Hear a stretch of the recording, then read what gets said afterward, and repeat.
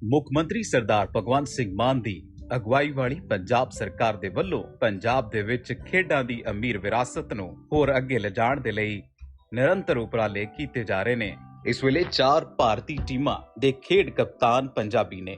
Hockey ਦੇ ਵਿੱਚ Harmanpreet Singh, cricket ਦੇ ਵਿੱਚ ਸ਼ੁਭਮਨ ਗਿੱਲ ਤੇ ਹਰਮਨਪ੍ਰੀਤ ਕੌਰ ਅਤੇ ਬਾਸਕਟਬਾਲ ਦੇ ਵਿੱਚ ਪਲਪ੍ਰੀਤ ਸਿੰਘ ਬਰਾੜ। ਹਾਲ ਦੇ ਵਿੱਚ ਹਾਕੀ ਏਸ਼ੀਆ ਕੱਪ ਜਿੱਤਣ ਵਾਲੀ ਭਾਰਤੀ ਟੀਮ ਦੇ ਵਿੱਚ 10 ਖਿਡਾਰੀ ਪੰਜਾਬ ਤੋਂ ਸਨ। ਖੇਡ ਪੱਖੀ ਮਾਹੌਲ ਸਿਰਜਣ, ਖਿਡਾਰੀਆਂ ਨੂੰ ਤਿਆਰ ਕਰਨ, ਇਨਾਮ ਦੇਣ ਅਤੇ ਨੌਕਰੀਆਂ ਦੇਣ ਦੇ ਲਈ ਨਵੀਂ ਖੇਡ ਨੀਤੀ ਬਣਾਈ ਗਈ ਹੈ।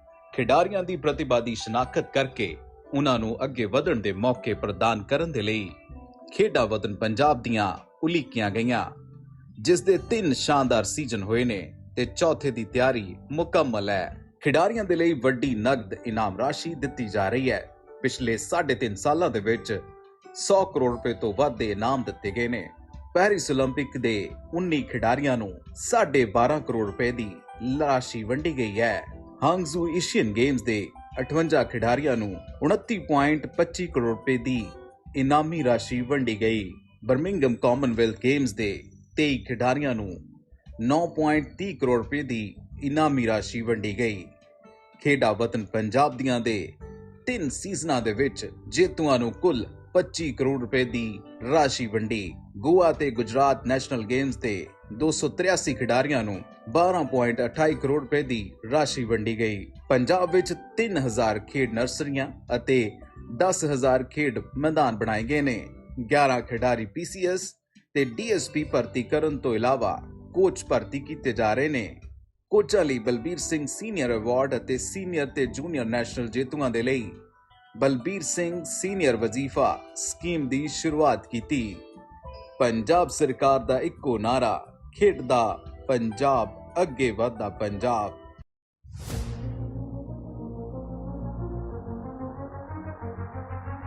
160 एथलीट्स पार्टिसिपेट कर रहे हैं।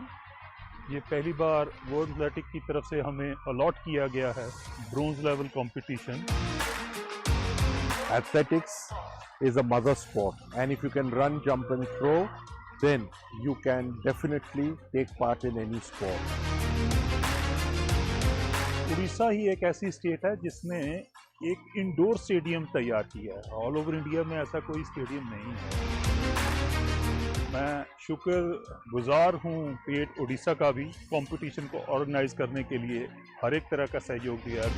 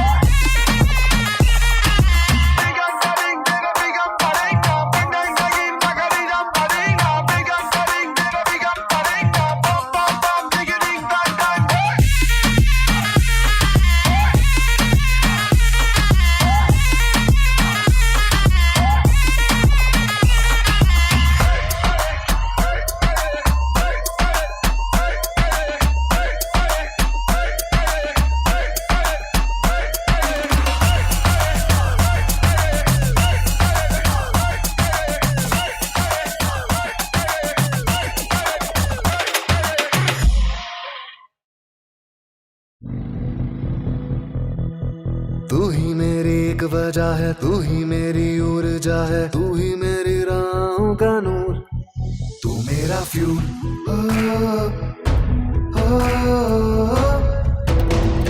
तुझे से मैं चलता हूँ, तेरे लिए जलता हूँ, तुझे से मैं हुआ मशहूर। उत्तर के पहाड़ों से दक्षिण के किनारों तक, पहले इंडियन फिर oil, Indian oil.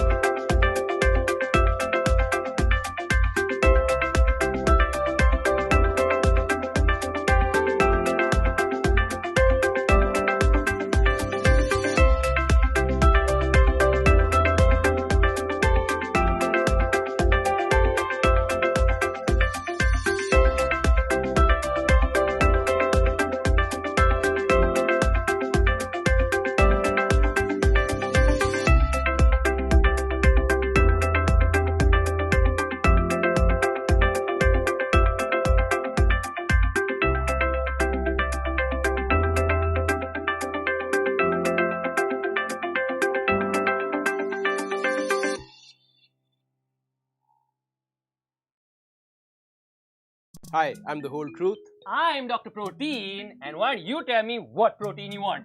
Well, something with no artificial sweeteners, random chemicals, or amino spikers, just clean protein. Clean? Oh, you want protein or conscience?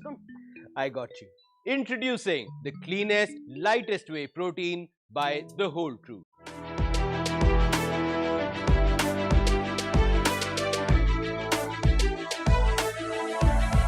यशस्वी प्रधानमंत्री श्री नरेंद्र मोदी जी के एक भारत श्रेष्ठ भारत की संकल्पना को साकार करते हुए माननीय मुख्यमंत्री योगी आदित्यनाथ जी के नेतृत्व में खेलों को प्रोत्साहन और खिलाड़ियों के सम्मान के लिए शुरू हुई है नई परंपरा और नई कार्य संस्कृति। राष्ट्र को नेतृत्व देश का युवा देता है और खेल स्पोर्ट्स उस युवा की ऊर्जा का, उसके जीवन निर्माण का प्रमुख स्रोत होता है। खेलो India, fit India movement, Olympic podium scheme, खेलो इंडिया यूथ गेम्स, सांसद खेल महाकुंभ, यूनिवर्सिटी गेम्स और उत्तर प्रदेश ग्रामीण खेल लीग ने युवा खिलाड़ियों की प्रतिभा को दी है नई पहचान। पहली बार उत्तर प्रदेश में खेल नीति लागू हुई है। इस नई खेल नीति के केंद्र में है खिलाड़ियों को प्रोत्साहन। Olympic games, Paralympic games, Commonwealth games, Asian games और विश्व कप प्रतियोगिताओं के विजेता खिलाड़ियों को डिप्टी एसपी और जिला पंचायत अधिकारी जैसे पदों पर सीधी भर्ती से नियुक्त किया जा रहा है। खिलाड़ियों के लिए प्रत्येक विभाग में ग्रुप सी के 2% पद आरक्षित किए गए हैं। एकलव्य क्रीड़ा कोष से पात्र खिलाड़ियों को प्रतिवर्ष 5 लाख रुपए तक की आर्थिक मदद की जा रही है। आवासीय क्रीड़ा छात्रावासों में उत्कृष्ट प्रशिक्षण के लिए इंटरनेशनल खिलाड़ियों को नियुक्त किया गया है। हमने पूरे देश के अंदर एक नई कार्य संस्कृति को देखा है। प्रत्येक क्षेत्र में अभूतपूर्व विकास हुआ है और खेल और खिलाड़ियों के बारे में पूरे देश की सोच को बदला है। मेरठ में 338 करोड़ रुपए की लागत से मेजर ध्यानचंद खेल विश्वविद्यालय की स्थापना के साथ ही शहर बन रहा है स्पोर्ट्स हब। वाराणसी में अंतर्राष्ट्रीय क्रिकेट स्टेडियम का निर्माण पीपीपी मोड में बीसीसीआई द्वारा कराया जा रहा है। 315 करोड़ की लागत से सिगरा स्टेडियम का विकास और आधुनिकीकरण किया गया है। गोरखपुर में कराया गया है विश्व स्तरीय वाटर स्पोर्ट्स कॉम्प्लेक्स का निर्माण, जहां गोवा जैसे वाटर एडवेंचर स्पोर्ट्स के आयोजन हो रहे हैं। इस स्पोर्ट्स कॉम्प्लेक्स में विकसित की गई है बोटिंग, वाटर बाइकिंग और स्कीइंग जैसी सुविधाएं। लखनऊ, गोरखपुर और सैफई में स्पोर्ट्स कॉलेज की शुरुआत हो चुकी है। इसी वर्ष फतेहपुर और सहारनपुर में भी ऐसे कॉलेज खोले जाएंगे। प्रदेश ने डेविस कप, मोटो जीपी, आईपीएल और स्टेट प्रीमियर लीग जैसी प्रतियोगिताओं की मेजबानी का गौरव प्राप्त किया है। माननीय मुख्यमंत्री जी की पहल पर वर्ष 2018 से अब तक 252 खिलाड़ियों को उपलब्ध कराई गई है 169 करोड़ रुपए की पुरस्कार राशि। नया उत्तर प्रदेश खेलों के प्रोत्साहन और खिलाड़ियों के सम्मान की दिशा में उठा रहा है नित नए कदम। ये इन्हीं बेस्ट प्रैक्टिसेस का सुफल है कि नया उत्तर प्रदेश खेल जगत के आकाश में एक नई शक्ति के तौर पर उभर रहा है। खेल प्रतिभाओं को सम्मान, नए उत्तर प्रदेश की पहचान।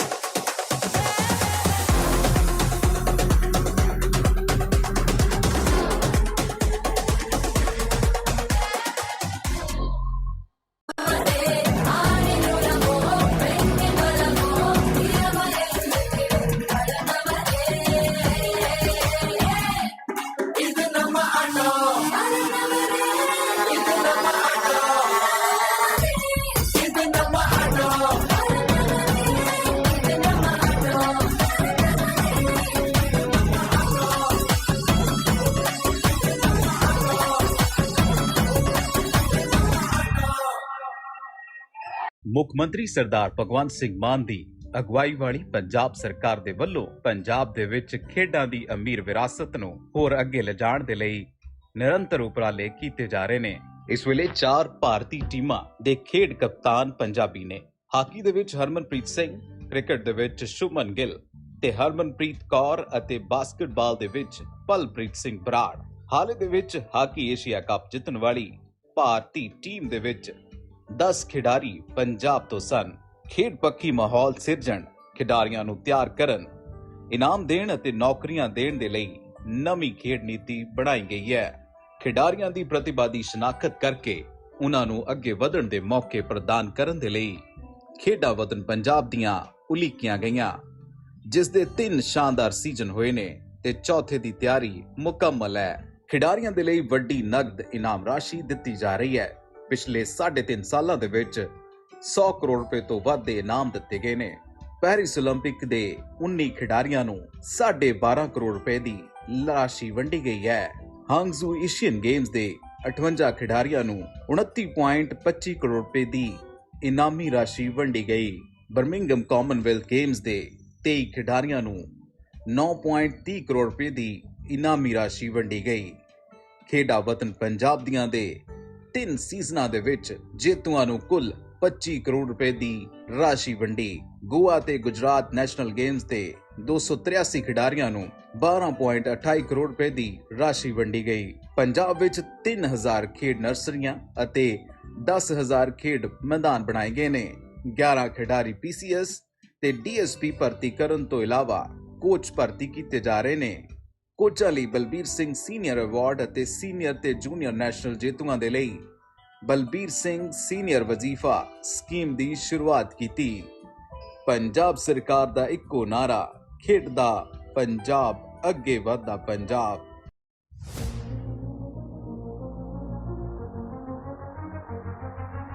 एक 160 एथलीट्स पार्टिसिपेट कर रहे हैं। ये पहली बार वर्ल्ड एथलेटिक की तरफ से हमें अलॉट किया गया है bronze level competition. Athletics is a mother sport, and if you can run, jump and throw, then you can definitely take part in any sport. Orissa ही एक ऐसी स्टेट है जिसने एक इंडोर स्टेडियम तैयार किया है। ऑल ओवर इंडिया में ऐसा कोई स्टेडियम नहीं है। मैं शुक्रगुजार हूँ स्टेट उड़ीसा का भी, कंपटीशन को ऑर्गेनाइज करने के लिए हर एक तरह का सहयोग दिया है।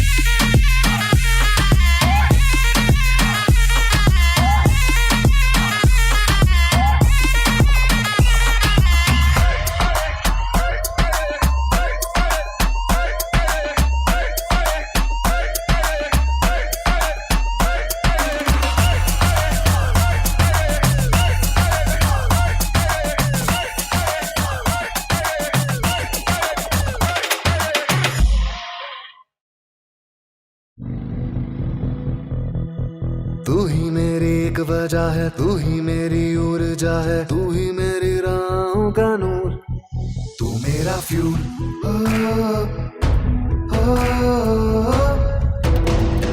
तुझे से मैं चलता हूँ, तेरे लिए जलता हूँ, तुझे से मैं हुआ मशहूर। उत्तर के पहाड़ों से दक्षिण के किनारों तक, पहले इंडियन फिर ऑयल, इंडियन ऑयल।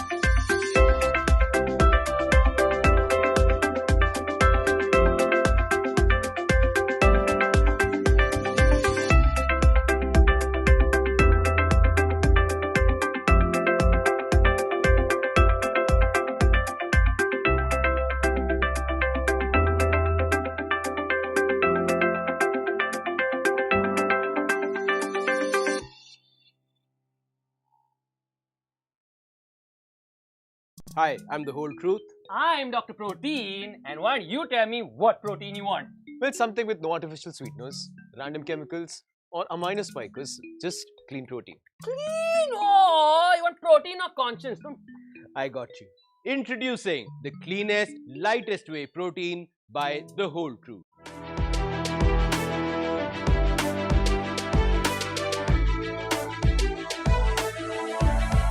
यशस्वी प्रधानमंत्री श्री नरेंद्र मोदी जी के एक भारत श्रेष्ठ भारत की संकल्पना को साकार करते हुए माननीय मुख्यमंत्री योगी आदित्यनाथ जी के नेतृत्व में खेलों को प्रोत्साहन और खिलाड़ियों के सम्मान के लिए शुरू हुई है नई परंपरा और नई कार्य संस्कृति।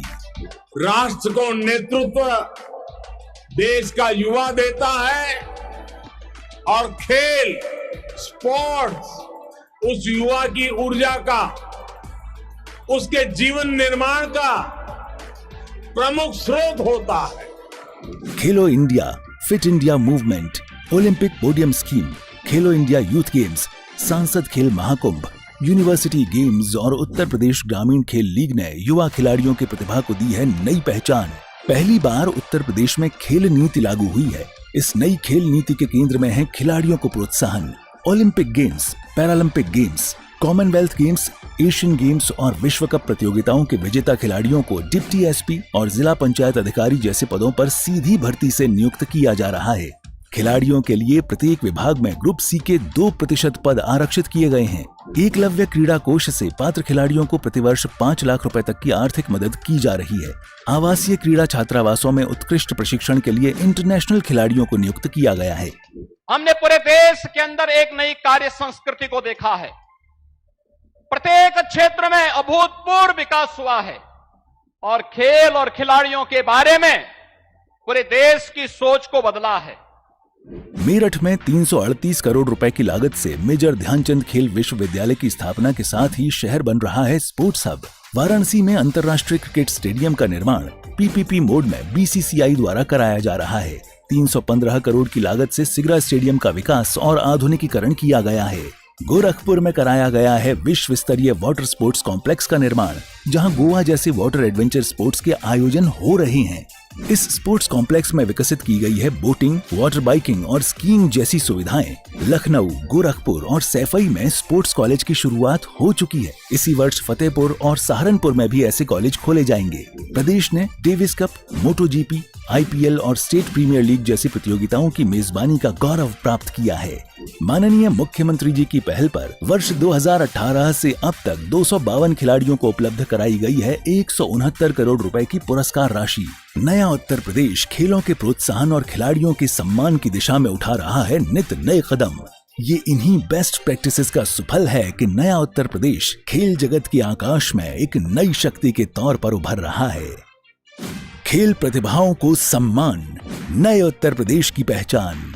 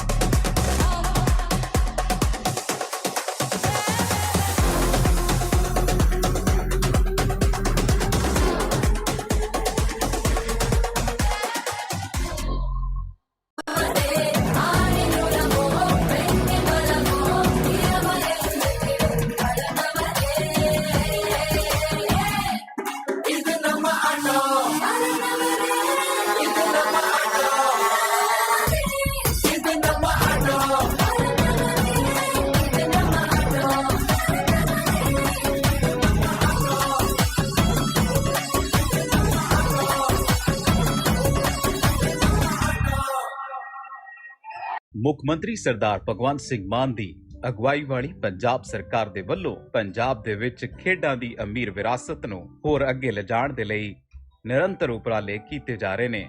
ਇਸ ਵੇਲੇ 4 ਭਾਰਤੀ ਟੀਮਾਂ ਦੇ ਖੇਡ ਕਪਤਾਨ ਪੰਜਾਬੀ ਨੇ। ਹਾਕੀ ਦੇ ਵਿੱਚ ਹਰਮਨਪ੍ਰੀਤ ਸਿੰਘ, ਕ੍ਰਿਕਟ ਦੇ ਵਿੱਚ ਸ਼ੁਭਮਨ ਗਿੱਲ ਤੇ ਹਰਮਨਪ੍ਰੀਤ ਕੌਰ ਅਤੇ ਬਾਸਕਟਬਾਲ ਦੇ ਵਿੱਚ ਪਲਪ੍ਰੀਤ ਸਿੰਘ ਬਰਾੜ। ਹਾਲ ਦੇ ਵਿੱਚ ਹਾਕੀ ਏਸ਼ੀਆ ਕੱਪ ਜਿੱਤਣ ਵਾਲੀ ਭਾਰਤੀ ਟੀਮ ਦੇ ਵਿੱਚ 10 ਖਿਡਾਰੀ ਪੰਜਾਬ ਤੋਂ ਸਨ। ਖੇਡ ਪੱਖੀ ਮਾਹੌਲ ਸਿਰਜਣ, ਖਿਡਾਰੀਆਂ ਨੂੰ ਤਿਆਰ ਕਰਨ, ਇਨਾਮ ਦੇਣ ਅਤੇ ਨੌਕਰੀਆਂ ਦੇਣ ਦੇ ਲਈ ਨਵੀਂ ਖੇਡ ਨੀਤੀ ਬਣਾਈ ਗਈ ਹੈ। ਖਿਡਾਰੀਆਂ ਦੀ ਪ੍ਰਤਿਭਾ ਦੀ ਸ਼ਨਾਖਤ ਕਰਕੇ ਉਹਨਾਂ ਨੂੰ ਅੱਗੇ ਵਧਣ ਦੇ ਮੌਕੇ ਪ੍ਰਦਾਨ ਕਰਨ ਦੇ ਲਈ ਖੇਡਾਂ ਵਤਨ ਪੰਜਾਬ ਦੀਆਂ ਉਲੀਕੀਆਂ ਗਈਆਂ, ਜਿਸ ਦੇ 3 ਸ਼ਾਨਦਾਰ ਸੀਜ਼ਨ ਹੋਏ ਨੇ ਤੇ ਚੌਥੇ ਦੀ ਤਿਆਰੀ ਮੁਕੰਮਲ ਹੈ। ਖਿਡਾਰੀਆਂ ਦੇ ਲਈ ਵੱਡੀ ਨਗਦ ਇਨਾਮ ਰਾਸ਼ੀ ਦਿੱਤੀ ਜਾ ਰਹੀ ਹੈ। ਪਿਛਲੇ 3.5 ਸਾਲਾਂ ਦੇ ਵਿੱਚ 100 ਕਰੋੜ ਰੁਪਏ ਤੋਂ ਵੱਧ ਦੇ ਇਨਾਮ ਦਿੱਤੇ ਗਏ ਨੇ। ਪੈਰਿਸ 올림픽 ਦੇ 19 ਖਿਡਾਰੀਆਂ ਨੂੰ 12.5 ਕਰੋੜ ਰੁਪਏ ਦੀ ਰਾਸ਼ੀ ਵੰਡੀ ਗਈ ਹੈ। ਹਾਂਗਜ਼ੂ ਏਸ਼ੀਅਨ ਗੇਮਸ ਦੇ 58 ਖਿਡਾਰੀਆਂ ਨੂੰ 29.25 ਕਰੋੜ ਰੁਪਏ ਦੀ ਇਨਾਮੀ ਰਾਸ਼ੀ ਵੰਡੀ ਗਈ। ਬਰਮਿੰਘਮ ਕਾਮਨਵੈਲਥ ਗੇਮਸ ਦੇ 23 ਖਿਡਾਰੀਆਂ ਨੂੰ 9.30 ਕਰੋੜ ਰੁਪਏ ਦੀ ਇਨਾਮੀ ਰਾਸ਼ੀ ਵੰਡੀ ਗਈ। ਖੇਡਾਂ ਵਤਨ ਪੰਜਾਬ ਦੀਆਂ ਦੇ 3 ਸੀਜ਼ਨਾਂ ਦੇ ਵਿੱਚ ਜੇਤੂਆਂ ਨੂੰ ਕੁੱਲ 25 ਕਰੋੜ ਰੁਪਏ ਦੀ ਰਾਸ਼ੀ ਵੰਡੀ। ਗੋਆ ਤੇ ਗੁਜਰਾਤ ਨੈਸ਼ਨਲ ਗੇਮਸ ਦੇ 283 ਖਿਡਾਰੀਆਂ ਨੂੰ 12.28 ਕਰੋੜ ਰੁਪਏ ਦੀ ਰਾਸ਼ੀ ਵੰਡੀ ਗਈ। ਪੰਜਾਬ ਵਿੱਚ 3000 ਖੇਡ ਨਰਸਰੀਆਂ ਅਤੇ 10000 ਖੇਡ ਮੈਦਾਨ ਬਣਾਏ ਗਏ ਨੇ। 11 ਖਿਡਾਰੀ PCS ਤੇ DSP ਭਰਤੀ ਕਰਨ ਤੋਂ ਇਲਾਵਾ ਕੋਚ ਭਰਤੀ ਕੀਤੇ ਜਾ ਰਹੇ ਨੇ। ਕੋਚਾਂ ਲਈ ਬਲਬੀਰ ਸਿੰਘ ਸੀਨੀਅਰ ਅਵਾਰਡ ਅਤੇ ਸੀਨੀਅਰ ਤੇ ਜੂਨੀਅਰ ਨੈਸ਼ਨਲ ਜੇਤੂਆਂ ਦੇ ਲਈ ਬਲਬੀਰ ਸਿੰਘ ਸੀਨੀਅਰ ਵਜ਼ੀਫਾ ਸਕੀਮ ਦੀ ਸ਼ੁਰੂਆਤ ਕੀਤੀ। ਪੰਜਾਬ ਸਰਕਾਰ ਦਾ ਇੱਕੋ ਨਾਰਾ, ਖੇਡਦਾ ਪੰਜਾਬ, ਅੱਗੇ ਵਧਦਾ ਪੰਜਾਬ।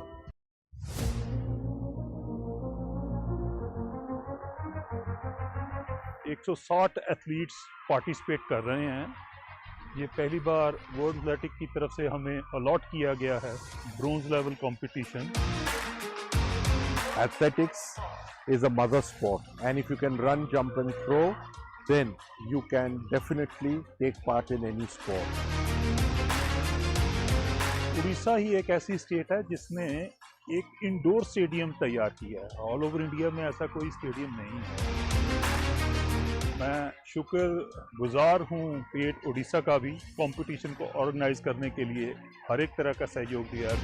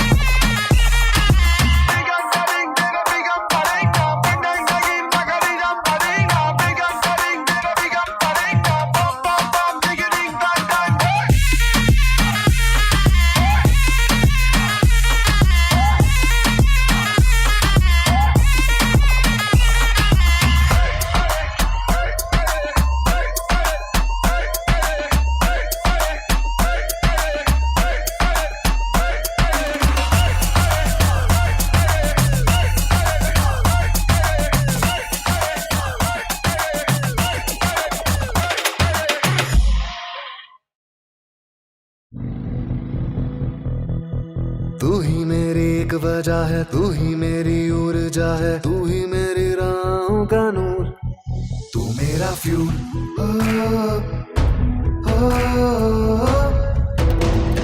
तुझसे मैं चलता हूँ, तेरे लिए जलता हूँ, तुझसे मैं हुआ मशहूर। उत्तर के पहाड़ों से दक्षिण के किनारों तक, पहले इंडियन फिर ऑयल, इंडियन ऑयल।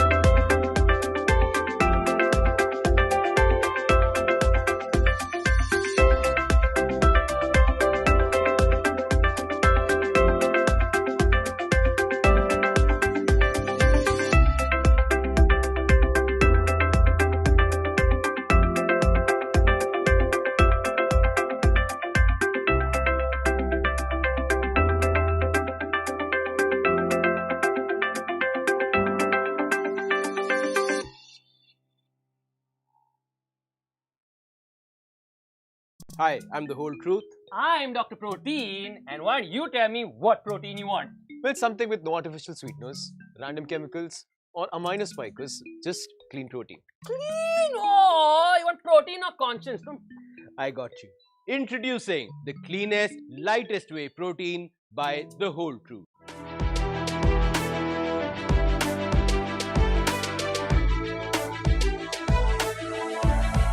यशस्वी प्रधानमंत्री श्री नरेंद्र मोदी जी के एक भारत श्रेष्ठ भारत की संकल्पना को साकार करते हुए माननीय मुख्यमंत्री योगी आदित्यनाथ जी के नेतृत्व में खेलों को प्रोत्साहन और खिलाड़ियों के सम्मान के लिए शुरू हुई है नई परंपरा और नई कार्य संस्कृति। राष्ट्र को नेतृत्व देश का युवा देता है और खेल स्पोर्ट्स उस युवा की ऊर्जा का, उसके जीवन निर्माण का प्रमुख स्रोत होता है। खेलो India, fit India movement, Olympic podium scheme, खेलो इंडिया यूथ गेम्स, सांसद खेल महाकुंभ, यूनिवर्सिटी गेम्स और उत्तर प्रदेश ग्रामीण खेल लीग ने युवा खिलाड़ियों की प्रतिभा को दी है नई पहचान। पहली बार उत्तर प्रदेश में खेल नीति लागू हुई है। इस नई खेल नीति के केंद्र में है खिलाड़ियों को प्रोत्साहन। Olympic games, Paralympic games, Commonwealth games, Asian games और विश्व कप प्रतियोगिताओं के विजेता खिलाड़ियों को डिप्टी एसपी और जिला पंचायत अधिकारी जैसे पदों पर सीधी भर्ती से नियुक्त किया जा रहा है। खिलाड़ियों के लिए प्रत्येक विभाग में ग्रुप सी के 2% पद आरक्षित किए गए हैं। एकलव्य क्रीड़ा कोष से पात्र खिलाड़ियों को प्रतिवर्ष 5 लाख रुपए तक की आर्थिक मदद की जा रही है। आवासीय क्रीड़ा छात्रावासों में उत्कृष्ट प्रशिक्षण के लिए इंटरनेशनल खिलाड़ियों को नियुक्त किया गया है। हमने पूरे देश के अंदर एक नई कार्य संस्कृति को देखा है। प्रत्येक क्षेत्र में अभूतपूर्व विकास हुआ है और खेल और खिलाड़ियों के बारे में पूरे देश की सोच को बदला है। मेरठ में 338 करोड़ रुपए की लागत से मेजर ध्यानचंद खेल विश्वविद्यालय की स्थापना के साथ ही शहर बन रहा है स्पोर्ट्स हब। वाराणसी में अंतर्राष्ट्रीय क्रिकेट स्टेडियम का निर्माण पीपीपी मोड में बीसीसीआई द्वारा कराया जा रहा है। 315 करोड़ की लागत से सिगरा स्टेडियम का विकास और आधुनिकीकरण किया गया है। गोरखपुर में कराया गया है विश्व स्तरीय वाटर स्पोर्ट्स कॉम्प्लेक्स का निर्माण, जहां गोवा जैसे वाटर एडवेंचर स्पोर्ट्स के आयोजन हो रहे हैं। इस स्पोर्ट्स कॉम्प्लेक्स में विकसित की गई है बोटिंग, वाटर बाइकिंग और स्कीइंग जैसी सुविधाएं। लखनऊ, गोरखपुर और सैफई में स्पोर्ट्स कॉलेज की शुरुआत हो चुकी है। इसी वर्ष फतेहपुर और सहारनपुर में भी ऐसे कॉलेज खोले जाएंगे। प्रदेश ने डेविस कप, मोटो जीपी, आईपीएल और स्टेट प्रीमियर लीग जैसी प्रतियोगिताओं की मेजबानी का गौरव प्राप्त किया है।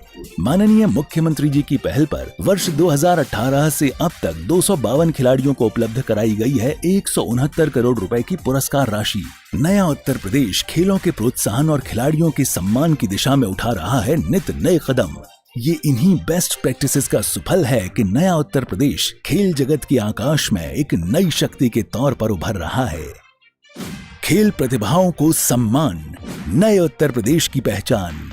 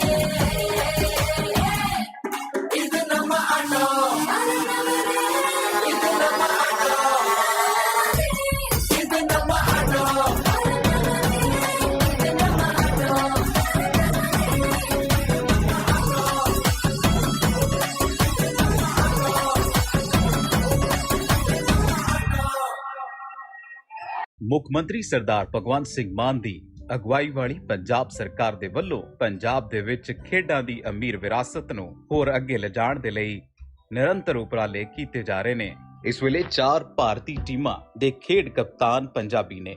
ਹਾਕੀ ਦੇ ਵਿੱਚ ਹਰਮਨਪ੍ਰੀਤ ਸਿੰਘ, ਕ੍ਰਿਕਟ ਦੇ ਵਿੱਚ ਸ਼ੁਭਮਨ ਗਿੱਲ ਤੇ ਹਰਮਨਪ੍ਰੀਤ ਕੌਰ ਅਤੇ ਬਾਸਕਟਬਾਲ ਦੇ ਵਿੱਚ ਪਲਪ੍ਰੀਤ ਸਿੰਘ ਬਰਾੜ। ਹਾਲ ਦੇ ਵਿੱਚ ਹਾਕੀ ਏਸ਼ੀਆ ਕੱਪ ਜਿੱਤਣ ਵਾਲੀ ਭਾਰਤੀ ਟੀਮ ਦੇ ਵਿੱਚ 10 ਖਿਡਾਰੀ ਪੰਜਾਬ ਤੋਂ ਸਨ। ਖੇਡ ਪੱਖੀ ਮਾਹੌਲ ਸਿਰਜਣ, ਖਿਡਾਰੀਆਂ ਨੂੰ ਤਿਆਰ ਕਰਨ, ਇਨਾਮ ਦੇਣ ਅਤੇ ਨੌਕਰੀਆਂ ਦੇਣ ਦੇ ਲਈ ਨਵੀਂ ਖੇਡ ਨੀਤੀ ਬਣਾਈ ਗਈ ਹੈ। ਖਿਡਾਰੀਆਂ ਦੀ ਪ੍ਰਤਿਭਾ ਦੀ ਸ਼ਨਾਖਤ ਕਰਕੇ ਉਹਨਾਂ ਨੂੰ ਅੱਗੇ ਵਧਣ ਦੇ ਮੌਕੇ ਪ੍ਰਦਾਨ ਕਰਨ ਦੇ ਲਈ ਖੇਡਾਂ ਵਤਨ ਪੰਜਾਬ ਦੀਆਂ ਉਲੀਕੀਆਂ ਗਈਆਂ, ਜਿਸ ਦੇ 3 ਸ਼ਾਨਦਾਰ ਸੀਜ਼ਨ ਹੋਏ ਨੇ ਤੇ ਚੌਥੇ ਦੀ ਤਿਆਰੀ ਮੁਕੰਮਲ ਹੈ। ਖਿਡਾਰੀਆਂ ਦੇ ਲਈ ਵੱਡੀ ਨਗਦ ਇਨਾਮ ਰਾਸ਼ੀ ਦਿੱਤੀ ਜਾ ਰਹੀ ਹੈ। ਪਿਛਲੇ 3.5 ਸਾਲਾਂ ਦੇ ਵਿੱਚ 100 ਕਰੋੜ ਰੁਪਏ ਤੋਂ ਵੱਧ ਦੇ ਇਨਾਮ ਦਿੱਤੇ ਗਏ ਨੇ। ਪੈਰਿਸ 올림픽 ਦੇ 19 ਖਿਡਾਰੀਆਂ ਨੂੰ 12.5 ਕਰੋੜ ਰੁਪਏ ਦੀ ਰਾਸ਼ੀ ਵੰਡੀ ਗਈ ਹੈ। ਹਾਂਗਜ਼ੂ ਏਸ਼ੀਅਨ ਗੇਮਸ ਦੇ 58 ਖਿਡਾਰੀਆਂ ਨੂੰ 29.25 ਕਰੋੜ ਰੁਪਏ ਦੀ ਇਨਾਮੀ ਰਾਸ਼ੀ ਵੰਡੀ ਗਈ। ਬਰਮਿੰਘਮ ਕਾਮਨਵੈਲਥ ਗੇਮਸ ਦੇ 23 ਖਿਡਾਰੀਆਂ ਨੂੰ 9.30 ਕਰੋੜ ਰੁਪਏ ਦੀ ਇਨਾਮੀ ਰਾਸ਼ੀ ਵੰਡੀ ਗਈ। ਖੇਡਾਂ ਵਤਨ ਪੰਜਾਬ ਦੀਆਂ ਦੇ 3 ਸੀਜ਼ਨਾਂ ਦੇ ਵਿੱਚ ਜੇਤੂਆਂ ਨੂੰ ਕੁੱਲ 25 ਕਰੋੜ ਰੁਪਏ ਦੀ ਰਾਸ਼ੀ ਵੰਡੀ। ਗੋਆ ਤੇ ਗੁਜਰਾਤ ਨੈਸ਼ਨਲ ਗੇਮਸ ਦੇ 283 ਖਿਡਾਰੀਆਂ ਨੂੰ 12.28 ਕਰੋੜ ਰੁਪਏ ਦੀ ਰਾਸ਼ੀ ਵੰਡੀ ਗਈ। ਪੰਜਾਬ ਵਿੱਚ 3000 ਖੇਡ ਨਰਸਰੀਆਂ ਅਤੇ 10000 ਖੇਡ ਮੈਦਾਨ ਬਣਾਏ ਗਏ ਨੇ। 11 ਖਿਡਾਰੀ PCS ਤੇ DSP ਭਰਤੀ ਕਰਨ ਤੋਂ ਇਲਾਵਾ ਕੋਚ ਭਰਤੀ ਕੀਤੇ ਜਾ ਰਹੇ ਨੇ। ਕੋਚਾਂ ਲਈ ਬਲਬੀਰ ਸਿੰਘ ਸੀਨੀਅਰ ਅਵਾਰਡ ਅਤੇ ਸੀਨੀਅਰ ਤੇ ਜੂਨੀਅਰ ਨੈਸ਼ਨਲ ਜੇਤੂਆਂ ਦੇ ਲਈ ਬਲਬੀਰ ਸਿੰਘ ਸੀਨੀਅਰ ਵਜ਼ੀਫਾ ਸਕੀਮ ਦੀ ਸ਼ੁਰੂਆਤ ਕੀਤੀ। ਪੰਜਾਬ ਸਰਕਾਰ ਦਾ ਇੱਕੋ ਨਾਰਾ, ਖੇਡਦਾ ਪੰਜਾਬ, ਅੱਗੇ ਵਧਦਾ ਪੰਜਾਬ।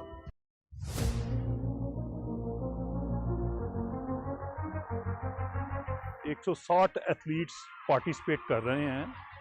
ये पहली बार वर्ल्ड एथलेटिक की तरफ से हमें अलॉट किया गया है bronze level competition. Athletics is a mother sport, and if you can run, jump and throw, then you can definitely take part in any sport. Orissa ही एक ऐसी स्टेट है जिसने एक इंडोर स्टेडियम तैयार किया है। ऑल ओवर इंडिया में ऐसा कोई स्टेडियम नहीं है। मैं शुक्रगुजार हूँ स्टेट उड़ीसा का भी, कंपटीशन को ऑर्गेनाइज करने के लिए हर एक तरह का सहयोग दिया है।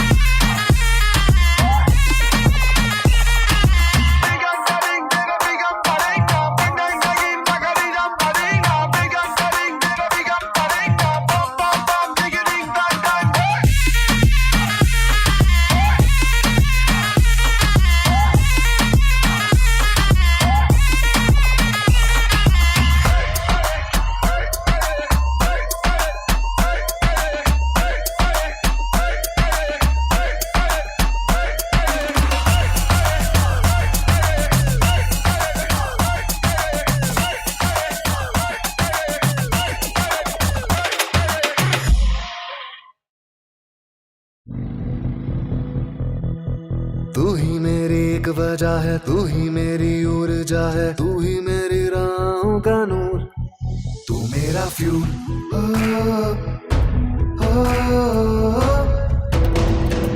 तुझसे मैं चलता हूँ, तेरे लिए जलता हूँ, तुझसे मैं हुआ मशहूर। उत्तर के पहाड़ों से दक्षिण के किनारों तक, पहले इंडियन फिर oil, Indian oil.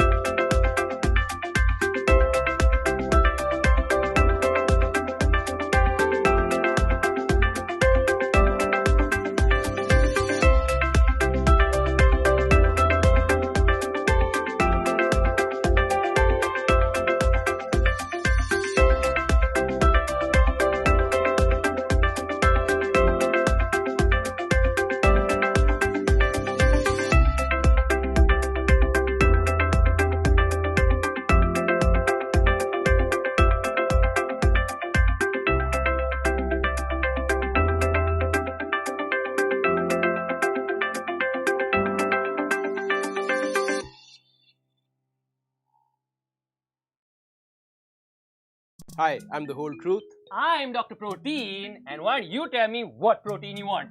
Well, something with no artificial sweeteners, random chemicals, or amino spikers, just clean protein. Clean! Oh, you want protein or conscience? I got you.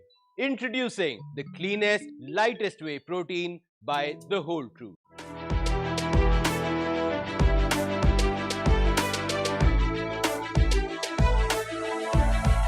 यशस्वी प्रधानमंत्री श्री नरेंद्र मोदी जी के एक भारत श्रेष्ठ भारत की संकल्पना को साकार करते हुए माननीय मुख्यमंत्री योगी आदित्यनाथ जी के नेतृत्व में खेलों को प्रोत्साहन और खिलाड़ियों के सम्मान के लिए शुरू हुई है नई परंपरा और नई कार्य संस्कृति। राष्ट्र को नेतृत्व देश का युवा देता है और खेल स्पोर्ट्स उस युवा की ऊर्जा का, उसके जीवन निर्माण का प्रमुख स्रोत होता है। खेलो India, fit India movement, Olympic podium scheme, खेलो इंडिया यूथ गेम्स, सांसद खेल महाकुंभ, यूनिवर्सिटी गेम्स और उत्तर प्रदेश ग्रामीण खेल लीग ने युवा खिलाड़ियों की प्रतिभा को दी है नई पहचान। पहली बार उत्तर प्रदेश में खेल नीति लागू हुई है। इस नई खेल नीति के केंद्र में है खिलाड़ियों को प्रोत्साहन। Olympic games, Paralympic games, Commonwealth games, Asian games और विश्व कप प्रतियोगिताओं के विजेता खिलाड़ियों को डिप्टी एसपी और जिला पंचायत अधिकारी जैसे पदों पर सीधी भर्ती से नियुक्त किया जा रहा है। खिलाड़ियों के लिए प्रत्येक विभाग में ग्रुप सी के 2% पद आरक्षित किए गए हैं। एकलव्य क्रीड़ा कोष से पात्र खिलाड़ियों को प्रतिवर्ष 5 लाख रुपए तक की आर्थिक मदद की जा रही है। आवासीय क्रीड़ा छात्रावासों में उत्कृष्ट प्रशिक्षण के लिए इंटरनेशनल खिलाड़ियों को नियुक्त किया गया है। हमने पूरे देश के अंदर एक नई कार्य संस्कृति को देखा है। प्रत्येक क्षेत्र में अभूतपूर्व विकास हुआ है और खेल और खिलाड़ियों के बारे में पूरे देश की सोच को बदला है। मेरठ में 338 करोड़ रुपए की लागत से मेजर ध्यानचंद खेल विश्वविद्यालय की स्थापना के साथ ही शहर बन रहा है स्पोर्ट्स हब। वाराणसी में अंतर्राष्ट्रीय क्रिकेट स्टेडियम का निर्माण पीपीपी मोड में बीसीसीआई द्वारा कराया जा रहा है। 315 करोड़ की लागत से सिगरा स्टेडियम का विकास और आधुनिकीकरण किया गया है। गोरखपुर में कराया गया है विश्व स्तरीय वाटर स्पोर्ट्स कॉम्प्लेक्स का निर्माण, जहां गोवा जैसे वाटर एडवेंचर स्पोर्ट्स के आयोजन हो रहे हैं। इस स्पोर्ट्स कॉम्प्लेक्स में विकसित की गई है बोटिंग, वाटर बाइकिंग और स्कीइंग जैसी सुविधाएं। लखनऊ, गोरखपुर और सैफई में स्पोर्ट्स कॉलेज की शुरुआत हो चुकी है। इसी वर्ष फतेहपुर और सहारनपुर में भी ऐसे कॉलेज खोले जाएंगे। प्रदेश ने डेविस कप, मोटो जीपी, आईपीएल और स्टेट प्रीमियर लीग जैसी प्रतियोगिताओं की मेजबानी का गौरव प्राप्त किया है। माननीय मुख्यमंत्री जी की पहल पर वर्ष 2018 से अब तक 252 खिलाड़ियों को उपलब्ध कराई गई है 169 करोड़ रुपए की पुरस्कार राशि। नया उत्तर प्रदेश खेलों के प्रोत्साहन और खिलाड़ियों School, I was always the outstanding student, standing outside class. But I know for sure that we have a lot of erudite minds here. So I would request all of them to please occupy the front rows, because they are available. They're probably the best seat in the house that you can get. If I had the opportunity back in school, I would have taken it. You know, grab not just the hand, grab the arm. So everyone who's sitting in the rows further back, my request is to please occupy the tables up front. You'll get a better view of what's transpiring. Also, have a better experience and not miss out on whatever is being said in our panel discussions. Thank you very much, ladies and gentlemen. I will also request you to please put your mobile phones on silent. We'll be starting proceedings in just a very, very short while from now. And again, a disclaimer, no worries. There is no risk of sitting in the front row. There is absolutely no risk of sitting in the front row because there are no questions being directed there. Thank you very much. I wish you a great day ahead. We've had a fantastic day one. We'll get proceedings underway very shortly for day two. Thank you.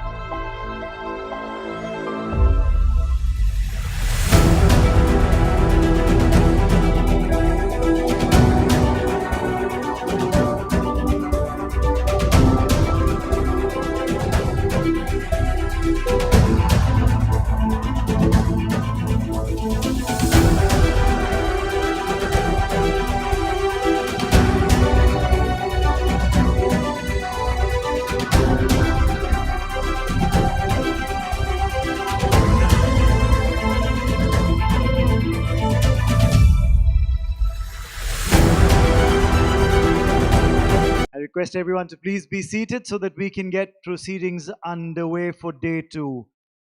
It's a pleasure to have all of you here with us for PlayCom, the Business of Sports Summit 2025. They say, well begun is half done. So I think what we did right on day 1. I hope you enjoyed the sessions that unfolded on day 1. We're going to head into day 2, and we've got some very exciting panel discussions and a plethora of speakers who've got great ideas, a lot of innovation, and of course, they will be sharing their insights into those specific topics that we will be discussing. But before we head into the sessions of today, very quickly, let's take a quick look at the PlayCom AV. Can we have the AV, please?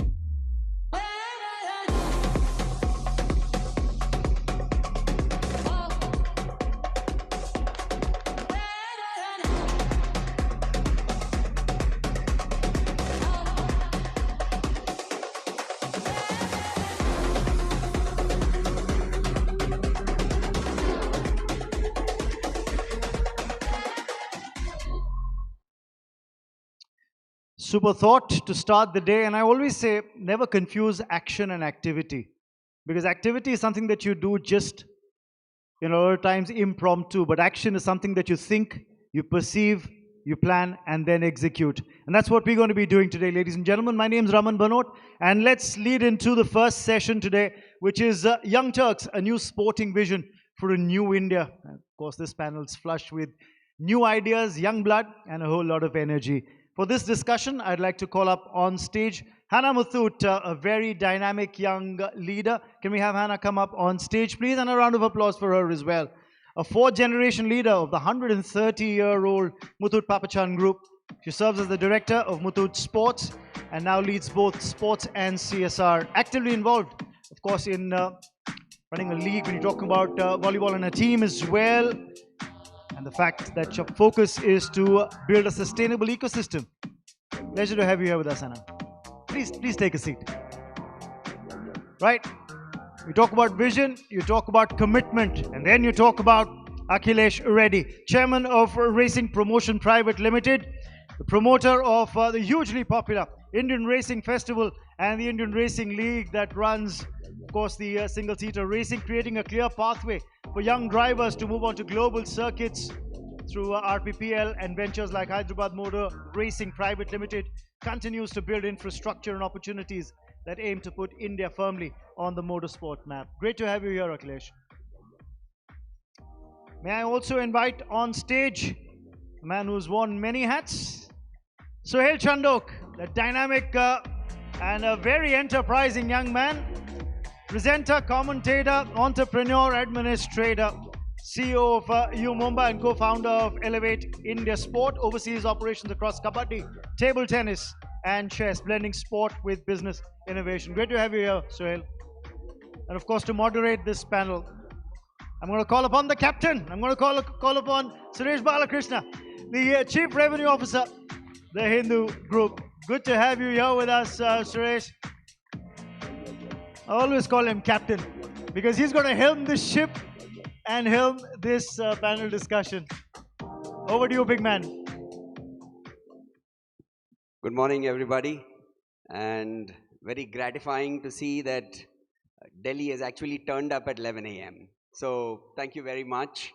One of the reasons you have turned up, I think, at 11 a.m. is because of this fantastic panel that I'm have the good luck of moderating. On the subject of moderating, I thought Ayon Sengupta was a good friend of mine till day before yesterday night when we were sitting with the list of the panelists and who should be the moderator. And he was saying, oh, I'll do this panel, Kala will do this panel, Prashant will do this panel. And then finally he says, you will do Young Turks, New Vision for New India. And I said, and I looked at the panelists and I said, wow. I mean, I have Suhail, I have Akhilesh, you know, and all these wonderful people on the panel. And I said, Ayon, really, really nice of you to give me such a wonderful panel. He said, no, Suresh, I want somebody to balance the panel. I didn't want anybody who was either young or a Turk for the moderating the panel. So thanks, Ayon. So that's how I got to be the moderator of this panel, just the backstory. So thanks, guys, for making the time and coming to this event, to our inaugural PlayCom event. I'd like to start with the lady, if that's okay with you. When I was going through your bio, right, first thing that struck me was, of course, Muthoot Papachan Group, right? Such a large group, finance, FinCorp, real estate, hospitality, automobile dealerships, right? You're in all businesses except sports, right? So while you might be the fourth generation family person, you're the first person to get into sports, really, and become director of sports for the company. So why did you choose to pick up sports to begin with? I figured I would go first, as always it's ladies first, but thank you so much and hello to everyone and thank you for making it this morning.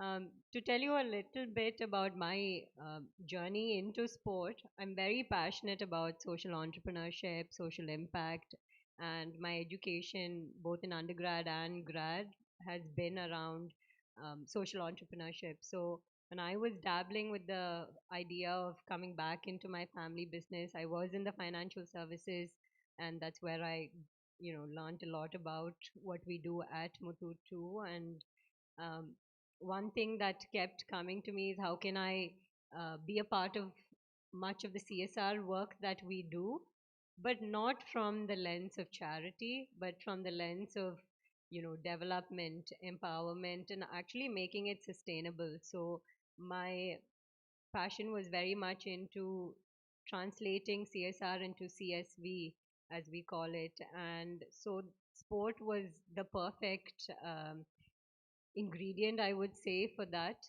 Since for the past decade or so, we've been dabbling into sport for both on the for-profit side as well as on our CSR side.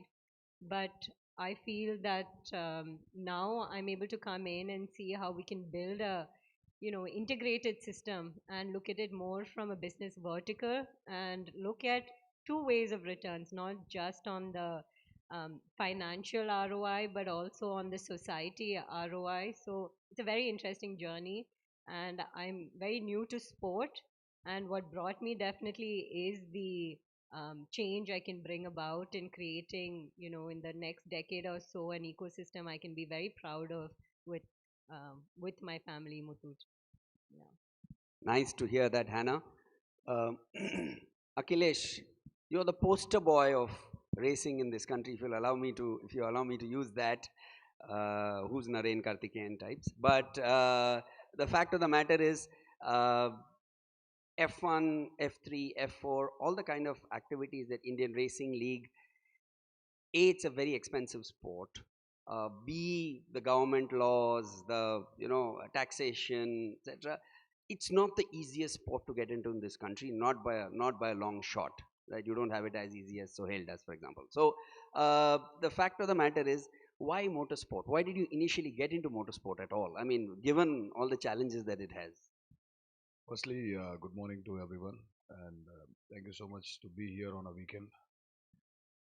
The reason I have come into this is I've been always, I mean, like you can say the madness of motorsports in me, and then I tried my bit to get into this. But in 2019, I found an opportunity to align myself with the passion in one way or the other way.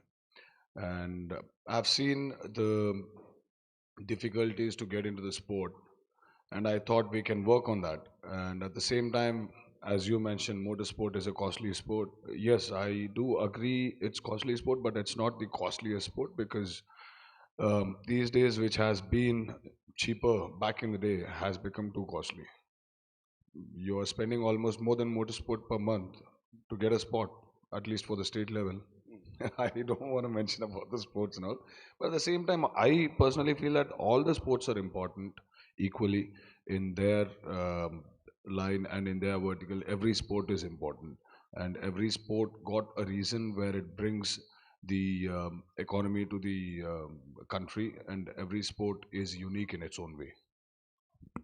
Yeah, it is unique in its own way, and Sohail also has got into a rather unique sport. It was not, it was very unique when he got into it, for sure. Now, because of the popularity of the sport, now, you know, everybody knows about it. The Pro Kabaddi League has really made it big, and so on and so forth. But Sohail, I'd like to know your journey. And after he's worn many hats. I think Raman introduced him. He's been a commentator. He's done badminton. He's done a whole lot of sports. But he's now almost, shall I say, 80% kabaddi man, right? And he's got this. Why not? And he's got this Yuva Kabaddi Grassroot program where he gets. In fact, yesterday he was telling me that almost 114, 112 athletes from Yuva Kabaddi are now playing in the Pro Kabaddi League. So, which I think is from his grassroots level program. So, okay, why Kabaddi? I know you have a sports lineage, know about your dad, etc. You have a sports lineage, but then why Kabaddi and why are you getting so deep into it? I think firstly, let's go to why not motorsport. I wanted to be the cheap son. I think my entire cricket career was the cost of my brother's front right tire in Formula 1 or something. So I'm glad I could be the cheap son and keep the family afloat in that sense. But look, I think firstly, yeah, you know, being a part of sport helped, right? Having played professional cricket, having seen sport in India from various lenses. And I think being a sports person, then a broadcaster, having done that now for a long time, you see various aspects of it, right? And I think when Kabaddi came around in 2014, let's say the revolution of Kabaddi came around in 2014, it was kind of a laughing matter at Star back then, and no one put their hand up to want to be involved. And I had just entered the broadcast space, and I said, you know what, here's an opportunity. I didn't even recall how many players particularly were on either side, and I said, we've all played it at some point, but here's an opportunity to make an impact, and you know what, here's an opening that I could jump into and then make my way into other commentary boxes and other methods. And that's kind of where the punt took place, right? And I think when we got to T-1, I've got goosebumps talking about it now. I think, I remember it, July 26th, 2014, I think it was. And you get to that date and you just felt that we were onto something. You know, I always say there's a few key ingredients for a sporting league. A, stakeholders, the quality of them, and therefore the sustainability of those stakeholders. B, quality of the sport. You know, when you have Indian football at the same time as a United versus Arsenal game, there's a reason why people are watching that perhaps, right? But when you've got the best of the best playing in a sporting league, it counts for a lot. So tick mark there. And 3, I think emotion. Kabaddi really tugs at the emotion of every Indian. And I always say there's 3 generations when you turn up at a Kabaddi stadium. There's the grandparents who played the game. There's the kids today that find it cool again. And then there's the beach mein kebab mein haddi generation. So there's 3 generations that are turning up to watch Kabaddi, you know. So I think there's an essence about the sport that also then registers because it's pacey, it's short. Every 30 seconds you've got high points. So to me, it then became a no-brainer when you started to see the audience appetite come in to say, why not jump in now? Why not try and professionalize it? Why not create an ecosystem? Because no one else is doing it. So that was the thought back then. I'm glad we've stuck in it. It's not been easy. There's been a lot, and we'll maybe touch upon a few of those things, but I'm glad we stuck in it. Sure. Akhilesh, while it is, we know there are lots of F1 fans in this country, and you also explained to us why you got into motorsport in a way when you did your introductory remarks. But how did you navigate, the bureaucracy in this system, right? The traditional way of looking at sports. We are a one sport nation. We were till about a few years ago. Even now, I don't think we are completely out of the woods, but still, PlayCom and things like this hopefully will drive that multi-sport thing.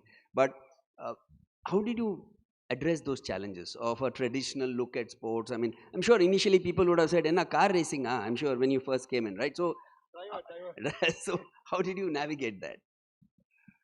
No, as you rightly mentioned, it's a tough job to convince and to make the bureaucrats or the respected leaders to understand about the motorsport. But then I have to explain them, and I don't know how good this statement would be, but yeah, I've been successful in making the young leaders and the young bureaucrats understand it in an easier way, because they have this appetite and they have the wavelength matching. So I do try to explain them the good things that's gonna come, because um, so before saying that, I would say that all the sports are important, all the sports are equally unique.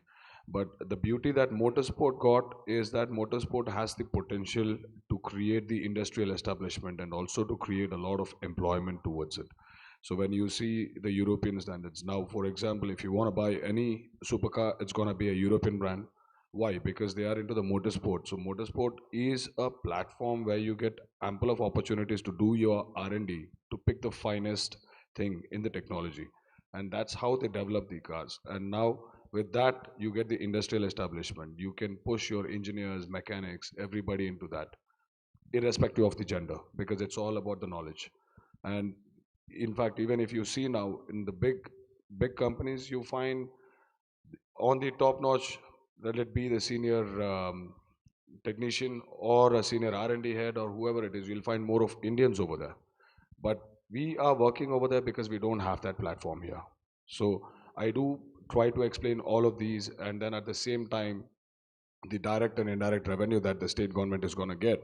Once you do this as a calendared event, people would know that people might miss it on the first year, but because if it's a calendar event, people will come on the year 2, year 3. So it's going to create the revenue generation through the tourism, and then it also creates a new stand of thought into the youngsters, where they see the motorsports growing, because there are kids who are interested in engineering rather than driving a car. They want to make a fastest car, they want to work on the engines, so they are interested towards that.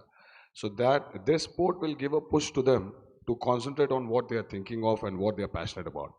And this will definitely raise the standards of the country. And slowly this will turn into the industrialization, and it also increases, it's like good benefiting on both the sides, increase of the employment and increase of the GDP as well. You try and show them all the positive aspects of this business, right? Yes. Especially the younger bureaucrats in the system, right? Which you mentioned. I mean, like, not just the younger. Luckily, few senior. Okay, I also have understand. We understood understand. Hannah, you're in a sense, whether it is your volleyball league or whatever you're doing with football, the academies you have created. You said that you're running you've got an athlete who runs a badminton academy for you. All done by you and the Muthoot Group. Are you partnering with states and other bodies, and how easy is it or difficult it is to navigate that system? Yeah, I was actually thinking about this question when you just asked it as well. But I think I've entered the space of sport also, at least right after a lot of the initial fight has been done by my dad, I guess, in terms of at least volleyball, for instance. We've evolved what it is right now that you see as PVL, for instance. It's a privately run league. So I've entered that when now it's in the season 4 up and coming. So I've not really been part of that part of it, and I've not experienced it to be in any way a closed ecosystem. In fact, when I entered it as someone without much experience in sport, because everybody is so passionate in this industry, I felt it the other way. Like people wanted to come in and help as much as possible and see, okay, what are you doing? How can I help you grow? How can I help you develop? Picking up phones all the time. And I would even say with football and our academy in Kerala as well, we've had, at most support in terms of the football federation there, and they constantly check in with us, see what we are doing at the grassroots level, and see if we can help their coaches across Kerala. So we're working a lot on the education space when it comes to sport. So the federation is very interested in that, and kind of, we do a lot of knowledge sharing in that sense. So that's Kerala. I haven't explored too much outside of Kerala at the moment, but that's what my experience has been. It's been very, very supportive. Wow. Hannah has not been scarred by the system, which is fantastic, and I hope it stays that way for as long as it stays. Me too. Yeah, absolutely. Mr. Sorry, Sohail, tell us about. Which one do you want? Which scar? Tell us about how's been the overall support from the. I'm talking about external system. From the Look, whole I ecosystem. think we're at a time where, firstly, you have to believe that there's actually space for everyone. And I think everyone needs to start actually working together. Because until we do that, I don't think we can actually grow a sporting ecosystem, right? We like to call it at our Yuva Kabaddi series, we call it the copy left policy, where we want to encourage others. If someone else wants to start a youth Kabaddi league, by all means, go out and do it. We're there to support you. You want some of our highlights, we'll give it to you. And I think you think of models outside of India that have worked. It's when you've got the community engaged, it's when you've got the community buying into it, not from a, here's a check, I want you to throw a piece of content out there. It's how can you get more people to really truly believe in what you're building? And I think there's a lot of people within the ecosystem, not just in Kabaddi, not just in football, and thankfully not in football in Kerala, but I think there's a lot of apprehension of, this is mine, I don't want anyone else to come and get a piece of the pie. And I think if we start to work with different stakeholders, there's enough might to come together and actually grow something out which everyone will benefit from long term. You see a lot of franchise leagues sprouting day in and day out, where franchise fees are through the roof. The leagues make money initially, or they try, because I know leagues also cost a lot of money. We know it, he knows it, we all know it. However, the sustainable model is to keep those, as I said earlier, quality stakeholders there over an 8-10 year period. You look at the leagues that have done well, it's because the quality of stakeholders have stayed on. If you want to loot the money early, they're out in year 2, and then your league's out in year 4, or it's bleeding, right? And I think the key is, how can you make it worthwhile for the players, for the ecosystem, for the team owners, and ultimately the money will come.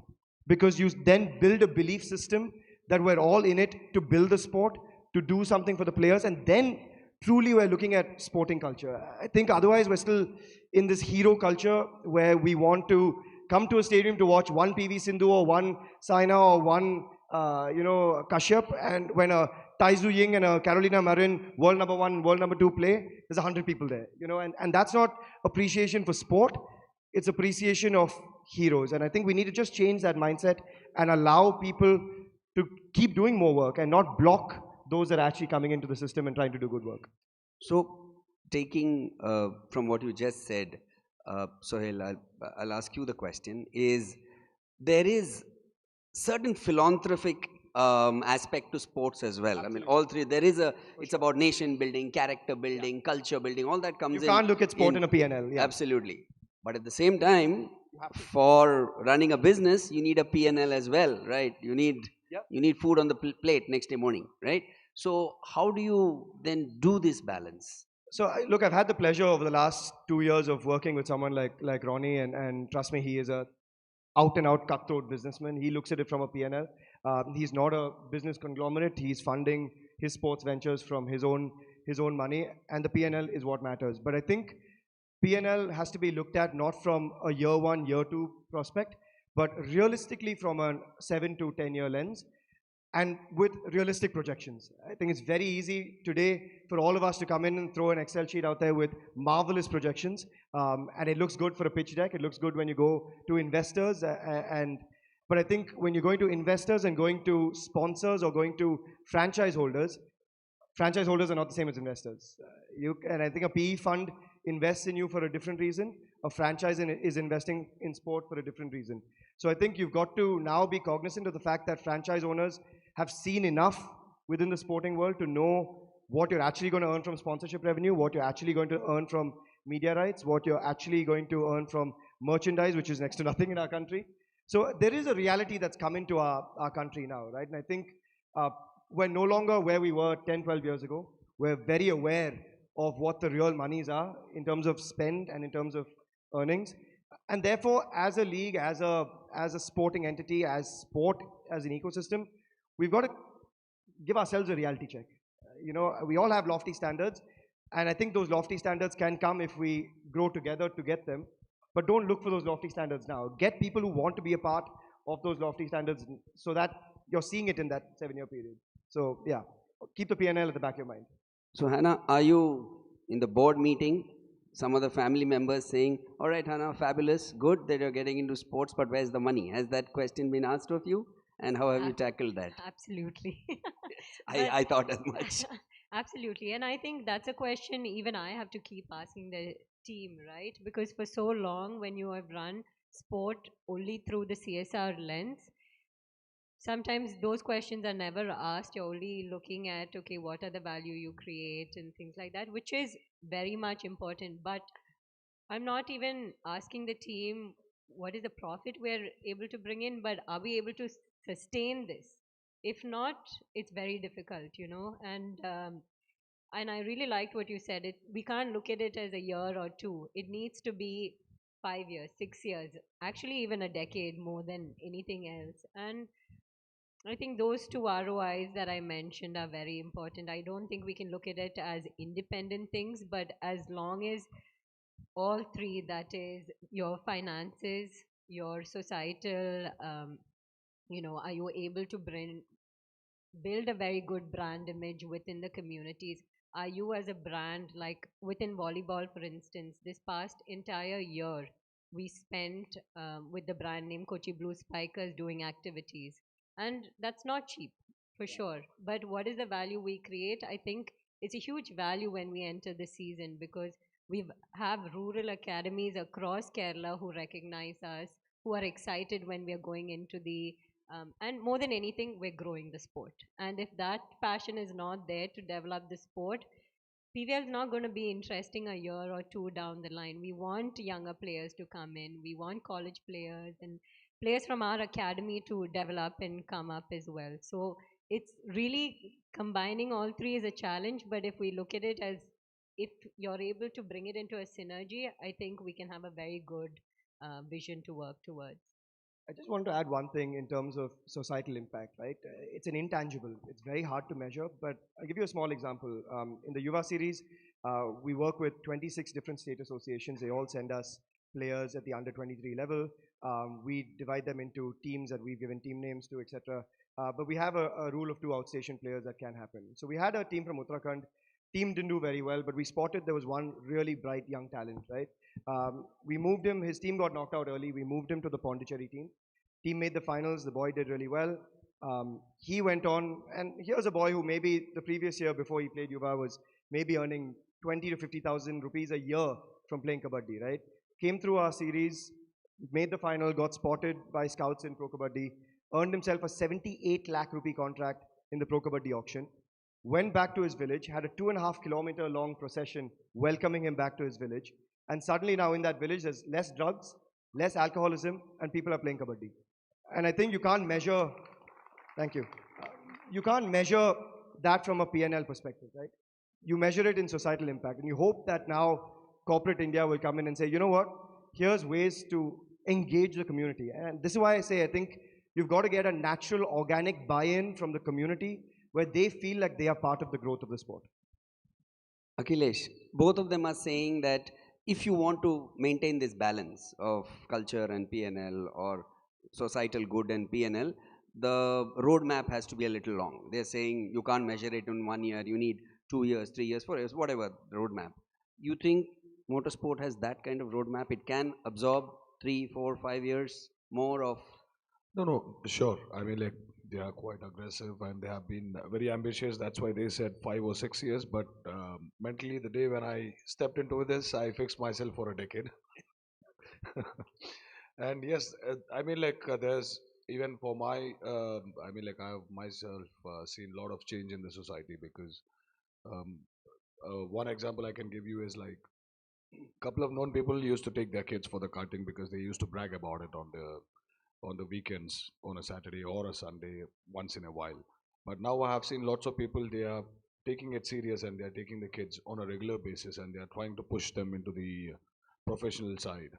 So which shows difference. And 2 days back when we announced the Goa Street Circuit, so the in year 2022, I clearly remember when we announced the Hyderabad Street Circuit, people were like, "Oh, it's really a good thing, a big thing, which is coming to India, something new." Now I see the comments that this is the third street circuit, they should have designed it better. So the expectations have changed. It means people are following, people are getting there. And in the last weekend, last month, in the second round of IRF, I've met almost around 10 or 15 kids who have come across the globe to see the championship and they are interested to participate in this. Now they are into the senior level karting, but they are interested into this. And even lots of people I have seen in Delhi also, known people, so they are taking quite seriously because 4 years or 5 years back, I don't think people really took motorsport as a serious thing. So, if there is hope, and all of you all seem to suggest there is hope and that you got to stick in there, your hope will also be reliant on the millennials, on Gen Z, Gen Alpha, whatever they're going to call them, the future of this country, right? Where do you see, because that's going to be your catchment area. You said under 23, and you're looking at those kind of people, right? Volleyball, I'm sure, young badminton. What are the big trends in these younger generation that you're seeing in sports consumption? How is sports consumption among the youngsters changing in this country? That is giving you that hope that you stick in there and it'll happen. Anyway. Yeah, I would definitely think that this community engagement is very, very important. I think probably everybody will expect, data, tech, and like digital. And I do believe, of course, that's very important, short content. But I think those answers these experts will know on the audience. But what I've noticed is how can we really start focusing on doing things very differently and not saying, oh, this is not how sport is done in India. So what? Let's try it. And that would mean trying different IPs out within the community. And this year, for instance, we've done coaches education where we're only teaching coaches how to develop kids under the age of 17. So I think those sort of community activities, getting volunteers from the community, getting youngsters to come in and say, we're doing grassroots program, your grassroots league, can they be coaches? Can they be part of it? I think unless that year-long activation happens, then Indian youth is still going to look at somewhere out. They don't feel connected to what they're watching on screen.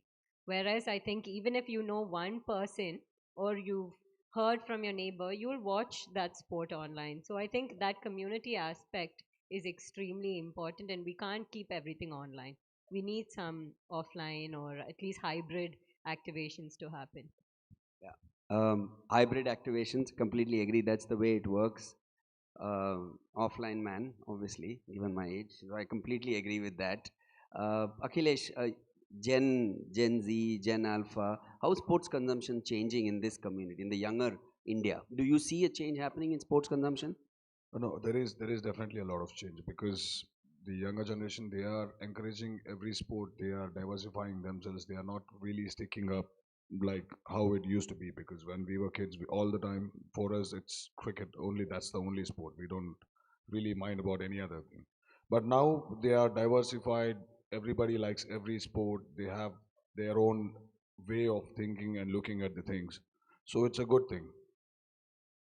You see any dramatic changes? Yeah, I think it's not funny. only from a kabaddi perspective. No, no, I'm no. saying Look, I'm here as a multi-sport person. I think kabaddi has become a part of my life, but I think the last, my entire life has been multi-sport. And the big shift I see is that, A, there's a larger disposable income in a large manner in India.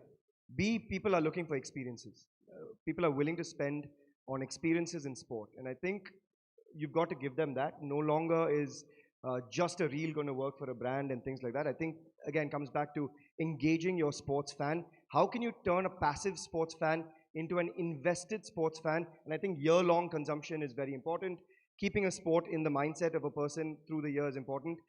Look, why is fantasy was, let's say, why was fantasy so important, right? I think it was important because people had something to play for and understand the sport through its nuances.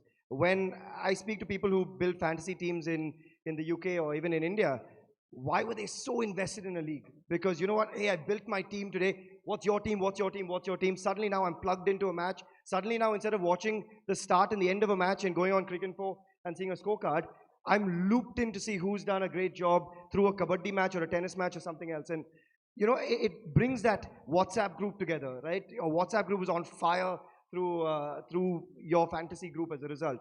And I think that need for experiences, that touch point, wanting to be at a space where the sport is touching you. And I think taking a street circuit is a great way to do it for motorsport. Taking kabaddi to an apartment complex in a city might be a new way to go about it if we can tweak the sport and make it less physical somewhere. And we're working on something along those lines, right? But think about marketing in sport. And I think for anyone that's here, I would urge you to watch, there's a documentary on Netflix on Vince McMahon. It might sound random. This is the guy who created WWF, right? He's taken a sport, think about it, a sport that was catered initially to drunkards and truck drivers and changed it to getting kids and women to turn up and watch it. How did he do that? He changed perception and he changed what that sport was about. If he can do that with wrestling, why can't we do it with indigenous sports in India, with the volleyball, with the motorsport, with a kabaddi, and change the narrative? Take it from motorsport being an elite sport to tier 2, tier 3, from kabaddi being a tier 2, tier 3 to a tier 1. It's just about reinvention. And I think it's up to all of us in this room to reinvent sport and take it to people.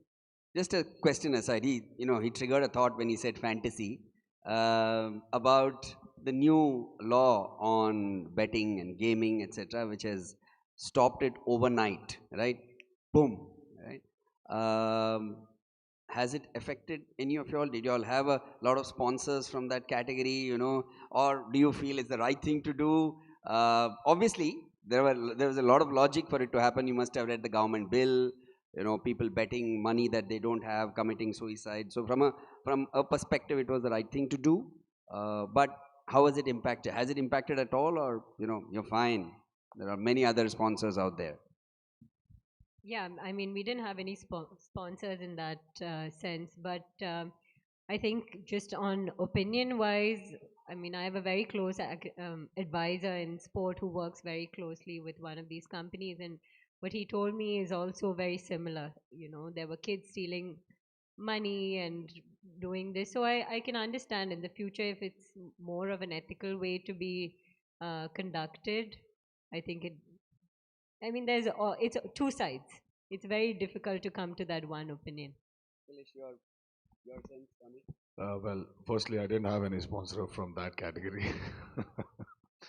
And secondly, yeah, as she mentioned, it has two sides, but I think, yeah, but the fantasy apps would definitely give a boost to the sports. But at the same time, I think it should be more on the ethical background, and you have to keep some checkpoints on that where it doesn't really affect the younger generation. I know you have a completely different take and probably you're going to get beaten up for it, but go ahead. Yeah, you're giving me more scars now, new scars to come through. Look, I don't want to sit here and speak about the law itself and the act. I think it's above our pay grade, and there is a lot of might behind it for right reasons. But I just want to also talk about the other side of it, right? There is a significant impact that will hit the ecosystem in sport. And I just think, I agree, there's a very strong ethical standpoint we have to think about. And there's two sides to it, right? Like you said, it's been an overnight blanket ban, right? So you've got the DAFA bets that become the DAFA bats, and all of these guys completely understand, has to be washed out, completely cleaned up, etc. There is the other side though. And I think a lot of the Indian sports ecosystem, smaller leagues, the Indian team will always get a replacement for Dream 11. right? Let's be honest. Today, that 350 plus crores that's on the front of jersey will go to another corporate, no doubt. It is the highest profile that you can get as a brand. But think of the lower leagues. Think of a Yuva Kabaddi series. Think of series that have been backed by a Dream Sports Foundation, that have been backed by an MPL that does a lot of work in the grassroots side. There is going to be a significant impact. Look, I think we have to remember that owning a franchise, running a league is also a very expensive affair.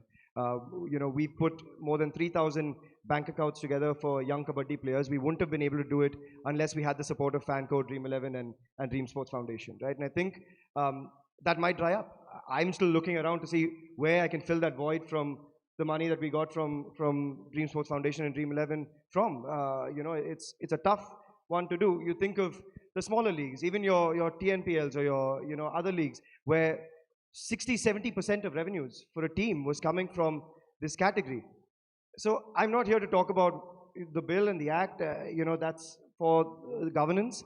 However, I think we need to think about how can we now get corporate India or grants from the government to come in and fill that void, because if there is a blanket ban, how do you not let it affect the entire sporting ecosystem, especially at a grassroots level when it's non-elite, when we really need the funding to be able to just sustain, to just stay break even, and to be able to give back. We've spent, I'll be honest, more than 20-25 crores on the Kabaddi ecosystem in the last 4 years, or more than that actually, and that would not have been possible if we didn't have support externally. And corporate India is not ready to support a low-profile grassroots sport. When these Yuva Kabaddi players are now in PKL, I'm sure those are people who want to sponsor it. But how can we fill that void is the big question.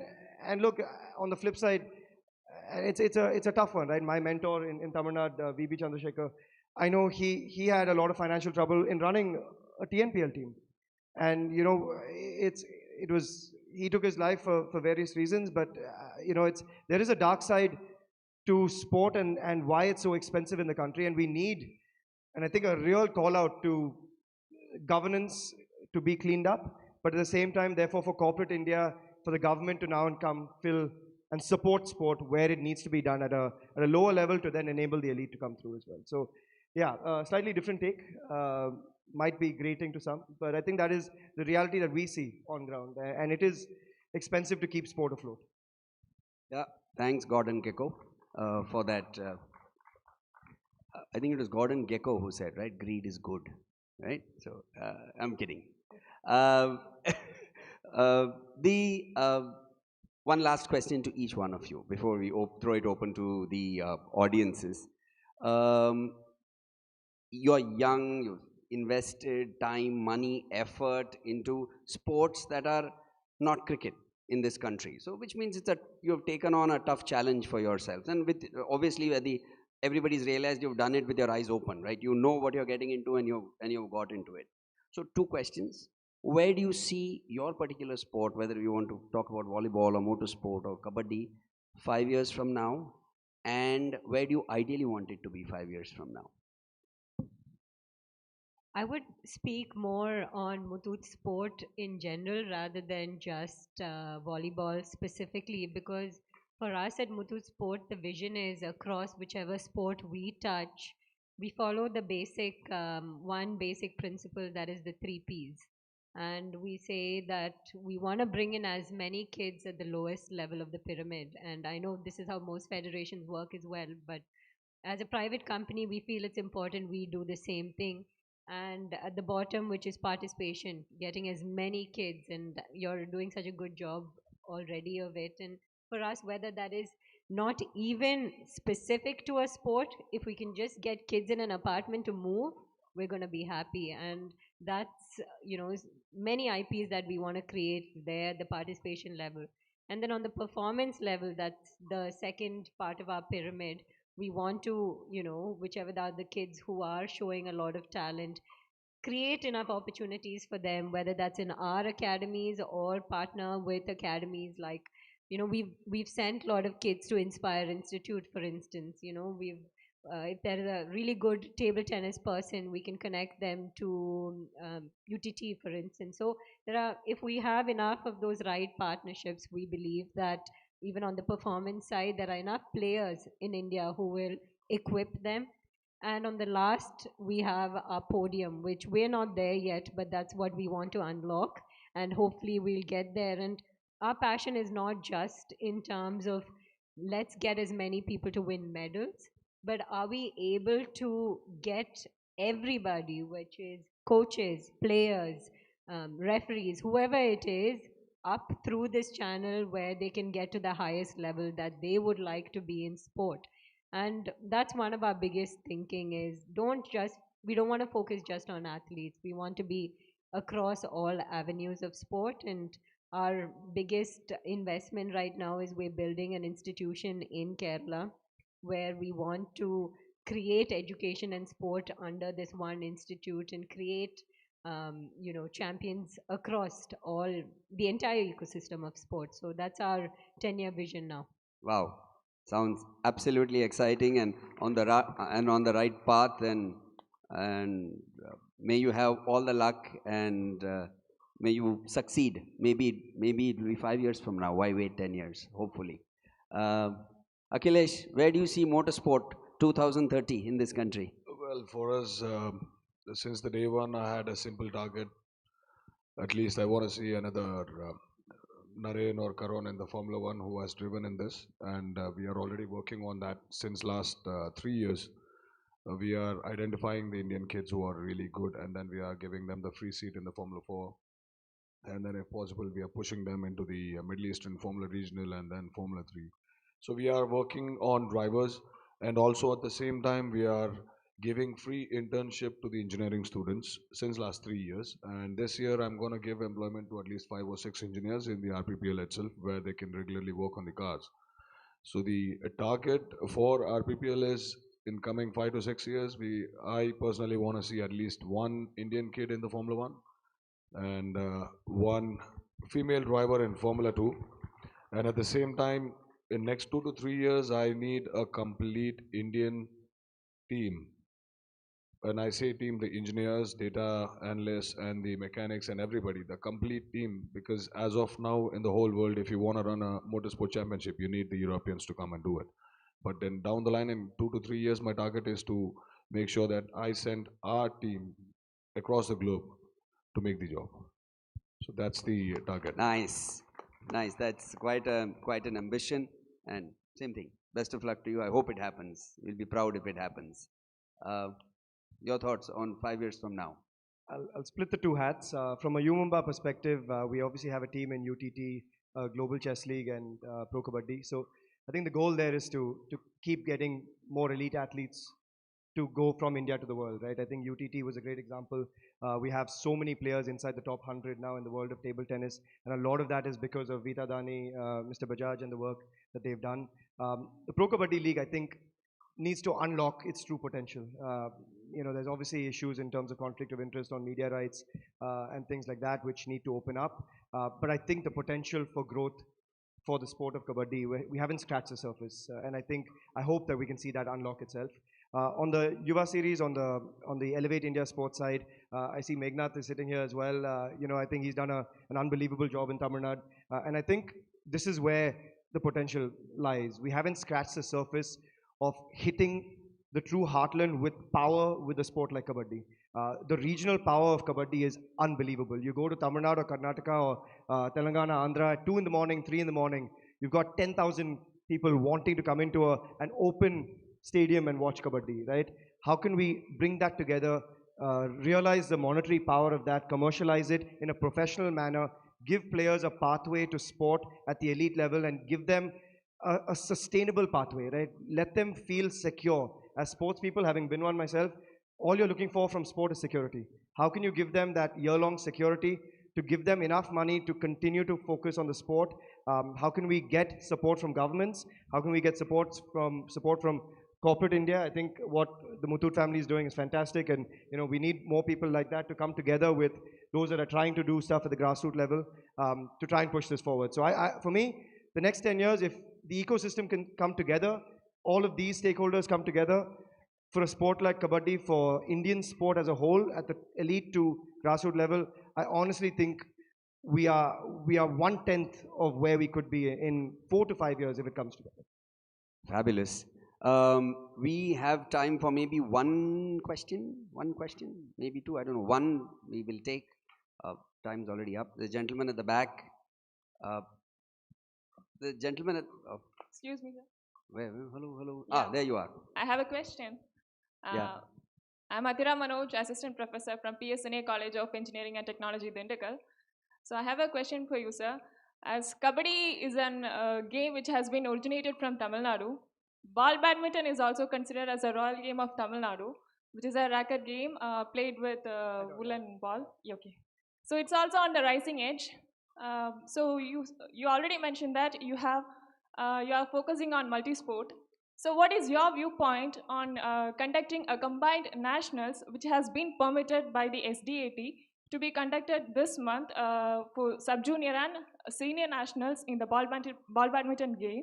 So what is your viewpoint on conducting a combined nationals in India, which will highlight the engagement and recognition of the game globally, and which will highlight the fan engagement? So what is your viewpoint on that?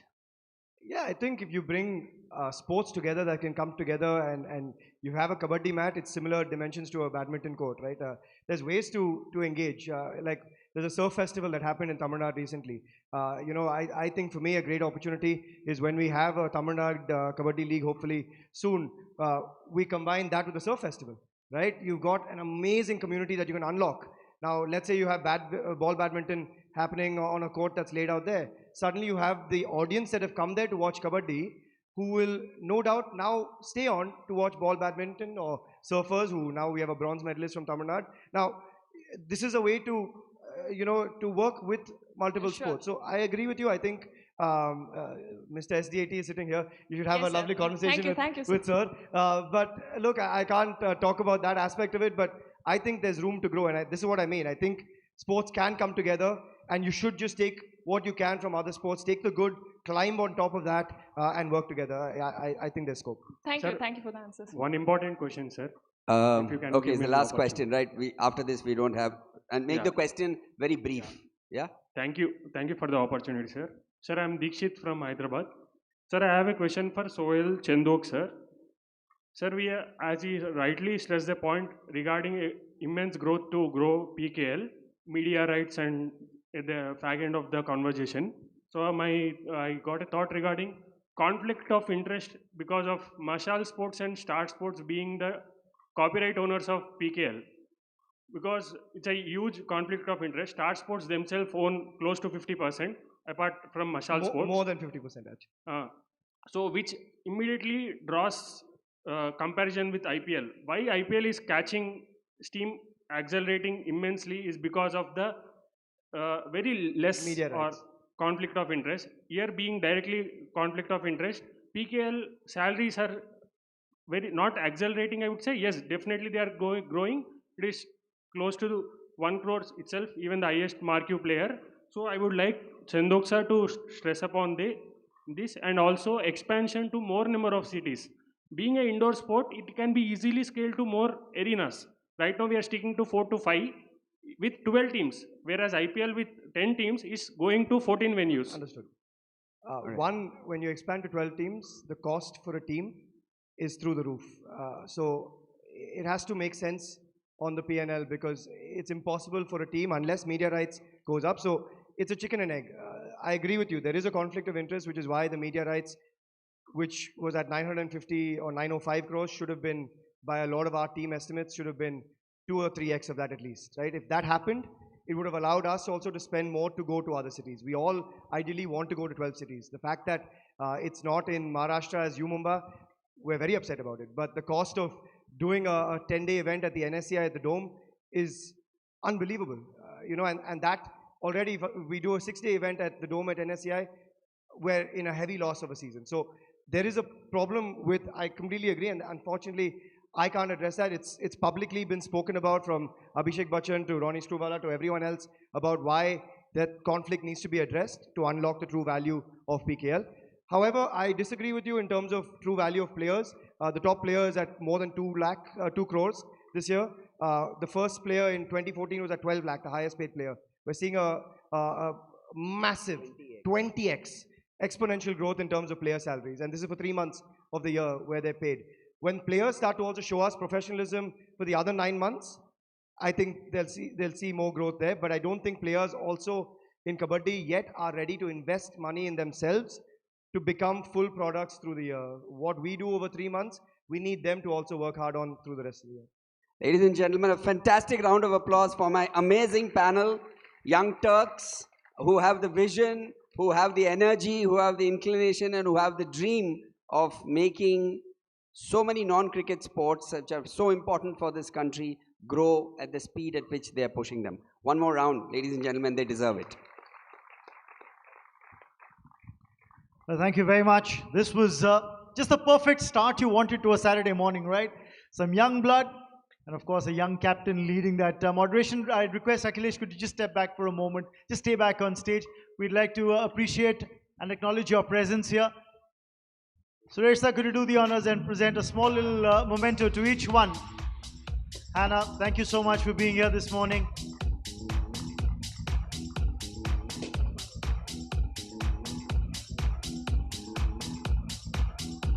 Akhilesh, thanks again for your insights today.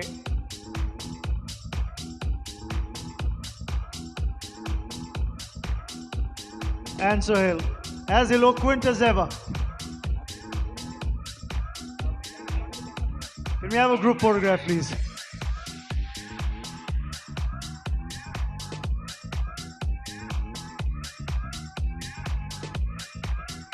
Thank you very much. What a lovely start to day 2 of PlayCom. Thank you again.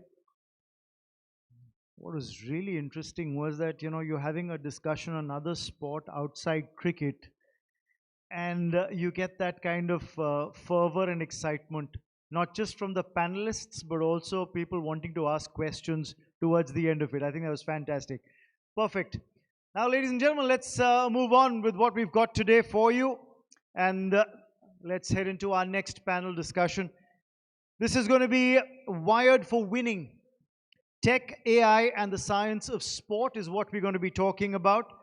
And for this discussion, all the way from Madrid, Spain, we have Iris Cordova Mondea, the Managing Director, GSIC, powered by Microsoft. Can we have Iris come up on stage, please? Thank you very much.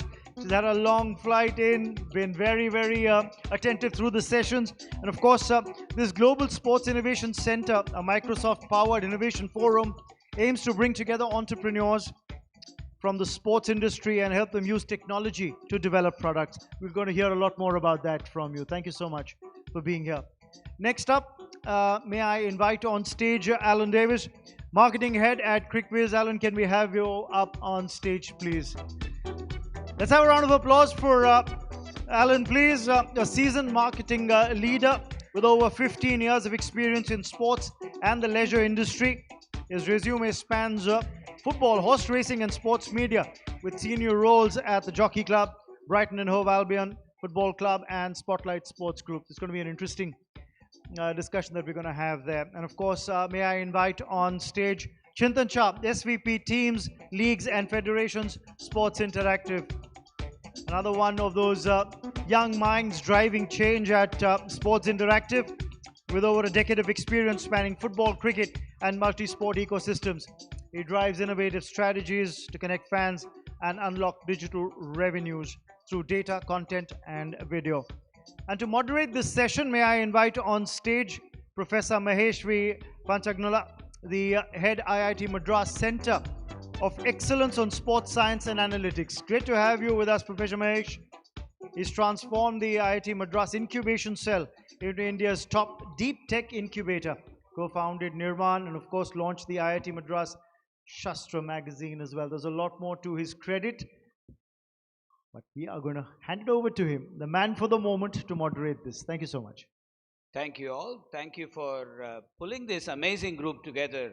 I think I've been on the sidelines watching some conversations happening, and India, I can very clearly see, is at a cusp of an amazing sporting revolution on many different dimensions. And I'm very happy to be here with this excellent group of people who can tell us a little bit about where tech and AI can play an enabler, revolutioner, and change maker role. Let me take a couple of minutes to frame the sort of the overall context for what we want to do. Tech in sport largely does two things. One, it helps athletes and coaches do more with their bodies and with their time and perform better on the world stage. The second is to bring people to appreciate what these athletes and coaches are doing.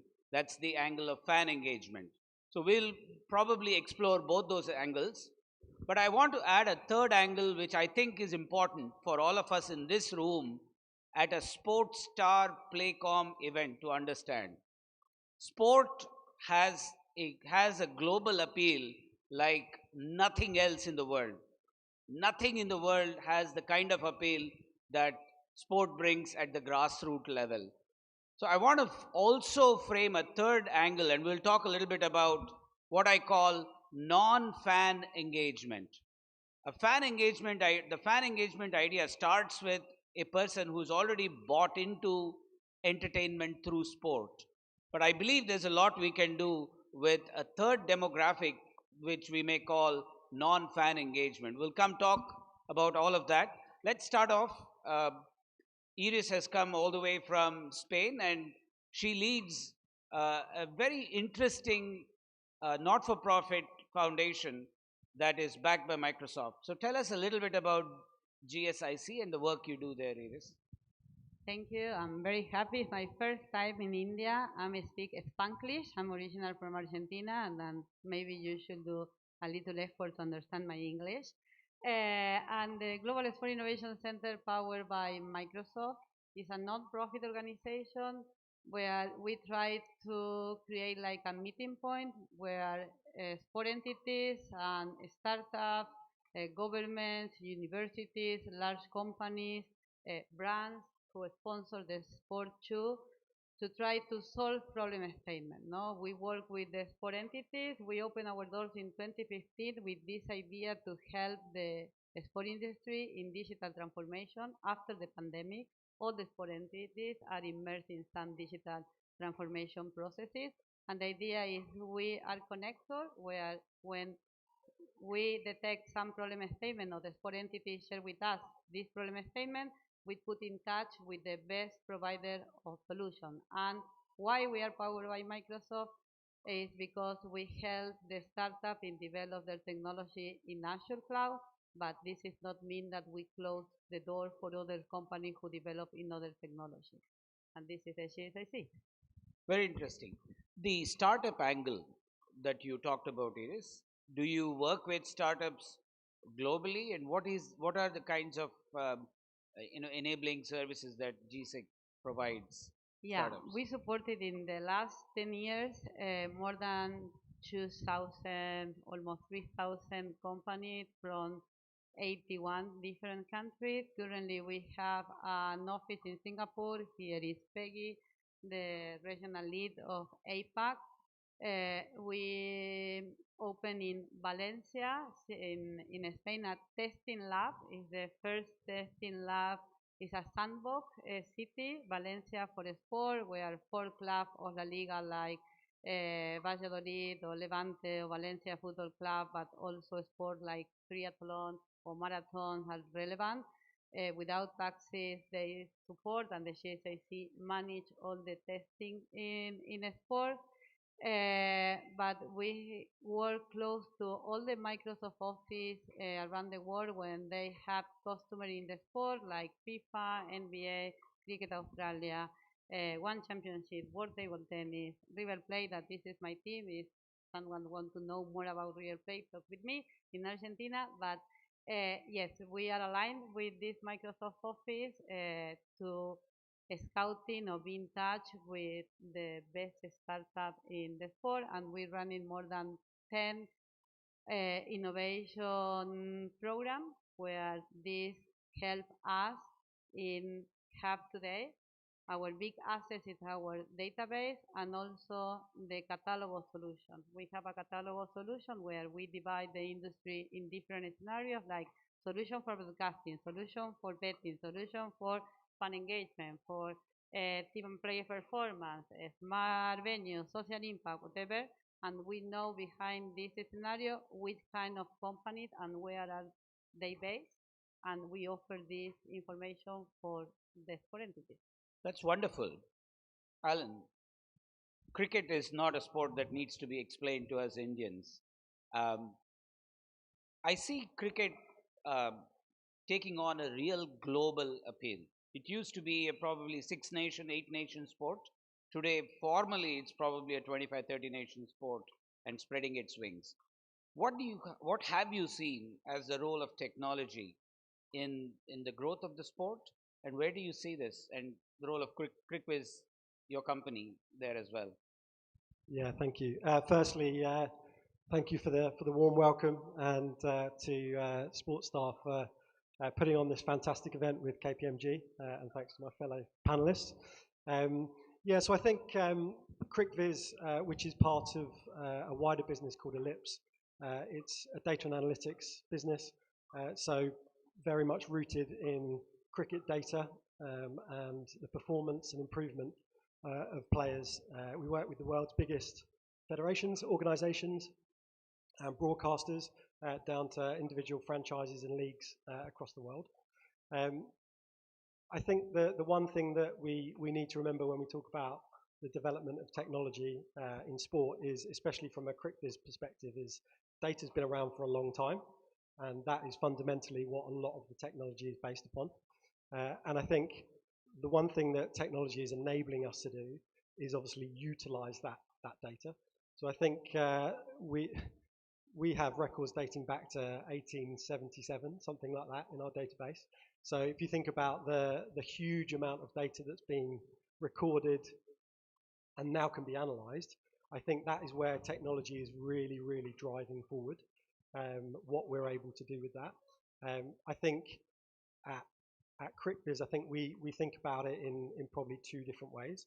So I think we're obviously going to talk about fan engagement and non-fan engagement as the third thread, but we also think about it certainly from a performance perspective as well. So a fundamental part of our business is how to improve performance with technology, and obviously being data or having data to underpin that. So I think that's how I would see it from our perspective. But I think ultimately the increase of technology use is only going to help us, going to improve our industry, and I think we're seeing that at the moment. You know, cricket as a little bit of a, I'm probably the lone professor in this audience. I don't know if there's any other academics, but as a little bit of a mathematician, cricket lends itself exceptionally well to AI, because an IPL match is, you know, each ball is a discrete event, and there's 240 discrete events that happen in the course of a match. And you just need to do a good job of recording the data and analyzing the sequence. But when you look at cricket as a sport and the outcome, sometimes algorithms tend to miss the big picture. Talk a little bit about that, because a sport, like a company like CricViz, is in the business of selling the sport to the fan, and the algorithm is a means to do that. So talk a little bit about the overall appeal of cricket. Yeah, sure. So I think you've coined it quite nicely in terms of the huge amount of data and the algorithm accuracy, and that's something certainly at CricViz, but with anything to do with AI and technology, it's about accuracy, depth of data. And I think the one thing that we're certainly trying to do with CricViz is maintain the balance of utilizing technology and AI with human intelligence. And I think that's where particularly we're very strong in having some of the world's leading cricket analysts, that we can combine their skill, their experience with the outputs of AI. So for example, if we look into our database, we've got records of 75,000 cricketers. Ultimately, yes, we can run that through systems and programs and models, but you still need an element of human intelligence to match that.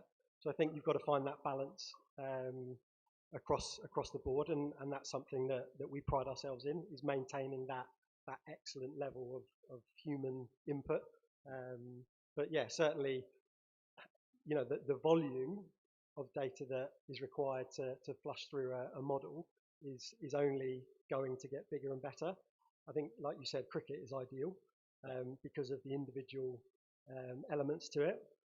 I think where we're probably moving towards, and certainly in the last couple of years, is obviously there's always been information about batting, bowling, and the kind of core elements, or what's seen as the two core elements. But you know, with fielding data now, that kind of stuff, it's just getting bigger and bigger, and we need the help of AI and tech to help us harness that data.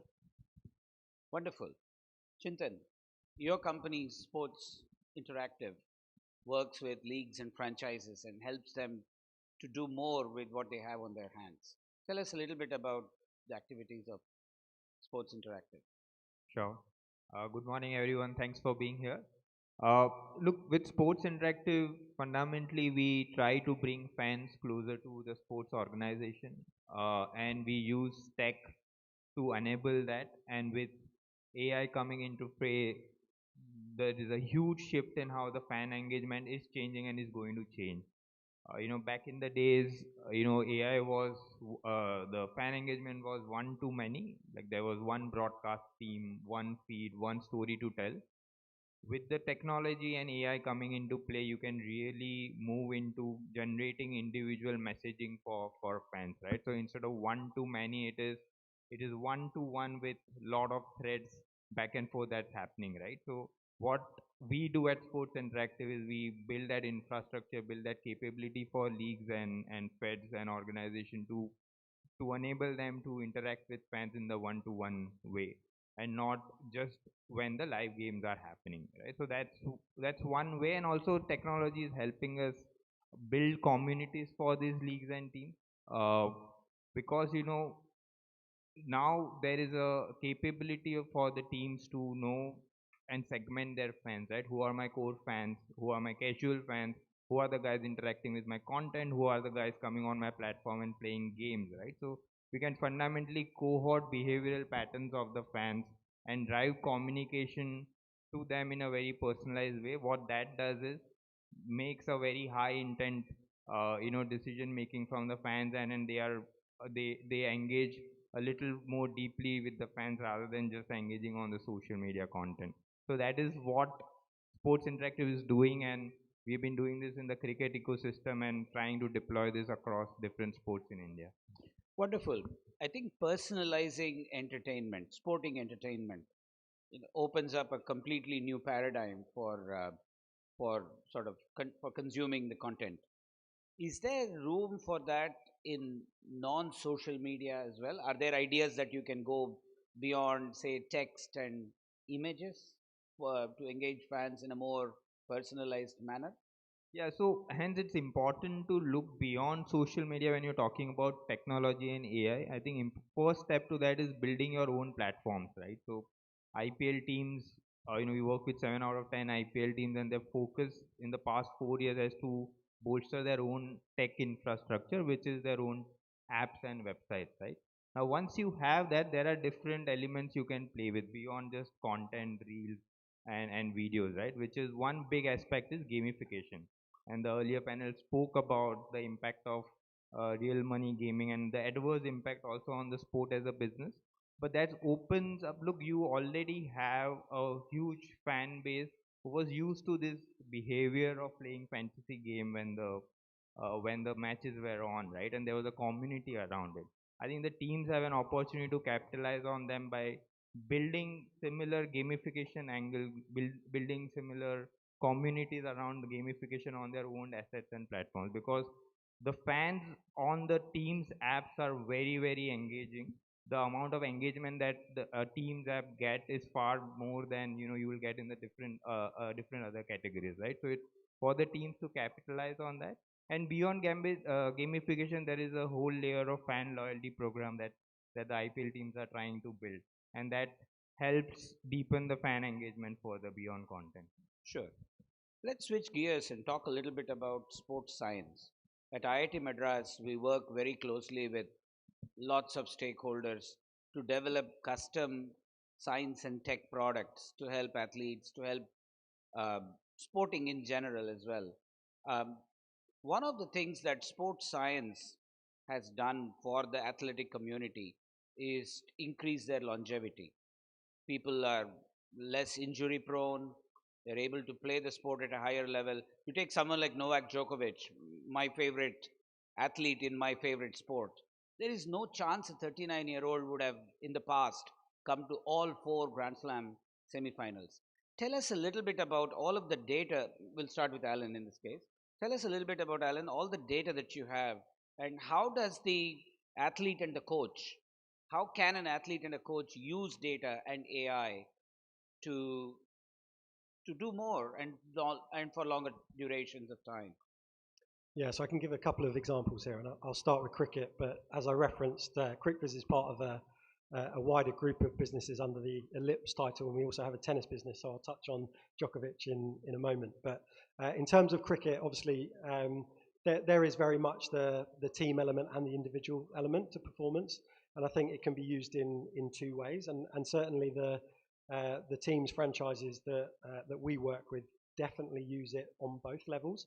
So often we'll have either an analyst embedded with the team, or we've seen over the last few years, because of the rise in importance of analytics and having an analyst as part of the team, that they will have their own teams all year round.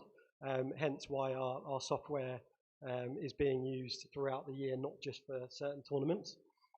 And I think what we're able to do is we're able to utilize the tech that we've developed, but also the I guess embedding the huge depth of our data to help teams understand how to approach individual situations.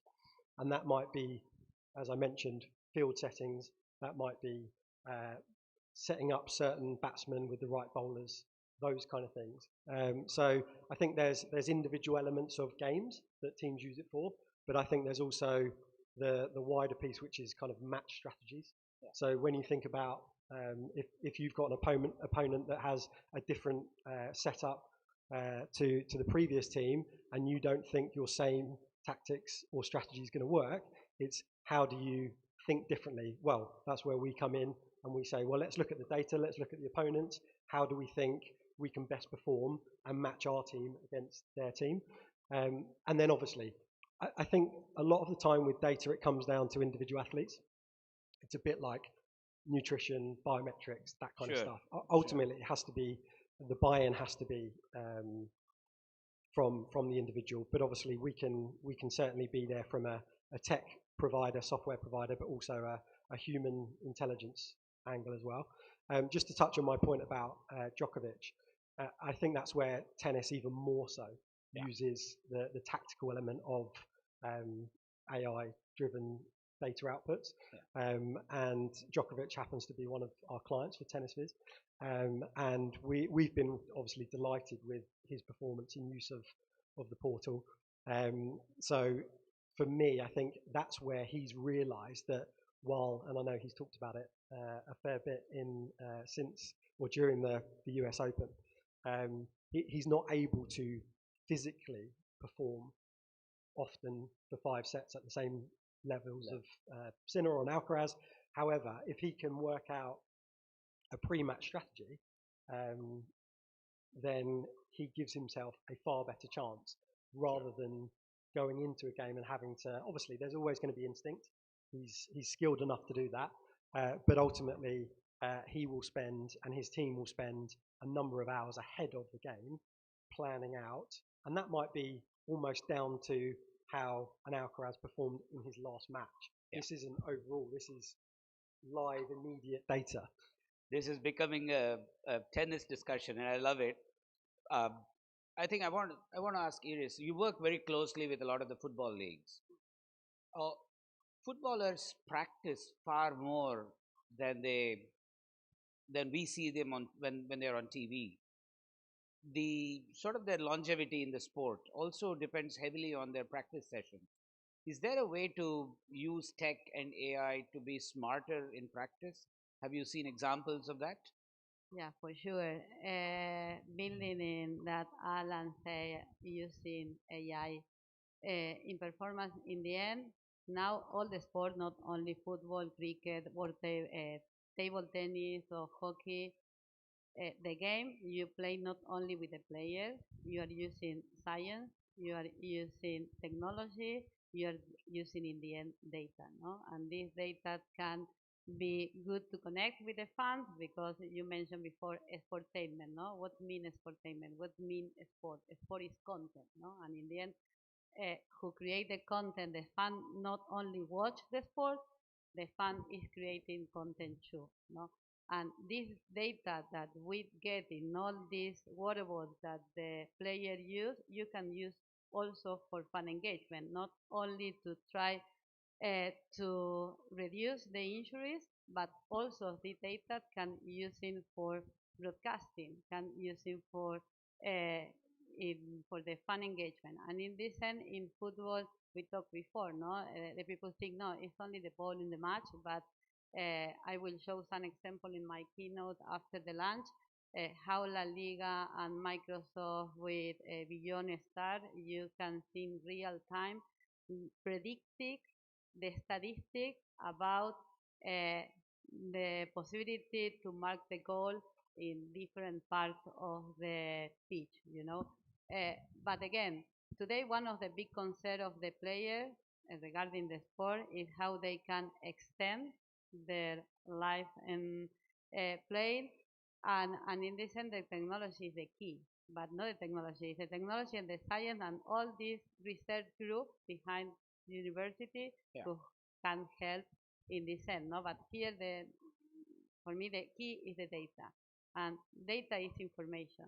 How you manage this information to make business with new revenue streams, or to extend the life of the player, or to try to reduce the interest, is where is the business and where is the AI can help us in this sense. I want to make just one sort of cross-cutting point on that. I think if there is one sports science element that cuts across all sports, it is biomechanics. Understanding the mechanics of how the sport is played. And very often, at least particularly in India, I see that's a field that's not widely studied. I want to encourage anybody and everybody in the audience to think how they can be an enabler of biomechanics. It's not, I mean, it's an element that really helps athletes remain injury free for a longer time. And when Iris talks of data is important, it is not just the performance data, but the mechanics data of the person that really is crucial to making sure that they are able to live a longer life and contribute.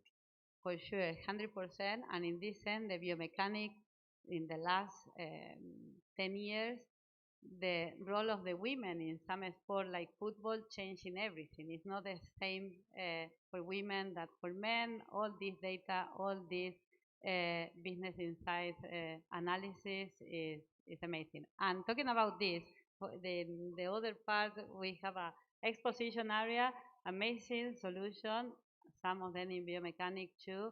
And I think I'm here, it's my first time in India, but in this sense, we are looking for this India entrepreneurs startup because we believe you have amazing universities and the potential of this solution to go to market is the key. How you work with this research group to go to market and see more solution in the market and not only in the university work.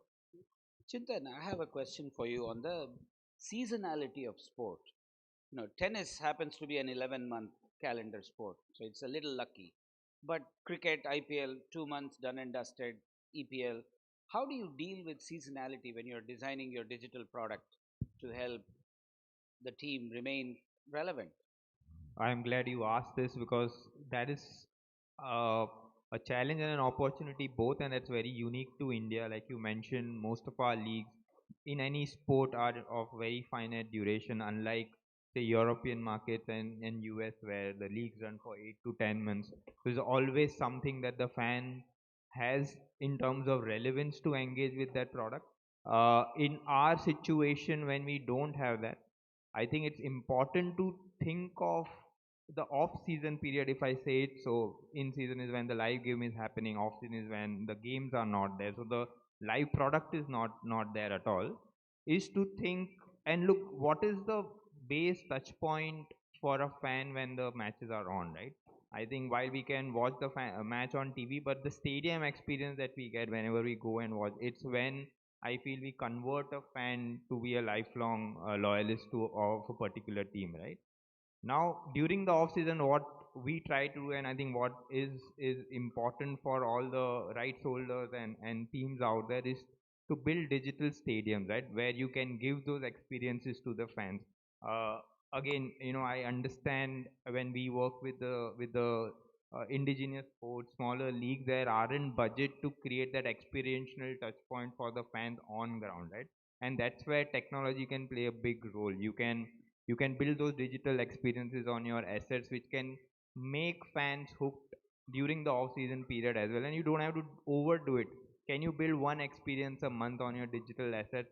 It can be around the relevance around this, even teams in India do it really well where they play up festivals a lot, right? So if you're a team in Bengal, you'll play up Durga Puja in a way where you'll build relevance about your team during that festival on your own assets, right? Only challenge today though is most of the teams and the ecosystem is trying to do this on social media, which is again one too many. And the way feeds on social media are, you don't even know whether that messaging or content is reaching your right audience. I think it's important to shift the focus from social to doing this on your own platforms where you can track the entire user behavior, fan behavior, and drive meaningful conversation on top of this as well. Very nice. I want to take 3 minutes, and we'll leave ourselves 10 minutes to do to the last part. Let's take a quick 3 minutes, and each of you really is in a very mainstream sport. You've mostly worked with mainstream sports. Talk to the non-mainstream sport. How can they use your technology, your idea? Let's say the lady up here talked of ball badminton. I know how popular it is in Tamil Nadu, but not so popular elsewhere. So please take one example of a non-mainstream sport. Chintan, if you want to start us off, let's keep this a little brief because we want to talk about other things. Sure. So I'll focus on PKL, and honestly, they have been pioneers in many ways in India in terms of Indian sport, but also on technology, right? And I'll be going to focus on the non-live period where the sport is not happening. So PKL in 2017-18 built a product with us called Kabaddi Housey, right? So now it's a housey in a very unique way. When the live game is happening, there are events that happens in the game. Instead of the numbers on the ticket, you have the events on the ticket, right? And you have to again on your app tick mark those events. Now what this does is, this was a time when PKL was trying to build eyeballs on the broadcast as well. So using digital as a medium, using second screen as a medium, we build a synergy between broadcast and your app, and again the fan engagement was through the roof on the app during that period. Alan? Sure, I think I'll touch on my experience in horse racing, which is relatively mainstream in the UK in terms of attendance and obviously interest from a sports betting perspective. But I think outside of that, it's the importance of breaking down what can be quite a confusing sport, because ultimately we're talking about a human with an animal. And I think when we talk about data and the impact of the horse within that sport, it's huge. It's massively significant. And again, there's always been data, but it's not necessarily been used in the right way. So I think one thing that we've recently launched, well, about 18 months ago, a project with a broadcaster in the UK to try and break down those barriers to entry for new fans. And like with many sports, horse racing has an aging fan base. It needs reinvigorating. It needs a new audience. But for us to be able to engage with that audience who want information, want data, and they want it pretty immediately, we've got to take all of the data that we can now collect, which has come a long way in racing in the last few years, run it through our models, and ultimately share the outputs of that in a digestible and engaging way that people perhaps won't necessarily be too intimidated to go racing, watch racing, interact with racing. It is.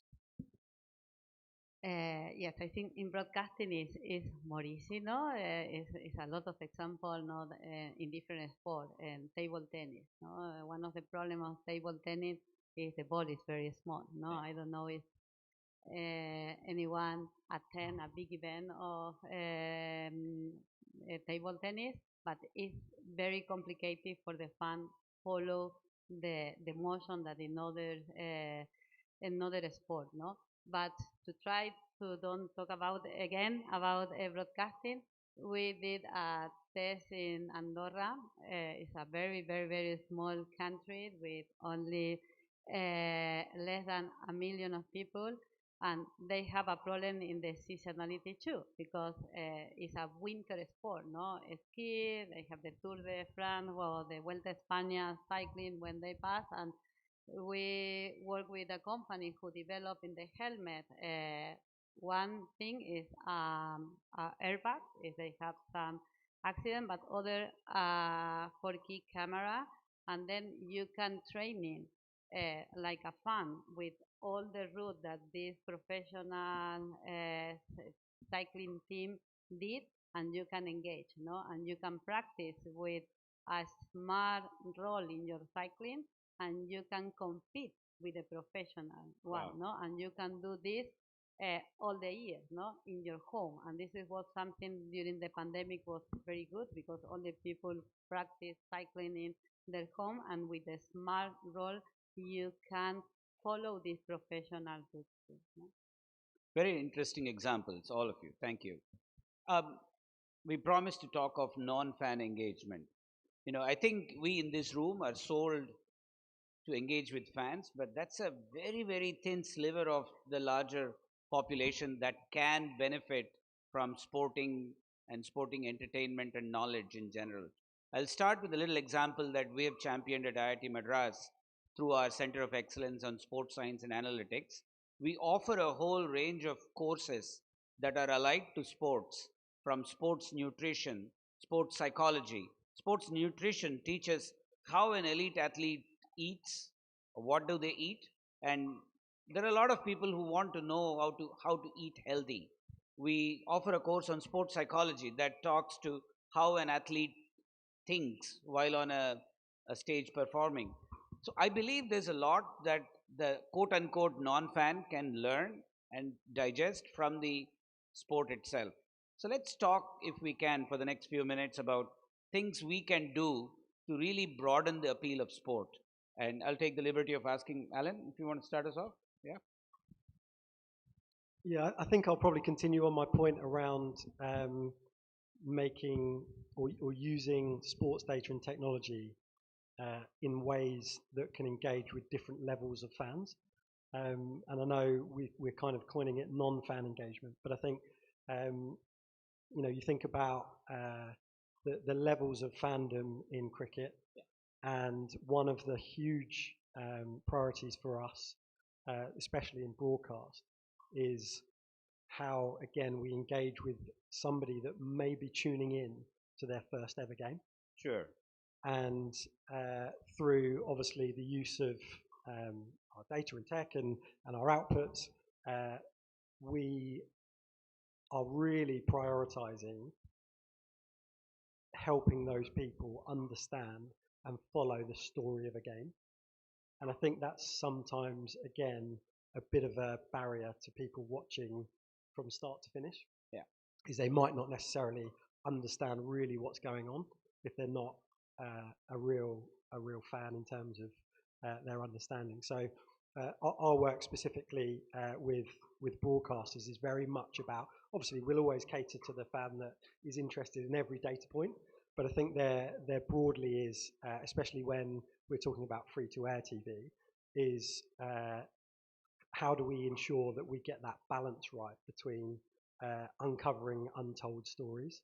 And I think we've certainly built some brilliant relationships over the years with ex-professionals, pundits, commentators, who are able now to combine their experience with the stories that we're able to uncover that are shown visually on screen as well, but also through phones as well. I think one of the points that we made earlier was having your phone and what you're engaging in. I think ultimately, again, probably let's call it non-engagement and non-fans. They'll probably be looking at their phone more than they are the TV. Yeah. So we need to be providing them with information, insights that hopefully will help them look up from their phone and engage with what's being shown on broadcast. There's no better way to teach AI than sport, actually. So Chintan, I want to ask you, one of the things that sports in general does well is to create role models and people that everyone can look up to. How can the digital enabling and ecosystem push these people to do more than just be the sports person? No, and I think, look, it's already happening. I'll give you an example of Gujarat Titans, right? They have integrated with a partner where we handle the tech ecosystem, but what that partner gives us is a pedometer on the app, right? So now if you are a fan of Gujarat Titans and if you are active through the day, you get rewarded with loyalty points, right? So it's a cause. It has nothing to do with what the players are doing, nothing to do with entertainment, but because it's in your phone, you are walking with your phone, it counts your step, and if you cross certain thresholds of steps every day, you get rewarded with loyalty points. And the idea is that can we, while we talk about sports entertainment, can we also create a movement of health within our fans? And that's something that I think a lot of our teams are in position to do something for good of community at large. I think if there is one thing all of us in this room should aspire to do, it is to push the idea of wellness and fitness into the school level people and make it fashionable to be fit and well. Iris, if you want to talk about examples of quote unquote non-fan, bringing the non-fan on board. Yes, for sure. I think the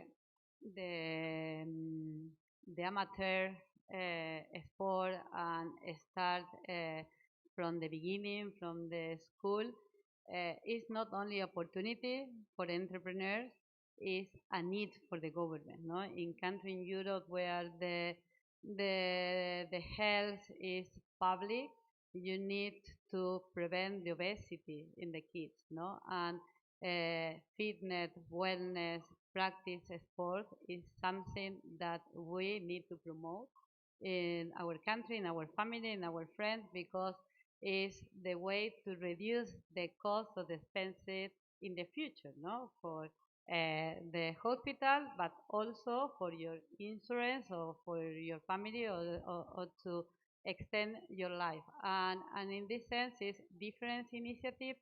One, for one hand, is all these initiatives to reduce the obesity in the kids.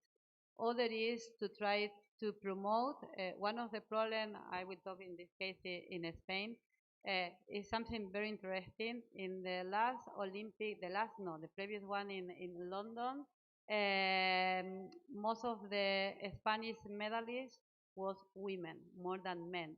But if you look about what happened in the youth people in Spain, is less women who practice sport than boys. More boys than girls. This is mean the results are better of the girls, but we need to put focus in how we should promote. Don't stop their career when they get 15. No, is when in this changing of the girls they stop to practice sport. And with different technologies to scouting, the government opened the school not only for the kids, for the family too, no? And you can go and accompany your kids to the public school, and you can jump to Zumba classes, or you can play football with daddy's colleagues, no? The idea is think that the sport is something to do in family, and you need to start and continue like a professional athlete or for fun. Thank you so much. I think this panel was titled "Wired for Winning," And I want to close by saying the real win is not on a podium in a sporting arena, but it is when our schools have children that are fit, well, and appreciative of of all the athletes' achievements. I think that we should make our biggest victory, and whatever AI and tech can do to enable that victory, I think, is our biggest victory. We don't have to talk here about obesity as a problem. It's a global pandemic. If you thought COVID was a pandemic, there's been an ongoing pandemic far before that. Well, my monitor here says time's up, and that also means we need to open up the floor for probably just a couple of questions. Yes, sir. Hi, I'm Karthik from Hyderabad.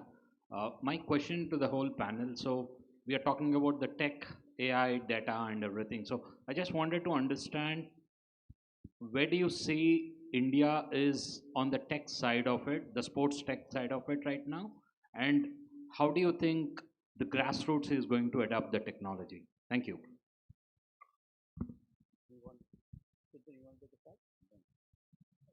Yeah.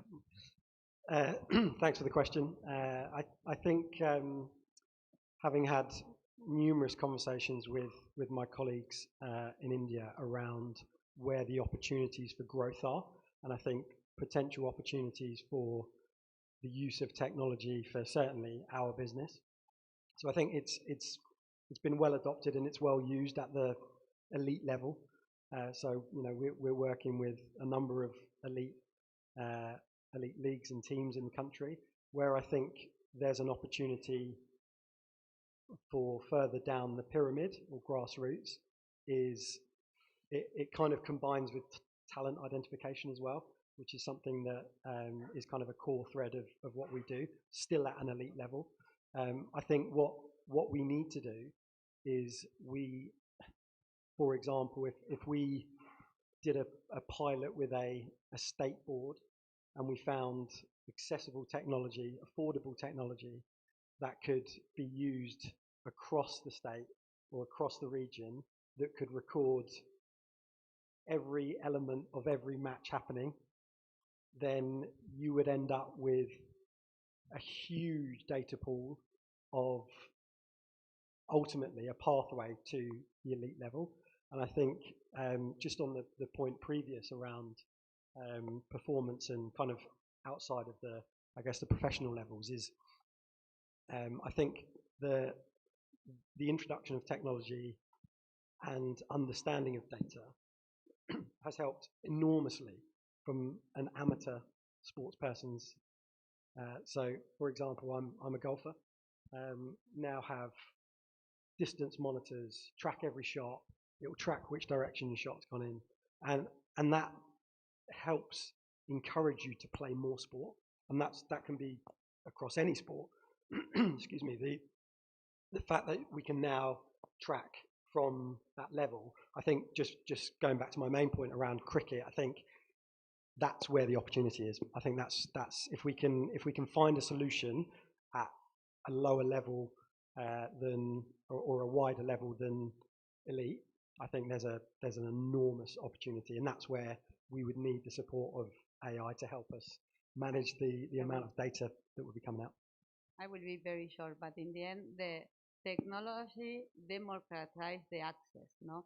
And if you think 15 years ago, the technology is only for professional athletes, but today, for grassroots or for a small team, they can access almost the same technology, no? 360-grade camera to track the players, and this is why my advice for all the startups present here, the business is not try to sell your solution to the Premier League or to La Liga, is go to this grassroots small club, because it's where they will need and they make the change, and it's where is the business.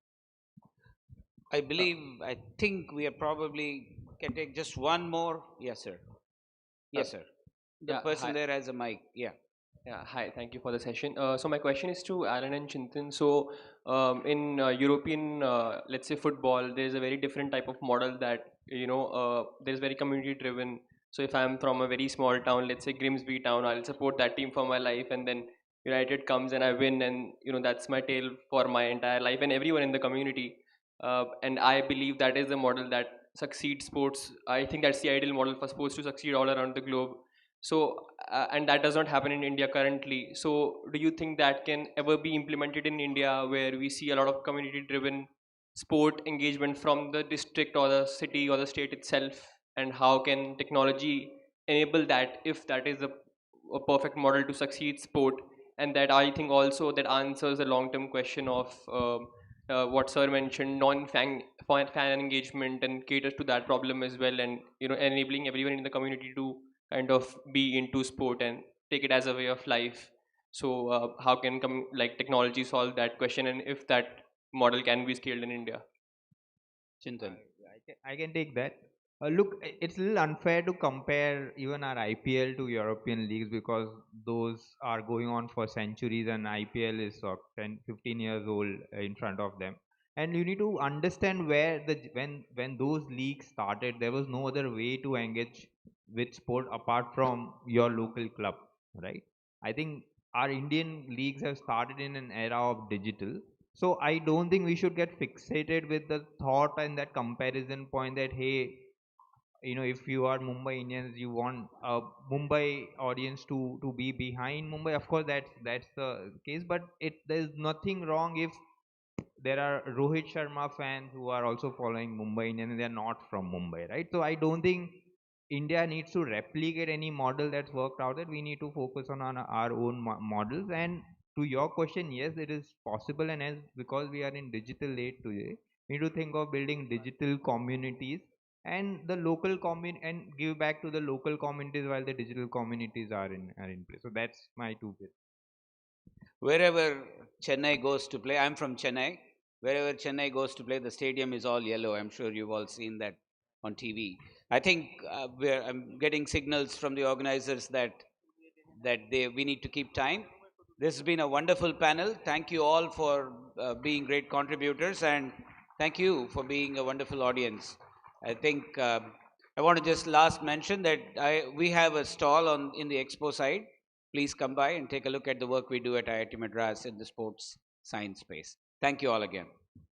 Professor, generally, I'm not addressed as the party spoiler. Unfortunately, I played that role here on this discussion, but thank you so much.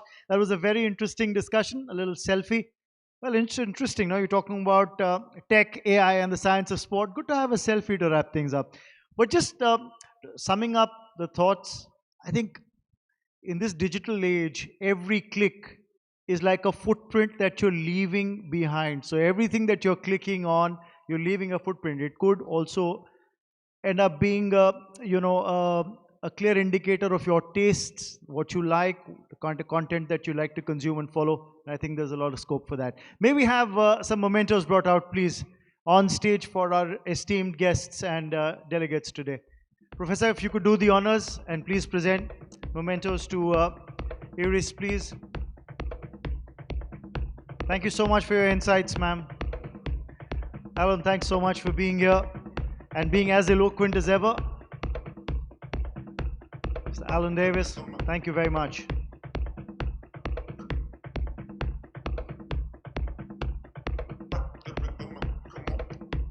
Chintan, thank you for your insights as well.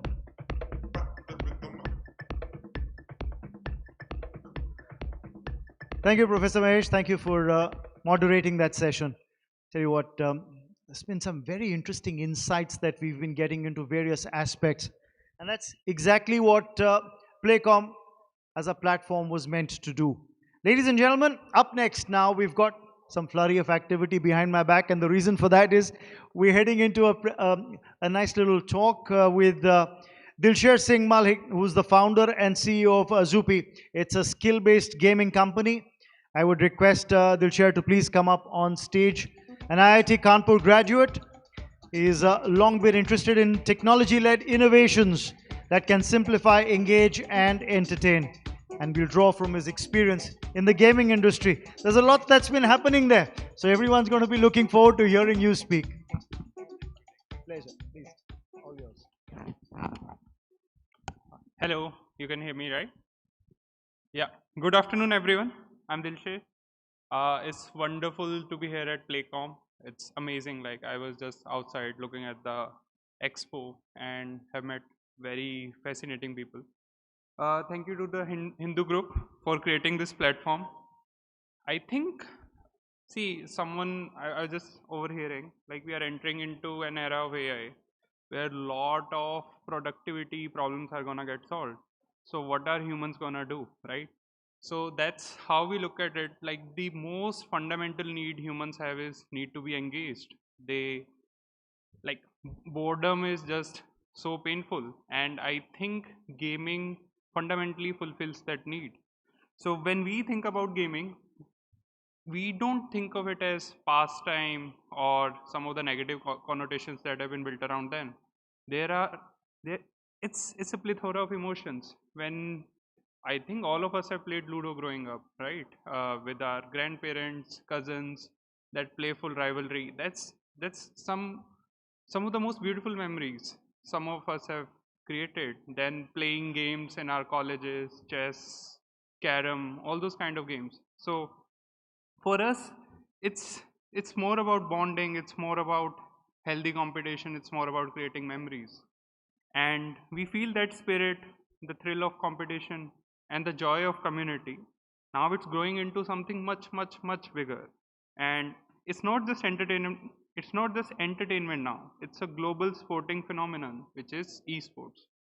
So if you look at around the world, like esports have become like already a very large property. There's more than 700 million people who watch esports tourneys from Counter-Strike, Dota, League of Legends, and so on and so forth. And there's a very healthy ecosystem of players, streamers, sportscasters, content creators has been created. And what we feel is like India doesn't have to just watch this movement. We can actively participate in it and we can actively shape it. Because we are a mobile first country with 750 million smartphone users with internet. And the other thing which I say is we have something very, very unique, our own gaming heritage. Games like Ludo, Carom, chess, snakes and ladders are part of every Indian childhood. So when I was introduced, he mentioned something around the recent changes on the regulatory side. I think the recent changes have done more than just regulate. It has given esports recognition as a competitive sport, which has given it clarity and the legitimacy it deserves. And it sets the stage for now something truly transformative to happen. The government has shown intent, and it has shown clear intent that esports have to be nurtured and to be developed in India. But every law and vision needs enablers. They need people who can turn this ambition into reality, and we feel that's where Zupee comes in. We already have over 200 million registered users who enjoy our deeply cultural games. And now that's not just a user base, it's a ready community that can easily transition from casual play to competitive formats. We have taken Ludo, a game every Indian knows, and we have reimagined it into a skill-based format where strategy and focus are the key. And in doing so, we have already brought millions into competitive play who may never touch a console or a PC. If you look at in India, the number of consoles is less than 10 million, but the smartphones are more than 750 million. So any kind of innovation we have to do, we have to keep that in mind, that we are building something that is truly inclusive, where everyone can participate and is non-discriminatory basis your socio-economic strata. Now, what does this esport revolution could mean for India? To me, there are three things. First is employment. Like cricket has created an economy of coaches, commentators, content creators, broadcasters. I think esports is gonna do the same. From a shoutcaster in Bikaner to content creator in Guwahati, there's chance to build new livelihoods. Second is innovation. Esport has always been, or gaming in general has always been a test bed for new technologies to break through, whether it's AI, AR, VR, cutting edge design, edge computing, all of those things. And Zupee has already proven how India can innovate for its own traditional games. Third is culture. Like everyone knows, like Now, anime is one of the key form factors of entertainment that has come from Japan. K-pop is another such phenomena to come out of Korea. This is not just content. This is actual soft power. We have to also look at how can India become a net cultural exporter. Why can't there be a World Cup around Ludo, a World Cup around chess, or other Indian origin games like Carom? Lastly, esports by design is very, very inclusive, right? Because traditional sports need stadiums, esports just needs a smartphone, which means the next champion can come from a metro or a tier 2, tier 3 town alike. All have the same platform to try and show up. That's why we feel esports is not just play, it is the India's next growth story. So at Zupee, we are not chasing a passing trend. We are building a long-term foundation for India's esports future.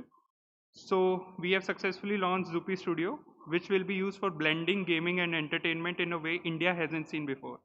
So this is something we think about, like what does next Pixar is gonna look like? It will be something very, very interesting and something that beautifully marries videos and games. So yeah, why can't we imagine like a person from Gorakhpur competing against someone in Bengaluru and matches being watched on smartphones? And there are many episodes which carry the stories of these players, just like you see in cricket or kabaddi documentaries today. That's how we look at building India's very own global esports broadcasting, which will be affordable, local, and accessible to everyone. Our journey rests on 3 strong pillars. First is gaming. We are reimagining India's traditional games into formats that can stand proudly on the global esports stage. Second is scaling.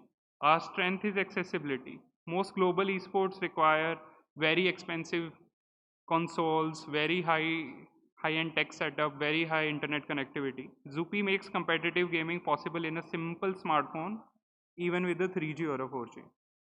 And lastly, the team. None of this is possible without having the right people who are committed. We are building Zupee with even more passion and rigor now.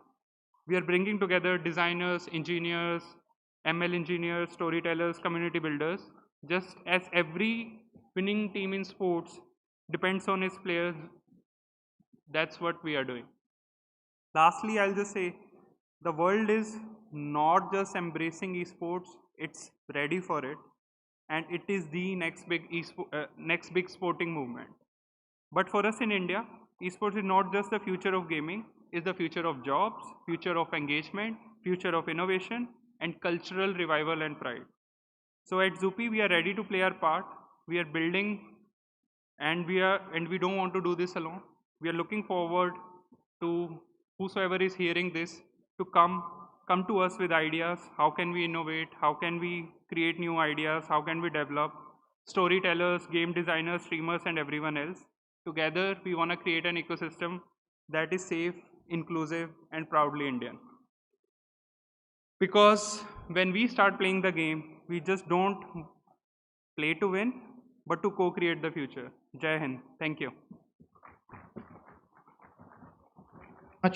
Thank you very much, Dilshir. Before you leave, I would request Mr. K.C. Vijay Kumar, the sports editor for The Hindu, to please come up on stage and present a small little memento of appreciation. Can we have that brought up on stage, please? Vijay, thank you so much for doing the honors.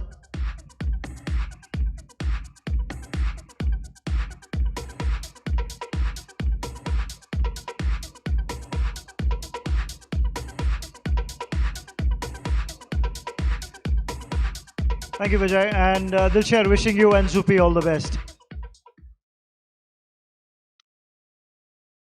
Right, ladies and gentlemen, we've talked about multiple things. We've had panel discussions. We've had interesting showcases done by companies. But let's talk about the key role that states play in India's sporting ambitions. And today, we'll hear from Uttar Pradesh, a state that's tapping into its geographical vastness and population to effect a sporting revolution. Ladies and gentlemen, in recent years, world-class stadiums have come up in Uttar Pradesh. Government schemes and scholarships are turned to athlete welfare schemes. Of course, the government schemes have come up as well. Scholarships are all there, and they are helping athletes and providing active playing time. And there's been a boom in academies and private players being churned out as well. Ladies and gentlemen, today we're joined by Suhas Yathiraj, Secretary Sports, Government of Uttar Pradesh, who is here with us. I'd request you, sir, to please come up on stage. Well, we'll hear from him, tracing some of these developments. He is a two-time Paralympic medalist and former world champion in para badminton and has brought the nation great laurels as an athlete. Good to have you here with us, sharing the perspective as an athlete, as an administrator. We're looking forward to hearing from you. Please, the dais is all yours. Can I get the cordless mic? Yeah. You prefer a cordless? I can use this. I'll give you another one.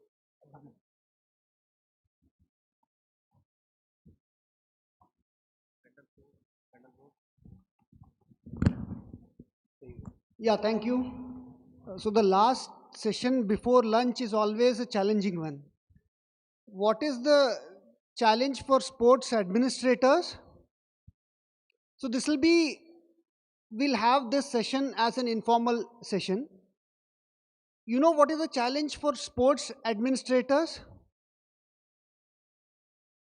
That is to take away the screen time from the children and to bring them to the play fields.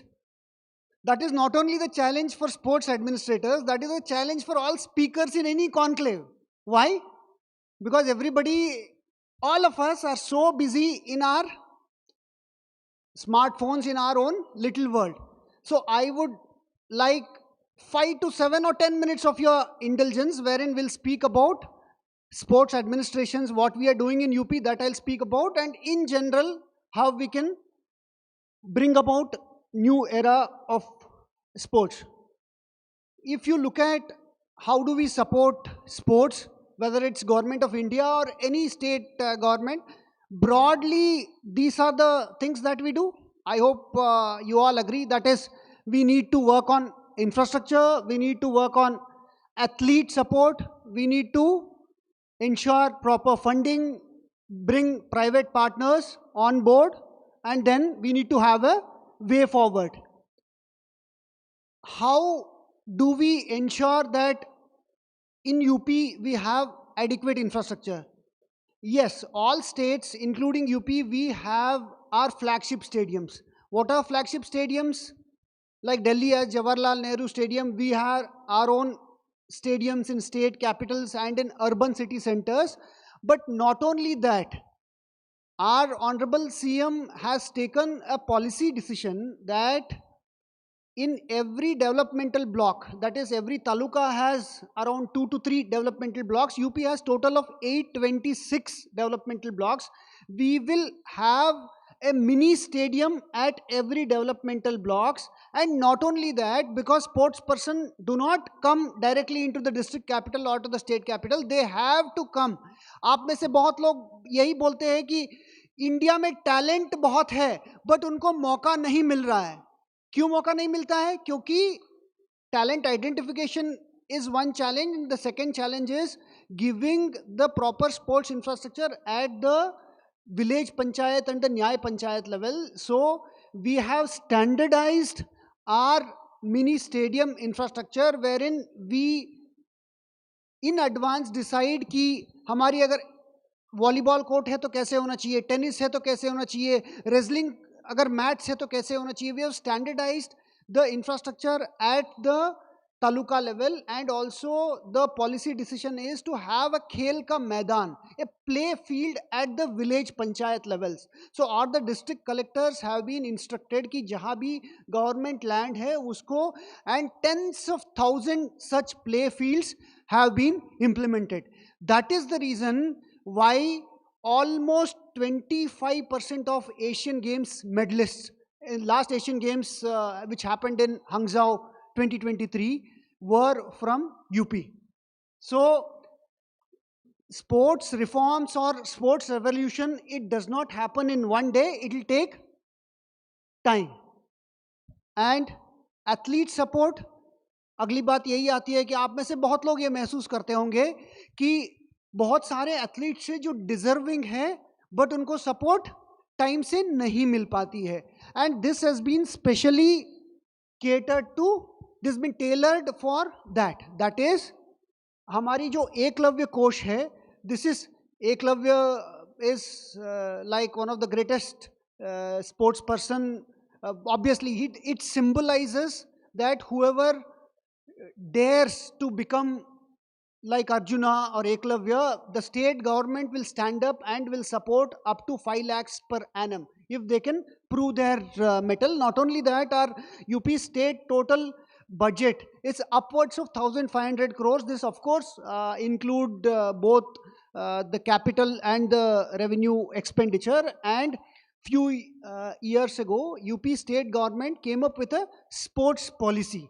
Sports policy is a comprehensive set of rules and guidelines for different departments, not only the sports department, but also urban development departments, education departments, to support sports and sports persons comprehensively. Catch them young. You all agree, we talk about different countries catching sports persons when they are young. So in UP, there is a unique model of, we call it a sports college. It's actually a sports school wherein children get into this specialized schools wherein they are imparted coaching also, and they are given specific training in different sports. So we have 3 such schools now, and we are coming up with 3 more schools which is starting in the next academic year. And then this was inaugurated by our Honorable Prime Minister. Especially he came to Meerut to inaugurate this first sports university, and some of the people who are here are also involved in designing the curriculum. And we want, एक प्रश्न, यहाँ बहुत सारे लोग जो बैठे हैं और खड़े हैं, तो उनके मन में ये जिज्ञासा रहती है कि आफ्टर स्पोर्ट्स व्हाट. देखिए, एक बहुत फेमस सेइंग है कि मम्मी पापा लोग क्यों बच्चों को स्पोर्ट्स में नहीं भेजना चाहते हैं. They are not against the passion of the child. वो अपने बच्चे को गरीब नहीं देखना चाहते. उनको लगता है कि अगर उनका बच्चा स्पोर्ट्स में जाएगा, जो प्रोबेबिलिटी है कि जिंदगी में सक्सेसफुल होने की, वो रिलेटिवली लेसर है कि एज कंपेयर टू अगर एजुकेशन, अगर कोई डिग्री कर ले, उसके बाद जो एवरेज सैलरी है, median salary of a person who has done, who has pursued education, parents को ऐसे लगता है या लगता था. बट आज की तारीख में, because the need of the hour is, there is so much of opportunity. आप जो मेरे सामने बैठे हैं, the people who are sitting and standing in front of me are testimony to that, कि there is so much of opportunity in sports sector. We are designing our curriculum to give opportunity to youngsters who want to have a career in the field of sports. Public private partnership. आप देख रहे हैं कि India में जितनी भी infrastructure बनी है, whether it is roads, airports, sports, infrastructure अगर बनी है, तो that is, we can only take it to the next level if we get the private sector on board. So in UP, we are having a comprehensive policy of getting the private sector involved, not only for operation and maintenance, but overall जो sports, हमारी जो infrastructure है stadiums को run करने के लिए या coaches को प्रोवाइड करने के लिए, because this is what UP believes in. many of you would have seen कि हमारी IPL मैचेस तो होती ही है, and you know that BCCI is coming up with a stadium in Varanasi, and in Gorakhpur we are coming up with an international stadium of 30,000 capacity, cricket stadium. That is not only cricket तो आप कहेंगे कि वो तो है ही, but we are coming, we have built a flagship stadium in Varanasi, Sigra. अगर आप जाएंगे तो I recommend you to visit. नहीं तो one of the successful model of public-private partnership is hardly half an hour journey from here in Noida, which is successfully running in Sector 21. So in UP, we believe public-private partnership is the way to go. Way forward. Way forward is how do we identify grassroots talents? Because UP is, if you rank the countries of the world, UP ranks in top 10. So there we all agree that there is lot of talent, and our honorable CM has directed us, the sports department, and we are conducting the competition. We have identified 8 different sports, and we are organizing competitions at the junior level, sub junior levels, and those who are aged around 21, 22. We are giving opportunity to the budding youngsters to be identified at the taluka level. Then we handhold them all the way upwards to the state level, and as I described, we try to cover them under the Eklavya Krida Kosh. Identify and catch them in. Corporate tie-up for multiple ventures, as I told. High performance center, एक तो वो होते हैं कि जो budding talent है उनको platform देना, और दूसरा हमेशा द चैलेंजेस. देखिए आज की तारीख में ना, to achieve success at the elite level you need high performance centers. SAI के टॉप्स के भी यहाँ ऑफिसर्स है. they run wonderful high performance centers. Many of the corporate sector partners who are here, they are involved in running high performance centers. High performance is not easy to come by. You need technical coaching and you need mental support. And आज की तारीख में game sports बहुत technical हो गया है. That also we recognize and we plan to run that. And last but not the least, any society, you have different data points. How do we decide to be healthy as a society?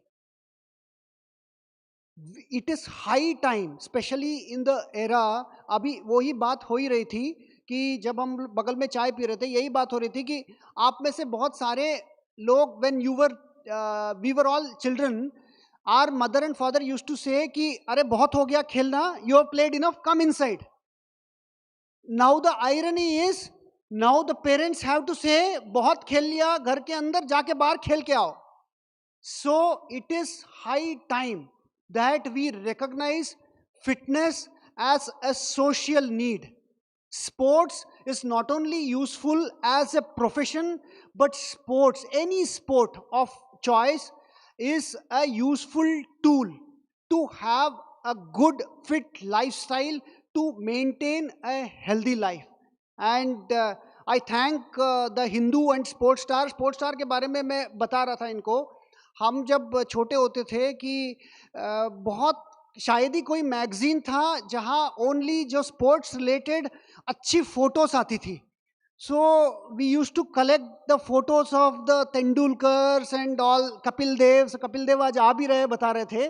तो and but that those were the school days, जैसे कहते हैं ना, those were the days when I used to read in Sportstar. जो central जो page होती थी उसको poster की तरह बना के रखते थे. And here life, the journey of life has brought me to a place wherein I am speaking at a Sportstar conclave. I am thankful to God, I am thankful to the Hindu, the Sportstar, and to the destiny which has brought me here. Thanks for patience listening. Jai Hind, Jai Bharat. As they say, living your dream. And that's why they always say, dare to dream. Wishing you well, sir. But before you leave, I would request you to stay back on stage for a moment. May I request Mr. Satish Mendon, the National Sales Head, Events and Magazines, to kindly come up, please, from the Hindu group and present a small little token of appreciation from our side.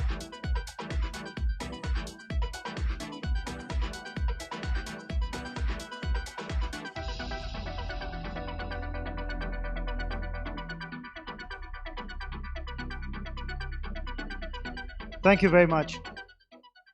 And wishing you well, Suhash ji. Thank you so much. Right, ladies and gentlemen, before we head into our next session, I have a very humble request. There are a lot of esteemed guests and delegates and speakers who are standing to the right of the stage from where I am looking at it. It's all a matter of perspective, isn't it, at times? May I request everyone to kindly be seated, please? Yeah, I know some old friends signaling from there as well. But I'd request all of you to sit down. I'm sure you'll enjoy this next panel discussion. So I'd request all of you to be seated. It'll be a lot easier and a whole lot more comfortable as well. Gentlemen and ladies in that group, I'd request you to please join in. There are still some very prime seats left in the house.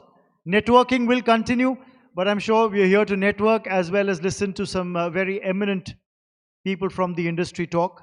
So I'm going to invite some such people on stage for our next panel discussion. This, of course, is an important one. It's going to be the funding conversation in Indian sport. Purpose, play, CSR, inclusion and sport for all. That's what our topic is going to be, and with the help of our speakers and delegates, we'll explore corporate social responsibility's role in sports development from some key personalities who are already working in the sector. May I invite on stage Anupam Nidhiji. She heads CSR at both Hindustan Zinc Limited and Vedanta Group. May we have you up on stage, ma'am. Thank you very much for being here. You know, she's already been recognized as a young leader for her contributions to CSR and sustainability. She's also assessed corporations on sustainability in over 23 years of experience that she's got now. She leads projects in microfinance, project management, crisis management, employability, entrepreneurship, and environmental initiatives. That's a wide array of subjects to be involved in. Right, may I invite on stage Neelam Babar Desai-ji, the head of Sportstar Trust. May we have you come up on stage, please. Ma'am, thank you so much for being here. She's a passionate advocate for the transformative power of sport. A national level gymnast in her early years, she turned to coaching after a career-ending injury at just 15. And today she heads the she's the head of sports at Tata Trusts, and she brings together her technical expertise and the sporting spirit as well. Good to have you here with us, ma'am. Looking forward to this discussion. And of course, may I also invite on stage Prijo Tharu, the Associate General Manager, HCL Foundation. Prijo has been the cornerstone of impactful community development initiatives for over 13 years and leads programs such as Uday and Sports for Change. Good to have you here with us, Prijo. And to moderate this session, may I invite Chitra Narayanan, editorial consultant, the Hindu Business Line. Pleasure to have you here with us, ma'am. Of course, she's got a 3-decade-long journalism career and has reported widely on marketing strategy, workplaces, entrepreneurship, management, travel, and hospitality. So this is just the perfect mix that we need for this session. Over to you, ma'am. Good afternoon, audience. Unlike the UP State IAS gentleman who gave us such a lovely, he was not between lunch and you guys. We are the ones between lunch and you. And a warm welcome to my lovely panel who are doing some phenomenal work. You know, it's pretty inspiring reading up about what all you are doing.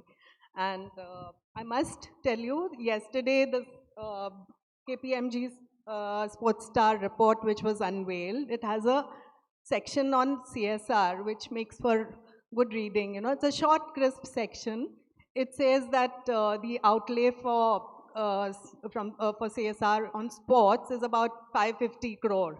Not a big amount, but enough to make differences.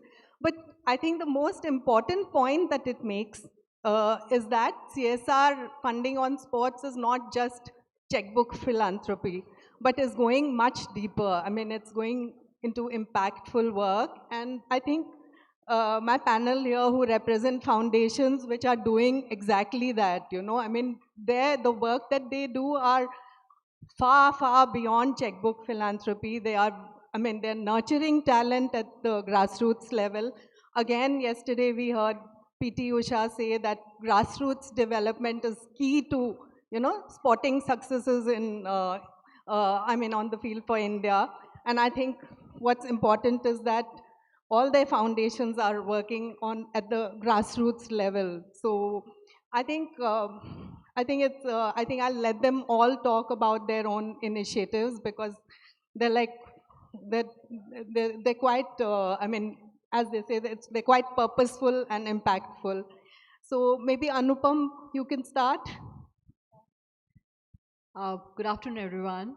Thank you for being here, and thank you for Sportstar for hosting something like this, which is very, very important when we see from the CSR lens.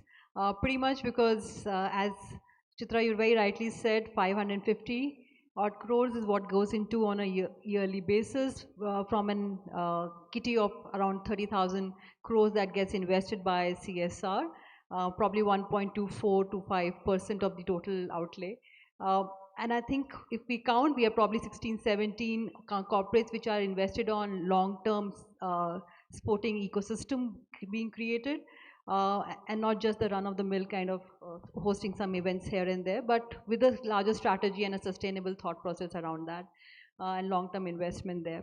So kind of we at Vedanta, which I represent Vedanta and Hindustan Zinc, have been in this legacy of promoting sports pretty much from the very, very beginning itself, even before the advent of the CSR Act. For us, it was more so a kind of an element of finding ourselves as an organization, what we could take back in our ecosystems wherever we are working or across our locations, across our states where we are working. From Goa, which is a legacy that we inherited, the football academy that we have, to the archery academies that we are setting up, to focusing on infrastructure, on multiple sporting levels, including cricket as well, and other sports. There has been a diverse format of focus, pretty much also marathon. That's something that we have been promoting lately. But what has been a key element is, one is to promote that as a sport, but to also look at building in multi-causes or areas, issues that matter to the larger communities into that foray. So it's not just sport, but it's sport combined with holistic development. It's sport combined with giving voice to the youth or the young ones. It's channelizing their energy, focusing on healthcare, and as well as embedding it into the education ecosystem. So it's a if I may say, confluence of all those elements which we see ourselves growing as an organization. Recently, we started with our first residential women's football academy in a very beautiful place in the city of Lakes, that is Udaipur, a place called Zawar, a tribal pocket. And with the first under 15 team coming in, of all women team, I think we are seeing much more that we would like to play as a role as an organization or as a role player in this larger ecosystem of sporting. Pretty much archery and football are two very strong pillars that we have been focusing on, and rest I will share as we go by. Yeah, thank you. Thank you. Neelam, perhaps you can, I mean, Tata Trust has done phenomenal work. We all look up to the work, and it's thrown up wonderful talent. Perhaps you could take us through the journey. Sure. Thank you. Good afternoon to everyone. And again, big thanks to KPMG and Sportstar for inviting me here. Always lovely to be in a room full of passionate sports people. Always lovely to talk sports. The trust, though the Tata Trust is, just to clarify, is really not CSR. We are a philanthropic institution, 150 years old, and a lot of work happening in education, livelihood, water, environment areas from a long time, health, nutrition. But I think the sports vertical was started very recently. It's the youngest of it lot, started around 2016-17. With the focus of engaging children in the grassroots, helping them get into education. That is how it was started, you know, where we were working with education for a long time, especially in the regions of Jharkhand, Odisha, where we saw that the children were playing hockey more on the field outside than they were inside in the schools. So we said, okay, why can't we revive the culture of play in those regions? And initiated the first hockey program, which is a grassroots-led program, to strengthen the hockey ecosystem in the state. In the similar way, we initiated the football programs in the Northeast. Again, a very strong footballing culture, as we know of in the Northeast, with Mizoram, Manipur, Meghalaya, where we had, again, initiated the grassroots programs, followed by certain excellence initiatives also. We had the first Football Excellence Academy in Mizoram. Of course, unfortunately, which had to close down because of COVID at those times. Very difficult times there for sports, I think, for all of us. However, that, and then We have badminton in Mizoram, which again is one of our, I would say, very successful programs, running for about 6-7 years now. I think the way we've kind of looked at initiating sports programs is a pyramid structure where we have engagement. Objective is, again, as we all, I think that's the best thing here, where we hear and see that a lot of initiatives which focus on grassroots engagement, because yes, absolutely, that is the key. If we have hundreds and hundreds and hundreds of children, I think, playing at the grassroots, especially in the areas which are rural, tribal, where they have an amazing energy, commitment, wanting to do something different. For them, sports is not recreation. It's also a way out of poverty. So where we are able to get all of these very wonderful kids who have amazing potential. So just engaging them in a structured grassroots training program with the help of technical partners, finding talent from there, able to have some competitive training programs in specific areas as a hub and spoke model, and then connecting them to excellence in academies where they can be trained for competitive excellence, representing India at all different levels. That's the kind of pyramid structure that we've followed. About 2 years ago, we've also initiated the in-school physical literacy program, again, which I think is the missing link in the entire Indian ecosystem, so to speak, because we still do not, unfortunately, have that balance of education and sports activities in schools. So trying to integrate it where it is as important as foundational literacy and numerical literacy, which is the focus of today's education environment, especially in the primary years and Anganwadis. So we hope to see that we'll have, wherever we go for education programs, we'll also have physical literacy embedded in it to develop the fundamentals or the foundation for sports there. So that's kind of been some of the examples. Yeah, that's a nice overview. And one thing took my attention was the structured program. And I think, like at HCL Tech Bridge, that you have a pretty sound structure when you've structured it as sports for change. And you even have competitions linked to it. And it's like rooted through government schools. So if you can talk about the Sports for Change program. Good afternoon, everyone. So I represent the organization HCL Foundation, which is the CSR arm of HCL Tech, and there is an initiative which is formally launched, which is Sports for Change. In the year 2017, as all the panelists were talking, in Sports for Change, it is purely focused on grassroots development program. And this was an interest through students we started, our volunteers and students we started. When we were doing education programs in school, when we were visiting, the girls were coming and asking, why don't you start something on sports for us? That is how it started. It was a purely a volunteer-led movement which we started, and today we have reached out to 65,000 plus students across the country in different 20 states. So that is one of the biggest achievement I would say. And apart from this grassroots coaching program, which is like a very structured assessments, nutrition, everything is taken care, there is also, we run something called as Sports for Change competitions. So how to get competition opportunity for the students. That is where this idea came in, Sports for Change competition. This is exclusively for government school students, which runs across the year. Last year also, there was a participation of 12,000 plus students from 20 different states, Northeast, North, East, West, all across the country. And from there, after different level, district, state and zonal, we had national championship, which was organized in Chennai, where 800 students were filtered, and they've all traveled by flight to this place, and they emerged victorious in that. And just to sum up one more point, there is something called as sports scholarships also, which has been given of the nationals who are the best performers, and we work with them for minimum 3 to 5 years on the scholarships. Thank you. Sounds good.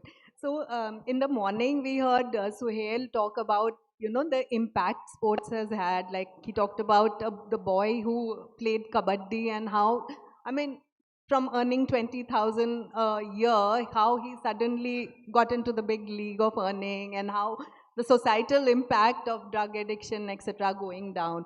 So each one of you, I'm going to ask, after all, you're impacting like at a large level, but these individual stories have a way of standing out and capturing our imagination, you know. So each one of you, if you can tell from your programs, one individual story of, you know, big change.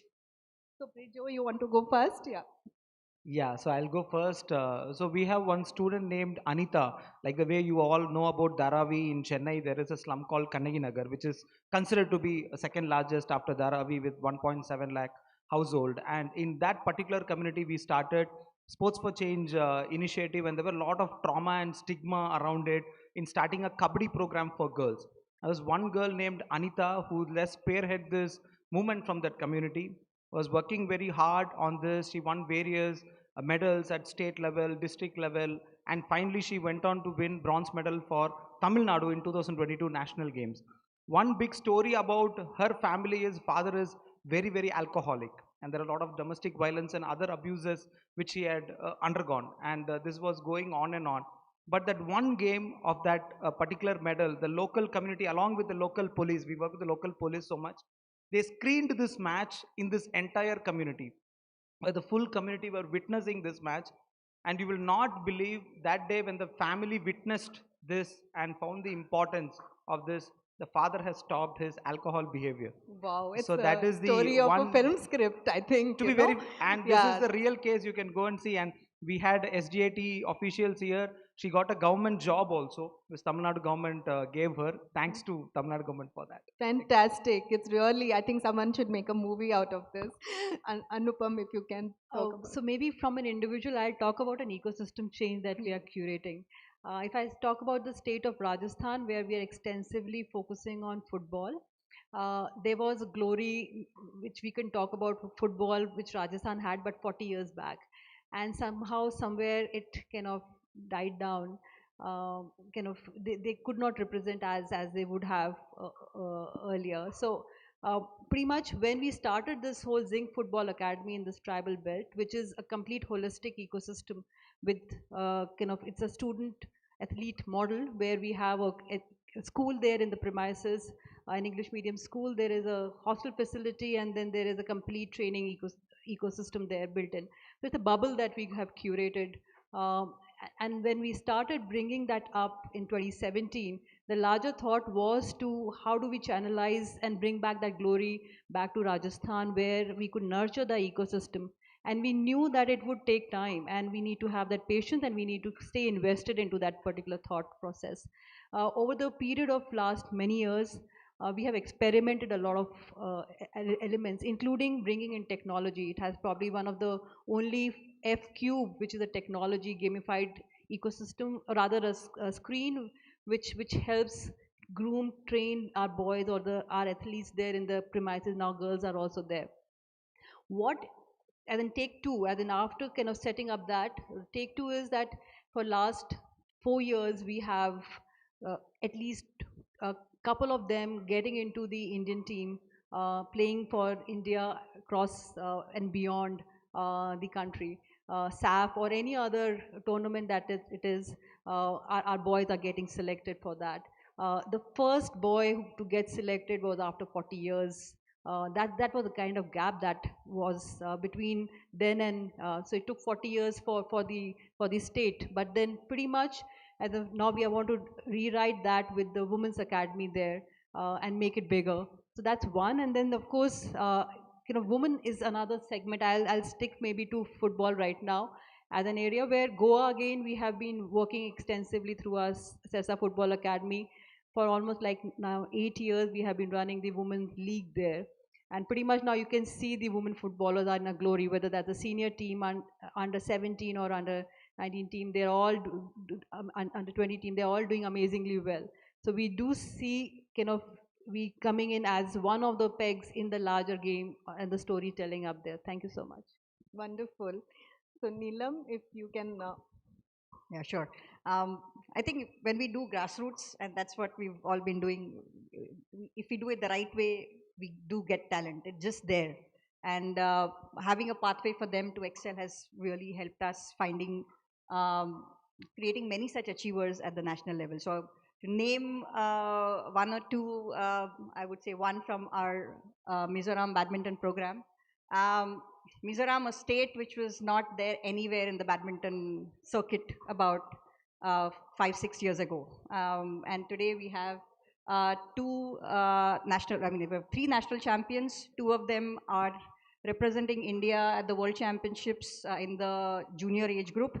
They are going to play in Guwahati at the in the World Championships there. So in a very short span, we were really able to see the success in a game like badminton. We have hundreds and hundreds of players, even at the national level. And that again from a state where it still doesn't have a single dedicated court with more than 8 courts. I mean, there's no badminton hall with more than, they just maximum was 4 courts that they all trained in. Thanks to, of course, our technical partner, Pulela Gopichand, who's taken interest and has helped us develop the talent right from grassroots to excellence. So we have Tadzwala and Ramasanga both playing at the World Championships. They all come from very humble backgrounds, not being really able to spend on the kind of training that you need or kind of money that you would need to train in an academy like PGBA. They both, Ramasanga actually got a scholarship and he's part of the COE in Northeast, where Guwahati, where he trains with full scholarship, and Tadzwala is in PGBA, where again he trains there with full scholarship from the trust and with Gopichand pitching in.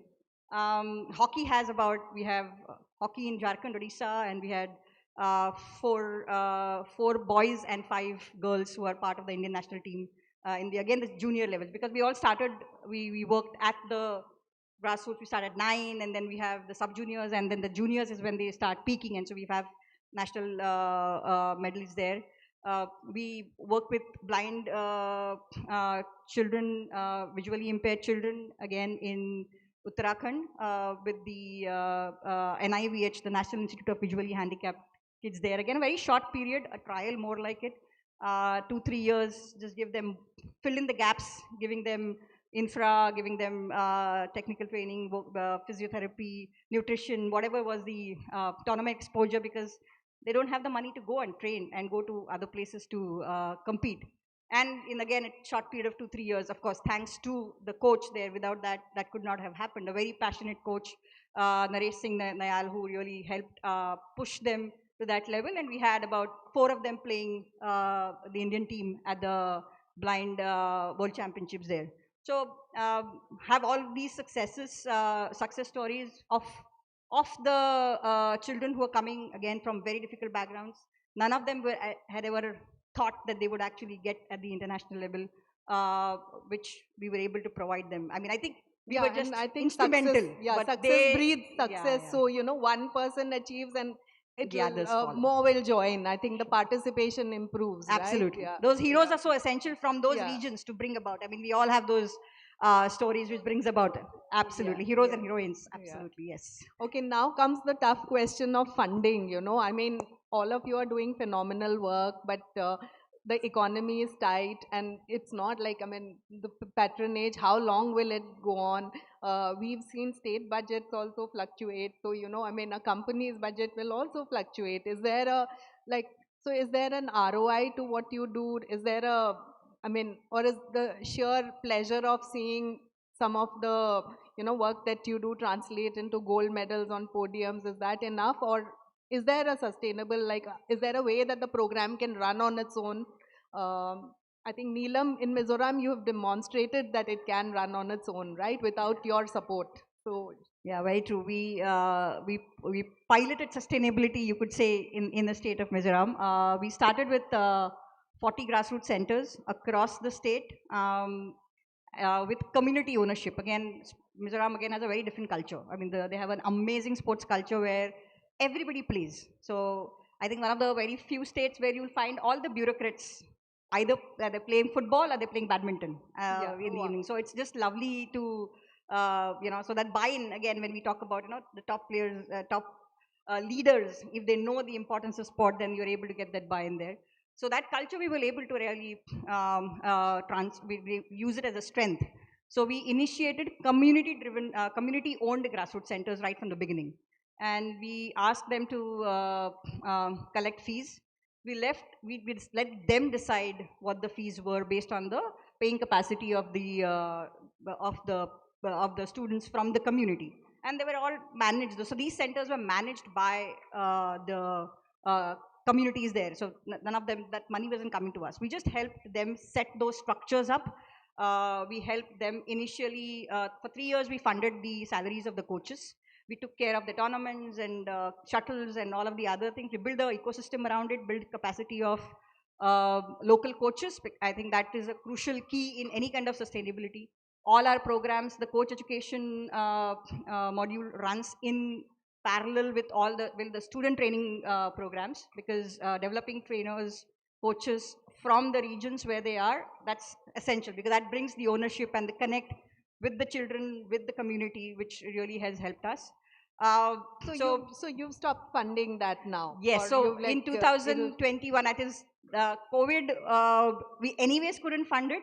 And we thought that this will die down, but surprisingly within like 6 months, as wherever possible, we could see that the community coming up and using the money which they had collected over the 3 years, which was like a balance for them, because we had anyways provided them with salaries. So they could actually sustain that 8 to 10 month period where we couldn't fund the program. And in the next phase, that's how we took them ahead. So they continue to fund the self-sustaining by taking care of the salaries. So today about 25 to 26 grassroots centers across the state are able to run on their own. Which is phenomenal. Give a big hand. I think the idea, I think, should be to catalyze and let everyone take ownership, right? I mean, so do you, if you can share, is that the thought process, or will you is there an infinite pool of funding that is? No, there is no infinite pool of funding, but what I have felt is sports is a magic, to be very frank, and through sports we spoke about grassroots development. It is more on life skill and making the students more confident and bring them as real good top people into the society back. So when I say the 65,000 athletes, I'm very sure about their confidence and skill building back to the society, right? That is where we really target, and through that we have seen enough changes in the community where they're leading lot of initiatives in their own place. And also she touched upon the grassroots coaches. In our program, there is 70 to 80% of coaches are from the community only. Okay. They have trained and they are coming back. We are working on the capacity building, certifying them as coaches, and where they went on, whether they are in our project or outside, they can earn a livelihood also. I must share here that Prijo himself is a football coach, and it was born out of necessity. Yes. Yeah, if you can share the story, which is amazing. Just a quick point in, initially I said students want to come and coach us, right? And students come and asked us. So when we went with the volunteers, we don't know what to do. Some girls asked us, we want to play soccer. I demanded, they came 2. I told you I need to bring 11 players, right? The next 1 hour they brought 15 players. Now they said, you coach me, right? Then we started coaching them. Volunteers started a lot of initiatives, but down the line, 1-2 years, we realized it should be little more at professional level. And we went on to apply for the certifications, and finally I became a football coach where I didn't have any professional level of play and all, but today I am a certified coach under AIF. Wonderful. Give him a big hand, audience. Yeah. Anupam, you've been a CSR leader and you've been feted and awarded as such, and you rightly pointed out that out of the 30,000 crore, just barely 550 crore goes into sports. So is it a battle that you have to fight, like to get your, I mean, it's like when the annual budget is there, how, or is it because if a leader is invested, I know that the Hindustan Zinc CEO is a marathon runner and very sporty in outlook. So does that make a difference? Oh yes, for sure it does, Chitra. There are multiple ingredients that you need to make it a successful program. One is the larger intent, as you said. If you have a leader on the top or the promoter there who's invested into sports, and so is some of our young promoters like Priya or Ananya, they have been heavily invested into sports themselves. It automatically gives you that boost, and they kind of gives you that direction to make sure that you stay invested, because sports is a space where you cannot expect to find results in maybe 1 year, 3 years, 4 years, or even more for that matter. You'll have to stay invested for say 9-10 years to bring out a element of change there, right? To create the sustainable models in them that you were mentioning about. And pretty much it's not just about the players themselves, but it's also about looking at the very fact that a lot of them may not just become active players. They may have to be looked at for other livelihoods as well. So you need to build them in a holistic manner. Maybe look at for their higher education. We started with education being a important piece of their daily life, because we felt it has to be a plus plus piece. It has to be sports plus plus. Sports has to be the key central point, but the enabling points has to be the overall development, education, and multiple other pieces as well.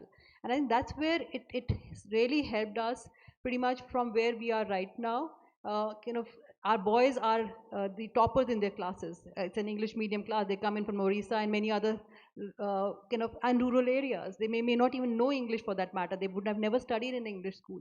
But I think sport is, as I say, sports unite. Sports not just unites physically, but unites mentally as well. Helps you unite to your larger objective, helps you discover yourself. And to kind of sum up my response, I think it's the leadership which is completely supporting us. But I think it's also about the fact that you get that kind of happiness when you see your boys or your girls actually winning medals, even if it is at the district level or at the state level or now national and now international.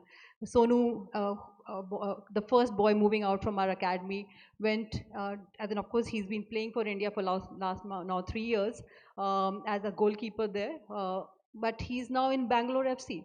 And to let them go, I think that's an element of very importance. When you see that they have groomed themselves to that level or they have been nurtured to that level, you allow them to move on and fly. It's their cuckoo flying away from your nest. I think that's the larger perspective I would like to bring in. Yeah, thank you. Wonderful. You know, as a business reporter, when I talk to corporates about the reasons for investing in sport or something, a lot of them also talk about the sporting culture inside, which promotes unity, teamwork, and all that stuff. But I think in Hindustan Zinc's case, Arun Mishra running inside a tunnel also highlights the hazard of mining. I think what a great purpose that, if you can talk about that. It's a 1 kilometer underground mine somewhere outside India, of course, and they're doing a marathon there. Marathon so inside a tunnel, a mining tunnel. Yeah. Imagine, yeah. So I mean, so it highlights. It works both ways. I think it brings to attention the problems, right? In your journey, if you can also talk about, you know, the challenges that you face. I mean, how do you? I mean, you have a finite budget, but how do you identify the talent or who to? And very often we do hear of stories. It's not very pleasant to talk about it, but we do hear stories of children or their parents gaming the system and declaring themselves, you know, under a certain age, and all sorts of things are happening. So how do you actually get the right see that the funding is going to the right talent, to the meritorious? Keep it very brief. So in the schools, whichever is identified by our project team, when we go, like we say, playing is a right of every child, right? So the first 2 months, our coaches, our coordinators invest in games, fun games in that school. It's just only fun. Orient about this. They can pick up any sport. We are running 14 different discipline of sports. All coaches will be there. They can pick up any sport, play for first 2-3 months. So after 3 months only, we ask the child which sport you want to choose. Right, that is the first step. That is a major step. And once they start coming in, their interest gets generated, then they get into a structured program. And there is a set of curriculum about life skill, nutrition, all the parameters are followed. Then we call after 6 months, because it is an in-school program, during school hours we do. Then we later involve the parents, tell about the child's interest, and then get into a structured coaching program. So that is one methodology which we are following. I think it has been successful. Okay. And would you like to take it, Neelam? Yeah. Yeah, I mean, let's admit it. Age fraud is an issue, definitely an issue in the which we face at the senior level, junior level. The younger age group is where we really face them, and I think that's one of the negative, I would say, impacts of prize money and job security. I mean, those are all great things to have, but it also has this. It just pushes those athletes, players, coaches to do that little bit of tweaking to be able to win those medals. I would say that if at all, one of the ways, I mean, to really combat this, I mean, of course, as corporates, we all definitely propagate ethical participation, and we all, at least through us, we do not let those things happen whenever our players are participating. However, I think if you can start a simple thing like registering the age group or registering the birth certificate of a player right at the first tournament which they play, which is at the grassroots, which there is no ambition, there is no real winning there, where we wanted to really where you don't have that potential defined yet. But if we can have that standardized where we can register that birth certificate and use that and no other, and pass that along when they get to the competitive stages to the federations. If the federations can really look at us and take those from us, it probably might help nip the problem in the bud, because then you already have somebody which is we've got it checked at the root, and then it shouldn't really trickle up there. So that's just one of the ways which I feel we trying to do that, at least in our badminton programs, where we register the certificates even in hockey at the grassroots level, and then we have that and we use that only. We don't let then the players produce anything else when they register it to any other tournament there. Okay, I think we are running out of time, so I'll have a last point.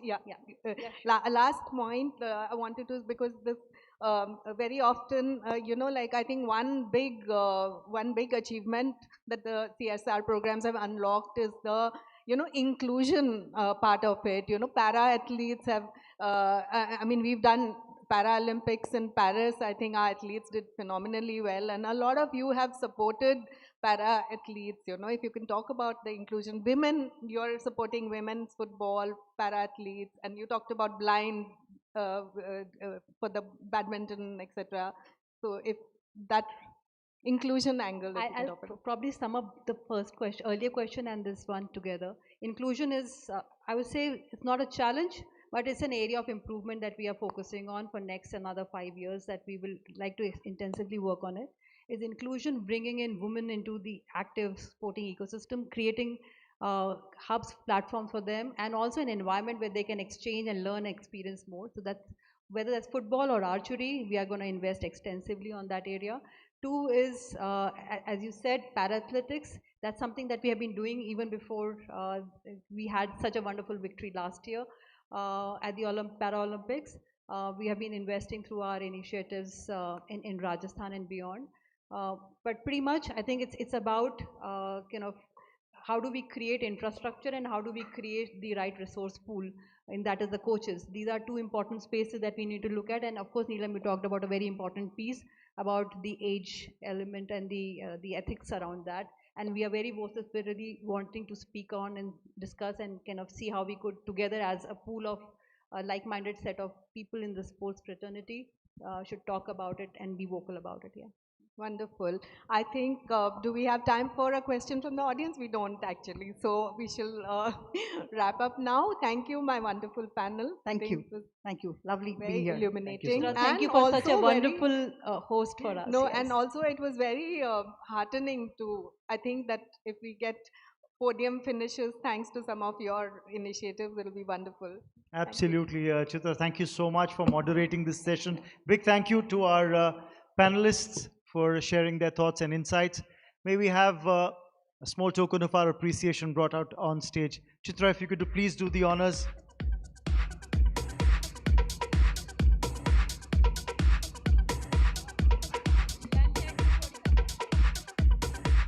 Thank you very much to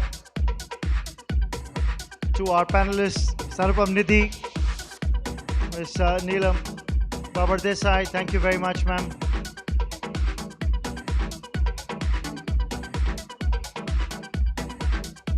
And thank you as well to Prijo Taru. Thank you, Prijo. Many thanks, Chitra, for moderating this. Let's have a photo up.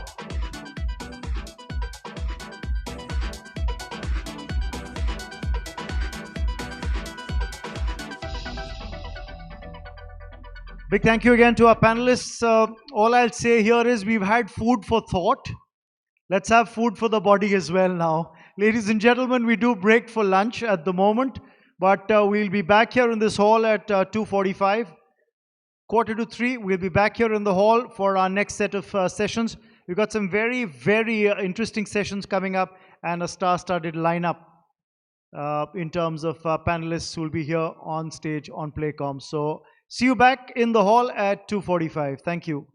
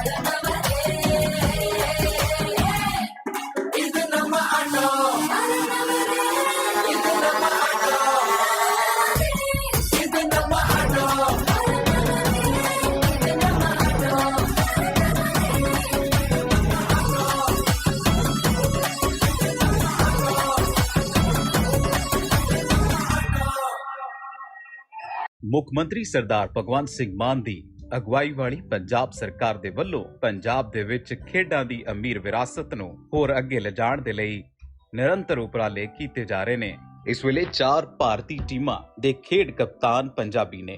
Hockey ਦੇ ਵਿੱਚ Harmanpreet Singh, cricket ਦੇ ਵਿੱਚ ਸ਼ੁਭਮਨ ਗਿੱਲ ਤੇ ਹਰਮਨਪ੍ਰੀਤ ਕੌਰ ਅਤੇ basketball ਦੇ ਵਿੱਚ ਪਲਪ੍ਰੀਤ ਸਿੰਘ ਬਰਾੜ। ਹਾਲੇ ਦੇ ਵਿੱਚ ਹਾਕੀ ਏਸ਼ੀਆ ਕੱਪ ਜਿੱਤਣ ਵਾਲੀ ਭਾਰਤੀ ਟੀਮ ਦੇ ਵਿੱਚ 10 ਖਿਡਾਰੀ ਪੰਜਾਬ ਤੋਂ ਸਨ। ਖੇਡ ਪੱਖੀ ਮਾਹੌਲ ਸਿਰਜਣ, ਖਿਡਾਰੀਆਂ ਨੂੰ ਤਿਆਰ ਕਰਨ, ਇਨਾਮ ਦੇਣ ਅਤੇ ਨੌਕਰੀਆਂ ਦੇਣ ਦੇ ਲਈ ਨਵੀਂ ਖੇਡ ਨੀਤੀ ਬਣਾਈ ਗਈ ਹੈ।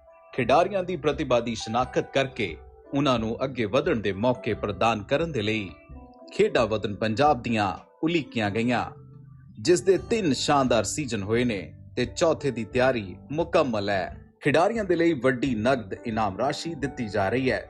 ਪਿਛਲੇ 3.5 ਸਾਲਾਂ ਦੇ ਵਿੱਚ 100 ਕਰੋੜ ਰੁਪਏ ਤੋਂ ਵੱਧ ਦੇ ਇਨਾਮ ਦਿੱਤੇ ਗਏ ਨੇ। ਪੈਰਿਸ ਓਲੰਪਿਕ ਦੇ 19 ਖਿਡਾਰੀਆਂ ਨੂੰ 12.5 ਕਰੋੜ ਰੁਪਏ ਦੀ ਰਾਸ਼ੀ ਵੰਡੀ ਗਈ ਹੈ। ਹਾਂਗਜ਼ੂ ਏਸ਼ੀਅਨ ਗੇਮਸ ਦੇ 58 ਖਿਡਾਰੀਆਂ ਨੂੰ 29.25 ਕਰੋੜ ਰੁਪਏ ਦੀ ਇਨਾਮੀ ਰਾਸ਼ੀ ਵੰਡੀ ਗਈ। ਬਰਮਿੰਘਮ ਕਾਮਨਵੈਲਥ ਗੇਮਸ ਦੇ 23 ਖਿਡਾਰੀਆਂ ਨੂੰ 9.30 ਕਰੋੜ ਰੁਪਏ ਦੀ ਇਨਾਮੀ ਰਾਸ਼ੀ ਵੰਡੀ ਗਈ। ਖੇਡਾਂ ਵਤਨ ਪੰਜਾਬ ਦੀਆਂ ਦੇ 3 ਸੀਜ਼ਨਾਂ ਦੇ ਵਿੱਚ ਜੇਤੂਆਂ ਨੂੰ ਕੁੱਲ 25 ਕਰੋੜ ਰੁਪਏ ਦੀ ਰਾਸ਼ੀ ਵੰਡੀ। ਗੋਆ ਤੇ ਗੁਜਰਾਤ ਨੈਸ਼ਨਲ ਗੇਮਸ ਦੇ 283 ਖਿਡਾਰੀਆਂ ਨੂੰ 12.28 ਕਰੋੜ ਰੁਪਏ ਦੀ ਰਾਸ਼ੀ ਵੰਡੀ ਗਈ। ਪੰਜਾਬ ਵਿੱਚ 3000 ਖੇਡ ਨਰਸਰੀਆਂ ਅਤੇ 10000 ਖੇਡ ਮੈਦਾਨ ਬਣਾਏ ਗਏ ਨੇ। 11 ਖਿਡਾਰੀ PCS ਤੇ DSP ਭਰਤੀ ਕਰਨ ਤੋਂ ਇਲਾਵਾ ਕੋਚ ਭਰਤੀ ਕੀਤੇ ਜਾ ਰਹੇ ਨੇ। ਕੋਚਾਂ ਲਈ ਬਲਬੀਰ ਸਿੰਘ ਸੀਨੀਅਰ ਅਵਾਰਡ ਅਤੇ ਸੀਨੀਅਰ ਤੇ ਜੂਨੀਅਰ ਨੈਸ਼ਨਲ ਜੇਤੂਆਂ ਦੇ ਲਈ ਬਲਬੀਰ ਸਿੰਘ ਸੀਨੀਅਰ ਵਜ਼ੀਫਾ ਸਕੀਮ ਦੀ ਸ਼ੁਰੂਆਤ ਕੀਤੀ। ਪੰਜਾਬ ਸਰਕਾਰ ਦਾ ਇੱਕੋ ਨਾਰਾ, ਖੇਡਦਾ ਪੰਜਾਬ, ਅੱਗੇ ਵਧਦਾ ਪੰਜਾਬ।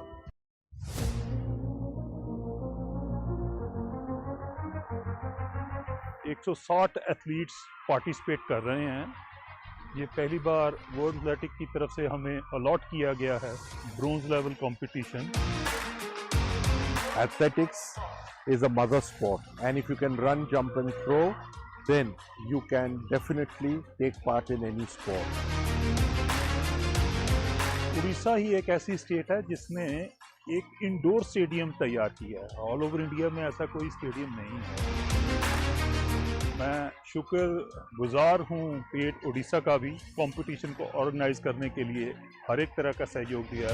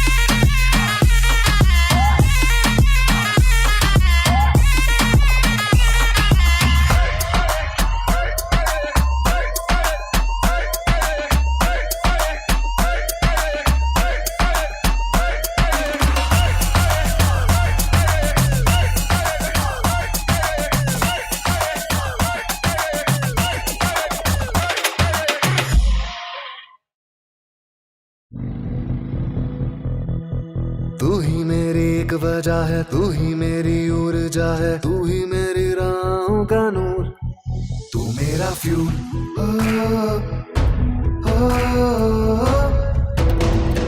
तुझे से मैं चलता हूँ, तेरे लिए जलता हूँ, तुझे से मैं हुआ मशहूर। उत्तर के पहाड़ों से दक्षिण के किनारों तक, पहले इंडियन फिर oil, Indian oil.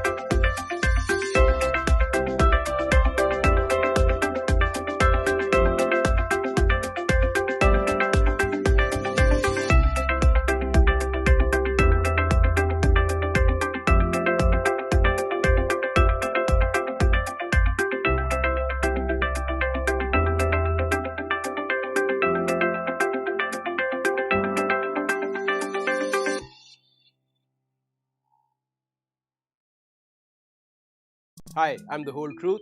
I'm Dr. Protein, and why don't you tell me what protein you want? Well, something with no artificial sweeteners, random chemicals, or amino spikers, just clean protein. Clean? Oh, you want protein or conscience? I got you. Introducing the cleanest, lightest whey protein by the whole truth.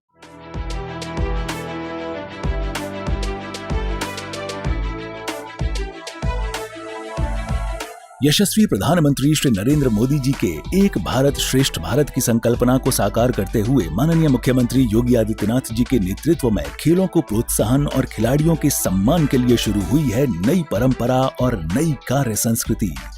राष्ट्र को नेतृत्व देश का युवा देता है और खेल, स्पोर्ट्स उस युवा की ऊर्जा का, उसके जीवन निर्माण का प्रमुख स्रोत होता है। खेलो India, fit India movement, Olympic podium scheme, खेलो इंडिया यूथ गेम्स, सांसद खेल महाकुंभ, यूनिवर्सिटी गेम्स और उत्तर प्रदेश ग्रामीण खेल लीग ने युवा खिलाड़ियों की प्रतिभा को दी है नई पहचान। पहली बार उत्तर प्रदेश में खेल नीति लागू हुई है। इस नई खेल नीति के केंद्र में है खिलाड़ियों को प्रोत्साहन। Olympic games, Paralympic games, Commonwealth games, Asian games और विश्व कप प्रतियोगिताओं के विजेता खिलाड़ियों को डिप्टी एसपी और जिला पंचायत अधिकारी जैसे पदों पर सीधी भर्ती से नियुक्त किया जा रहा है। खिलाड़ियों के लिए प्रत्येक विभाग में ग्रुप सी के 2% पद आरक्षित किए गए हैं। एकलव्य क्रीड़ा कोष से पात्र खिलाड़ियों को प्रतिवर्ष 5 लाख रुपए तक की आर्थिक मदद की जा रही है। आवासीय क्रीड़ा छात्रावासों में उत्कृष्ट प्रशिक्षण के लिए इंटरनेशनल खिलाड़ियों को नियुक्त किया गया है। हमने पूरे देश के अंदर एक नई कार्य संस्कृति को देखा है। प्रत्येक क्षेत्र में अभूतपूर्व विकास हुआ है और खेल और खिलाड़ियों के बारे में पूरे देश की सोच को बदला है। मेरठ में 338 करोड़ रुपए की लागत से मेजर ध्यानचंद खेल विश्वविद्यालय की स्थापना के साथ ही शहर बन रहा है स्पोर्ट्स हब। वाराणसी में अंतर्राष्ट्रीय क्रिकेट स्टेडियम का निर्माण पीपीपी मोड में बीसीसीआई द्वारा कराया जा रहा है। 315 करोड़ की लागत से सिगरा स्टेडियम का विकास और आधुनिकीकरण किया गया है। गोरखपुर में कराया गया है विश्व स्तरीय वाटर स्पोर्ट्स कॉम्प्लेक्स का निर्माण, जहां गोवा जैसे वाटर एडवेंचर स्पोर्ट्स के आयोजन हो रहे हैं। इस स्पोर्ट्स कॉम्प्लेक्स में विकसित की गई है बोटिंग, वाटर बाइकिंग और स्कीइंग जैसी सुविधाएं। लखनऊ, गोरखपुर और सैफई में स्पोर्ट्स कॉलेज की शुरुआत हो चुकी है। इसी वर्ष फतेहपुर और सहारनपुर में भी ऐसे कॉलेज खोले जाएंगे। प्रदेश ने डेविस कप, मोटो जीपी, आईपीएल और स्टेट प्रीमियर लीग जैसी प्रतियोगिताओं की मेजबानी का गौरव प्राप्त किया है। माननीय मुख्यमंत्री जी की पहल पर वर्ष 2018 से अब तक 252 खिलाड़ियों को उपलब्ध कराई गई है 169 करोड़ रुपए की पुरस्कार राशि। नया उत्तर प्रदेश खेलों के प्रोत्साहन और खिलाड़ियों के सम्मान की दिशा में उठा रहा है नित नए कदम। ये इन्हीं बेस्ट प्रैक्टिसेस का सुफल है कि नया उत्तर प्रदेश खेल जगत के आकाश में एक नई शक्ति के तौर पर उभर रहा है। खेल प्रतिभाओं को सम्मान, नए उत्तर प्रदेश की पहचान।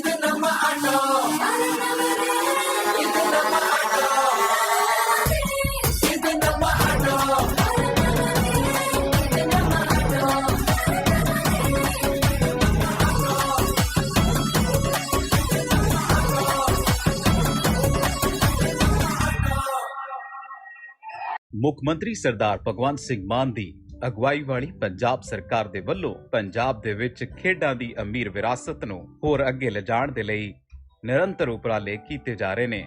ਇਸ ਵੇਲੇ 4 ਭਾਰਤੀ ਟੀਮਾਂ ਦੇ ਖੇਡ ਕਪਤਾਨ ਪੰਜਾਬੀ ਨੇ। ਹਾਕੀ ਦੇ ਵਿੱਚ ਹਰਮਨਪ੍ਰੀਤ ਸਿੰਘ, ਕ੍ਰਿਕਟ ਦੇ ਵਿੱਚ ਸ਼ੁਭਮਨ ਗਿੱਲ ਤੇ ਹਰਮਨਪ੍ਰੀਤ ਕੌਰ ਅਤੇ ਬਾਸਕਟਬਾਲ ਦੇ ਵਿੱਚ ਪਲਪ੍ਰੀਤ ਸਿੰਘ ਬਰਾੜ। ਹਾਲੇ ਦੇ ਵਿੱਚ ਹਾਕੀ ਏਸ਼ੀਆ ਕੱਪ ਜਿੱਤਣ ਵਾਲੀ ਭਾਰਤੀ ਟੀਮ ਦੇ ਵਿੱਚ 10 ਖਿਡਾਰੀ ਪੰਜਾਬ ਤੋਂ ਸਨ। ਖੇਡ ਪੱਖੀ ਮਾਹੌਲ ਸਿਰਜਣ, ਖਿਡਾਰੀਆਂ ਨੂੰ ਤਿਆਰ ਕਰਨ, ਇਨਾਮ ਦੇਣ ਅਤੇ ਨੌਕਰੀਆਂ ਦੇਣ ਦੇ ਲਈ ਨਵੀਂ ਖੇਡ ਨੀਤੀ ਬਣਾਈ ਗਈ ਹੈ। ਖਿਡਾਰੀਆਂ ਦੀ ਪ੍ਰਤਿਭਾ ਦੀ ਸ਼ਨਾਖਤ ਕਰਕੇ ਉਹਨਾਂ ਨੂੰ ਅੱਗੇ ਵਧਣ ਦੇ ਮੌਕੇ ਪ੍ਰਦਾਨ ਕਰਨ ਦੇ ਲਈ ਖੇਡਾਂ ਵਤਨ ਪੰਜਾਬ ਦੀਆਂ ਉਲੀਕੀਆਂ ਗਈਆਂ, ਜਿਸ ਦੇ 3 ਸ਼ਾਨਦਾਰ ਸੀਜ਼ਨ ਹੋਏ ਨੇ ਤੇ ਚੌਥੇ ਦੀ ਤਿਆਰੀ ਮੁਕੰਮਲ ਹੈ। ਖਿਡਾਰੀਆਂ ਦੇ ਲਈ ਵੱਡੀ ਨਗਦ ਇਨਾਮ ਰਾਸ਼ੀ ਦਿੱਤੀ ਜਾ ਰਹੀ ਹੈ। ਪਿਛਲੇ 3.5 ਸਾਲਾਂ ਦੇ ਵਿੱਚ 100 ਕਰੋੜ ਰੁਪਏ ਤੋਂ ਵੱਧ ਦੇ ਇਨਾਮ ਦਿੱਤੇ ਗਏ ਨੇ। ਪੈਰਿਸ 올림픽 ਦੇ 19 ਖਿਡਾਰੀਆਂ ਨੂੰ 12.5 ਕਰੋੜ ਰੁਪਏ ਦੀ ਰਾਸ਼ੀ ਵੰਡੀ ਗਈ ਹੈ। ਹਾਂਗਜ਼ੂ ਏਸ਼ੀਅਨ ਗੇਮਸ ਦੇ 58 ਖਿਡਾਰੀਆਂ ਨੂੰ 29.25 ਕਰੋੜ ਰੁਪਏ ਦੀ ਇਨਾਮੀ ਰਾਸ਼ੀ ਵੰਡੀ ਗਈ।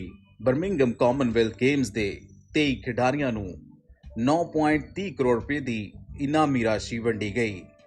ਖੇਡਾਂ ਵਤਨ ਪੰਜਾਬ ਦੀਆਂ ਦੇ 3 ਸੀਜ਼ਨਾਂ ਦੇ ਵਿੱਚ ਜੇਤੂਆਂ ਨੂੰ ਕੁੱਲ 25 ਕਰੋੜ ਰੁਪਏ ਦੀ ਰਾਸ਼ੀ ਵੰਡੀ। ਗੋਆ ਤੇ ਗੁਜਰਾਤ ਨੈਸ਼ਨਲ ਗੇਮਸ ਦੇ 283 ਖਿਡਾਰੀਆਂ ਨੂੰ 12.28 ਕਰੋੜ ਰੁਪਏ ਦੀ ਰਾਸ਼ੀ ਵੰਡੀ ਗਈ। ਪੰਜਾਬ ਵਿੱਚ 3000 ਖੇਡ ਨਰਸਰੀਆਂ ਅਤੇ 10000 ਖੇਡ ਮੈਦਾਨ ਬਣਾਏ ਗਏ ਨੇ। 11 ਖਿਡਾਰੀ PCS ਤੇ DSP ਭਰਤੀ ਕਰਨ ਤੋਂ ਇਲਾਵਾ ਕੋਚ ਭਰਤੀ ਕੀਤੇ ਜਾ ਰਹੇ ਨੇ। ਕੋਚਾਂ ਲਈ ਬਲਬੀਰ ਸਿੰਘ ਸੀਨੀਅਰ ਅਵਾਰਡ ਅਤੇ ਸੀਨੀਅਰ ਤੇ ਜੂਨੀਅਰ ਨੈਸ਼ਨਲ ਜੇਤੂਆਂ ਦੇ ਲਈ ਬਲਬੀਰ ਸਿੰਘ ਸੀਨੀਅਰ ਵਜ਼ੀਫਾ ਸਕੀਮ ਦੀ ਸ਼ੁਰੂਆਤ ਕੀਤੀ। ਪੰਜਾਬ ਸਰਕਾਰ ਦਾ ਇੱਕੋ ਨਾਰਾ, ਖੇਡਦਾ ਪੰਜਾਬ, ਅੱਗੇ ਵਧਦਾ ਪੰਜਾਬ।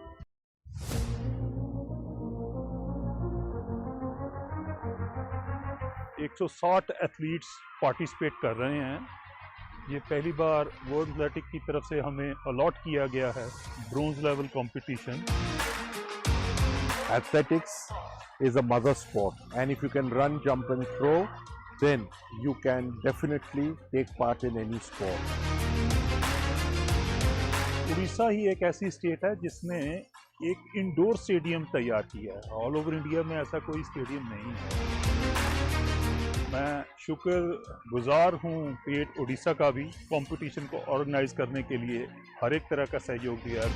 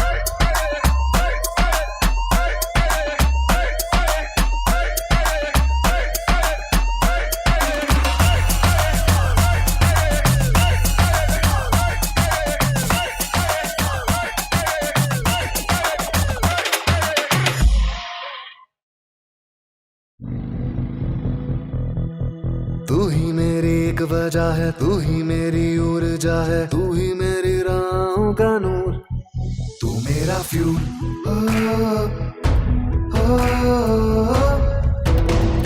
तुझे से मैं जलता हूँ, तेरे लिए जलता हूँ, तुझे से मैं हुआ मशहूर। उत्तर के पहाड़ों से दक्षिण के किनारों तक, पहले इंडियन फिर oil, Indian oil.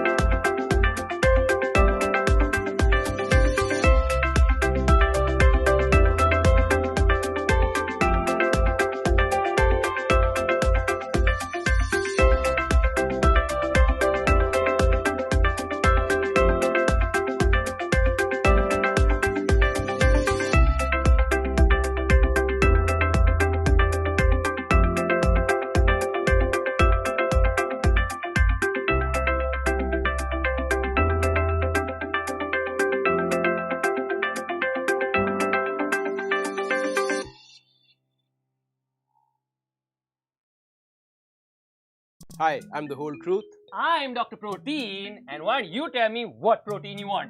Well, something with no artificial sweeteners, random chemicals, or amino spikers, just clean protein. Clean! Oh, you want protein or conscience? I got you. Introducing the cleanest, lightest whey protein by the whole truth.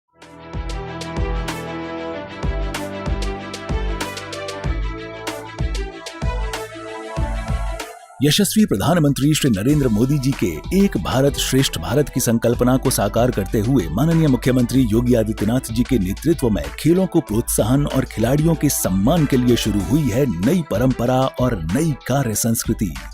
राष्ट्र को नेतृत्व देश का युवा देता है और खेल, स्पोर्ट्स उस युवा की ऊर्जा का, उसके जीवन निर्माण का प्रमुख स्रोत होता है। खेलो India, fit India movement, Olympic podium scheme, खेलो इंडिया यूथ गेम्स, सांसद खेल महाकुंभ, यूनिवर्सिटी गेम्स और उत्तर प्रदेश ग्रामीण खेल लीग ने युवा खिलाड़ियों की प्रतिभा को दी है नई पहचान।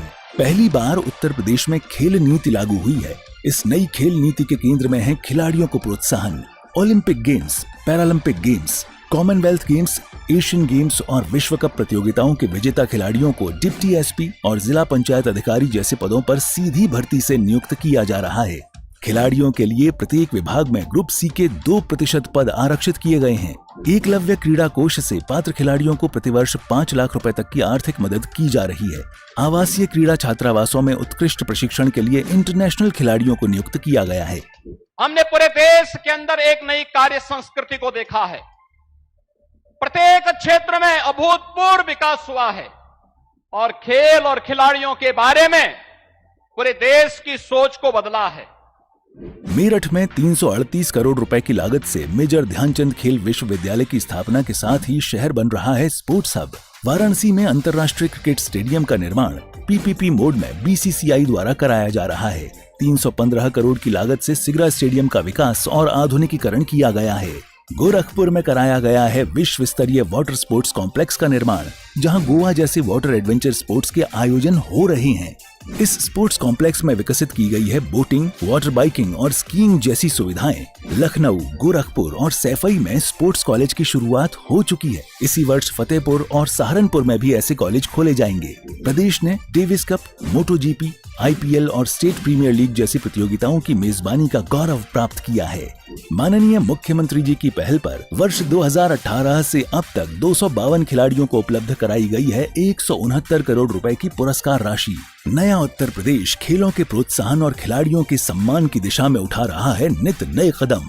ये इन्हीं बेस्ट प्रैक्टिसेस का सुफल है कि नया उत्तर प्रदेश खेल जगत के आकाश में एक नई शक्ति के तौर पर उभर रहा है।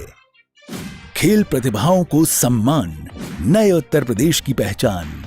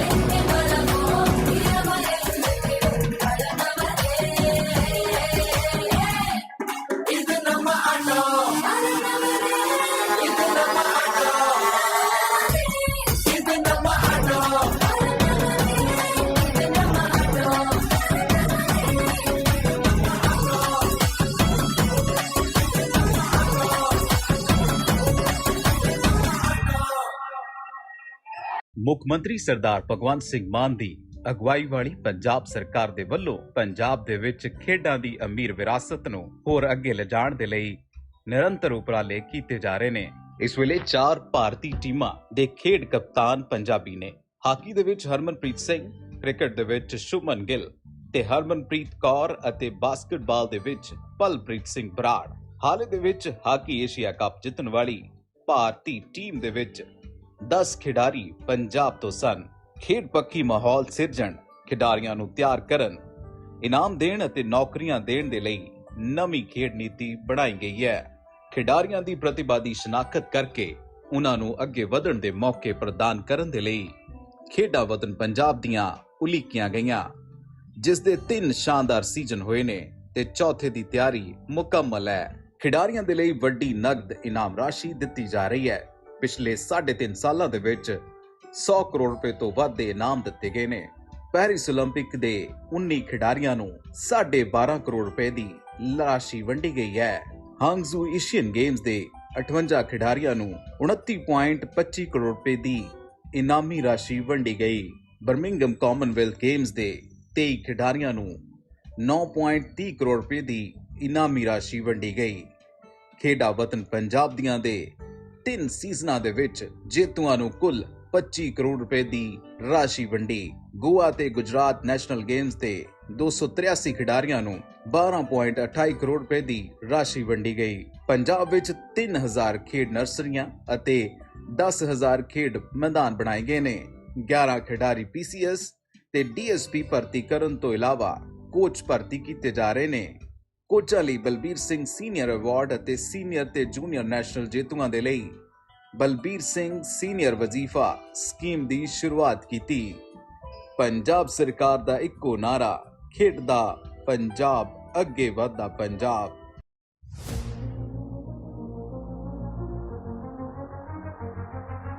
160 एथलीट्स पार्टिसिपेट कर रहे हैं। ये पहली बार वर्ल्ड एथलेटिक की तरफ से हमें अलॉट किया गया है bronze level competition. Athletics is a mother sport, and if you can run, jump and throw, then you can definitely take part in any sport. Orissa ही एक ऐसी स्टेट है जिसने एक इंडोर स्टेडियम तैयार किया है। ऑल ओवर इंडिया में ऐसा कोई स्टेडियम नहीं है। मैं शुक्रगुजार हूँ स्टेट उड़ीसा का भी, कंपटीशन को ऑर्गेनाइज करने के लिए हर एक तरह का सहयोग दिया।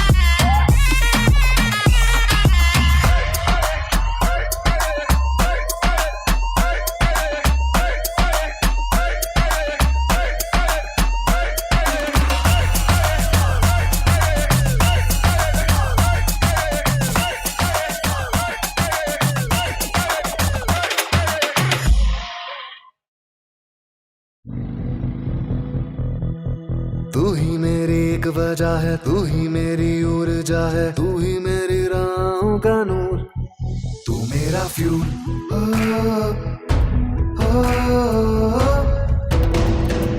तुझसे मैं चलता हूँ, तेरे लिए जलता हूँ, तुझसे मैं हुआ मशहूर। उत्तर के पहाड़ों से दक्षिण के किनारों तक, पहले इंडियन फिर oil, Indian oil.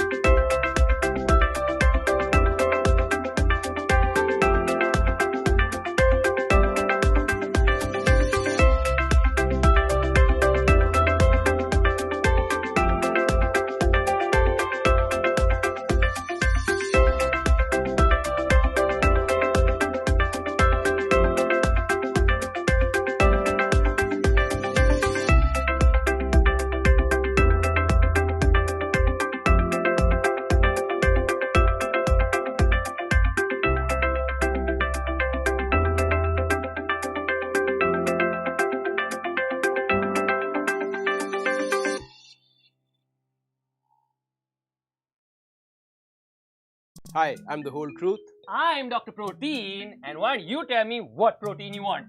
Well, something with no artificial sweeteners, random chemicals, or amino spikers, just clean protein. Clean! Oh, you want protein or conscience? I got you. Introducing the cleanest, lightest whey protein by the whole truth.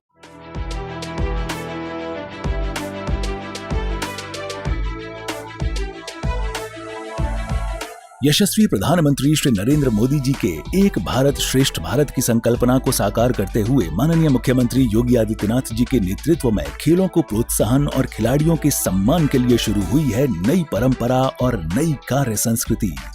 राष्ट्र को नेतृत्व देश का युवा देता है और खेल, स्पोर्ट्स उस युवा की ऊर्जा का, उसके जीवन निर्माण का प्रमुख स्रोत होता है। खेलो India, fit India movement, Olympic podium scheme, खेलो इंडिया यूथ गेम्स, सांसद खेल महाकुंभ, यूनिवर्सिटी गेम्स और उत्तर प्रदेश ग्रामीण खेल लीग ने युवा खिलाड़ियों की प्रतिभा को दी है नई पहचान।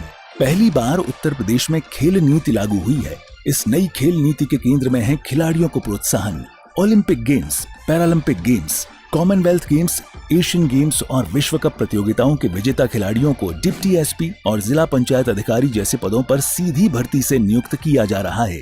खिलाड़ियों के लिए प्रत्येक विभाग में ग्रुप सी के 2% पद आरक्षित किए गए हैं। एकलव्य क्रीड़ा कोष से पात्र खिलाड़ियों को प्रतिवर्ष 5 लाख रुपए तक की आर्थिक मदद की जा रही है। आवासीय क्रीड़ा छात्रावासों में उत्कृष्ट प्रशिक्षण के लिए इंटरनेशनल खिलाड़ियों को नियुक्त किया गया है। हमने पूरे देश के अंदर एक नई कार्य संस्कृति को देखा है। प्रत्येक क्षेत्र में अभूतपूर्व विकास हुआ है और खेल और खिलाड़ियों के बारे में पूरे देश की सोच को बदला है। मेरठ में 338 करोड़ रुपए की लागत से मेजर ध्यानचंद खेल विश्वविद्यालय की स्थापना के साथ ही शहर बन रहा है स्पोर्ट्स हब। वाराणसी में अंतर्राष्ट्रीय क्रिकेट स्टेडियम का निर्माण पीपीपी मोड में बीसीसीआई द्वारा कराया जा रहा है। 315 करोड़ की लागत से सिगरा स्टेडियम का विकास और आधुनिकीकरण किया गया है। गोरखपुर में कराया गया है विश्व स्तरीय वाटर स्पोर्ट्स कॉम्प्लेक्स का निर्माण, जहां गोवा जैसे वाटर एडवेंचर स्पोर्ट्स के आयोजन हो रहे हैं। इस स्पोर्ट्स कॉम्प्लेक्स में विकसित की गई है बोटिंग, वाटर बाइकिंग और स्कीइंग जैसी सुविधाएं। लखनऊ, गोरखपुर और सैफई में स्पोर्ट्स कॉलेज की शुरुआत हो चुकी है। इसी वर्ष फतेहपुर और सहारनपुर में भी ऐसे कॉलेज खोले जाएंगे। प्रदेश ने डेविस कप, मोटो जीपी, आईपीएल और स्टेट प्रीमियर लीग जैसी प्रतियोगिताओं की मेजबानी का गौरव प्राप्त किया है। माननीय मुख्यमंत्री जी की पहल पर वर्ष 2018 से अब तक 252 खिलाड़ियों को उपलब्ध कराई गई है 169 करोड़ रुपए की पुरस्कार राशि। नया उत्तर प्रदेश खेलों के प्रोत्साहन और खिलाड़ियों के सम्मान की दिशा में उठा रहा है नित नए कदम। ये इन्हीं बेस्ट प्रैक्टिसेस का सुफल है कि नया उत्तर प्रदेश खेल जगत के आकाश में एक नई शक्ति के तौर पर उभर रहा है। खेल प्रतिभाओं को सम्मान, नए उत्तर प्रदेश की पहचान।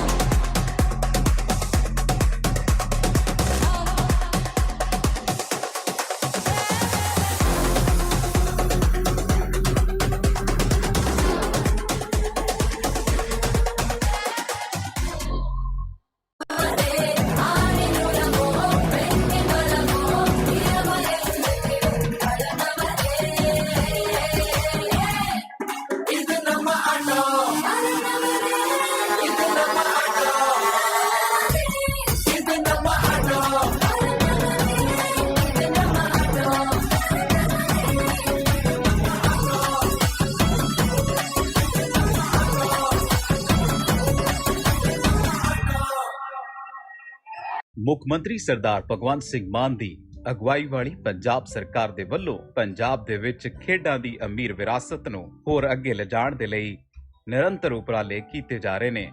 ਇਸ ਵੇਲੇ 4 ਭਾਰਤੀ ਟੀਮਾਂ ਦੇ ਖੇਡ ਕਪਤਾਨ ਪੰਜਾਬੀ ਨੇ।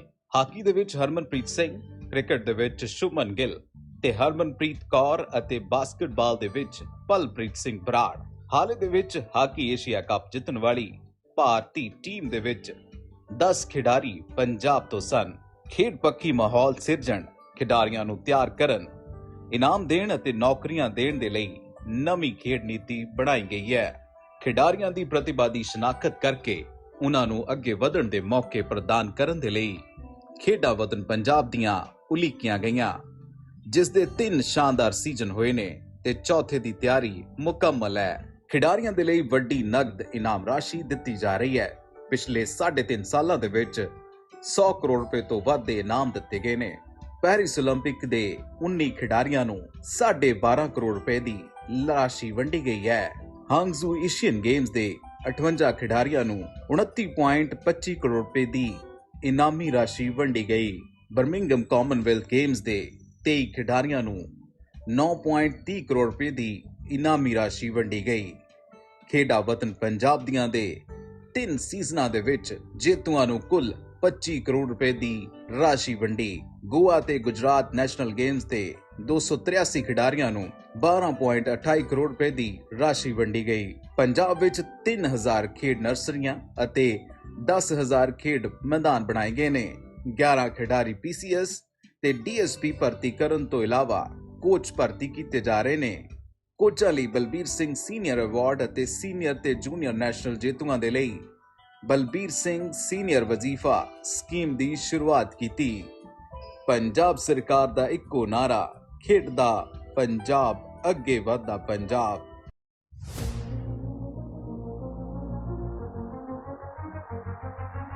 एक 160 एथलीट्स पार्टिसिपेट कर रहे हैं। ये पहली बार वर्ल्ड एथलेटिक की तरफ से हमें अलॉट किया गया है bronze level competition. Athletics is a mother sport, and if you can run, jump and throw, then you can definitely take part in any sport. Orissa ही एक ऐसी स्टेट है जिसने एक इंडोर स्टेडियम तैयार किया है। ऑल ओवर इंडिया में ऐसा कोई स्टेडियम नहीं है। मैं शुक्रगुजार हूँ स्टेट उड़ीसा का भी, कंपटीशन को ऑर्गेनाइज करने के लिए हर एक तरह का सहयोग दिया है।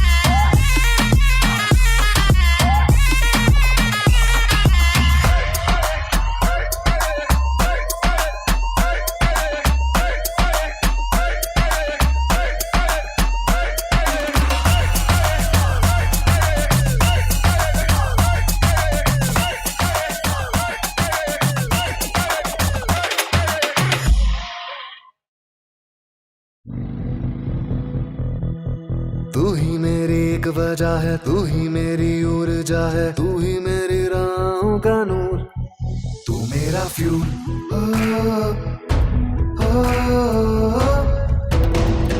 तुझे से मैं चलता हूँ, तेरे लिए जलता हूँ, तुझे से मैं हुआ मशहूर। उत्तर के पहाड़ों से दक्षिण के किनारों तक, पहले इंडियन फिर oil, Indian oil.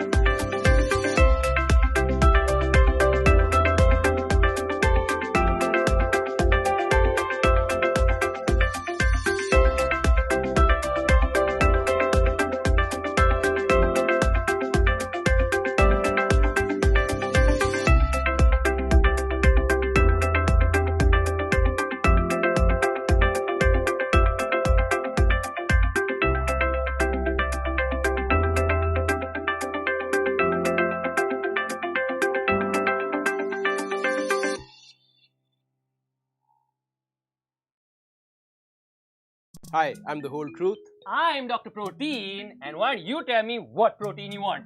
Well, something with no artificial sweeteners, random chemicals, or amino spikers, just clean protein. Clean? Oh, you want protein or conscience? I got you. Introducing the cleanest, lightest whey protein by the whole truth.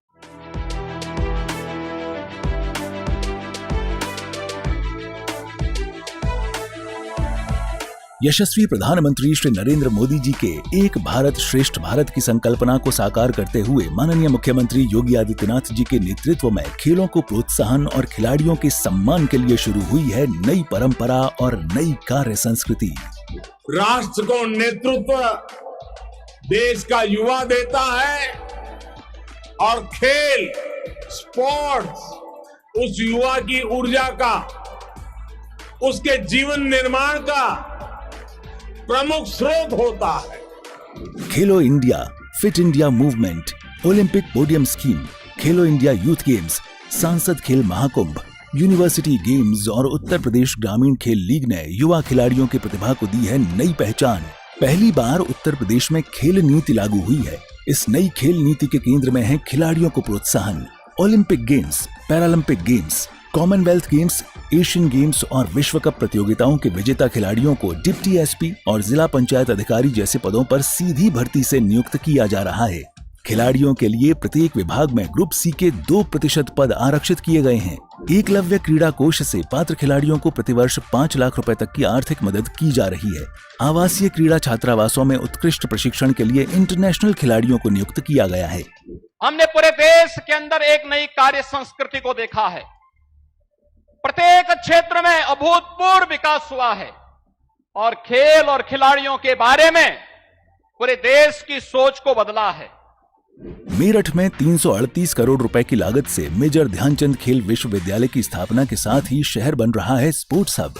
Varanasi में अंतर्राष्ट्रीय cricket stadium का निर्माण PPP mode में BCCI द्वारा कराया जा रहा है।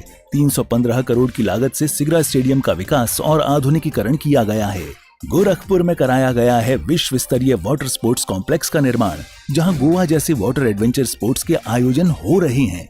इस स्पोर्ट्स कॉम्प्लेक्स में विकसित की गई है बोटिंग, वाटर बाइकिंग और स्कीइंग जैसी सुविधाएं। लखनऊ, गोरखपुर और सैफई में स्पोर्ट्स कॉलेज की शुरुआत हो चुकी है। इसी वर्ष फतेहपुर और सहारनपुर में भी ऐसे कॉलेज खोले जाएंगे। प्रदेश ने डेविस कप, मोटो जीपी, आईपीएल और स्टेट प्रीमियर लीग जैसी प्रतियोगिताओं की मेजबानी का गौरव प्राप्त किया है।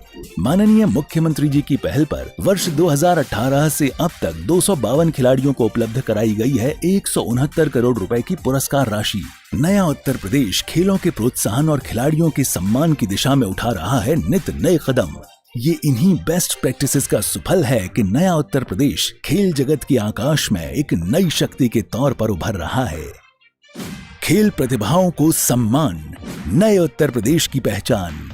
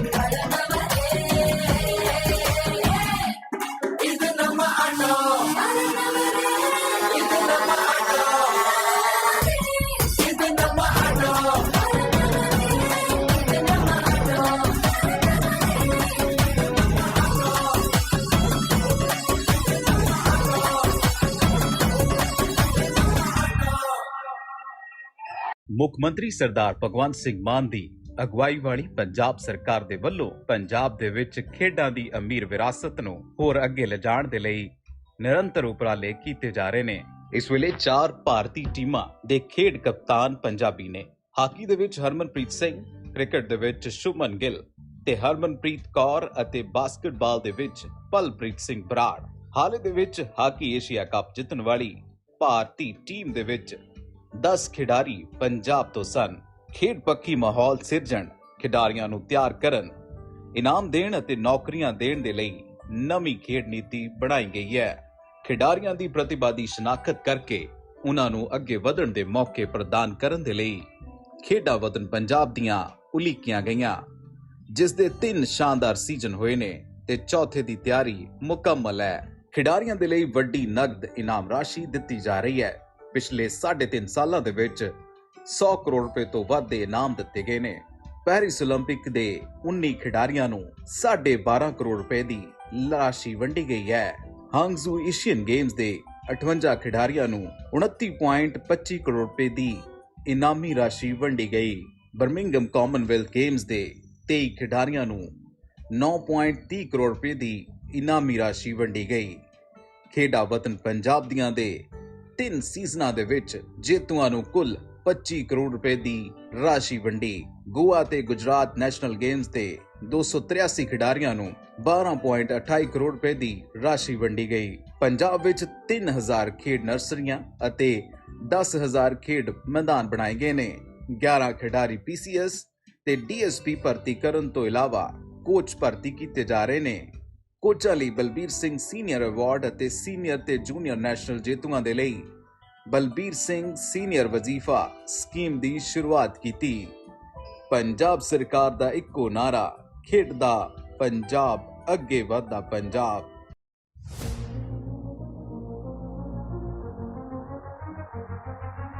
एक 160 एथलीट्स पार्टिसिपेट कर रहे हैं। ये पहली बार वर्ल्ड एथलेटिक की तरफ से हमें अलॉट किया गया है ब्रोंज लेवल कंपटीशन।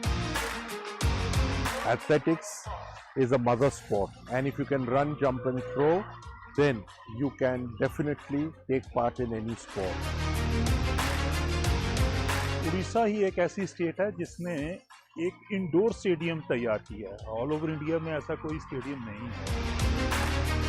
मैं शुक्रगुजार हूँ स्टेट उड़ीसा का भी, कंपटीशन को ऑर्गेनाइज करने के लिए हर एक तरह का सहयोग दिया है।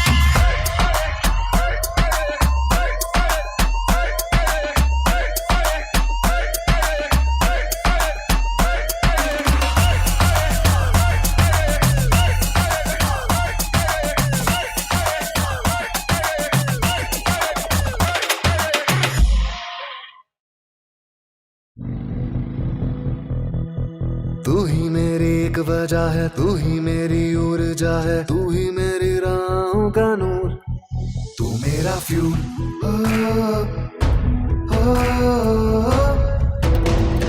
तुझे से मैं चलता हूँ, तेरे लिए जलता हूँ, तुझे से मैं हुआ मशहूर। उत्तर के पहाड़ों से दक्षिण के किनारों तक, पहले इंडियन फिर oil, Indian oil.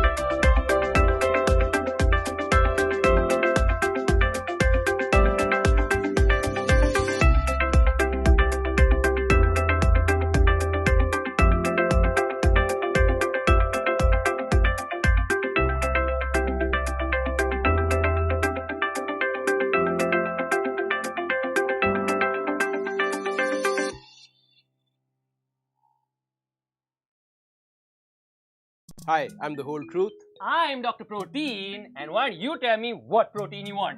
Well, something with no artificial sweeteners, random chemicals, or amino spikers, just clean protein. Clean! Oh, you want protein or conscience?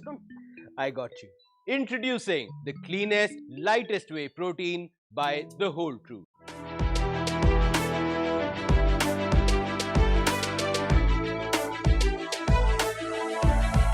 यशस्वी प्रधानमंत्री श्री नरेंद्र मोदी जी के एक भारत श्रेष्ठ भारत की संकल्पना को साकार करते हुए माननीय मुख्यमंत्री योगी आदित्यनाथ जी के नेतृत्व में खेलों को प्रोत्साहन और खिलाड़ियों के सम्मान के लिए शुरू हुई है नई परंपरा और नई कार्य संस्कृति। राष्ट्र को नेतृत्व देश का युवा देता है और खेल स्पोर्ट्स उस युवा की ऊर्जा का, उसके जीवन निर्माण का प्रमुख स्रोत होता है। खेलो India, fit India movement, Olympic podium scheme, खेलो इंडिया यूथ गेम्स, सांसद खेल महाकुंभ, यूनिवर्सिटी गेम्स और उत्तर प्रदेश ग्रामीण खेल लीग ने युवा खिलाड़ियों की प्रतिभा को दी है नई पहचान। पहली बार उत्तर प्रदेश में खेल नीति लागू हुई है। इस नई खेल नीति के केंद्र में है खिलाड़ियों को प्रोत्साहन। Olympic games, Paralympic games, Commonwealth games, Asian games और विश्व कप प्रतियोगिताओं के विजेता खिलाड़ियों को डिप्टी एसपी और जिला पंचायत अधिकारी जैसे पदों पर सीधी भर्ती से नियुक्त किया जा रहा है। खिलाड़ियों के लिए प्रत्येक विभाग में ग्रुप सी के 2% पद आरक्षित किए गए हैं। एकलव्य क्रीड़ा कोष से पात्र खिलाड़ियों को प्रतिवर्ष 5 लाख रुपए तक की आर्थिक मदद की जा रही है। आवासीय क्रीड़ा छात्रावासों में उत्कृष्ट प्रशिक्षण के लिए इंटरनेशनल खिलाड़ियों को नियुक्त किया गया है। हमने पूरे देश के अंदर एक नई कार्य संस्कृति को देखा है।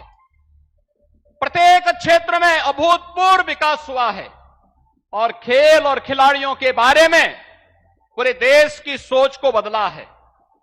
मेरठ में 338 करोड़ रुपए की लागत से मेजर ध्यानचंद खेल विश्वविद्यालय की स्थापना के साथ ही शहर बन रहा है स्पोर्ट्स हब। वाराणसी में अंतर्राष्ट्रीय क्रिकेट स्टेडियम का निर्माण पीपीपी मोड में बीसीसीआई द्वारा कराया जा रहा है। 315 करोड़ की लागत से सिगरा स्टेडियम का विकास और आधुनिकीकरण किया गया है। गोरखपुर में कराया गया है विश्व स्तरीय वाटर स्पोर्ट्स कॉम्प्लेक्स का निर्माण, जहां गोवा जैसे वाटर एडवेंचर स्पोर्ट्स के आयोजन हो रहे हैं। इस स्पोर्ट्स कॉम्प्लेक्स में विकसित की गई है बोटिंग, वाटर बाइकिंग और स्कीइंग जैसी सुविधाएं। लखनऊ, गोरखपुर और सैफई में स्पोर्ट्स कॉलेज की शुरुआत हो चुकी है। इसी वर्ष फतेहपुर और सहारनपुर में भी ऐसे कॉलेज खोले जाएंगे। प्रदेश ने डेविस कप, मोटो जीपी, आईपीएल और स्टेट प्रीमियर लीग जैसी प्रतियोगिताओं की मेजबानी का गौरव प्राप्त किया है। माननीय मुख्यमंत्री जी की पहल पर वर्ष 2018 से अब तक 252 खिलाड़ियों को उपलब्ध कराई गई है 169 करोड़ रुपए की पुरस्कार राशि। नया उत्तर प्रदेश खेलों के प्रोत्साहन और खिलाड़ियों के सम्मान की दिशा में उठा रहा है नित नए कदम। Right, good afternoon, ladies and gentlemen. Once again, I hope you've had a sumptuous lunch, because we are all set for some wonderful exchange of ideas that's going to be food for thought. And right here at this particular venue, at this stage at PlayCom. Ladies and gentlemen, our next discussion is going to be new frontiers in sports, play, fitness and more. And we're hoping that's going to expand our understanding of the concept of sport and of course to include health and well-being as well. May I invite our set of panelists for this discussion on the stage. Warm welcome to Mr. Deepak Raj, Country Head, Ironman India and Hydrox. Can we have you come up on stage, please, sir? As fit as ever, Deepak Raj is one of India's foremost endurance athletes and a driving force behind the country's triathlon and hybrid fitness movement. Good to have you here with us. Of course, the co-founder and CEO of Yoska as well. He leads the pioneering digital fitness platform that offers structured training across running, cycling, triathlon and general fitness as well. Inviting on stage now, Samir Pathak, President Pickleball. Can we have Samir join us on stage, please? He is the president for Pickleball at Times Group, leading the company's entry into racket sports with a focus on scaling pickleball and paddle in India. Previously, Samir also served as CEO of the Global Chess League, where he pioneered the world's first franchise-based chess format. Good to have you here with us, bringing a diverse experience of multiple sports. May I invite on stage now Ms. Neha Parab Kandalgaonkar. She is the Vice President and Head of Corporate Communications at ProCam International. With over 2 decades of experience in the sports industry, that's what Neha brings to the dais at the moment. Currently with ProCam International. Of course, she's developed and executed integrated campaigns for flagship events such as the Tata Mumbai Marathon, Vedanta Delhi Half Marathon, TCS World 10K in Bangalore, and the Tata Steel Kolkata 25K. I've been happy to work on a few of those events with Neha, so we go back a long way. Good to see you once again. And may I invite on stage Mr. Parveen Dabas, co-founder Pro Panja League. They've just successfully completed another season of Pro Panja. It went off very well. It was just last month. We all know him as the fantabulous actor and recognize his memorable performances in movies such as Khosla Ka Ghosla. But beyond screen, he has emerged as a dynamic entrepreneur and shaping the landscape of Indian sport. As I said before, co-founder of the Pro Panja League, redefining the perception of arm wrestling in India, taking a very native sport and giving it a very glossy feel. And may I invite on stage Mr. Tuhin Mishra, MD and co-founder at Baseline Ventures. Can we have Tuhin join us on stage, please? Director, Prime Volleyball League as well. Brings so much of experience, does Tuhin. Across media, advertising and sports management. He co-founded Baseline Ventures in 2014 with a vision to create more meaningful opportunities for athletes. He's managed some of the top athletes in the country. And of course, Baseline is the lifeblood of the Prime Volleyball League as well. We have another season coming up pretty soon, if I'm not mistaken on that. Well, this is going to be a very interesting discussion. To moderate this panel, may I invite Aparajita Biswas, Head of Marketing at the Hindu Group. Very popular among her peers and widely respected by one and all. A seasoned marketing specialist with over 15 years of diverse experience across telecom, F&B and media industries. Aparajita has successfully led and nurtured some of the most renowned global brands, including Vodafone, Times of India, Carlsberg, and Cafe Coffee Day, and of course, now with the Hindu Group. Over to you. Thank you so much, Raman.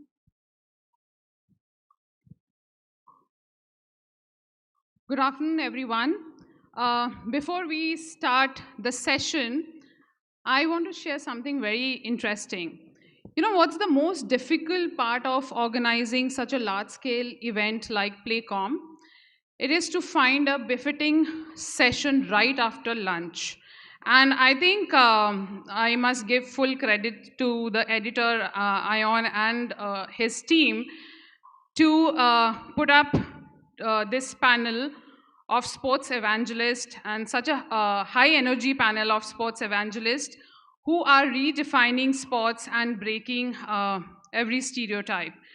I mean, who wouldn't want to listen to Deepak from Ironman India, where athletes voluntarily sign up to bike, run, swim until their legs give up?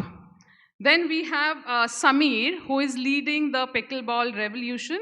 Might sound like a snack, but it's a fast-paced mashup of tennis, table tennis, and badminton.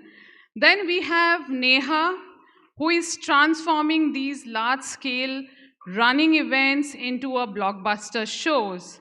And of course, Parveen, arm wrestling stereotypes with Pro Panja League.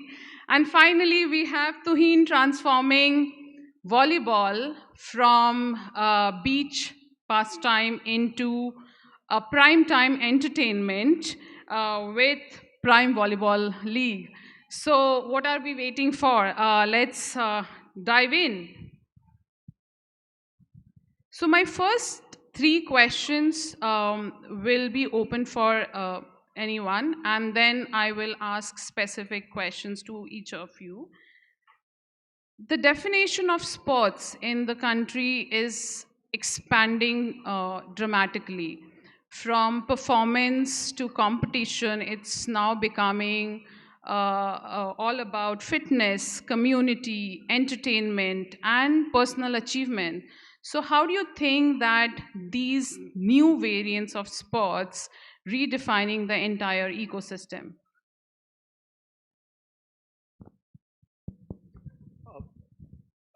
Can I start? Yes, yes, yes. See, for any industry to grow, you will have to have a look at a pyramidal approach. The bigger the base, the higher it will go up. What is happening with sports in India is the base is expanding. New people are coming in. If you look at chess, which I was part of, it's a youngsters game. There's, 10-year-old, 11-year-old are being extremely competitive in that, and you're getting grandmasters at 13, 14. That base is expanding. On pickleball, on the other side, it's 30, 35 plus folks that are coming in hordes, and that is expanding the base. So the more you expand the base from different angles in volleyball and arm wrestling, from different strata of life and different age and different genders, the base is expanding, and as the base is expanding, the pyramid is rising up to the top, and then you'll start seeing excellence coming in there. And I think that has been the acceptability of sports, not just as a sport, as a community exercise, as a character building exercise for schools encouraging, parents encouraging, as a fun thing to do with colleagues or family, like in case of pickleball. I think a whole bunch of new elements which are new to Indian sporting scene are coming, but they are known, and these things are known in other parts of the world. But they're all great signs. I think we are all in it in a moment of flux. I think the time has come. I think it will be a big, huge hockey curve in the next few years, if not even, probably even sooner than that. Yes, Neha. For us, today running in India is 20 years old. We just in January celebrated the 20th edition of the Tata Mumbai Marathon. On 12th of October, we'll celebrate the 20th edition of the Vedanta Delhi Half Marathon. I think these two events really set the stage for running in India. And now, what's exciting for us is that these are no longer metro phenomena and increasingly becoming gender neutral. I think that's the key for us. So today, in every part of our city, every part of the town, there are multiple running events that are organized, community runs, yoga programs, fitness festivals. In our races itself, we are seeing over 20 to 25% of increase in women participation. And this is not just a 5-kilometer. There are timed races like the half marathon or full marathon, which are seeing increased number of participation. So I think that database, that base of people who want to be active, want to engage in a more fitter lifestyle is slowly increasing. And I think one beautiful part of participative sport, as we all represent here today, is that it's created a cultural and a social mind shift in people. 20 years ago, if somebody told me that a 65-year-old man or a woman would want to run a half marathon or participate in a triathlon or any of the other endurance sports, it was unheard of. But that has been possible today. And I think that's the beauty of participative sport. Yeah, I think, as you said, the base is widening. And just to add on, for example, High Rocks has about 33% women participation. And globally, it's about 45, right? So we've just started 4 months old, and we know we'll get there too. So that's increasing. And as she said, the running as a participative sport is wide. When we brought Ironman to India, there were only a few triathletes. But now once they get it here, it's a lifestyle. And if you look at the gym-going public, they never had a race or a sport. They were really disciplined, active, everything else. So when High Rocks came in, maybe the base is not expanding, but an existing base now have an event to look up to. So I think each of us are doing it in very different ways, but that's how I think it's growing. I think up till now, sport had a very narrow definition in our country, which is expanding now. Of course, when we talk about new sport also, we're basically talking about non-cricket and now non-kabaddi sports, yes, right? Yes. Because it's, if I speak about ourselves, it's kind of ironical, but good in a way for ourselves. Panja is one of the oldest sports in the world, right? But it's seen as a new sport now, which is great because it's coming with a fresh appeal. And I think culturally, as a country, we are also changing, which allows where people want to be a part of, all of these events like High Rocks, and chess has been huge, but now becoming acceptable as a sport where you can make a living and everything, and volleyball and all of these sports which are growing. I think the government does have a hand in that as well. We've got to give them some credit that they have kind of made it acceptable, and a lot of states are starting to follow in line with the whole Olympic movement and bringing sports and understanding the soft power of sport to a country. And I think that is what is being understood by the people in power and is making a big difference. And of course, as we change as a country where we have more time to give to fitness and races and all of these events, and I think that change is going to be very, very rapid now. So, and again, you know, congrats to all the people on the dais right now who have made a huge difference, you know, to sports being acceptable and watched now in our country. Okay. First of all, let me be a sales guy first here and slip in my promo for the league, which is the season 4, which starts from October 2nd. Prime Volleyball League, you can watch it live on Sony Sports Network and YouTube. That's my sales part, so that's over. I completely agree with everyone who's what they've said here. So when we actually decided to look at Prime Volleyball League, what we actually had to do was we had to connect the dots. Volleyball is the second biggest played team sport in the world. Just to give you a fact, UN has around 194 odd countries. FIFA, the global body for football, they have around 206 member countries. Volleyball, the global body of volleyball, FIVB, they have 210 member countries. So there are more member countries playing volleyball than UN per se. In India, volleyball has a huge base across regions. The only problem that we saw, and that was an opportunity, was people in India saw volleyball or global volleyball once every 4 years when Olympics happened or Asian Games happened. Incidentally, Olympics, India obviously never played the team sport of volleyball, or they could never qualify, but the ratings that volleyball as a sport that they got during Olympics, it was among the highest viewed sport on national television in spite of India not playing. And what we realized was that if we could create a professional league and give a platform to our Indian volleyball players, because our boys, they play at a very high level. I'm talking about men's volleyball currently, indoor volleyball. They play at a very high level and they just needed a platform, and that's what we did. And that's how the genesis of Prime Volleyball League started. So I think each one of us, we are playing a part trying to kind of spread the message, give an opportunity. And also I think for young players, it's also becoming an aspirational thing to come on TV, become national heroes. Suddenly, you know, there are people who are coming for selfies. They see it as an opportunity to make more money, obviously get recognition. And at the end of the day, if they can play for their country and bring laurels, then there's nothing like it. I think all of you just echoed the same sentiment that these participative sports, making the entire ecosystem more accessible, more inclusive and experience driven, along with nudging, people to play and not just watch. So that brings me to my second question, that these emerging sports are attracting a very new set of audiences, right? From hobbies to fitness experts, young IT professional. So tell me, what are you guys doing to drive mass participation? So I think for us, we've always used multiple touch points and methods to ensure a combination of traditional and new measures which will help us increase in participation. According to a Red Seer report, there are about 140 million health active users in our country, which means these individuals have downloaded some app to track whatever that they're doing. It's walking, swimming, badminton, etc., etc. So the market is there.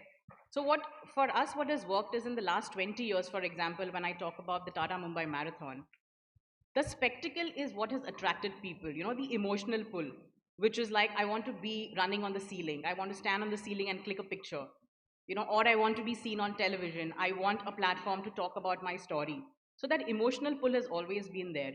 And when you combine that with new age measures like, exciting strategic brand partnerships or technology driven engagements, that kind of helps us to accelerate the participation. We have multiple categories of participation. So it's not restricted to a person who is very serious about health and fitness, who only wants to be competitive. You have other categories like a dream run, which is more about people coming together to just have fun on that start line, be a part of something larger and bigger than themselves.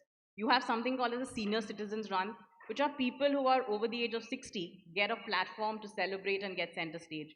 So I think ensuring that you have multiple touch points for your races ensures that it increases participation at all levels.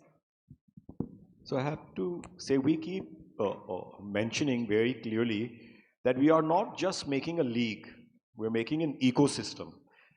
Because we literally almost had to start professionally from a blank slate, right? There was no precedent for how arm wrestling is done professionally, though there was a decent sized amateur scene.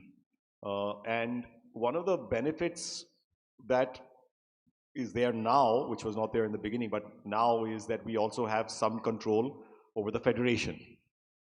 My wife Preeti is the president, that's why I say some control. But the benefit of that is what we first did is we wanted to adopt both a top-down approach and a bottom-up approach. You know, so we made, of course, we put together, we did various tournaments before we came out with the first season. But the Pro Panja League gave all of these athletes something to aspire to, right? But of course, you got that tournament now, which is touchwood seen as the biggest arm wrestling tournament in the world, Pro Panja League. Now the thing is, we had to, of course, develop a much bigger set of grassroots level events, which is where the federation comes in, you know, district level, state level, and it's very, very active. And also, we promote tournaments throughout the country. We made a certain structure of how we are sanctioning events everywhere and what they have to do to be able to get sanctioned. And you know, there's been a huge boom, you know, and a lot of times it's not seen because it's not in the cities. Of course, you have a pickleball court in every corner now, so you know, it's not seen in the cities, but you know, in your tier 2 and beyond towns, it's phenomenal, the kind of growth we've seen and the amount of arm wrestlers, players who have come in, you know, basis on what we're doing. So there's a huge participation now, and part of that also we are also getting international events now to the country. We did something called the Asia Cup in October 24. This year in May 2025, we did the official Asian Arm Wrestling Championship.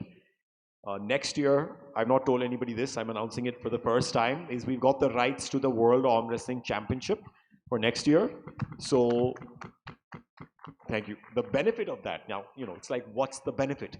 Is it's not cheap for these players to go abroad, you know, plane ticket, expensive hotels. So for us, the main reason to do these international events in India, because it's a huge headache, right? We're already doing the league and other events. It's a huge headache, is that our players get international experience at a much lower cost when the event happens in India. They can catch a bus or train and come, much cheaper hotels. So at a very small cost, of which we are also offsetting something at, you know, literally nothing, they are able to now brush shoulders with the best of the best from around the world, which gives them more confidence. You know, you're making stars, people are winning gold medals. India, for the first time this year, came second in an international event in the Asian Championship. We came second, and the #1 country was Kazakhstan, which is also #1 in the world. So, you know, arm wrestlers across the country are getting that confidence that they can, you know, be up against the best, which we are now. And because of that, we are creating stars, which is leading to a lot of other younger players coming in and driving that mass participation across the country. We did one event in Aswal, Mizoram, where 20,000 people showed up for, you know, a star player who had come up, won a gold medal in the Asian Championship. So who would have thought a couple of years ago, you know, that you'd see 20,000 people come up for an arm wrestling event? We surely didn't. So, you know, we're very happy to see the kind of growth and mass participation we've been able to drive over the last couple of years now. Allow me to add, in pickleball, the advantage is it's a rocket ship. it's just taking off. And there are thousands and thousands of people who are literally being introduced to pickleball every week. So one of the interesting things that is happening is rankings. Now, anybody and everybody, there are a lot of tournaments now. So these tournaments are getting allocated. It's a PWR 50 event. It's done by the Federation. PWR 100 event, PWR 200, going up to PWR 1000. And if you play in these tournaments, you get points. And those points are like ATP points. You get ranked. So now you have ranking among thousands of players. So I could be ranked, say, 1,320, and Parveen could be ranked, 1,100. But then you break it down, eventually it will come down to city level. So this city is Gurgaon's probably top 10 player. Then it comes down to academy level. So imagine, not only are you playing, but you're also playing for something larger, something that is more distinctive.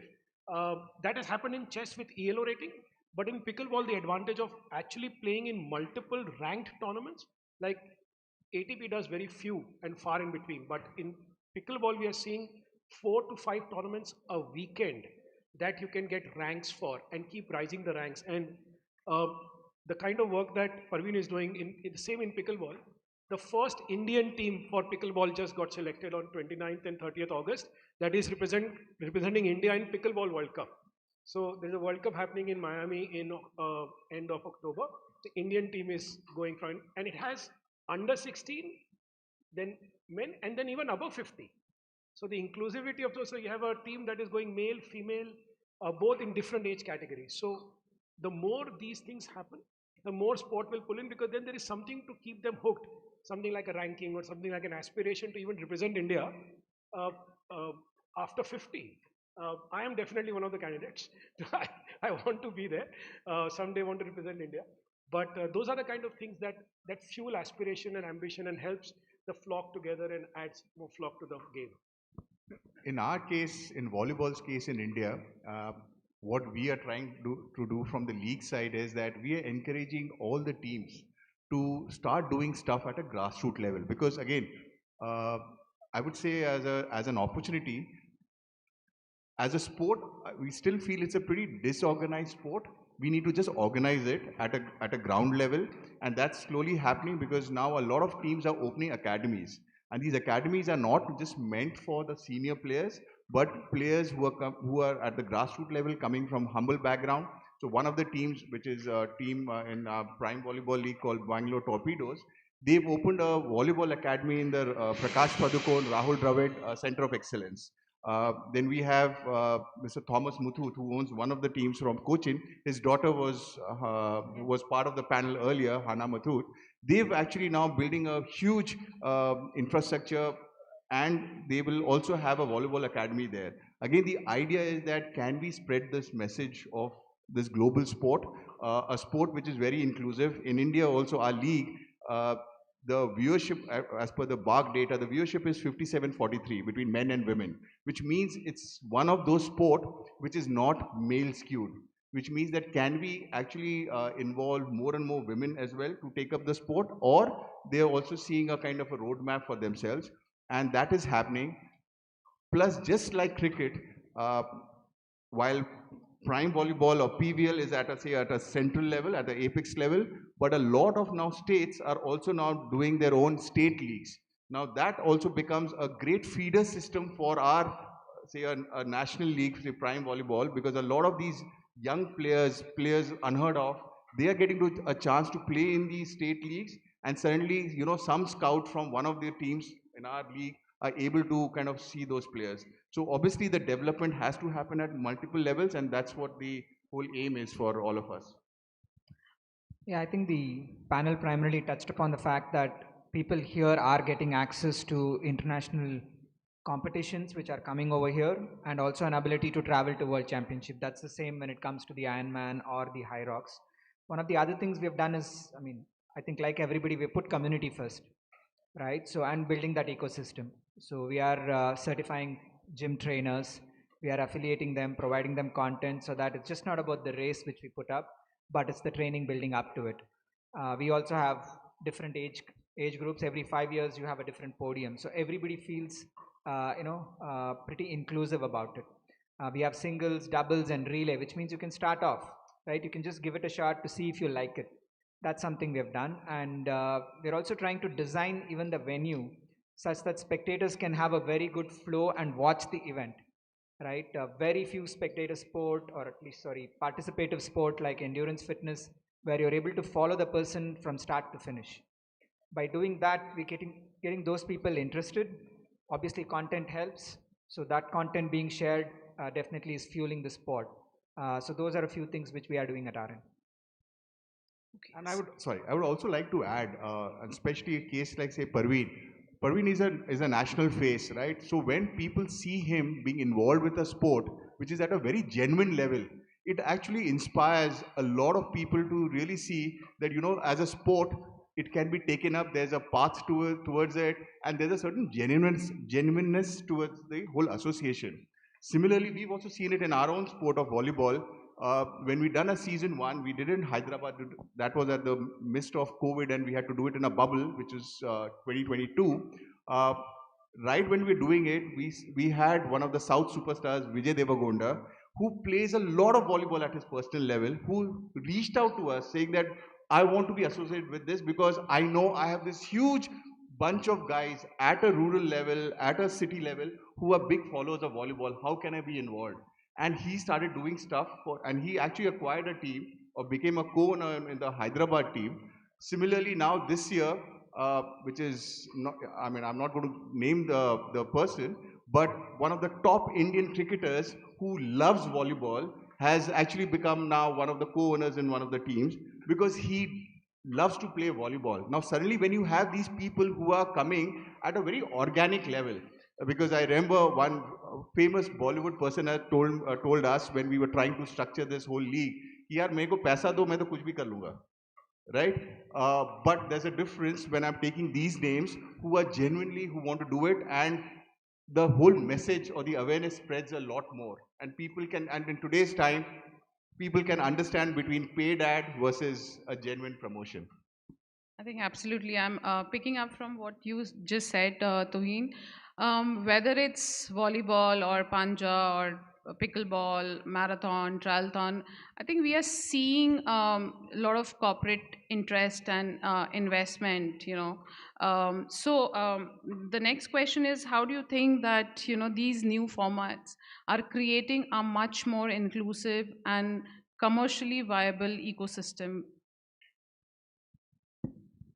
Well, if we talk about inclusivity, we from the very beginning have men, women, and specially abled, on the same platform from the very beginning, from our very first ranking tournament. So we've got 6 weight categories for men, 3 for women, and 1 specially abled, and they're all paid according to the ranking the same amount. So if a first ranked man, woman, or specially able, they're all paid the same amount, and that's been part of our policy from the very beginning. Now, when it comes to, of course, commercialization, right? I've always believed from the very beginning, you first have to make your league watchable, right? You have to get the views from what we're looking at. Other people might be looking at other things because some leagues are a little different, premium, they're more ground events, they're different kinds of sponsors. But what we were looking at was mass appeal. Tier 2, Tier 3 beyond, and of course main cities. One thing that really surprised us after our first season was the amount of people who are watching in cities like Mumbai. We never thought we'd get, the kind of viewership we did in cities like Mumbai. But for us, the main thing from the very beginning was, okay, let's concentrate on making this sport watchable and, getting the viewership. And from there, everything else falls into place. And I think that is what's happening. Season 1 was a kind of a proof of concept for us, and a lot of people stood up and noticed. And in season 2, we got sponsors like Royal Enfield coming in a big way and supporting us. So for us, that has always been the path of how do you make it watchable and get more viewership, and everything else then falls into place. I think even when we debuted Iron Man way back in 2019, not too many people from a brand's perspective. But I think participation. I think Neha will back me on the numbers. About 60 to 70% participation in some of our sports are coming from a corporate background in some manner, and that helps because that's what some of the brands who are already championing the sport or the health and fitness journey within that brand helps. That's taking a long way because it's if you have to explain to somebody what Ironman is, then trying to sell them as a marketing and then a promotion thing very hard. But if someone in the top management already understands the sport and the impact it has on the community and on the lifestyle, it becomes a little easier. That's something. In case of High Rocks, we're just 4 months old. But in terms of numbers, we've doubled our participation numbers, albeit in smaller capacity.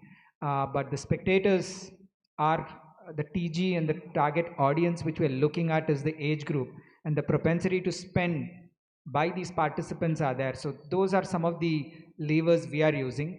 Ours is not yet maybe a broadcastable sort of an event compared to maybe other ones. So at our end, we are primarily looking at who are the people who follow the sport, do the brands find them attractive, and at the same time, primarily it comes down to growth of the numbers and participation. That's where we are. The biggest advantage with pickleball has been the accessibility. It's a very easy game to start out with. If you have played badminton, squash, tennis, table tennis, it's easier, even more easier. And I would encourage any one of you, there's a pickleball court right behind in the area to go and try. Now, what has that done is, it has made the sport very inclusive at the beginning stage itself. So you are seeing different kinds of tournaments, from parent and child tournament. There is a tournament that has parent and child where they, a father or a mother plays with his son or a daughter. Or there is a RJ Anmol is doing one, a CXO pickleball tournament in Bombay. There is one pickleball by the Bay taking place in Chennai. Now they are all ranked events. And there you see, because it's done differently, I've got Shivam here, who runs one of the agencies. He's reaching out to me for his set of brands, saying my brands are interested in pickleball because they see their audience, their target audience being part of it. So then it becomes incumbent upon people in the fraternity on how do you cater to it and how do you deliver. There are banks, insurance companies, all kinds, because they've seen that the participation profile and the participation is actually taking off from all directions. So you will see more and more brands come. And as long as you deliver to brands the audience that they want, or deliver to brand the audience that they want, I think they'll keep coming back. And that's what I'm hoping for as we continue to build the pickleball ecosystem, that the brands are there, the audience is there. I think we need to match them together. And I think we have a win-win on our hands. No, I think what's interesting about this participative sporting ecosystem is the influence that it has on multiple people. So for example, if in my family I have a runner or I have somebody who's participating in High Rock, I am bound to influence 10 to 12 of my family members, colleagues, my people in my society, or stuff like that. So I think that kind of creates more and more interest. And with every new person who wants to join the movement, it leads to more, of course, gears, gadgets, apparel, services, and experiences. I think that's what we are living for today. I think we are all living in an experiential economy, and everything that touch and feel helps to elevate that experience is what we are looking at. So I think, we as all our brands are trying to work towards, I think we can easily be more than what cricket is today in our country, sure in the number of people who we manage to put on the street and the business it generates, or the commerce it creates for multiple industries, be it retail, be it apparel, be it tourism, getting people from different parts of the country coming to participate in the smallest of cities is a great achievement for all of us put together. So I think that's the beauty of participative sport. The circle of influence that it manages to create is not there anywhere else. Absolutely. I think Sameer just shared the pickleball aspirations in the country. So let me ask him, do you think that it has the potential to become the next big sporting craze in India, or is it going to be remain as a weekend hobby? It's already on its way to being. I would say, while I'm sitting in the seat I am, it's already a craze. I don't think there is any other sport that anybody would have heard in the last 2 to 3 years that you keep hearing all about, or it's on your reels, or you start seeing things around. So it is already on its way. It is incumbent on people like us who work in this fraternity, the sports fraternity, the folks that are here, to actually give it structure. To see an Indian pickleball team going and playing for India is that again step in that direction. You see these tournaments, the ranking system, the entire sports manufacturing economy that is spawned around all of this. Suddenly, in 2 years, 3 years now, you have the paddle manufacturers all around. And what you spoke about the experiential economy, I can tell you 10 different things that are happening where experience has been put in the center, and pickleball is part of it. So all of that is happening, and I think as the base widens of the players that are coming in and of different kinds, I think the sport will find its footing even on a firmer platform. And like I said, India above 50 India team, under 16 India team, and everything in between.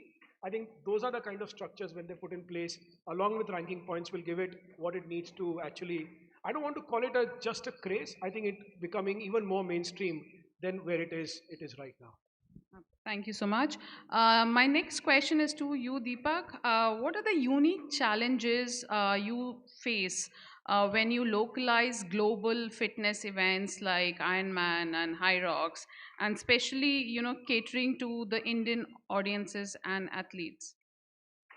I think two different things I might have to, because in case of Ironman, it's an outdoor sport, a lot more road closures, government permissions, approvals. High Rocks being an indoor sport, but I think adapting it, we have not compromised on anything, be it rules, integrity of the sport, quality, and things. It's been actually positioning and getting the community engaged, right? Actually letting people know and making them aware. I think that's been the initial challenge when it comes to Ironman. The same with High Rocks. High Rocks is 4 months old from a debut, but we've been working much before that, right? So until we put the event and the product out there. So I think governments are starting to give us more support, like Goa Tourism, thanks to them, they are the title sponsor for our Ironman 70.3 Goa. Why? Because we get about 30 to 40 countries who participate, and obviously Goa being a tourism hub. The same when it comes to a new race we've launched in Chennai. I know Meghnadhan Reddy and Atulya sir spoke yesterday. We've signed an MOU with them, right? So we have government starting to support, and that's the, if you want to call it a challenge, that's the effort involved in building on the Ironman side. In case of High Rocks, it is the venues. There are not too many large convention centers. It's not even a sports stadium. Where we organize this is actually in large convention centers, which are, we need 12,000 square meters. And if anyone's listening out there, if you know of a lot more of them across India, do give me a shout. But that's sort of the challenges of adapting it, because in other countries, there are quite a few large convention centers in most cities. So those are some things for us, but we are now adapting to what's available out here and putting the sport out there. Neha, you have been talking about, community engagement. So tell me, how do you design your events to strike a balance between community engagement, brand engagement, competitive landscape, and also making it commercially viable? I know that's lots to balance, but yeah, how do you design, keeping all these aspects in mind? Yeah, it's a tough one to answer, but I'm going to try my best to try and cull out the most important takeaways for this audience. So when we started, when our promoters started and thought that, they want to get a running event in India, it was based on 5 big pillars. That time the sport didn't really exist, so having pillars had only so much meaning. But since then, the effort has been there to ensure that we try and match our efforts towards carrying those pillars forward.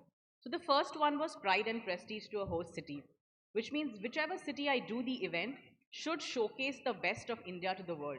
So if it's Delhi, I will showcase the best of what Delhi is to the world, be it through live television, be it through the kind of athletes I get, or the ambassadors who endorse us, or sheer participation that we get from people. The second was boost to Indian athletics. 20 years ago, distance running was at the bottom of the athletic chain. They were really not given their due. But because of events like the Tara Mumbai Marathon or the Vedanta Delhi Half Marathon, the athletes got an opportunity to participate with the best in the world. Like last year in Delhi, we had Joshua Cheptegei, who is the 5,000 meters and 10,000 meter world record holder. Where would an Indian athlete get a chance to be on the start line with that? And that kind of motivates and inspires them to perform better, perform more, strive for more prize money. So that was the second pillar. And with this pillar, what happened was that you have brands like a Puma or an Asics investing in our distance runners today. This never happened earlier. You always saw endorsements when it came to cricket or football or tennis, but distance running didn't really get that. And that has changed for us. This pillar has changed that for us. The third most important one, and something that's very close to our heart, is philanthropy. Running events or marathons are not just about health and fitness. It's an opportunity for people to give back to the community, to be part of something that's bigger than themselves. And today, Tata Mumbai Marathon is the largest sporting platform for philanthropy in our country. In the last 20 years, with the help of 500 odd corporates, 1,000 odd NGOs, we've raised around 450 crores for multiple causes. So I will not tell you that you run for a particular cause. I will tell you, you run for whichever cause is close to your heart. That's been the beauty of it. The fourth one is, of course, health and fitness. More and more people have engaged. There are more and more run clubs starting. People have become extremely conscious of what they eat, when they sleep, how much they drink. So that's been an interesting one. And the last one is social harmony. We have always tried to make our running events inclusive and make it a celebration. So it's not about just coming on that start line and racing to finish in a particular time. That's, of course, a part of it. But we also want people to come and be part of the celebration. And all these pillars have been only achieved with the support of the government, our sponsors and partners who've shown the faith with us and stood by us for the last 20 years. And that's why, it's become into a movement and it's moved away from just being an event. Parveen, my next question is to you. Pro Panja League has a very, very strong entertainment quotient and also mass appeal. So how do you balance sports integrity with entertainment? Thank you. First of all, the integrity part is, non-negotiable, right? We just don't touch anything that's happening on the table, to up the entertainment quotient. For us, the entertainment quotient is before and after, and of course, what is entertainment, right? What is entertainment in terms of sports also? That's the question everybody has to ask themselves when they're starting a league, right? Are people going to watch?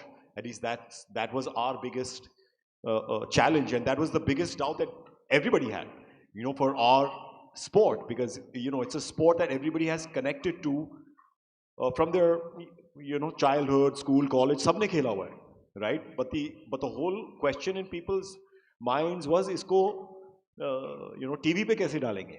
How are they going to make it a long event? And for us also that was a challenge, but I always knew that the innate spirit of the sport is very interesting and something that people would want to watch, depending on how we put it together and package it. And the way I saw it and kind of approached it from the very beginning was because we were learning also, right? Before we came out with our first season in 23, we actually had started in 2020 doing events, because that's where we were learning from. Okay, let's start doing these events. Let's do them in different ways.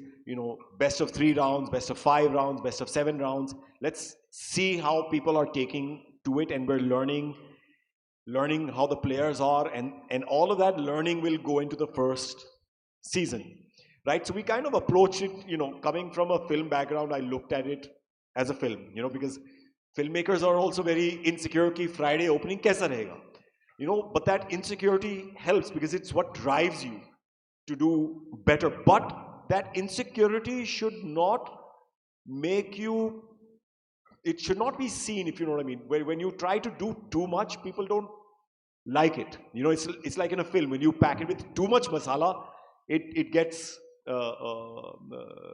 it becomes too much. तो वो दाल में कितना तड़का लगना चाहिए, that is the That's the magic of it, right? लेकिन तड़का तो लगाना पड़ेगा.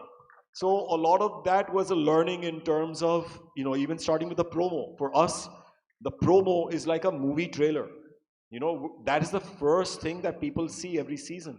So for us, it was very important to make a big, you know, and an interesting promo. Our very first ones were, you know, story based. They were, you know, we hired a Bollywood choreographer for one of them. We made various trailers. This year we had a different theme. We had Mr. Sunil Shetty, luckily, who's a partner of ours also, and we had a theme, Beast Mode on. So every year for us, I'm already planning the trailer, you know, and the theme for next year, because I know that is the first thing that is going to interest people, whether they want to watch it or not also. And after that, of course, it's like when you watch it, then you want to watch the rest of the time. It's word of mouth, you know, blah, blah, blah. But for us, it was a very tricky thing, right? Is getting players who are being honest on the table, but it's the before and after also, right? I keep telling players that it's not just about winning, but how you win also, right? And it's not just about winning and shouting, right? It's about being yourself also, and how you express yourself in different ways. And for us, the sport itself was the entertainment, right? And if you, and the athletes are also very smart, and they picked up very quickly. We used to have, because we also dealt with the lockdowns, COVID. Our very first tournament was 3 weeks before the first lockdown. But we kind of used that lockdown to our advantage, because we had no other choice. Okay, you know, we've done our first event.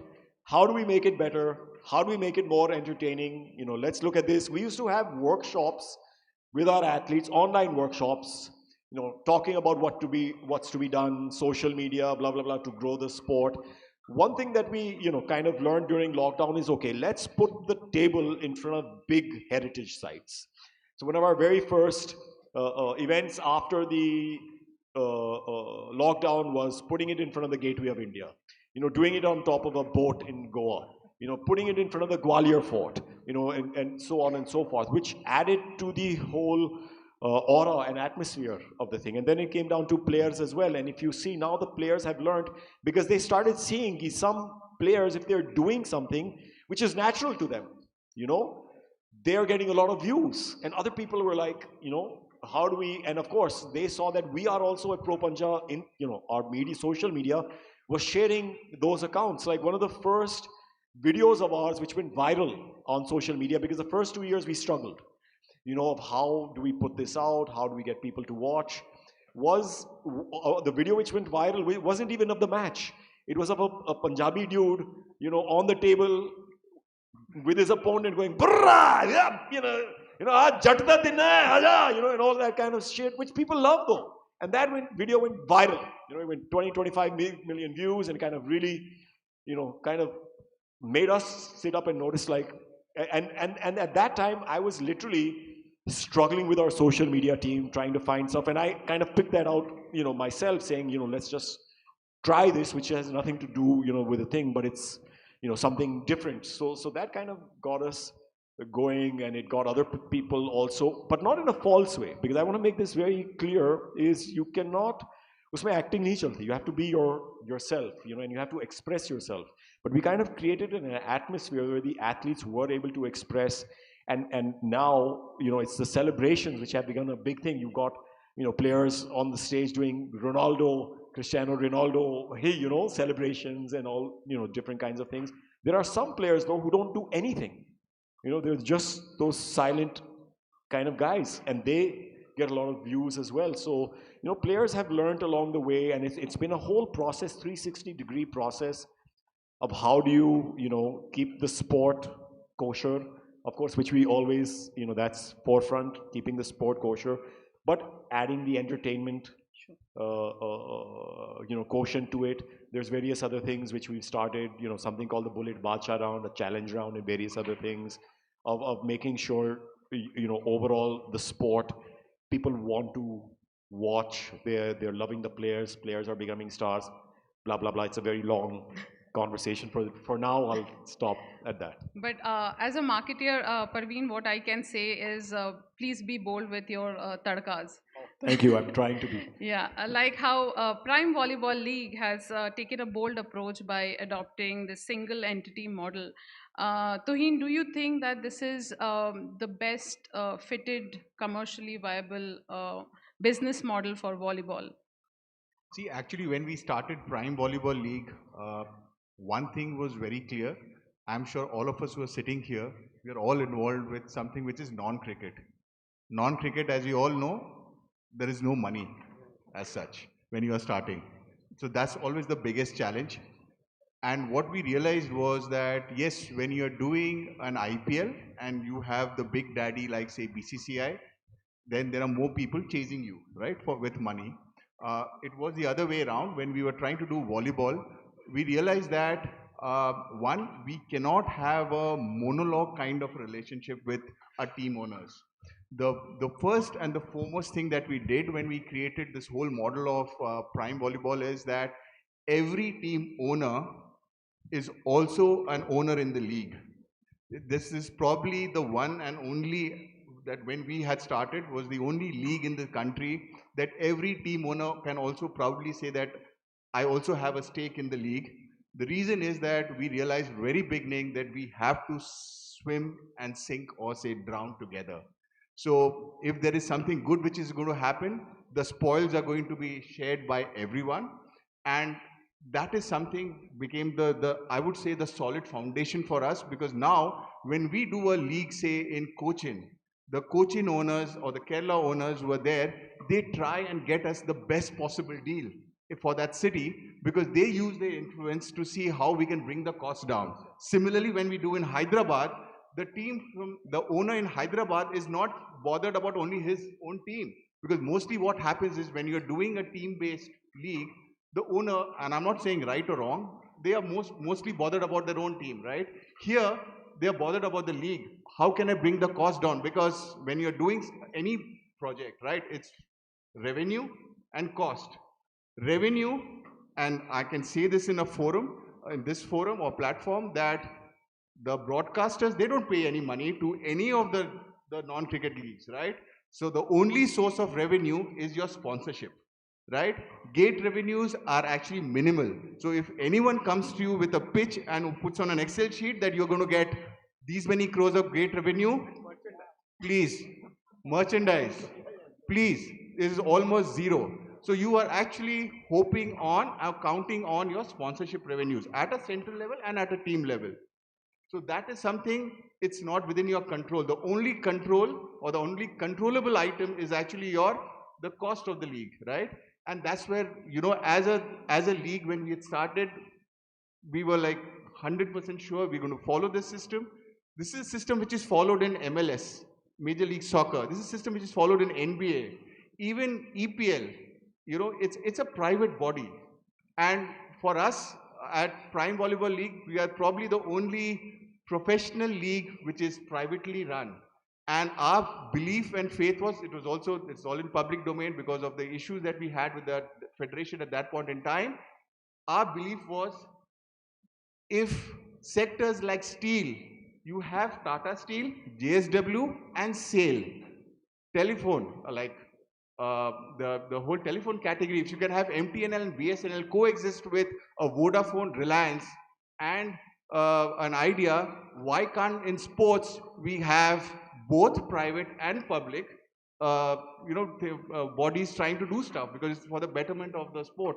And that's a thing that we've kind of done, that we wanted to keep it private. We work with the global organization of volleyball, FIVB, very closely. All our foreign players come through their system.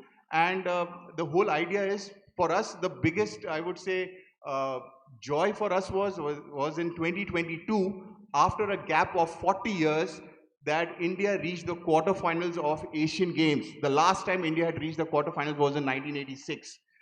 And all these boys, the 12 boys who represented India, they were all part of Prime Volleyball League. On their way to the quarterfinals, they had defeated the previous edition's silver medalist, South Korea, and the bronze medalist, Chinese Taipei. So when we see our boys doing well, I think probably that's the biggest joy as, I would say, league organizers that we get. Thank you so much. I think we are running behind the schedule, so we won't be able to take up any audience question right now, but they are available for networking. So please, join us at the coffee lounge. And I must say, in fact, I have to say that, the media should come forward to, support this new sport variants, and also to help popularize these sports and create new opportunities. Maybe we will soon see Ayon Sengupta, editor Sportstar, and KC Vijay, the sports editor Hindu, writing lead stories on these sports. Yeah. Oops, sorry, Casey and Ion. But yeah, I mean, a big round of applause to these sports evangelists, and thank you so much for being here with us and sharing your journeys with us. Thank you so much. Thank you, Aparajita, and on behalf of Ion and Casey, I'm saying thanks for the additional pressure and the hint as well. Thank you very much to our esteemed panel. Before you all leave, I would request Aparajita to do the honors and present a small little memento and a little appreciation from our side. And Tuhin, thank you once again for calling out the elephant in the room about the broadcaster monopoly, something that he doesn't really refrain from, does he? Neha, thank you so much for sharing your thoughts. Thank you once again. We've had a fantastic session here with Deepak, with Samir as well. Not to forget Parveen Dabas and of course Tuhin. Credit to what they've done with leagues other than cricket, and credit goes where it's due.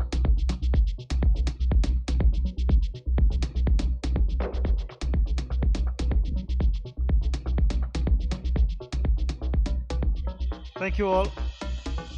You're the man for the moment. Center stage, on and off. Thank you very much to the ladies and the gentlemen. Thank you so much for that very engrossing conversation.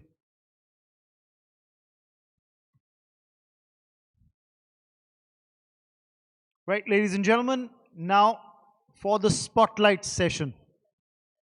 And that may be another interesting piece that we're going to head into now. We've heard about volleyball, we've heard about the Pro Panja League as well, and some interesting insights coming into the limelight about running those leagues from the organizers, the promoters of the league. Now let's talk about AI, which is really the talk of the town at the moment.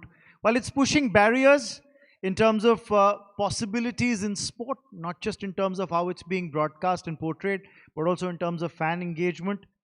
There are also usual concerns that come up along with ethical considerations as far as AI is concerned. No better person to talk about all that and much more. May I invite on stage Iris Cordoba Mondear, who will present Microsoft's perspective on this. Looking forward to this session.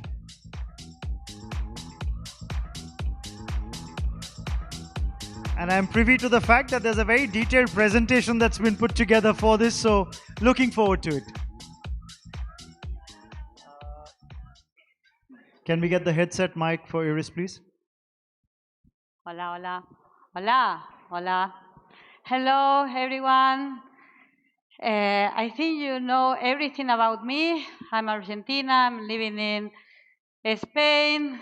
I'm very fan of River Plate Football Club, the best one in the world. If you sometimes hear Boca Junior, oh, this is the worst, no? But I want to know something about you. Can raise your hands who are a startup, entrepreneurship? How many of you? Raise your hands. Okay. And how many of you work in sport entities? Universities, governments? Perfect. This is only to know you're paying attention what I'm talking about, no? Okay. Let me check this working. Perfect. I will try to talk less in this session and show some best uses case using AI and technology in sports, some strengths. And before is give some additional detail about the Global Sport Innovation Center powered by Microsoft. I say before we are a non-profit, and in the end we work with a sport organization, a startup, a scale-up, large companies, a student, industry event like this event and others in different parts of the world, public institution. And we divide that we understand the sport is tourism, the sport is health, the sport is security, the sport is education. No? This is why inside this classification of sport, we divide in different scenarios. Solution for smart venues, solution for sustainability, for media, fitness, health, fan engagement, team and players, and performance. Before show you some strengths or some solution in some of these scenarios, I would like to share a short video talking about the GSIC and all of our achievement in these first 10 years that we celebrate this year in May. It started with a vision. That sport could be smarter, that innovation could be faster, that somewhere between passion and possibility, a new game could be born. In 2015, we lit that spark. Microsoft backed the vision, and the Global Sports Innovation Center took its first step. Not a company, not a dream, but a global movement with a mission. Transform sport through innovation, together. From a home in Madrid, we grew a network. More than 500 organizations, 70 countries, 2,500 startups screened, 600 opportunities born from a simple question: what if? We brought people together, doers, dreamers, disruptors, La Liga, NBA, World Table Tennis, Manchester City, Cricket Australia, one championship, more than partners, believers in the power of change. At every step, there were those who stepped forward, not to follow, to lead. 2015, 3D digital venue, shaping fan journeys before fans ever arrived. 2016, Real Sociedad SAD, sport thinkers, opening doors for startups to build the stadium of tomorrow. 2017, La Liga, the originals, an open call to the boldest minds in sport and tech. 2018, ESBS Masters Program, teaching not just theory, but transformation. 2019, Banco Santander, Football Can 2041, planting seeds for the future of football with social impact. 2020, Andorra Innovation Hub, from the mountains, a new summit for winter sport innovation. 2021, GSIC APAC with Sport SG, a leap across continents because innovation has no borders. 2022, Porsche Content Lab, where performance met storytelling and fans felt it. 2023, Sportian, a platform, a vision, a revolution in real time. 2024, Founder Z, AI in sports, training the minds that will lead the next frontier. 10 milestones, 10 bold moves, and one shared belief: the future doesn't wait. Okay, this is some of the projects that we supported in the last 10 years from the GSIC, but now I would like to talk about the side of the sport. No? Here, the name of the event today is Business. No? It's a Business of a Sport Summit. We want to understand why, no? How we can make business, not in this industry. If we here is two different figures. The first one is the side of the sport. Only if we think in professional sport.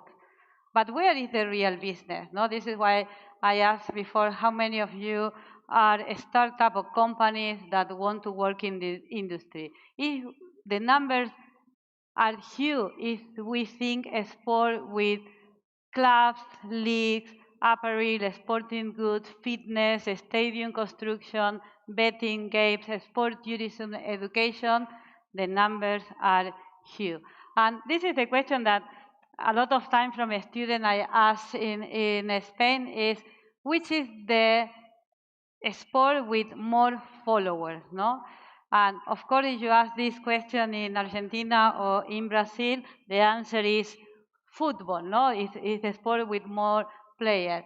But here in India, you can see cricket is not in any answer in people when you talk in Latin America, even in Europe. But it's true, football is the sport with more followers in the world. But second is cricket, but you can see hockey field. And if you zoom in India, cricket and hockey, you are more than football in all around the world, no? The opportunities of make business here in India, the answer is a very good market to try to internationalize a lot of your solution and also to bring new solution or new partner from all around the world. And continue thinking in a sport like a business, no? If you think in the traditional business of the sport, we have the income that comes from the day in the stadium, no? Food and beverage, merchandising, all the things that we can buy during the event, even after the event, the newspaper talking about the event. Second, and one of the most relevant, is the TV right and the sponsor. But if we include the vertical that is the digital opportunity that we have to make business, the picture change, no? Is the model like Netflix or Disney, Facebook, where they are creating of content, no? In the end, sport is content. This is why we talk about sportainment, datainment, marketplace. And in this end, the opportunity of some of the solutions that I will show with you is about the opportunity that create new assets, new revenue streams for the sport entities, for league to try to engage with the fund who create content too, no? Engage in more efficient way with the sponsors that are looking for content and to engage with the potential target for their business. And how we can see or learn about different trends. This is for us, it's very important when we divide the solution working in the sport. Also, we classify them in sub-scenarios, no? For example, how the AI can help us in ticketing solutions, security solutions, facility management, tracking device, sports science, gaming, OTT platform, fan engagement. I can show example for all these boxes, but I will try to show how the AI can help in different kind of solution. And the first one, do you know who is him? Sure? If not, I can introduce him. He's Argentinian too. Any of you listen him speaking English? Despite the unexpected nature of the situation, today we find ourselves in the final match. This game is for those who are unaware of our training and don't witness our day-to-day efforts. We were not prepared for this opportunity, but we will give our best to compete and strive for the title. It has eluded us in the past, but we are determined to achieve. What do you think? This is in real time, no? We can ask Messi, speak Messi or me or you, speak any language that you want. I can connect a simple tool. Right now, no, because I don't have my computer, but with the computer of the control system, and I can speak Hindi, you know? This is a simple solution where the AI and the technology is available for everyone. This is not something for the rich club, no? We can use for all the clubs and all the sites. Other solution working in this case with La Liga and Microsoft using Copilot, is the AI solution in Microsoft, and this is the near impossible goal. You can see here the percentage of the goal probability. Suarez, Atlético de Madrid, goal. You know, how you can engage in real time, you can offer, and this is something that the broadcasting in Spain offer for their followers in real time, more data, but also for the TVs, for the radio, they can share with the fan. In the panel before, we talk about fan engagement, no? How we can increase with data. This is a clear example how we can do this. One more. The same idea, how we can use AI to create highlight and multiple inventory, is how you can share in real time with the camera and get more information, more data. This data that in real time are using the coach, you also can share with the fan. And what means this? You can create a new revenue stream and you can monetize using AI. No? In this case, is image, voice, and content using AI generated. One more. This is using, again, Microsoft Copilot, but not only. Success in the NFL often comes down to one play, 1 second, one thing that's done better than your opponent. Data is a big part of that. The Combine is an event that brings together the top 3% of draft-eligible football players. In the early years, we were collecting the same amount of data, but it was scattered across different systems. Teams didn't have a way to filter, search, and compare these stats without digging through multiple reports. He's a AI was a startup perfect way from to get that Argentina full prospect working with the NFL. It's We had not a very big short runway company. to get this all put together before we kicked it off. Azure AI Foundry gave us the tools that we needed to hit the ground running. We started with the Azure OpenAI GPT models that we didn't need to fine-tune. We had Azure Cosmos DB to quickly store and retrieve that data, and we had Azure Container Apps to deploy the workload seamlessly. It was like a big challenge that we solved in no time.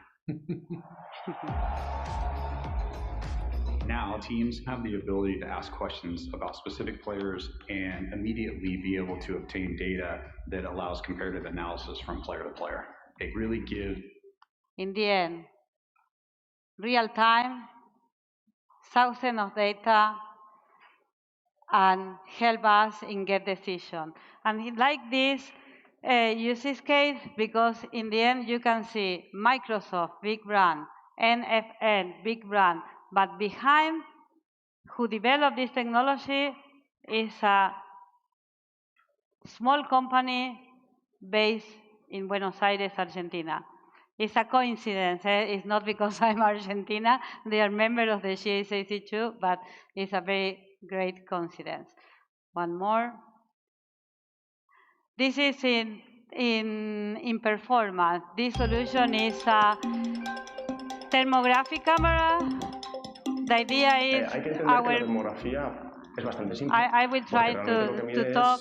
Inside is measure the temperature of our body. Our body is symmetric, and with this you can see with the color if you can have some lesion or injury in your leg or in your body. Sorry, I have only 5 minutes more. I want to try to go fast. This is a Taiwanese company that developed using AI software.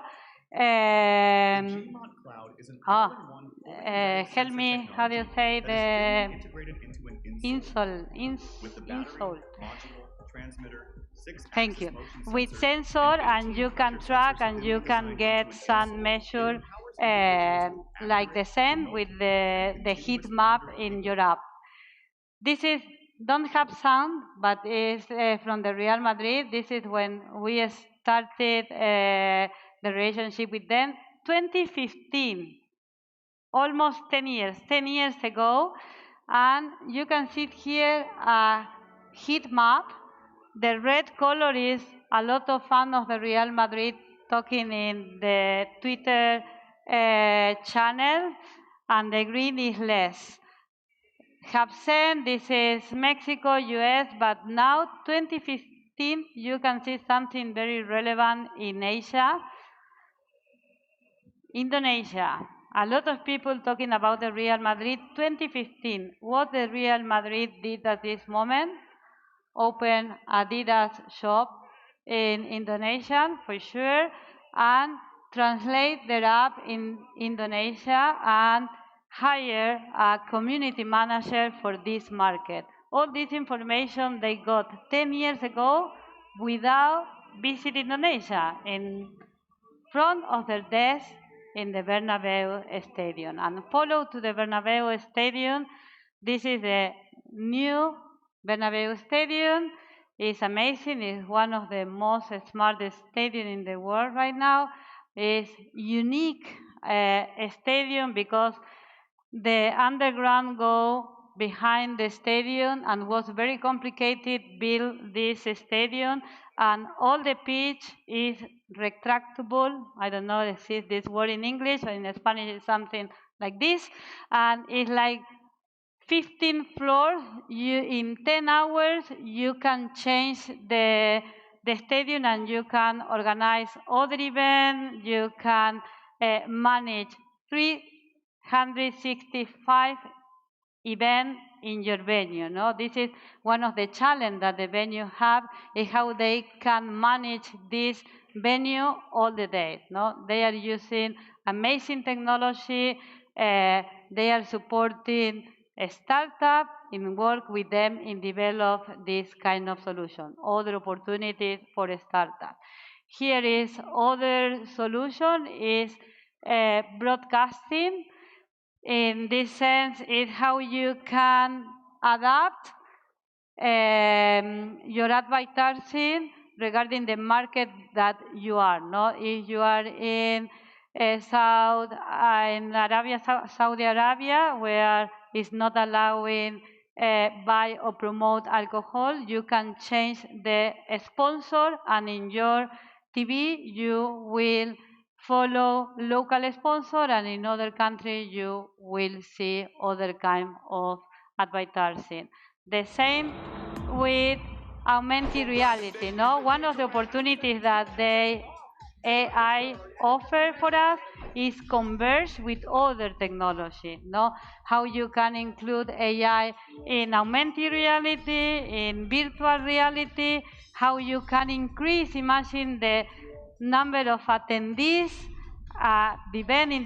India is a huge country with billions of followers. Imagining you can sell other kind of tickets that the people can follow the match and manage the camera with virtual reality. You can buy or you can commercialize other kind of tickets. I will go a little further. This is other very interesting solution.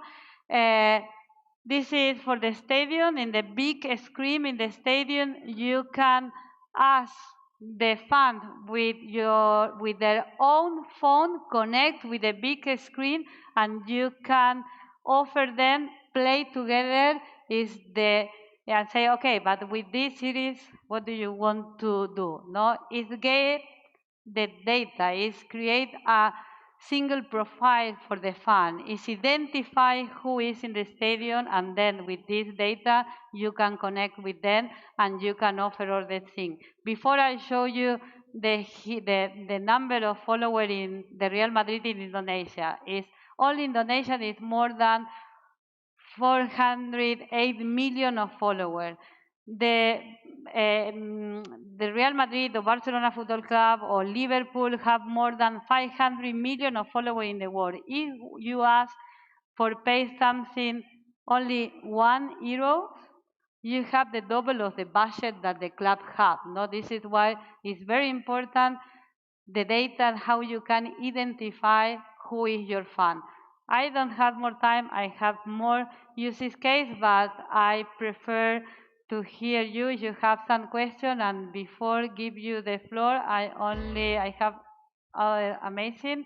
But something that is very important is talk about the talent, no? And in this sense, we already launched a program in AI in sport that is supported with some of our members that you showed here before. And the idea is how organizations like F1, Cricket Australia, La Liga are using AI for develop their business in different scenarios. My time is finished, but if you have any questions, happy to hear you. We have time for some question or no? Okay.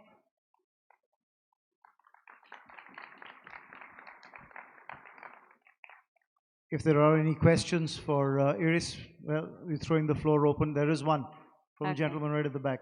Can we have a mic sent across, please? Yeah, with the orange, you see.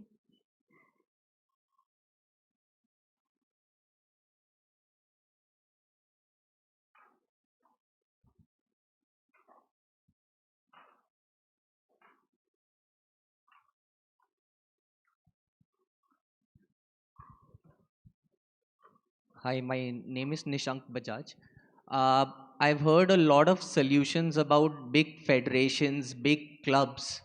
I want to know how AI is helping a common player. It's the same. I said this before, no? The technology democratizes the access for everyone. The solution that I showed before with NFL is Copilot. If you have Office 365, you can access the free version of Copilot or you can get the premium one. All of these solutions are developed with AI. This is something that most of them are developed with a startup and is affordable for big leagues or clubs, but also for a small one. It's not a problem today, the technology. It's more complicated who manage it inside the club. This is why I ended with the education part, because the problem today that have the small club is not the technology, it's who will lead this inside the club. Thank you. I hope that answers your question. Unfortunately, we're a little short on time today. So I'm going to request if there are more people here in the audience who have queries, Iris and her team are available. They're here in the hall. So you can always reach out to them and they'll be more than happy to answer your queries and questions. Okay, I will go though. Thank you. I believe this belongs to you, ma'am. Oh, yes. Mine. Thank you. You're welcome. And before you leave, Iris, sorry, we're requesting you to stay back for a moment. May I request Ayan Sengupta? Ayan, could you please step up? Editor Sportstar to please present a small token of appreciation to Iris. Ayan, can we have you up on stage? And in case Ayan is in India, is he around? I'm sorry, I can't spot him. Casey, can I request Suresh sir? Yes, here he comes. Could you do the honors? The man for all emergencies. Thank you, Suresh sir. CRO for the Hindu group, presenting a small little token of appreciation to Iris Cordova Mondea for that very insightful presentation. Thank you so much. And once again, to gentlemen or other delegates in the hall who had questions about that presentation from Iris, you can please reach out to her. She and her team are still available here, and you can have answers to your queries through the day, please. Thank you so much. Thank you for that lovely presentation as well. Right, ladies and gentlemen, we're moving on to our next panel discussion. We're running a little behind schedule, so I'm going to speed things up. We're talking about beyond the game, building careers. We're talking about our next session, which is building the game, beyond the game and building careers in sport. As we head into this panel discussion, let me remind everybody, we've got a star-studded lineup, not just for this session, but for a couple of sessions to follow. And then, of course, we've got the 1983 World Cup winning captain Kapil Dev joining us later in the evening for a fireside chat. So looking forward to all of that. But talking about this session, beyond the game, building careers in sport, an overarching theme for this two-day PlayCom Summit has been sustaining a sports culture. And a career in sport is a major arm of this conversation. We've got some very distinguished panelists coming up on stage to talk about this. May I invite Nilesh Kulkarni to come up, please. Nilesh, requesting you to join us, founder, director, International Institute of Sports Management. Of course, former India left arm spinner. Had the distinction of picking up a wicket of the very first ball that he bowled in Test match cricket. I think it was Marvin Atapattu whom he got out in Colombo. In that, you're the man for the moment. You choose where you want to sit. I think preferable. Well, then you sit this side. Yeah, absolutely. Well, good to have you here with us, Nilesh. Thank you so much for joining in.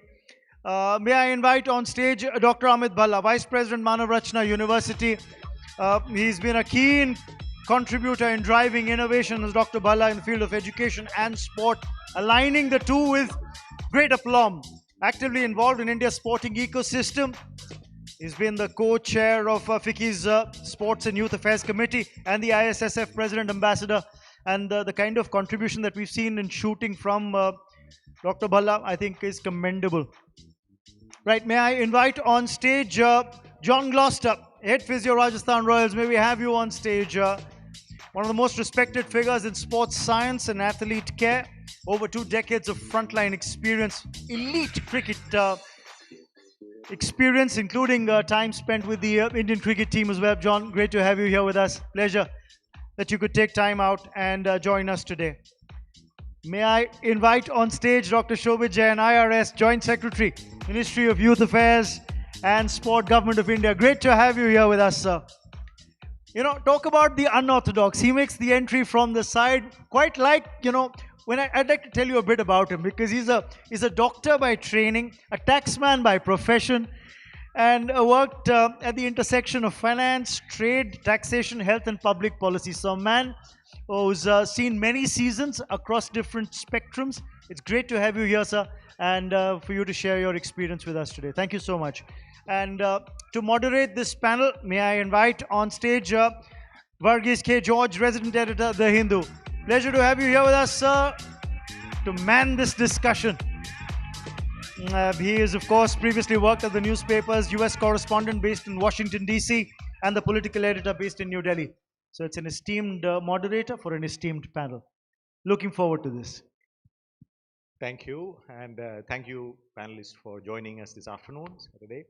And thank you all for joining us for a very exciting session. This topic goes beyond professional sports. In fact, we are going to speak about opportunities that are adjacent to sports. But India being a country where you have a large number of people who are actually requiring jobs, we need to discuss what skills are required to and what are the business opportunities there, and how we tie it all into one compact. So that's the topic of discussion, the careers in sports. So here I am sure we are speaking about not professional sporting, like not professional sport, the people who are joining sports, but various other fields. So we have an esteemed panel here.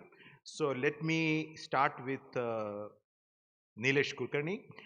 Can you just introduce this topic? How this thought about the Institute of Sports Management came about? So that, I think, would be an opening for all other points that we will take up in the next 28 minutes right now. Thank you. This is a very interesting piece. For a number 11 batter to come on the stage first and to be asked the question first is a very unique start for me. So I'm opening the innings today, which is a good thing. Coming to your question, yes, but see, the emergence of IPL as a sports annual property allowed India to consider business of sport as a platform for creating opportunities for aspiring professionals to make a career. Post IPL, PKL, ISL, all the national leagues, private leagues got established, through which there are opportunities got created, and our introduction of IISM actually started with the IPL in 2008, when me and my wife actually saw more than 100 plus foreign people managing an event like IPL. That actually became a start for us saying that why can't we have trained professionals from India managing large scale Indian sporting economy driven opportunities to make a successful career. And that actually became a start point for us to introduce IISM. But now over the years, what we have seen, not only national leagues, but even the state leagues, the marathons, there are more than 1500 marathons across India, which are only over the weekend. And marathon as a sport is a very unique sport where you pay and you run to generate a revenue. Creating opportunities to have jobs within those areas have actually become very significant opportunities. You talk about IPL only, there are more than 35,000 people actually work in one single event for 2.5 months, which is IPL. You talk about ISL, which is over 5 months, there are more than 10,000 people who get engaged, from franchise to broadcasting to partners to sponsors to event management, content creation, everyone. Like ISL, like Wrestling League, like Punjab League, you have now many leagues creating establishment. And if you look at worldwide, the business of sport and the science of sport have actually established around sporting annual properties and not bilateral. And now in India, we have more than 15 national leagues and hundreds of state and other leagues. Leave apart the district and the private part of it. Government of India is doing enough and more by creating almost more than 930 SAI centers, 25 high performance centers. That adds more layer of creating job opportunities. Right. Right. So that is one aspect of it, which is like high-end professional sports. So as the earlier panel here had discussed, sporting activity is now gone beyond that, and it has become a community-driven thing, from neighborhood gyms to massive yoga practice in our neighborhoods, so on and so forth. So all that, I think, when we're talking about sports careers, I think maybe if we could actually expand the discussion, including into that, for example, physiotherapy as a professional choice or career choice is not anymore any longer only about a professional cricket team. I think our neighborhoods also need more physiotherapists, more gym trainers, including businesses. Starting and running a local gym actually has created much more opportunities today than, say, a decade ago. So how would you, as a policy maker, see these emerging trends, and what are we going to prepare for? Yeah, thank you for sharing my thoughts. I see it on a larger platform. As my introduction said, I am probably an outsider to sports, seeing it from various perspectives. There are a lot of shifts that are happening in the country today. Sports is a part of it. On an educational front, if you see, we are going from structured, vertical, hardcore degree segments to integrated learning, interdisciplinary approaches. From government, it is going a shift to private, both on the training or the education part and also on the job market side. So as sports grows, its ramification into various components of the events, the sports careers, the sporting ecosystem grows. If you watch out, we have brought in the new sports policy. Earlier, the policy was largely about Khiladi, medal. Today, we structured it into 5 verticals, and one whole vertical is devoted to the economy of sports. So where we are talking about bringing big games in, building capacities around sports, and also building the capacity that is required for an athlete to perform. So whether it is physiotherapy, which is, well, I would say, visible part of it, but also on the behind, there would be people like on the tech side innovating, or on the data analytics side helping out structuring things. So this whole shift is enabling the shift in the sporting ecosystem also. Today when we talk of careers, uh, around the sports. You add sport to any career, and there is a career. I can't think of any career where I can't use the word adjective and there is not a niche career into it.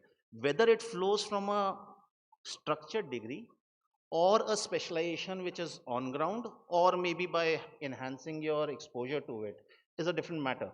But we have sports data analytics, we would have sports medicine. Nowadays we are working with 2 or 3 of the universities to have formal courses in sports medicine, but we already have doctors specializing over here. Then we could have, just add word sports to anything: sports management, sports PR, sports media, sports journalism. I think the whole canvas is rich because once the sports is happening. And this is being enabled by the whole shift in the sporting ecosystem. So once we have this new Niti in, and on the background we already have, which is already thing in the motion in the education side, is the new education policy, which is giving a lot of impetus to exposure, whether by a credit system or something. So we have a revolution happening on the training side also, both the demand and the supply side. That's how I see things. Right. So let us turn to the training side then. I mean, Bhala, as an educational entrepreneur, how are you responding to this changing requirements and opportunities?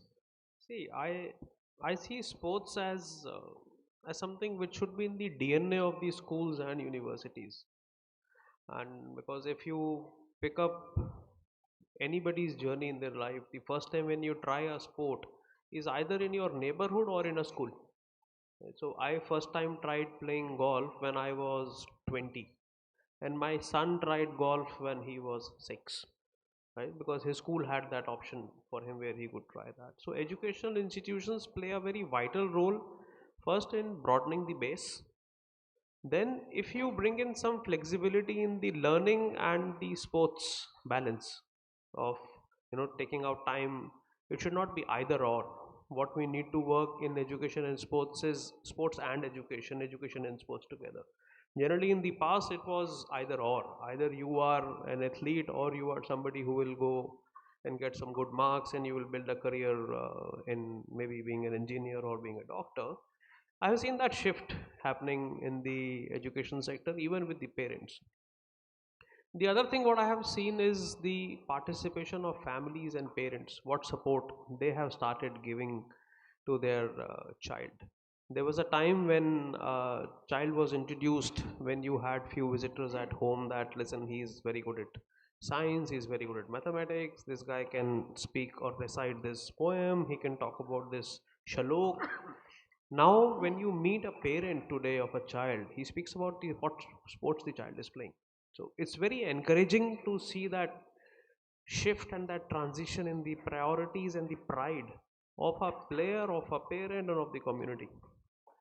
Educational institutions at large have started accepting, respecting, and acknowledging the athletes' effort, their achievements, have started giving them weightage. There was a campaign which was started, sports ke liye marks, marks for sports, instead of just focusing on marks. So that has also brought in a lot of focus, and thanks to the government for bringing in that sense of I would say the pride and the focus area for the government, that we want to be a sporting nation, we want to be a nation which is not only participating, which is also hosting some big events in the country. As what Nilesh said, why do we have to have other nations helping us in building our ecosystem of sports? Why can't we build ourselves?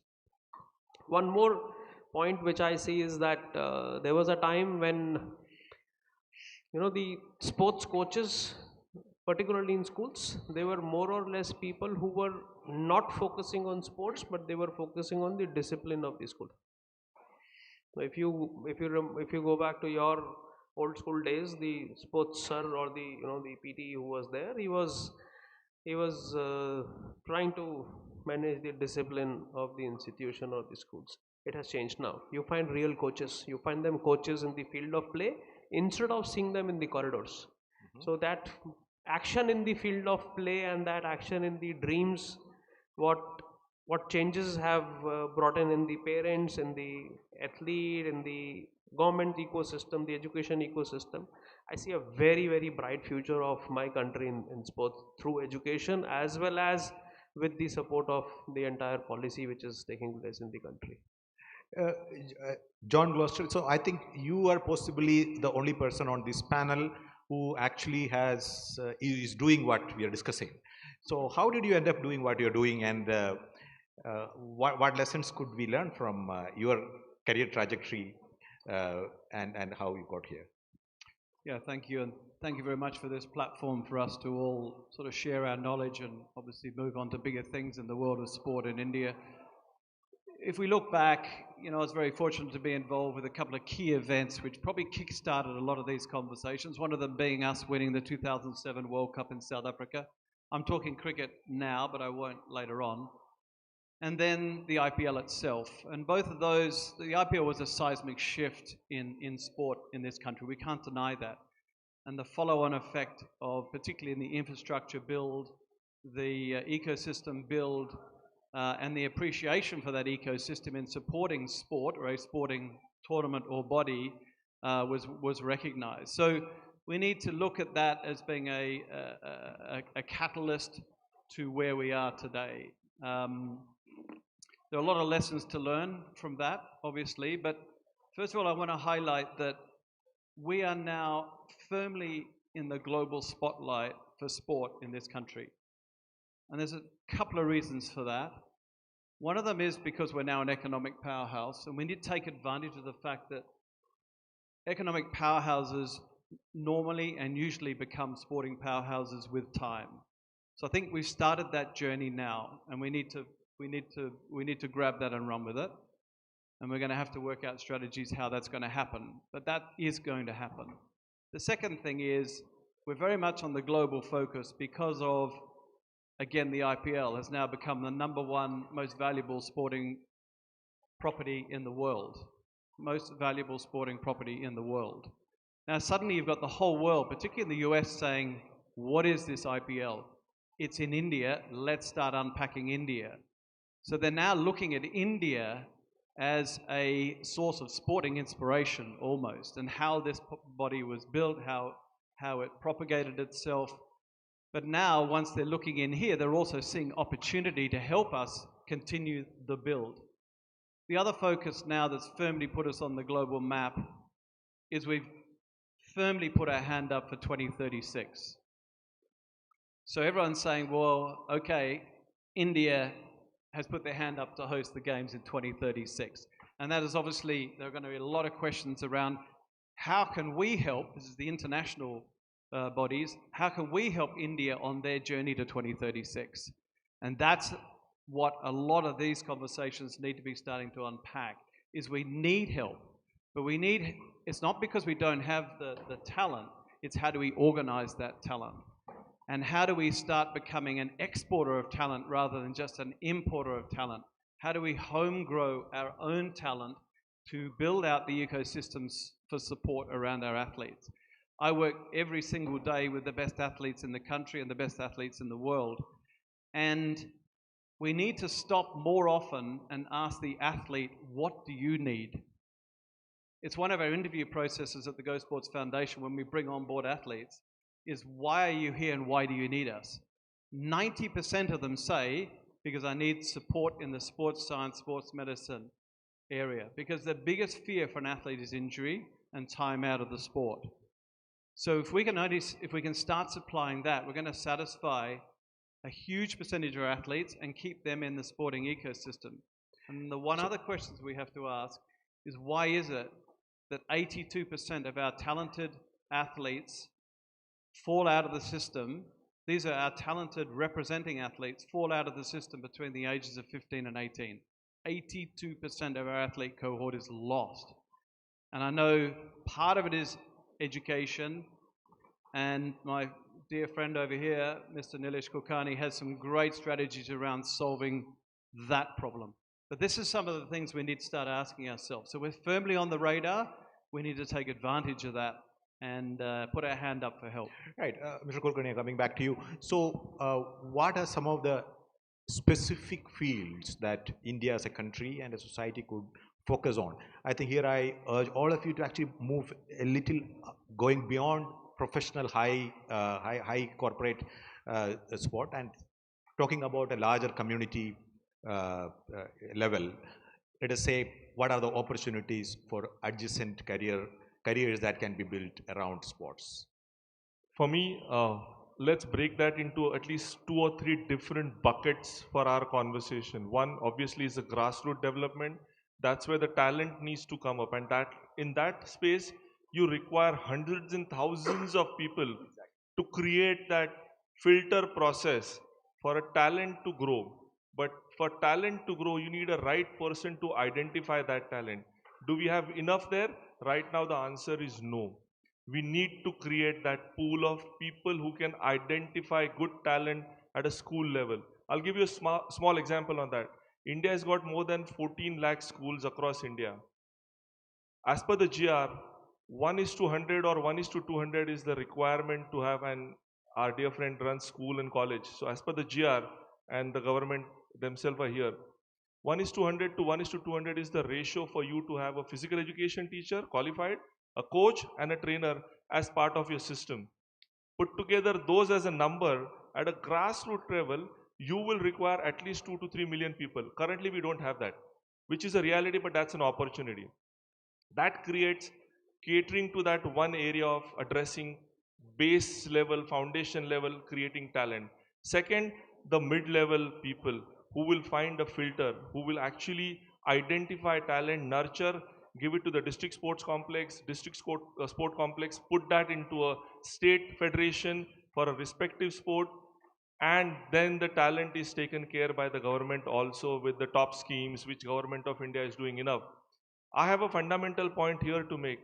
Government is doing enough standardizing, accepting nomenclatures now, which is obviously gazette notification out for management and science, where we all have worked hard in sports management and sports science.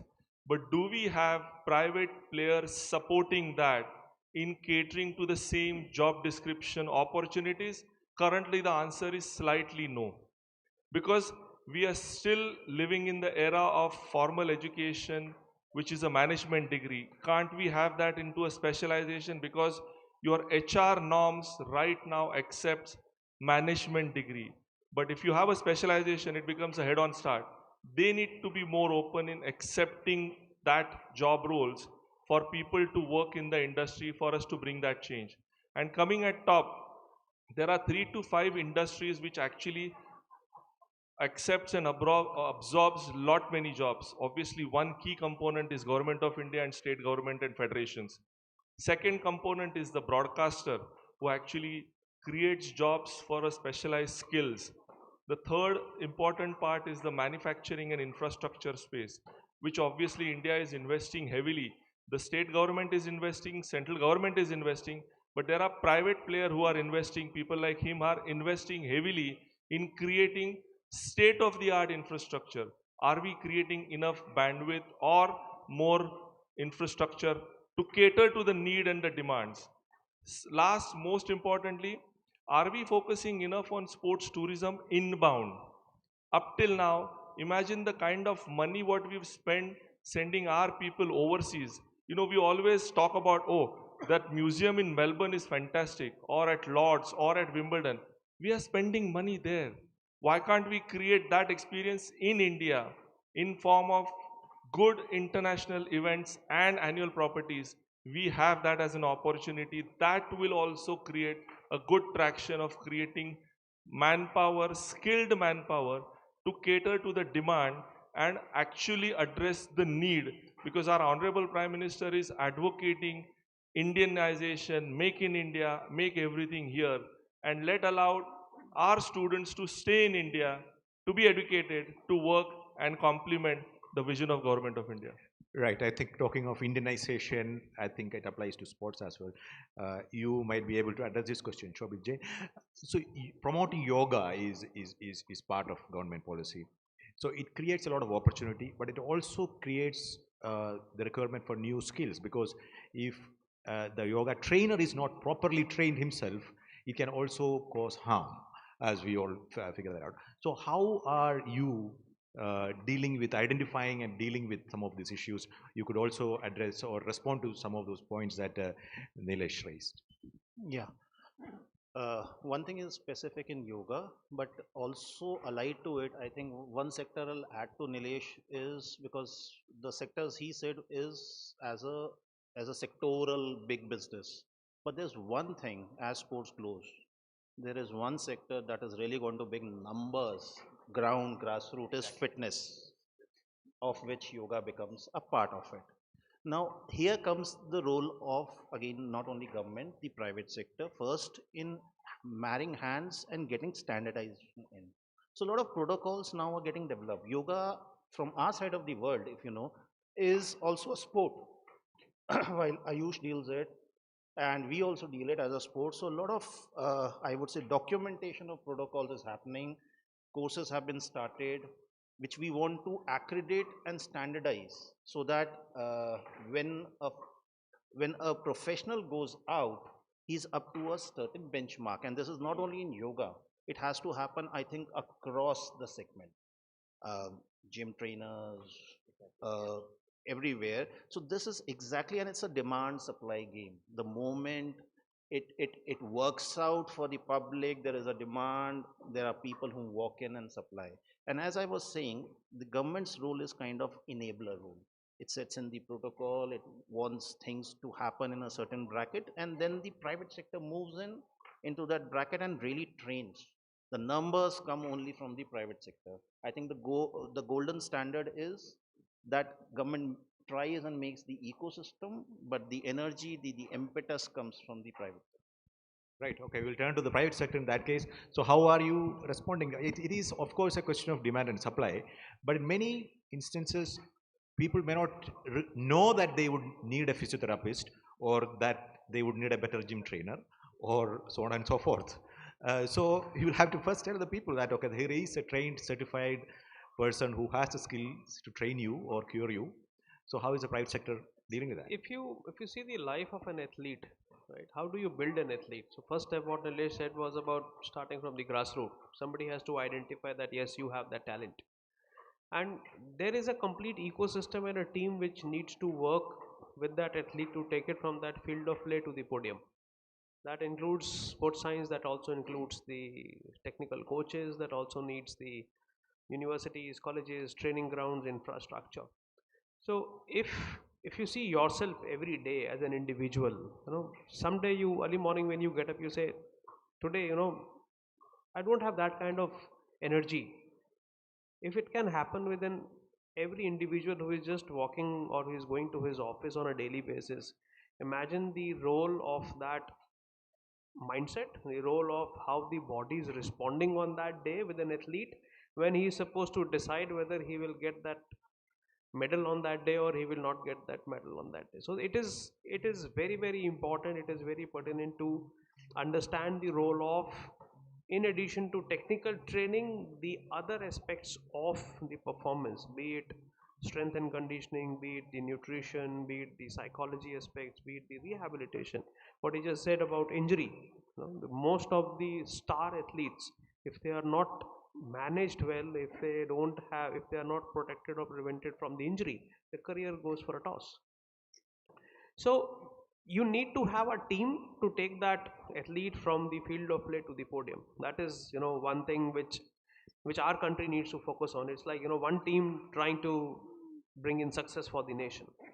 The second area is broadening the base, where you have right infrastructure at different areas, whether it is institutions, stadiums, availability in neighborhood, right manpower, right coaches to train them. So just to give you an example, like we work very closely with few federations, like as university. So we work with the shooting federation, we work with the cycling federation, where we have designed specific courses for technical manpower coaches which these federations will need.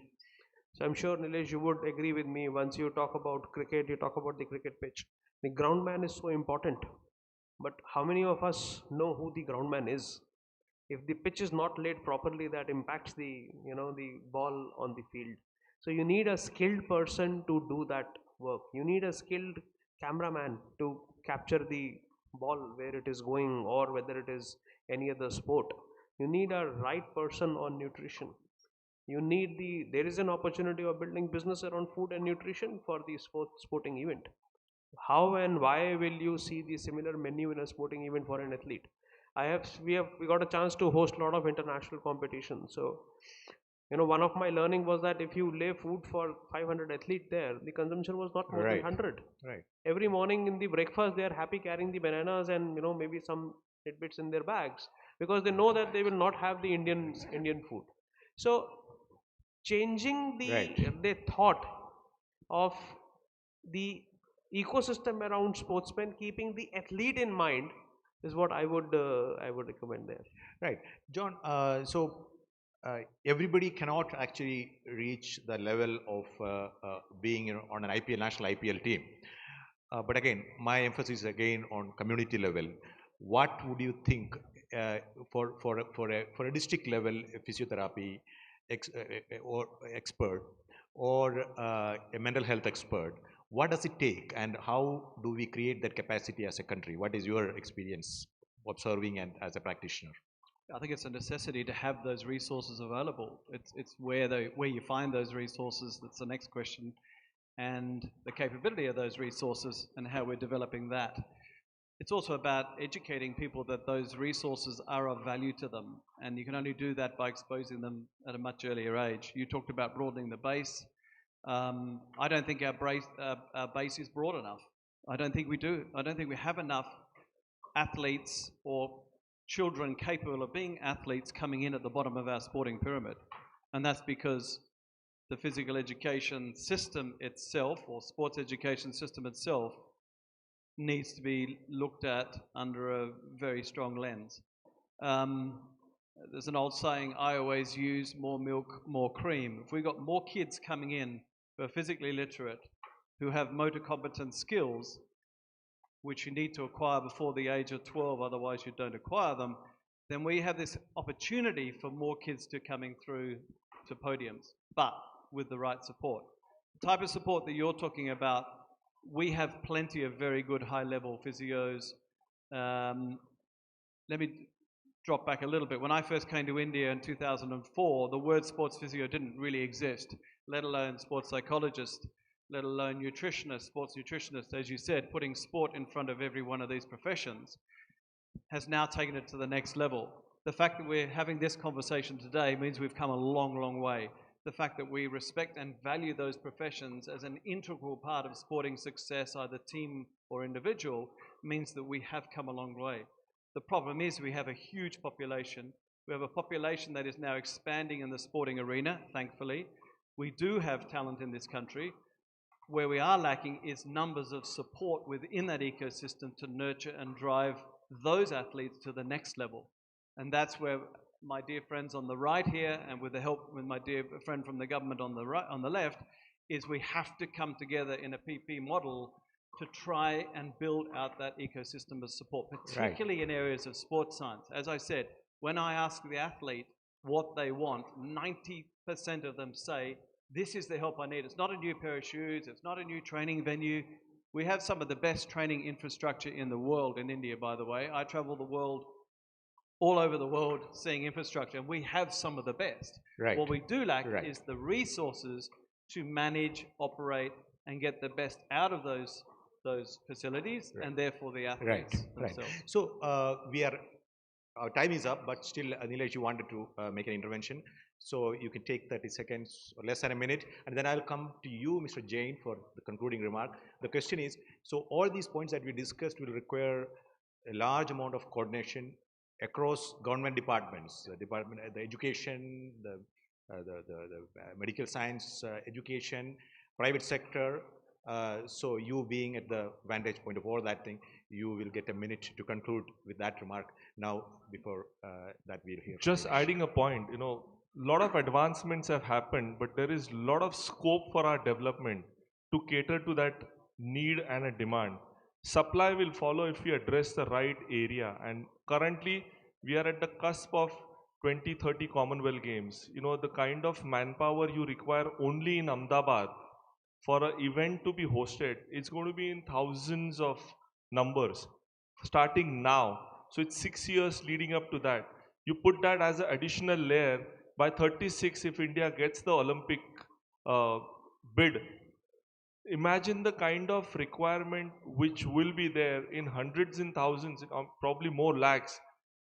That kind of ecosystem in one place, put together all 29 states and 9 union territories, that opens up a different door altogether.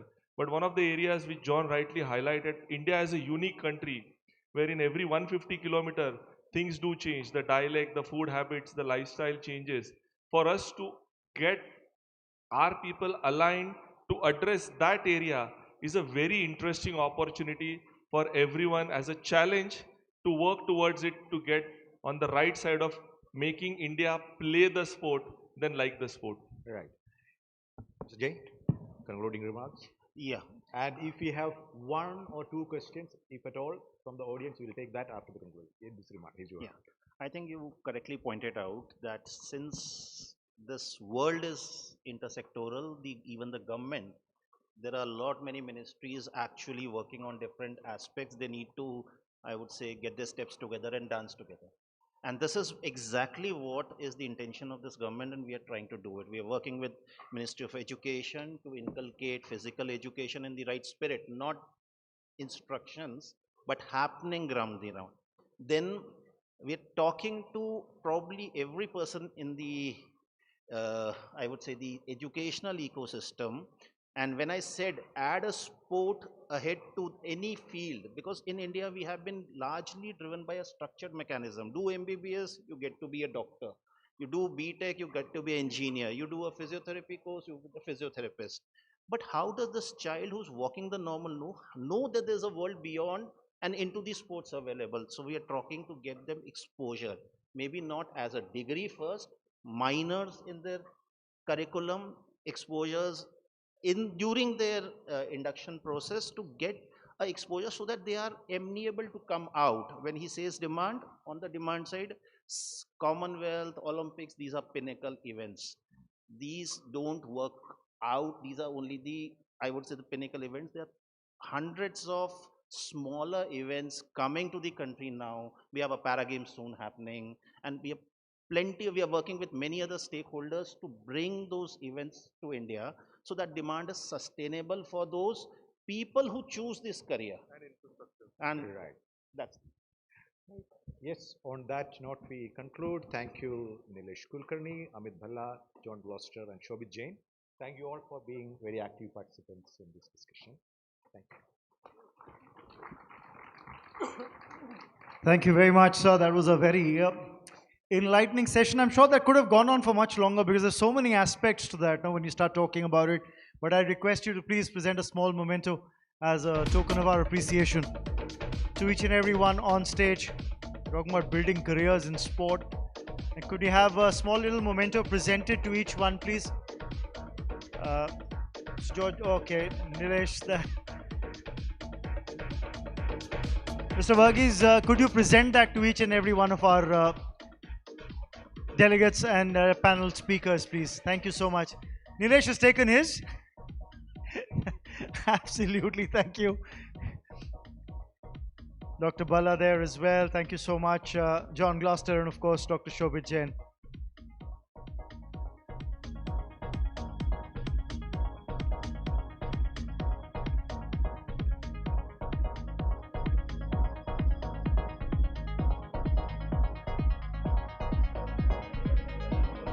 You know, there's so many facets to this little conversation that was on at the moment. When you're talking about beyond the game, building careers in sport, you know, we talk about sports broadcasting as well, and there are kind of key roles there in the broadcast sphere as well to be looked at as a specialized scenario. Thank you so much, gentlemen. Thank you for your time. Thank you for your inputs and insights.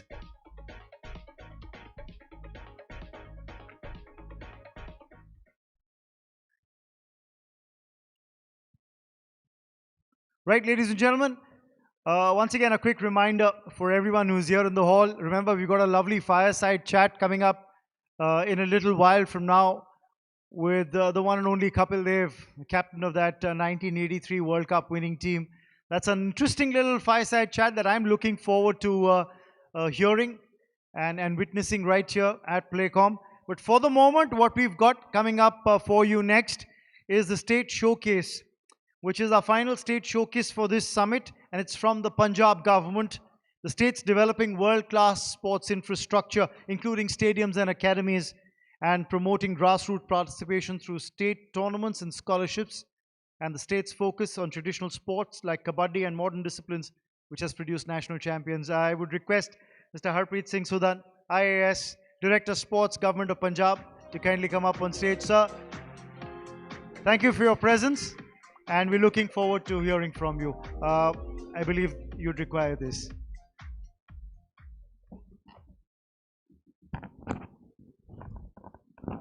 Good afternoon, everyone.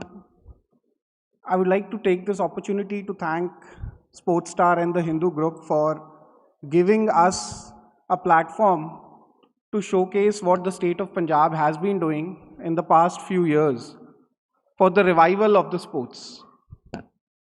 As you will see, the theme is revival because Punjab at one point of time dominated national sports. We were ranked number 1 nationally up till 2002. And from there on, the decline started. Well aware of this decline, when the new government came, certain steps were taken with a vision for Punjab's sports revival. The first theme that was chosen was active lifestyle. The government decided that sports cannot be restricted to sports persons alone. It has to be a bigger ecosystem in which all individuals within the state should be participating in one form or another for maintaining an active lifestyle. Secondly, youth development. Most of us are aware that Punjab is suffering from a drug menace. Although we do not agree with the disproportionate amount that is often put on Punjab, it is a problem that we acknowledge, and we are, as a state, are working actively to solve it. And sports is the key that we found will help us solving this problem. And third is to reclaim the glory that we once enjoyed. Punjab dominated national and international headlines in sports, and we are out there looking forward to reclaim our glory days back. To put this vision into action, the state of Punjab came up with a new sports policy in the year 2023. So some of the salient features, we immediately figured out that there is a need to increase the financial assistance that is being provided to the sports persons. We, for the first time, introduced the concept of preparation money. If you qualify for an international event, you get paid for the qualification itself so that you are able to go and participate. These are the ranges. Our financial criteria were increased from rupees 10,000 to 3 crores. We have a whole range. It's a very concise document available publicly on our website. I would request for those of you who are interested in understanding what the state is planning to do, has already done. It's a ready referencer, and it will help in understanding how policymakers are thinking about improving sports. We have introduced new cash awards. We have introduced new categories of awards. We have introduced the Lifetime Achievement Award for all our star athletes who could otherwise not be covered under other awards in the name of Maharaja Ranjit Singh Lifetime Achievement Award. And we have focused on a pyramidal structure of infrastructure creation and infrastructure upgradation, starting from village level playgrounds to sports nurseries to district level residential facilities, sports hostels, and our elite centers of excellence. Coming to the budget, since we are in a business summit, most of you would be interested in knowing what we are doing. So as you will see, our approved budget has increased manyfold. For the year 2025-26, we are looking at a budget of 942 crore rupees. And this is capital intensive budget that we have done. This year, we are going to create 3,254 new playgrounds in villages with a population of 2,000 plus. These playgrounds will act as the local level infrastructure, giving opportunities to each and every individual to have not only an active lifestyle, but also play these sports. We are recruiting outstanding sports persons. We have created this new cadre of outstanding sports persons. And in this cadre, our past champion athletes, they are all being recruited by the sports department on regular government jobs. We have come up with the annual Khedaan Watan Punjab Diyan. This is a sporting event. 3 editions have already happened. This year it was planned, but we could not go through with it because of the flood situation in Punjab. But I have the data for the last 3 years. For those of you who are interested, please look at the annual number of participants. 1.5 lakh in the first year, 3.5 in the second, 5 lakh and counting. We have increased our number of sports participation in 37 games, and the annual expenditure per year has also increased to a total of 97.3 crores. We have given prize money worth 25 crores in the past 3 years for these annual Khedaan Watan Punjab Diyan. We are glad to announce that we are the first state which has recognized what sports medicine means, and we have a dedicated directorate of sports medicine with a director, a joint director, 13 doctors and 100 supporting staff, and all of these are permanent employments. We are creating a state-of-the-art lab at the state level. 6 different specialities will be there in those labs, and then we will have 13 satellite centers across the state of Punjab purely dedicated to sports medicine.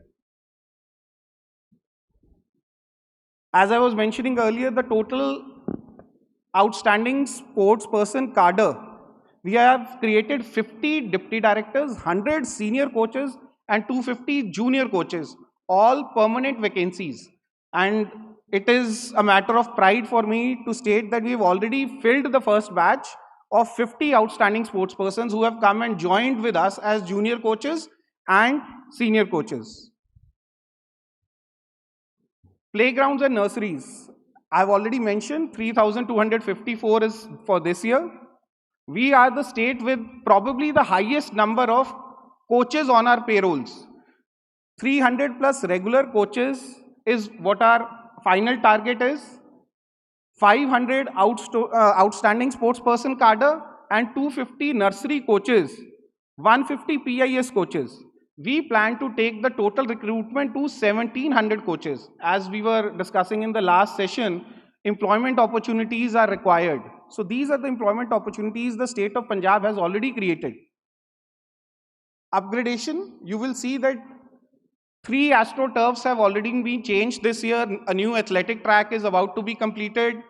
We have approved projects worth 52 crore rupees which are going to be executed in this year and spill over to the next financial year. We are coming up with 3 integrated sports complexes under our Smart City initiative in Jalandhar, in Ludhiana and Sultanpur Lodi. And they will again go on to become our centers of excellence. These are the standard layouts. This is what will be created at each sporting village field level. As I was mentioning, there are different sizes. So accordingly, these are the standard layouts. Upcoming initiatives of the department. We are going to create new hostels in all our 23 districts for 5,000 students, 200 students per district. We are coming up with a new policy for PPP model for utilizing the existing sports infrastructure. We are already, our act is with the Honorable Chief Minister for approval for the development promotion of sports. In this, we are intervening in state association and district associations to ensure that free and fair selection is done, and the inter-state tussle between these associations is resolved through a proper dispute resolution mechanism. We are going to have a hands-off approach, but a regulated affair laying down the standards that these associations will have to follow. Then refresher courses, and we are also looking at promoting annual volleyball league and hockey league on a pilot basis in the next financial year. These are the IT initiatives that the Government of Punjab is taking, all good governance initiatives. I would like to state that a simple, small intervention can have a lasting effect. For example, preparation money has come up in a big way. There are so many success stories because of that. We have in our annual Khedaan Watan Punjab Diyan started issuing e-certificates. Digitally signed e-certificates can be downloaded directly from the portal by the winning candidates. This portal is coming up as an all-in-one portal with all inclusive services, and we are very hopeful that we will be pioneers in the coming years. Since my time's up, these are the success stories that already Punjab has achieved in the last 3 years. It's a matter of immense pride for us to tell you that we broke the record of the last 72 years in Asian Games. We gave 8 lakh rupees per individual to 48 players, and out of that, 32 players won 8 gold medals, 6 silver medals, and 6 bronze medals. So this is the achievement for the state of Punjab, and these are the success stories. Thank you so much. Thank you, sir. Before you leave, I would request you to stay back, and I would request Mr. K.C. Vijay Kumarji, the sports editor, Hindu Group, to kindly come up on stage. Can we have you, K.C. sir, join us on stage, please, and just provide a small token of appreciation to our special delegate here, Shri Harpreet Singh Sudanji. What I really loved was the fact that you highlighted that there's funding available to athletes before they've made something happen on the international stage to facilitate that process. And I think that's one of the critical aspects when one talks about athlete development. Thank you so much, sir, for your insights and letting us know what the Punjab government has been doing.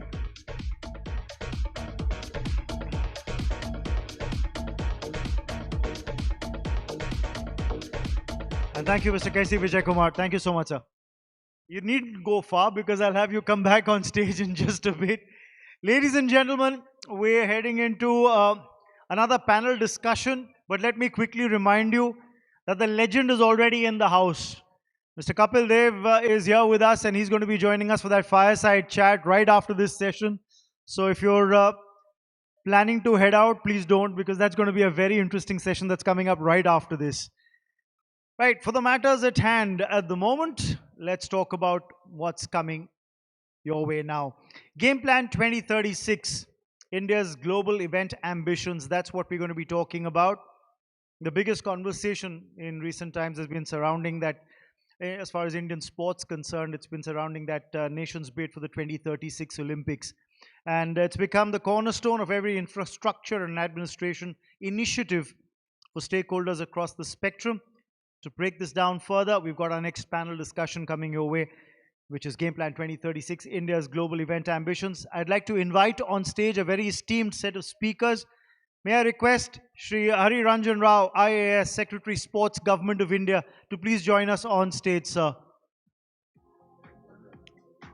May I request Mr. Hari Ranjan Rao, IAS, Secretary Sports, Government of India, to please join us on stage, sir.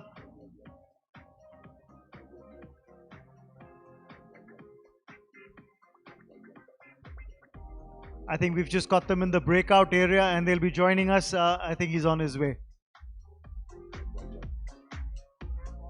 A quick introduction about Shri Hari Ranjan Rao ji. From the granular challenges of a district collector to high-stakes positions in the Prime Minister's office, Shri Hari Ranjan Rao's had an illustrious resume, currently serving as the Sports Secretary and the DG for the Sports Authority of India, which is SAI. Be it helping Neeraj Chopra to train abroad for the next Olympics or aiding middle distance runner Ajay Kumar Saroj to practice in the US, Mr. Rao looks set with only one goal, which is to make India a sporting powerhouse. We also have, sir, please request you to take a seat. We also have for this panel discussion, Achanta Sharat Kamal, multiple time Olympian, Vice Chairperson, Athletes Commission, IOA. We talk about Sharat Kamal's accolades in the sporting arena. You'll have to go all the way back, starting the journey back in 2002. Onwards and upwards is what it's been like. And of course, now the voice for Indian athletes also. He's been a Khel Ratna awardee, Padma Shri. The accolades keep growing, so did the medals at the Commonwealth stage, at the Asian Games stage. Great to have you here with us. We have Shri Devendra Jajaria ji, President Paralympic Committee of India, the Indian para-athlete. Of course, known for winning the Paralympic gold medals in 2004 and 2016, overcame adversity to become world champion as well.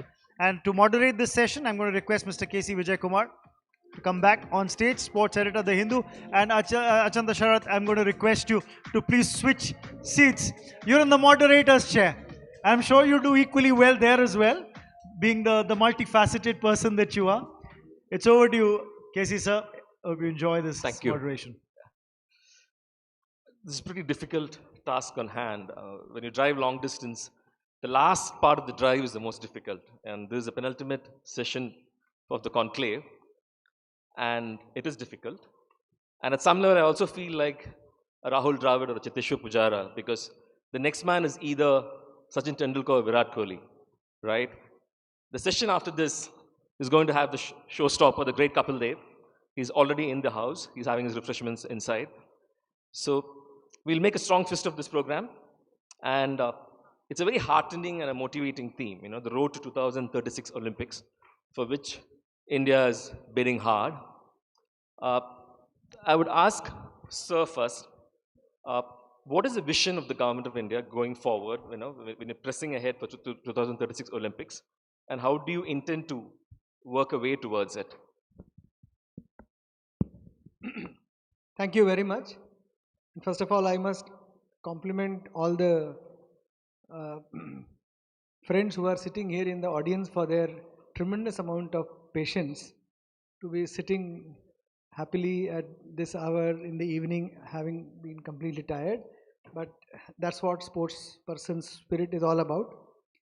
To the question that Vijay asked about the vision of the government for 2036 Olympics, I want to very clearly say that Honorable Prime Minister himself has echoed the nation's sentiment by saying that we would like to be hosting Olympics in coming days.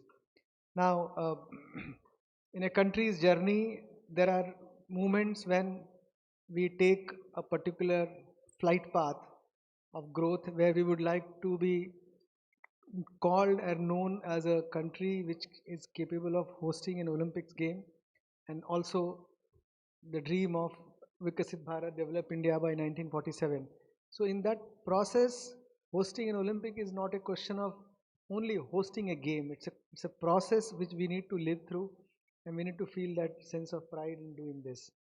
Now, there is process of awarding the hosting of an Olympics by the International Olympic Committee, which we have to go through the process. There is a bidding process which takes time, that you are all aware about, which is well covered in the media. But from me, from the government point of view, we are looking at the entire ecosystem to be completely rejuvenated, because as I said, hosting of the Olympics for those 15-20 days is one issue, but to gear up the entire nation to be able to feel that pulse for hosting an Olympic and be part of that global movement is a very different issue. And I think that is where we need to put our heads together and work. And I'll explain more when we discuss in the subsequent points. Thank you. Sharad, coming to you next. I mean, as an athlete, how do you see this development? You know, in fact, when you take the history of sport in India, in terms of multi-global events in India, we've had 2 Asian Games, we've had 1 Commonwealth Games, and then we had the odd SAF Games in India. And then when it comes to cricket, obviously 4 Cricket World Cups, 1 T20 World Cup. There's been more happening on the cricket side in terms of multi-team tournaments. And now this is a big ticket among all, you know, having a 2036 Olympics here if India wins the bid. And as an athlete, I mean, who's, you know, represent the country for close to 2 decades, how do you see this? See, firstly, thank you Sportstar and KPMG for getting this together and putting me on the panel with such distinguished guests. So, all the list of tournaments that you've told now, with the Asiads, with the Commonwealth Games, the World Cups of cricket, you see, India's done exceedingly well in all those events because it's at home, and we put all our energy, to make sure not just the games is successful as an event itself, but also the athletes and the whole ecosystem supporting the athletes also put in a lot of effort into going and showing that we're doing well at home. And personally for me, I've played some of the best tournaments at home. So that's the best thing you can give an athlete. Well, many times, let's say now the Commonwealth Games happen in Birmingham. So I won in Birmingham. Imagine if I had won that in India, the kind of importance the sport would have got, the kind of exposure table tennis or the other sports would have got. So I think 2036, again, getting the Olympic Games, as Sir said, is one goal. But you get it or not, you plug in everything in place from, let's say, the grassroots level to the intermediate level and to the high performance. If you have this set over the next 10 to 11 years, and we are looking at kids who are 8 to 10 years today, because by the time they're 21, 22, that's when the peak is going to come. We're going to be the best at that point in time. So this is the generation who we're looking at to nurture, and this will have a snowballing effect into making sure that kids have a way of life through sport. So sports becomes an integral part of their life, which in turn, makes the country stronger physically and mentally. Sharad, just to add on to what you said, is there additional pressure when you compete in the Olympics, in the sense that India so far has got 41 medals in Olympics over, say, 75 years, and when, say, 11 years down the line, God willing, Olympics comes to India, would there be additional pressure as a host, not only to be a good host, but also to perform well on the field? Again, as I said, I'm pretty sure that we will do exceedingly well there at the Olympic Games. But again, we need to make sure that there's a lot more that goes into the ecosystem. Yeah. So this question many times is asked by a journalist to athletes at the Olympic Games. In a country of 1.4 billion, we have at the Olympic Games, we don't hit the double digits. Yeah. We're still not hit at 10. Yeah. The maximum we had was 9. Yeah. So the question is, with such a big population, why we don't get those medals? The answer to that is, out of the 1.4 billion people, how many people have the access to sport and a sporting culture? Probably 1% of the entire population, and from that 1%, we're getting those 9 medals, which is a big number actually. True. But then if you're able to make that number bigger, to make it 10%, 20%, then yes, we are there as a strong sporting nation. So coming to you, how do you look at the Paralympics movement? Because India has made a splash in Paralympics.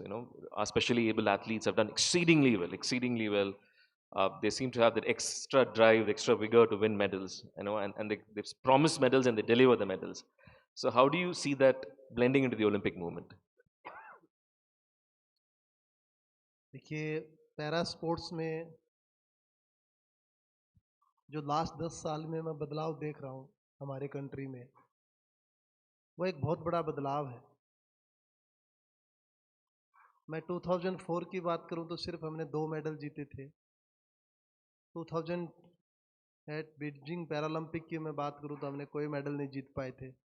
London Paralympic में एकमात्र silver medal जीता। लेकिन उसके बाद Rio Paralympic में हमने 4 medal जीते। यहाँ हमारी थोड़ी ग्रोथ नजर आई।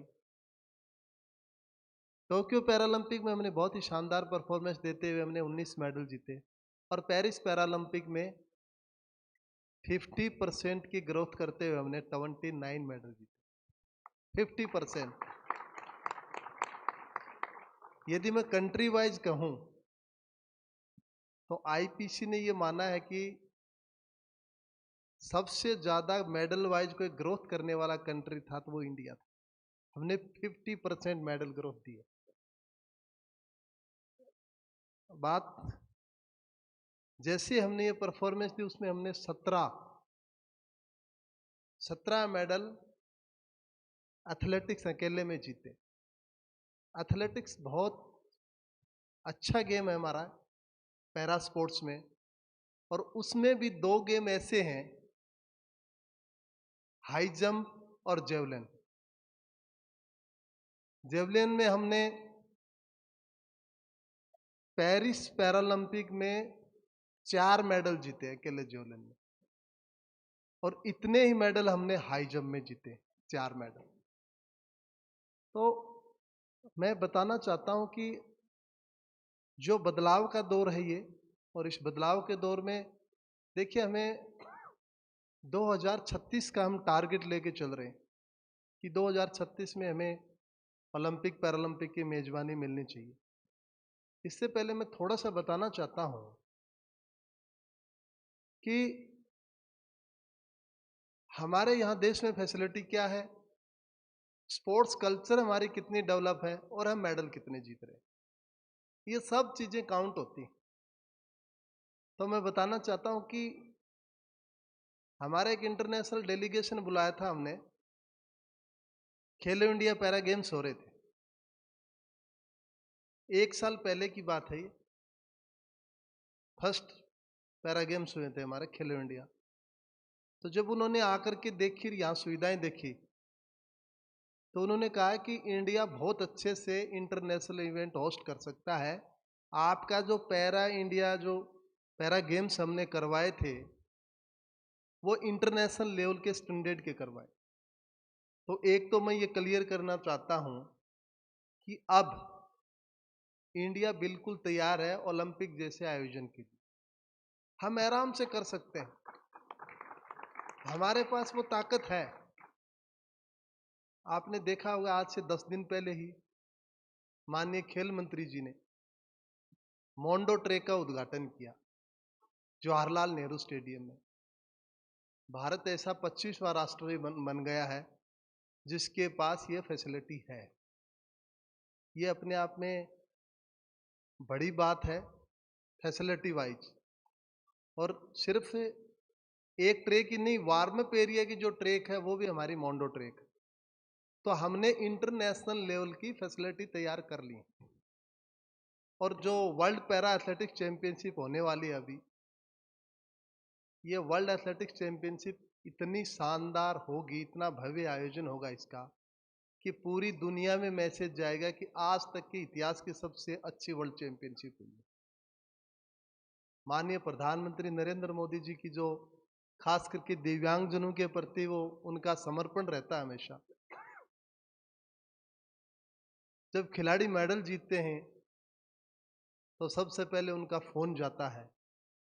ये अपने आप में बहुत बड़ी बात है, क्योंकि मैं एज ए खिलाड़ी के तौर पर देखा है कि बहुत कम ऐसे प्रधानमंत्री हैं दुनिया में जो सीधा खिलाड़ियों से बात करके बधाई देते। लेकिन हमारे देश के प्रधानमंत्री, जब मैं रियो में मेडल जीता, टोक्यो में मेडल जीता, पेरिस में मैं प्रेसिडेंट था पैरालंपिक कमेटी ऑफ इंडिया का, जो वो खेल को जो प्राथमिकता दे रहे हैं ये पूरी दुनिया को पता है। इसलिए मैं कहना चाहता हूं कि चाहे वो कॉमनवेल्थ गेम 2030 की मेजबानी हो, चाहे हमारी एशियन गेम्स की मेजबानी हो, चाहे ओलंपिक पैरालंपिक 36 की मेजबानी हो, हमारा रोड मैप तैयार है और ये देश मेजबानी के लिए तैयार है।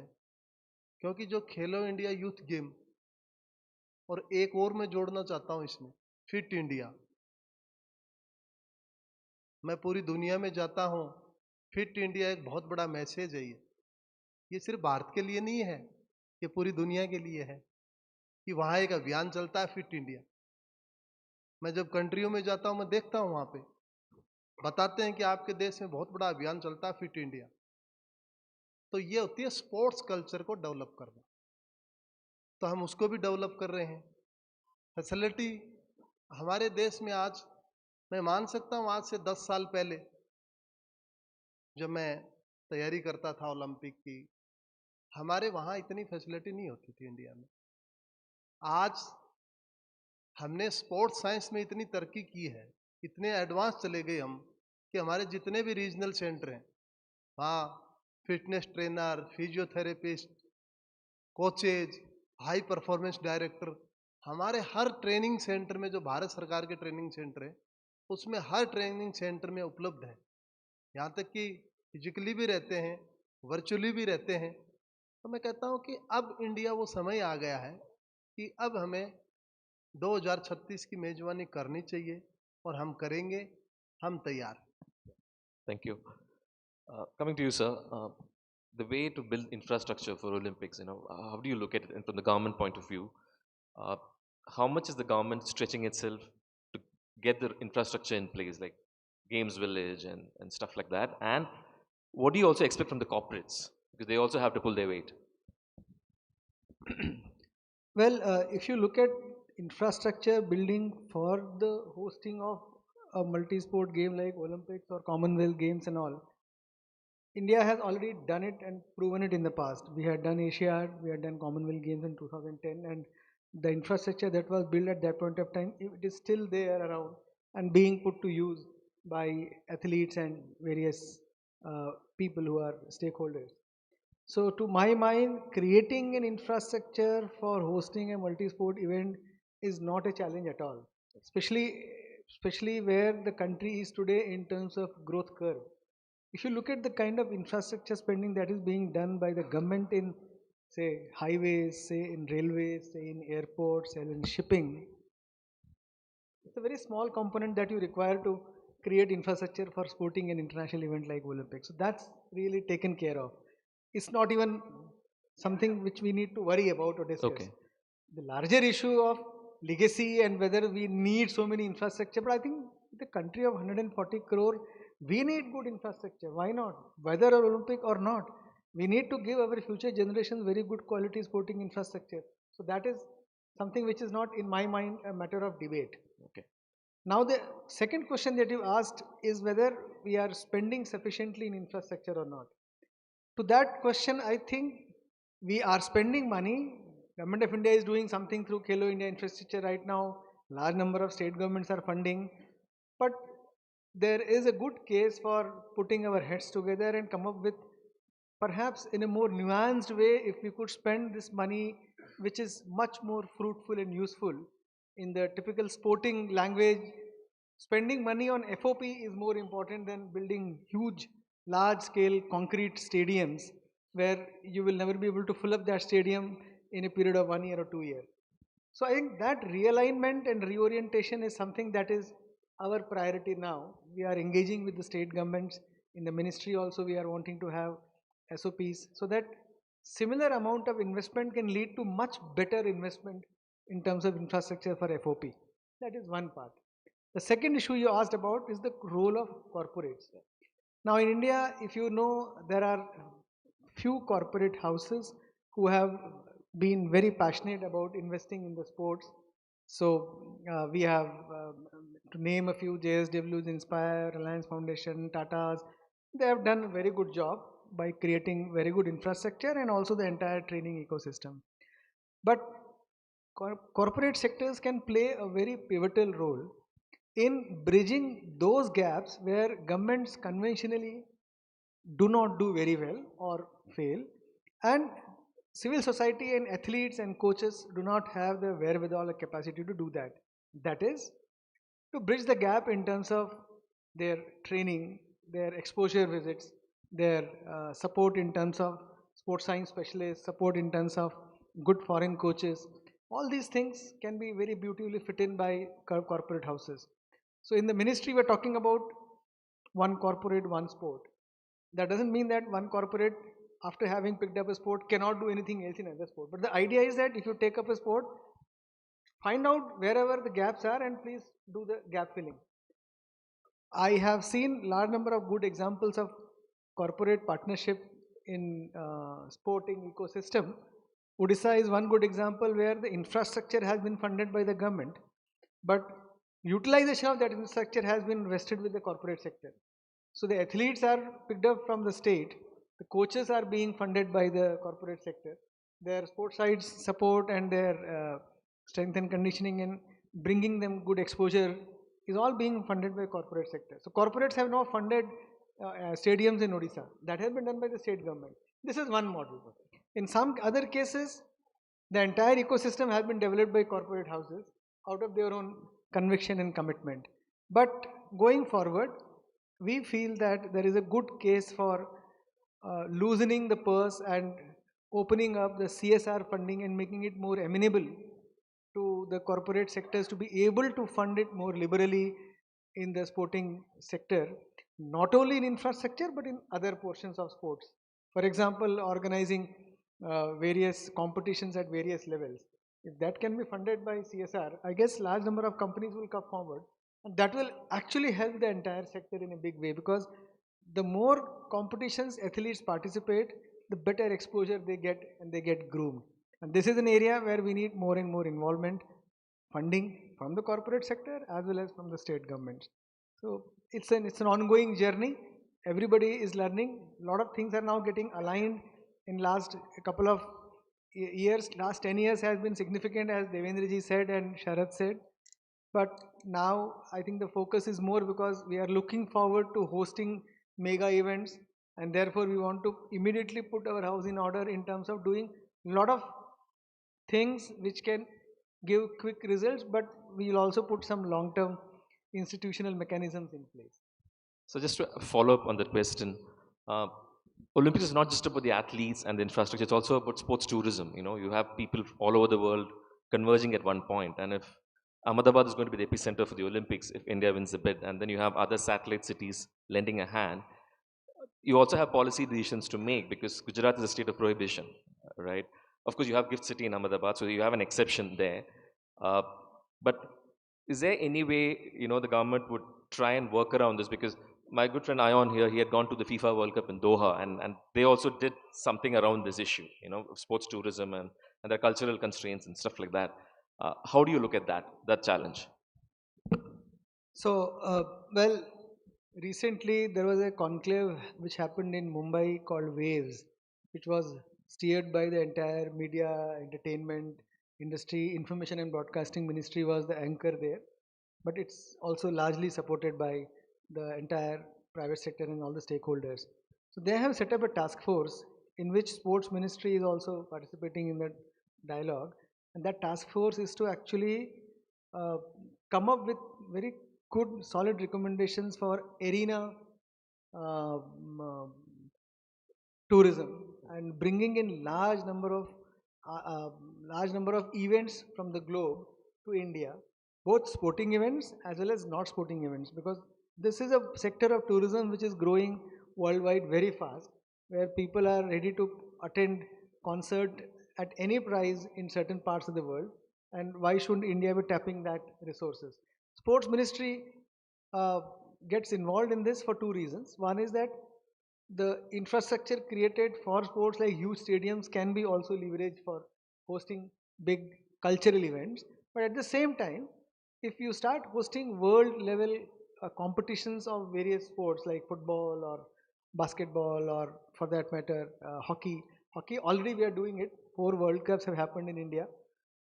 This is something which I can be sure of, that if we start doing this, it will not only generate more interest in our own citizens about those non-cricket sports, but it will also start bringing in footfall from other countries who would be passionate to see these matches, and they will start coming to India. So this is a policy clarity that we need to bring in good, all kinds of world-class sporting competitions to India. Who will be the major partner in this? There are 2 major partners who have to enable this.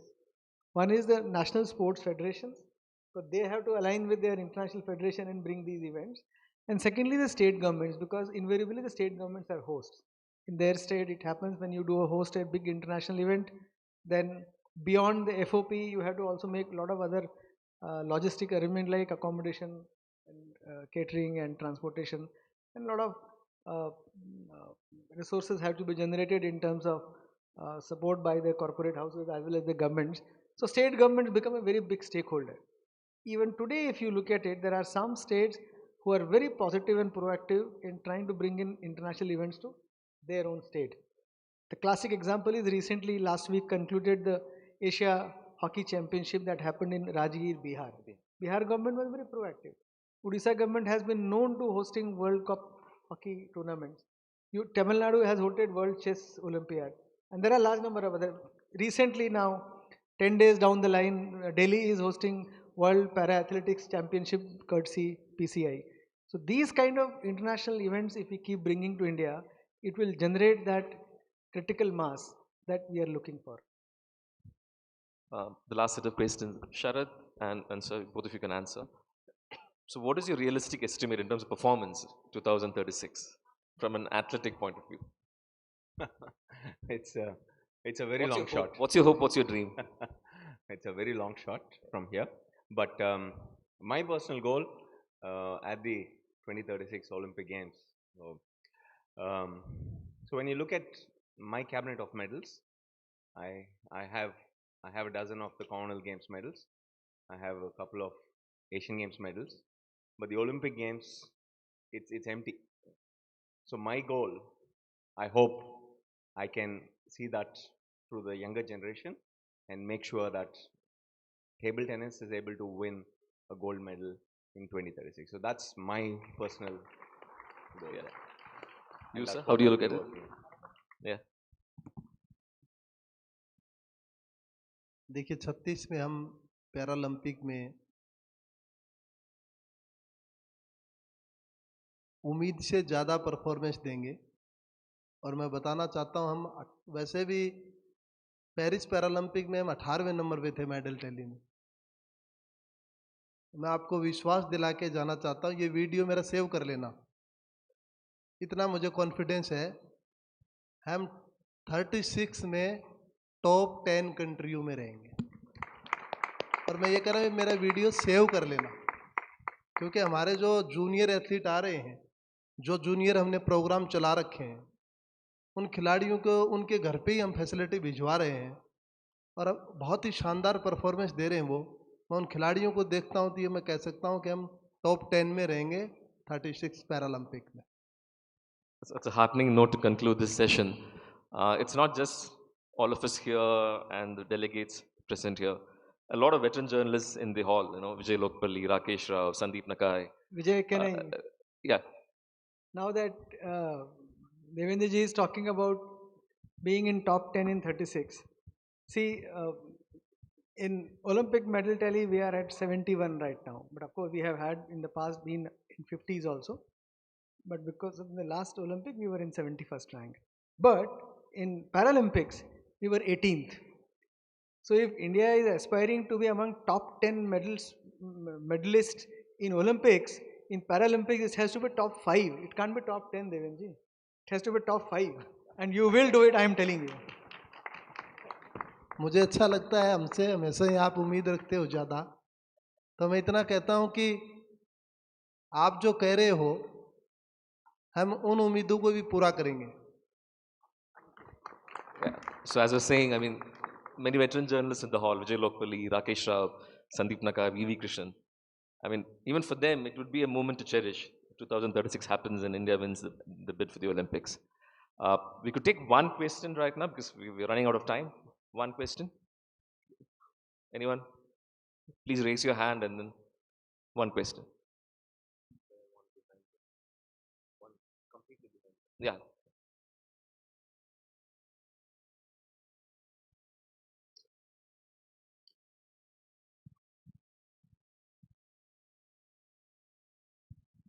Hello everyone, I am Ankur. Thanks for giving me opportunity to talk with you guys. Okay, so I was talking about the Olympic. I see there are lots of opportunities creating by governments in various states in India. But what I find the synergies between all the states for creating a common platform so that one sports person can learn from other sports person in other states.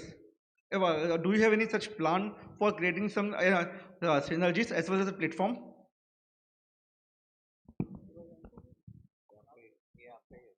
Okay, thank you. So the question, if I understood correctly, is that a good athlete in one state, how will he or she get an opportunity to compete and learn from players from other states? Right. Thank you. So irrespective of the kind of discipline that athlete is playing, there are two ways that athlete grows in the ladder.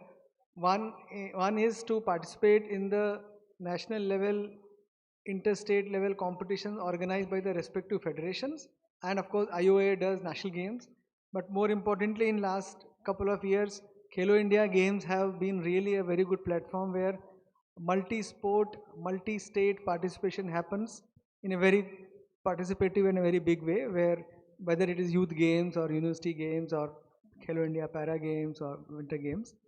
So it's a very good, robust platform where athletes from different states come and participate and compete amongst themselves. And then from there they rise further to be also handpicked by the selectors for various international competitions, because that is where they get spotted and identified. I hope I answered your question. There's one more question, the lady there. Yeah, just give the mic to her, please. Yeah.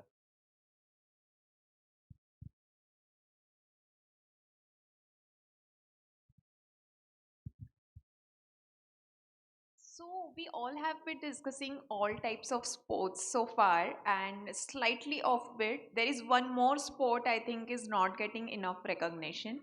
Hi, this is Sana, and my question is to the panel that I am a very active motorcyclist.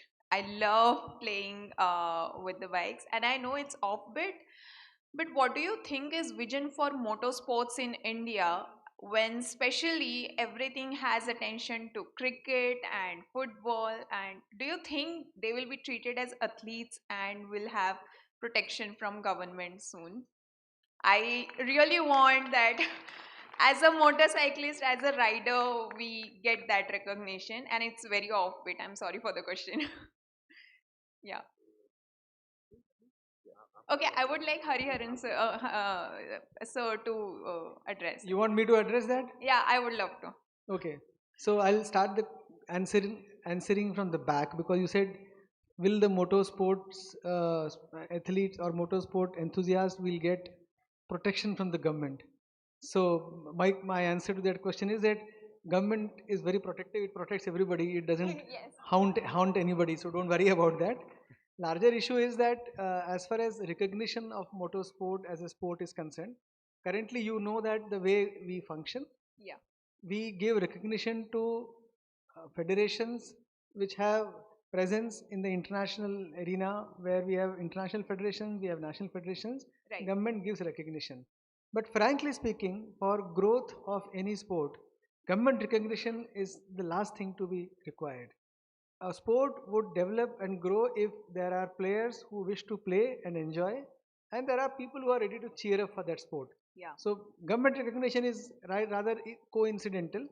Government gives recognition, one, for supporting some minor financial supports for organizing some competition, etc. Yeah. And secondly, giving them NOC when they want to travel to international competitions and they have to apply for visa and all. But as of now, even if there are sports which are not recognized by any government of India, we don't stop the NOCs, we give liberally. Yeah. So, Just wanted to also so now help you. motorsport, I know that it is currently not part of the Olympics. Yeah. So you have to tell me how that is happening. Actually, just one last point.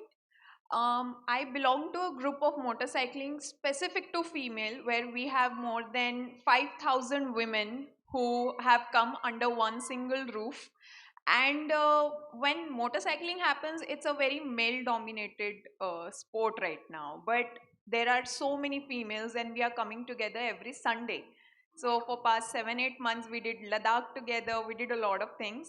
And I feel once you enter in motorsports, I hope someday Indian government will do some really good stuff for females in motorcycling. Hoping so. In 2036, I hope we are at global level for that. Thank you. Hopefully. Thank you so much. Thank you. Thank you so much, gentlemen. It's a lovely conversation. Thank you. Thank you very much, gentlemen. I'd request all of you to please stay back on stage for a moment, sir.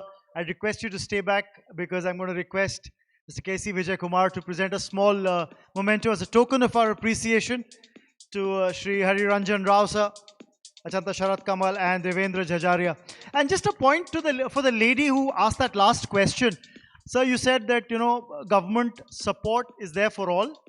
And what is also interesting, government acknowledgement, just talking about motorsport, a former biker who then took to road racing and is one of the prominent contenders in the World Rally Championship. Gaurav Gill was actually conferred with the Arjuna Award by the government. So just letting you know, speaking from the government side, the fact that there is acknowledgement for even motorsports individuals as well for their achievement in that sphere. So just one from the government side. Thank you so much, gentlemen. Thank you so much, sir. It's been a pleasure to have the three of you on stage. Thank you again.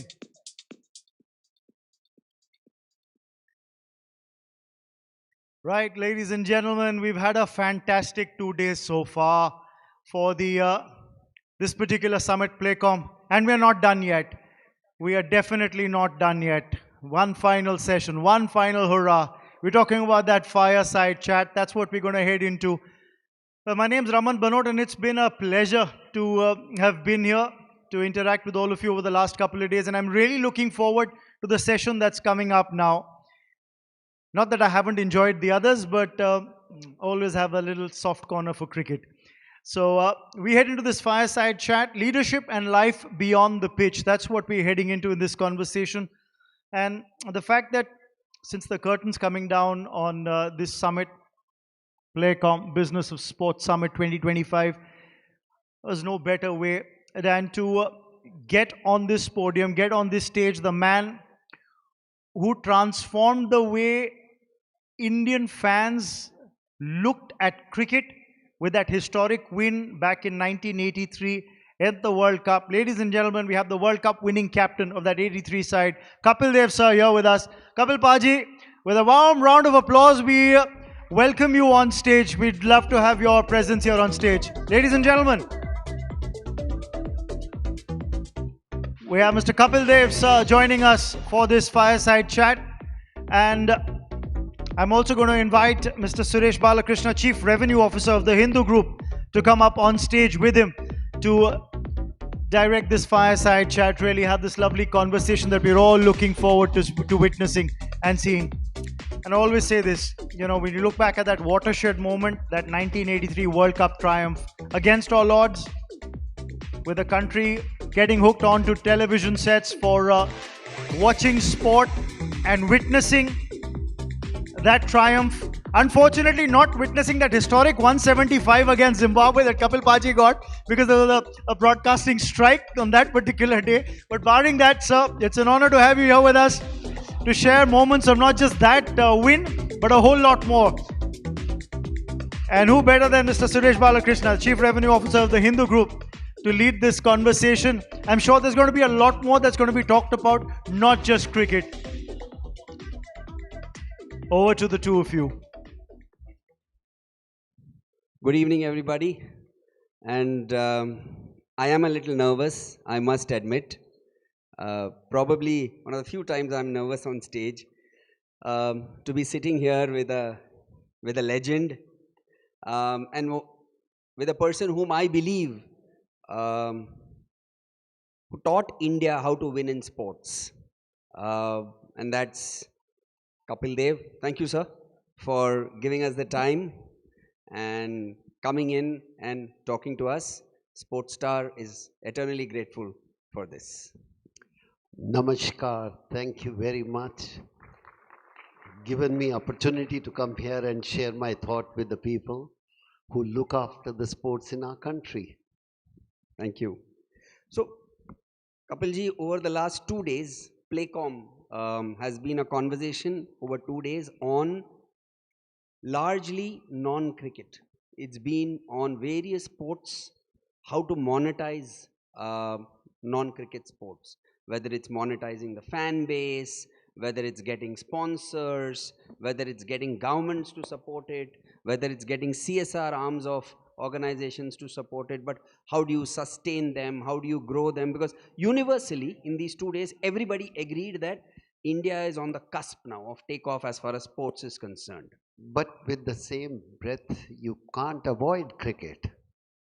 You know, whatever you say that, but if you want to take a leap, you have to talk about cricket, because cricket have given us, shown us, yes, if cricket can reach there, why not other sports?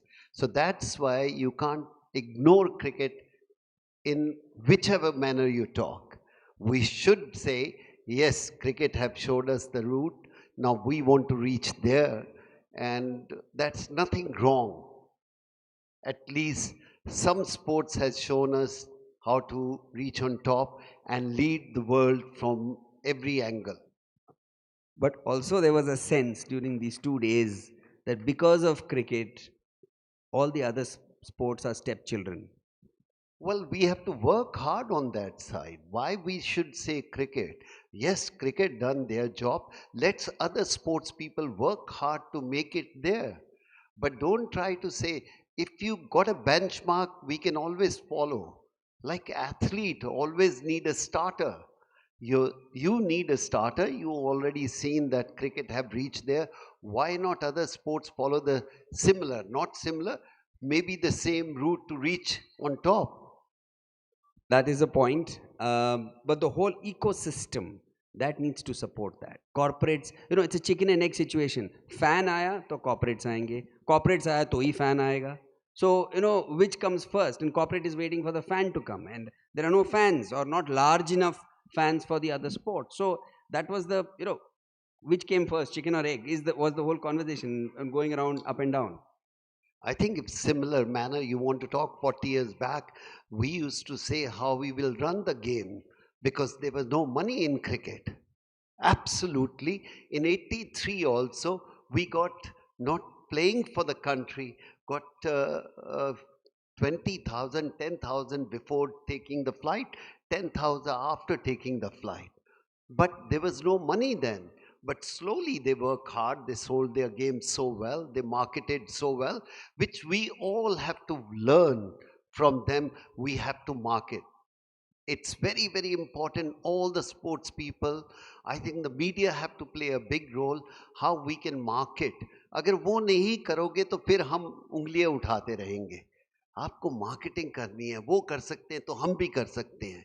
ये नहीं कि वो किया तो कहाँ हमारे पास chance नहीं है. हाथ के ऊपर हाथ लेके बैठोगे तो कभी आगे नहीं बढ़ सकोगे. You have to take a challenge. Let's try.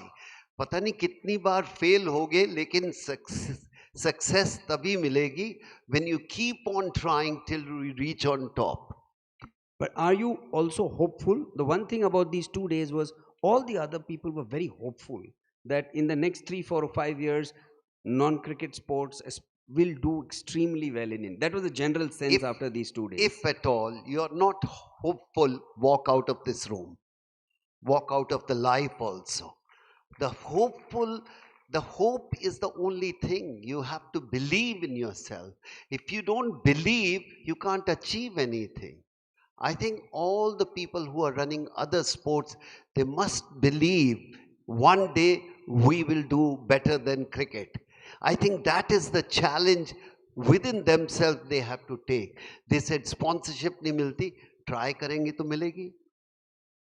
पर उनको मैच करना है क्रिकेट को, मत करो. Step by step. Cricket आज यहाँ पहुंची है.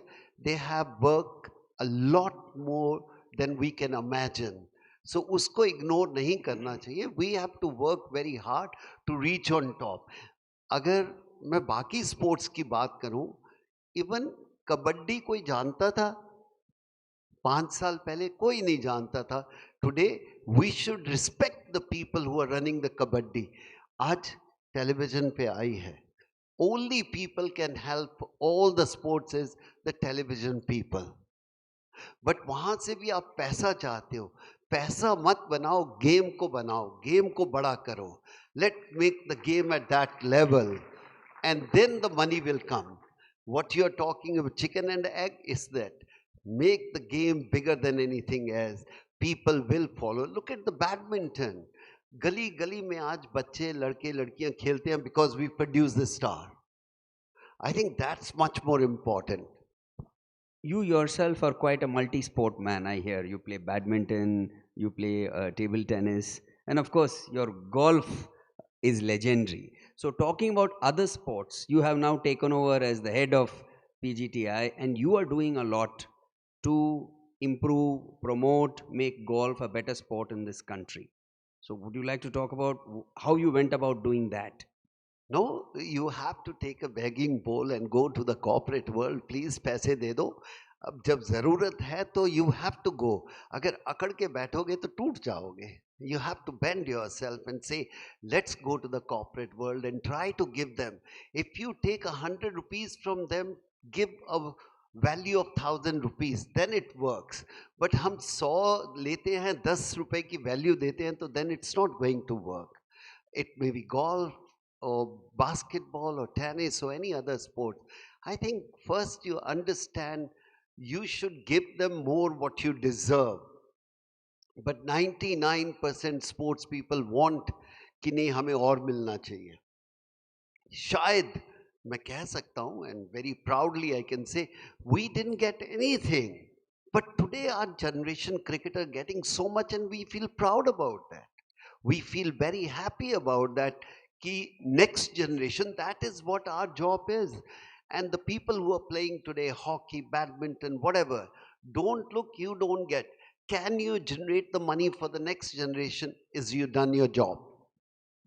So tell us, how are you managing to therefore improve the prize money in golf, get big international, I know big international name is coming next year. I mean, yes, Kapil Dev is the president of PGTI. That must be helping, I'm sure, somewhere, the brand name of Kapil Dev.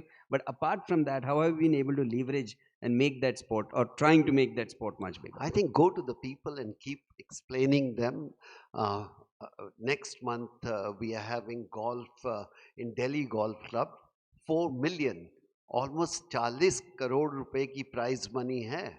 40 crore रुपया आज तक हिंदुस्तान में किसी sports में नहीं आया. Cricket में भी नहीं आया. Winning will get 40 crores of rupees. So you have to work the way up and keep on trying. The corporate people, come on, give them entertainment. And if you give them, never know which person will have a love for you or love for the game will come forward. But your effort should not be less. आप बार बार जाओ, नहीं मिलता, again जाओ, नहीं मिलता, फिर जाओ, and one day you can succeed in that. But what happens is your ego come before anything else. The ego छोड़ के आओ बाहर और काम करने की हिम्मत रखो, you will succeed. Your own love for golf, how did that happen? I think I how love did that sports. happen? No, I love sports. क्योंकि मैं पढ़ाई में अच्छा नहीं था तो एक ही काम आता था, खेलो. So I think I love sports. I'm not saying a golf or cricket. It's just you have to move on in life. And I played cricket, which I can't play now. So you move on in life. The people who don't move on in life, I feel sorry for them. I often say is that so many cricketers also, they never move on. They stay there doing that. अपने उनके घर में जाओ, कम से कम 100 photograph उनकी लगी है. I said, grow up, man. अभी भी अपनी फोटो देख के खुश हो रहे हो. अक्सर बहुत सारे स्पोर्ट्समैन है, किसी ने कुछ जीता है, अपनी फोटो लगाई हुई है. बाबा दूसरे लगाए फोटो आपकी, आप क्यों लगाते हो? And so many stars also, celebrities also, अपनी फोटो देखनी मंजूर है. मैं लगा सकता हूँ दिलीप कुमार, अमिताभ बच्चन की अपने घर. मैं अपने घर अपनी फोटो लगाऊं? मैं तो हर रोज सुबह शीशे में अपना चेहरा देखता हूँ ना, फिर फोटो क्यों लगानी? But that's the thought process have to have. You have to move on in life. If you don't move on in life, your growth is stopped. So you say you have moved on from cricket, obviously, after a point in time. But how do you think cricket itself has moved on from the time you started playing to now? When you started playing, it was a sport. It was a pure play sport. And you yourself said money was limited. It was all about playing for your nation, the passion, and so on and so forth. Today, cricket has gone to another level. I'm not saying cricketers don't want to play for their nation, don't get me wrong, but they want to play for 10 other things as well. And now cricketers are retiring from playing for their country and only playing for leagues. Nothing wrong. Again, I'm not passing judgment, but value systems have changed because money has gone up, entertainment factor has gone up. 20 over में 300 run मारते हैं आजकल. So how do you think that? अच्छा नहीं लगता. आपको अच्छा लगता है? मेरे को तो बहुत अच्छा लगता है यार. देखो कितना टैलेंट है. 20 ओवर में 300. हम साल 50 ओवर में भी 100 रन नहीं बनते थे हमसे, ये 300 बनाते हैं. So you admire the next generation. And again, I think the world is move on. आप ये नहीं कह सकते जो हमारे ethics से वैसे ही हो. हमारे पेरेंट्स डिफरेंट थे, उनके पेरेंट्स डिफरेंट थे. New generation come out, they want to live. Change क्या आया है? Look at the change what you are talking about. Change आया है. आज माँ बाप आते हैं, कहते मेरे बच्चे को क्रिकेट सिखा दो. हमारे टाइम में ये था कि अगर तुम क्रिकेट खेलने गए थप्पड़ पड़ेंगे. That is the change. आज पेरेंट्स लेके आते हैं ग्राउंड पे, please can he play IPL. गुस्सा तब आता है कि देश के लिए नहीं खेलना, आईपीएल के लिए खेलना है. Then I get annoyed. The aim should to represent the country, not the club. Yes, sure you go and play the club cricket, it's fine. और second, ये जाके नहीं खेलते, हम उनकी लाइफ को लुक आफ्टर नहीं करते. खेलने के बाद उन्होंने लुक आफ्टर करना है. And if they think they can make a better life leaving cricket and going and playing league, fine. हमें कभी उंगली नहीं उठानी चाहिए, कभी भी नहीं उठानी चाहिए. बिकॉज उन्होंने अपनी लाइफ है. या तो आप उनको गारंटी दो क्रिकेट छोड़ने के बाद हम उनको लुक आफ्टर करेंगे. हम करते नहीं हैं किसी को look after. The player and the person have to look after himself. जब वो अपने आप को लुक आफ्टर करने की हिम्मत होती है, उसका कैरेक्टर बाहर आता है. शायद वो इंडिया को नहीं खेलना पसंद करता क्योंकि उसने खेल के अपना पैशन पूरा कर लिया. No, he want to make a better life for his family, and we all do that. कल आपको जॉब मिलेगी बेटर जगह, तुम छोड़ दोगे, ये छोड़ दोगे, इसमें कोई बुरी बात नहीं है. We all do that. So I think yes, we have to give the ethics to the young sports people. Take a pride to play for the country. मजा है देश को खेलने के लिए, इसीलिए हम खेलते हैं. उसके बाद आज अपना कैरेक्टर है. तो क्रिकेट लाइफ या एनी स्पोर्ट्स लाइफ होने के बाद, sports life usually gets over most sports including cricket, depending 32, 35, 38, some people 40, 41 maybe if they're lucky. But beyond that, you still have another 40 years of life, right? Average age of 80, I'm saying. So how does a sportsman then plan his life or think about his life post his active sports life? So that's what the most important thing is today. You have to take a call. Ki is your life can be the similar tomorrow also? क्योंकि अक्सर player भूल जाते हैं कि when they are star, everything is front of them. जब वो star नहीं रहते या उनका गेम खत्म हो जाता है या एज निकल जाती है, then they don't know what to do. Only two things they do: go in depression or hit the bottle. ये दो चीजें रह जाती हैं. इसीलिए हम सब स्पोर्ट्समैन को कहते हैं, try to move on in life. ये सारी उम्र के लिए आप हिंदुस्तान के, even Virat Kohli have to move on, Rohit Sharma move on, Sachin move on, Dhoni move on. अगर आप वहीं रह जाओगे तो आपकी ग्रोथ खत्म हो जाएगी, क्योंकि वो आपको स्टारडम फिर दोबारा नहीं मिलना. वो टाइम था, आपको इज्जत मिली, आपने इज्जत देश को दी. But if you don't look after yourself for tomorrow, you will be a sad person. I remember about looking after yourself for tomorrow in one of your, I saw it in one of our own functions a few years ago, in a Hindu or a Sportstar function. You had said, ki after my life as an active cricketer, I do not, if I can help it, I do not want to depend on BCCI for my kitchen to be running. I remember you making this statement. It's very simple. When you are playing for the country, you get X amount of money and you live in a 5-star, 7-star life. और जब आप छोड़ देते हो तो फिर क्या करोगे? So you have to decide, ये सारी उम्र नहीं चलना. So I have to make my life. किसी आदमी को भी, any person who's seen 5-star life, और उसके बाद उसको आप 3rd क्लास ट्रेन में भेजोगे तो वो तो फ्रस्ट्रेशन आ ही जाएगी. So you have to realise that how sooner you can keep up the same life when you stop playing cricket. if you can. It happened, a very nice story happened to me. I was a captain in Bombay test match, and Chandu Bode was our manager. He was bigger cricketer than us in his time. He was a manager. And we finished that match just before lunch on the 5th day. He said, Kapil bhai, मैं जाता हूँ, पूना में मेरे parents है, family है, मैं 2 दिन वहाँ रह के चेन्नई में आता हूँ next day. I said, okay Chandu भाई, खाना खा के जाओ, let's celebrate. He said, नहीं 2 बजे तक मैं पहुँच जाऊँगा at Pune. 2 घंटे का रास्ता है, बॉम्बे से 2.5 घंटे का रास्ता है, पहुँच जाऊँगा. I said, okay, family is more important when you got a chance to go there. And after 2:30, 3 o'clock, still he was hanging around. And I said, Chandu bhai, aap to ja rahe the, kyun nahi gaye? He said only one thing. He said, secretary of the board is sleeping. I have to collect my TADA. And I felt that this is my future. कि मैं TADA के रुकना पड़ेगा इतने बड़े player को. I said, start planning something as while playing cricket. Otherwise, you are a dead man.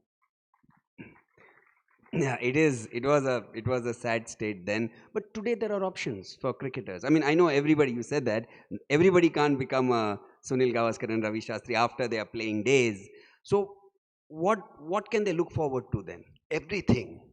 A very simple thing somebody said to me when I start playing cricket. He said, Kapil, you know, if you want to be successful in life, keep your eyes and ears open while sleeping also. मैं पंजाब से आया, समझ ही नहीं आती थी English क्या है, तो उसने बोला keep your eyes and ears open while sleeping also, और मैं अपना ट्रांसलेट कर रहा हूँ, you know, इंग्लिश को हिंदी में. And I said, क्या बात कर रहा है? तो उसने पॉज लिया and said, don't literally go what I said, understand the meaning behind that. कि your job is today as a player to see what's your captain doing right or wrong. One day you may be the captain. So take the good point from your captain and leave the bad point. So keep your eyes and ears open. So when you are playing cricket or sports, any sports, make a friends. आप जितने भी sponsor को मिलते हो उनसे पैसा ना बनाओ, आप उनसे जूस ना निकालो, फ्रेंड्स बनो. They can help you throughout your life, and that is the mantra. जिस दिन आप स्टार होते हो, all the corporate world can take you out for dinner or lunch, but can you take them out for dinner or lunch is important, because they can take you out throughout your life then. आपने make them friends बोला.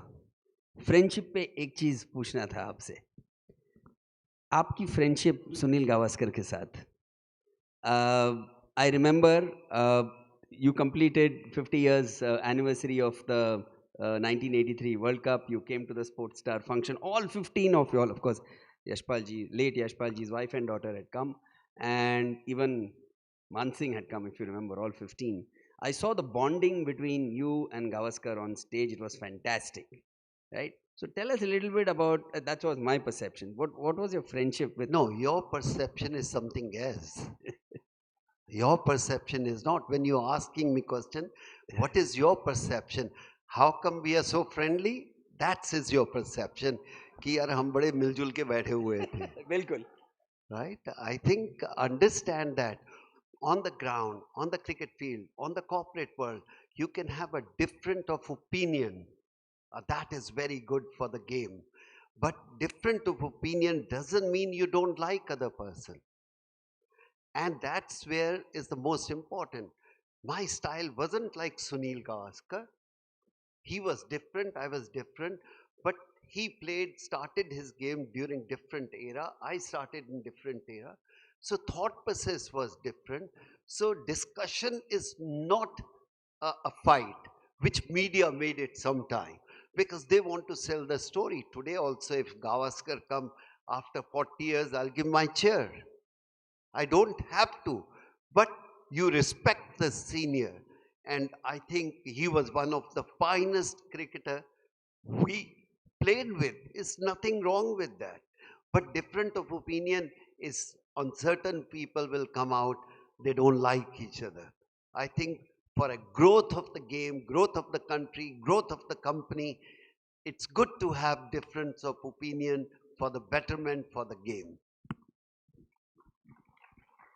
Talking of difference of opinion, as a leader, you were the captain of the most successful cricket team, at least during my era. And it was even as a leader, you speak to all the people who were in your team at that time. In various interviews, they have said, Kapil Dev was our leader. Oh, fantastic leader. He led us. He had the vision that we could win that World Cup. He's the one who had the belief. It's been said many times. That's what they keep saying. My question to you is, how did you inspire that in your team? As a leader, you might have had the belief, but how did you convince them that, they can do it? Do you think I can tell Sunil Gavaskar how to bat? No. That's impossible. I can't tell Kirmani how to catch behind the stumps. I can't tell anybody. As a captain, your job is to put the team together. And putting the team together is not so easy because different people come from different part of India. It's a very difficult to bring them at the same platform. You have a different religious, you have a different thought process. They come from a different background. So my job was not to tell them how to bowl or bat. My job was as a captain is put them everybody together. Yes, we can, not I can. The time the team start believing we can do it, it's possible. That's all. I come from a joint family. I was lucky. In joint family, nobody says it's mine. It's our. So sometime the cricket was played in Bombay, Chennai, Calcutta. So when I come out, my job was, because I come from a joint family, put them under everybody under the flag and say, we represent our country. That is more important than Delhi, Haryana, Punjab, Maharashtra, or anything. And that was my job, not anything else. Inspirational it was, the way you led that team. But between the two big moments in the 1983 World Cup, the two big moments that, when you talk about the World Cup, people remember two big moments. You getting under the ball in the final, when Madan Lal bowled and Richards hit, and the 175 against Zimbabwe, right? Which of these moments, according to you, were more... You married? Huh? Who, me? Yeah. Yes, very much. How many kids you have? One daughter. If you had two, I would have answered clearly. When you have one son, one daughter, you will say. When you have 3, 4 kids, you can't say he's the better or he's the better. To me, every moment was beautiful. Every moment was beautiful. I think more beautiful was taking Balwinder Singh taking a first wicket. I think the best moment was taking Mohinder Amanath last wicket. I think you should forget your own. As a captain, it's your responsibility कि सबकी success में तुम्हारी success है.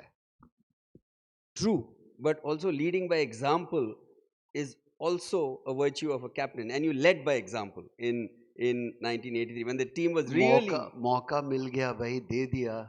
मैं कभी उधर खड़ा नहीं हुआ square leg पे. वो कभी कभी चीजें आती है ना. God have created certain things for you. So he created. मैं कभी उस जगह पे फील्डिंग ही नहीं की लाइफ में. उस दिन वहां पर खड़ा हुआ. आना था. कुछ चीजें बनती हैं. So I think sometime you don't have to say. Sometime the Almighty is creating certain things for you, which you can be proud about that. That's all. So, and I took a catch. I think हम खड़े किस लिए थे? Drop करने के लिए खड़े थे क्या? You have to think positive. भाई गए हैं जीरो बनाने के लिए तो नहीं गए. जीरो बनते हैं, कैच ड्रॉप होते हैं, but your thought process have to be positive. कोई प्लेयर कैच ड्रॉप कर दे मुझे दुख नहीं होता था, but try नहीं करे तो दुख होता था. I think two different things.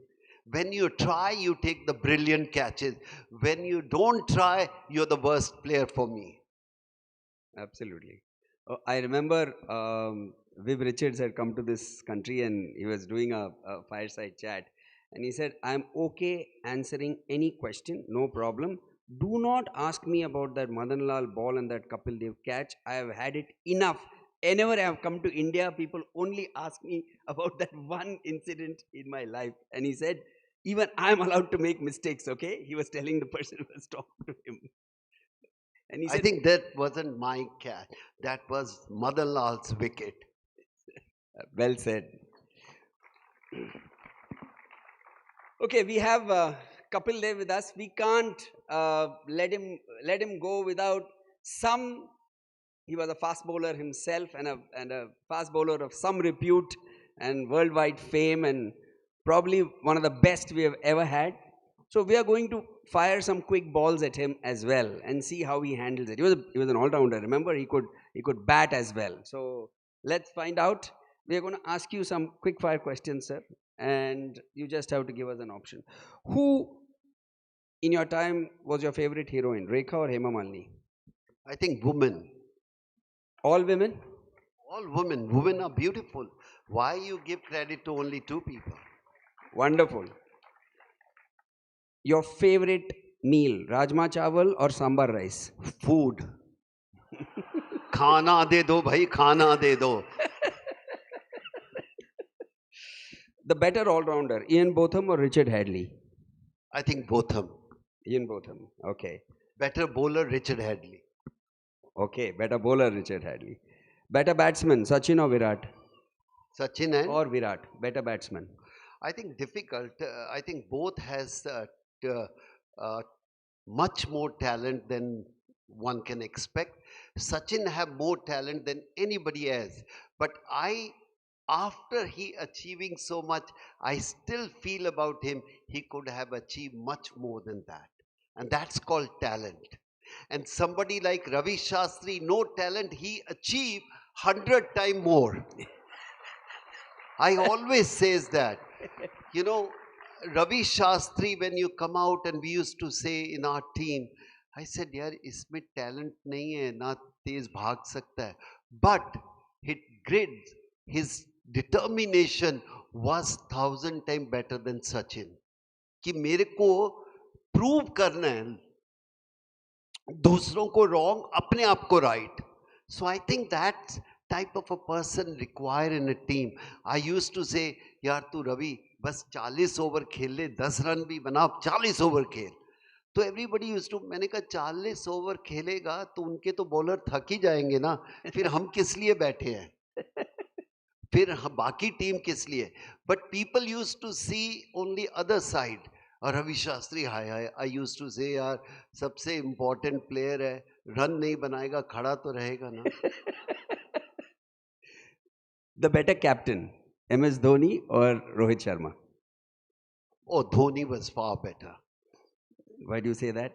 I think he can assess the thing much better. And second, wicketkeeper have that advantage. He can assess because any player can be relaxed anywhere. But I think wicketkeeper can't relax for one ball because he's standing behind the stump. Every ball is coming to him. So he can assess. And I think more important was he knew what he's doing. And I think he has the ability to take the team till the end. Sir, tell us as the last question, tell us about your relationship with Sportstar. Your relationship throughout your career with Sportstar and the Hindu and the team. I think here. it's wrong to ask me about Sportstar. Okay, it's your function, but relation with media is the most important thing. I think today, whatever we are here sitting or we are doing, I give more than 50% credit to the media. You play whichever way you play, the next day, the way they describe, people read that. And people say, oh, yeah, really? So I think जितने भी commentator भी हैं, आधा time वो player बनाते हैं, वो नाम देते हैं कि यार क्या great shot खेली, हमें लगता है यार अच्छी shot है. The way they describe, I think that's beautiful. So it's the media make the star. Sometimes you perform, the star is always media make. Thank you so much. Very gratifying to hear that as a media house. Thank you so much. The legend, ladies and gentlemen, Kapil Dev, the one and only.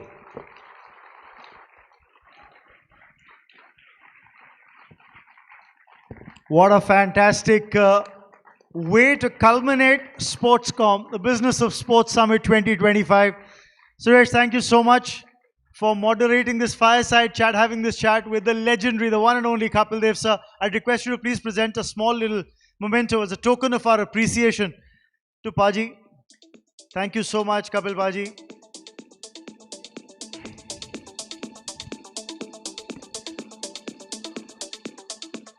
For a man who played the game with a lot of heart, and for a man who speaks from the heart as well. Thank you so much, Paji. That's heavy, but not as heavy as the weight you've carried for Indian cricket. Thank you very much. Pleasure, Paji. Thank you. Thank you, Suresh. What a fantastic, fantastic way to end or bring down the curtain on PlayCom, the Business of Sport Summit 2025. Ladies and gentlemen, I hope you've enjoyed the last couple of days with all the conversations that we've brought to you and the discussions that our panelists have had. And I'm sure this has been a great platform for you to network as well. My name is Raman Bhanot, and on behalf of Sportstar, the Hindu Group, and KPMG, I'd like to thank our state partner, Sports Development Authority of Tamil Nadu Champions Foundation, the Government of Uttar Pradesh, the Government of Punjab, the Orissa government, our associate partners Indian Oil, ONGC, Havas Play, Tribe Sport, our gaming partner Zupee Studio, our adrenaline partner JK Tyre, nutrition partner The Whole Truth, and the talent partners iOS Sports and Entertainment for their support in making this event a grand success. Thank you one, thank you all, and hope to see you again sometime soon. Thank you everyone.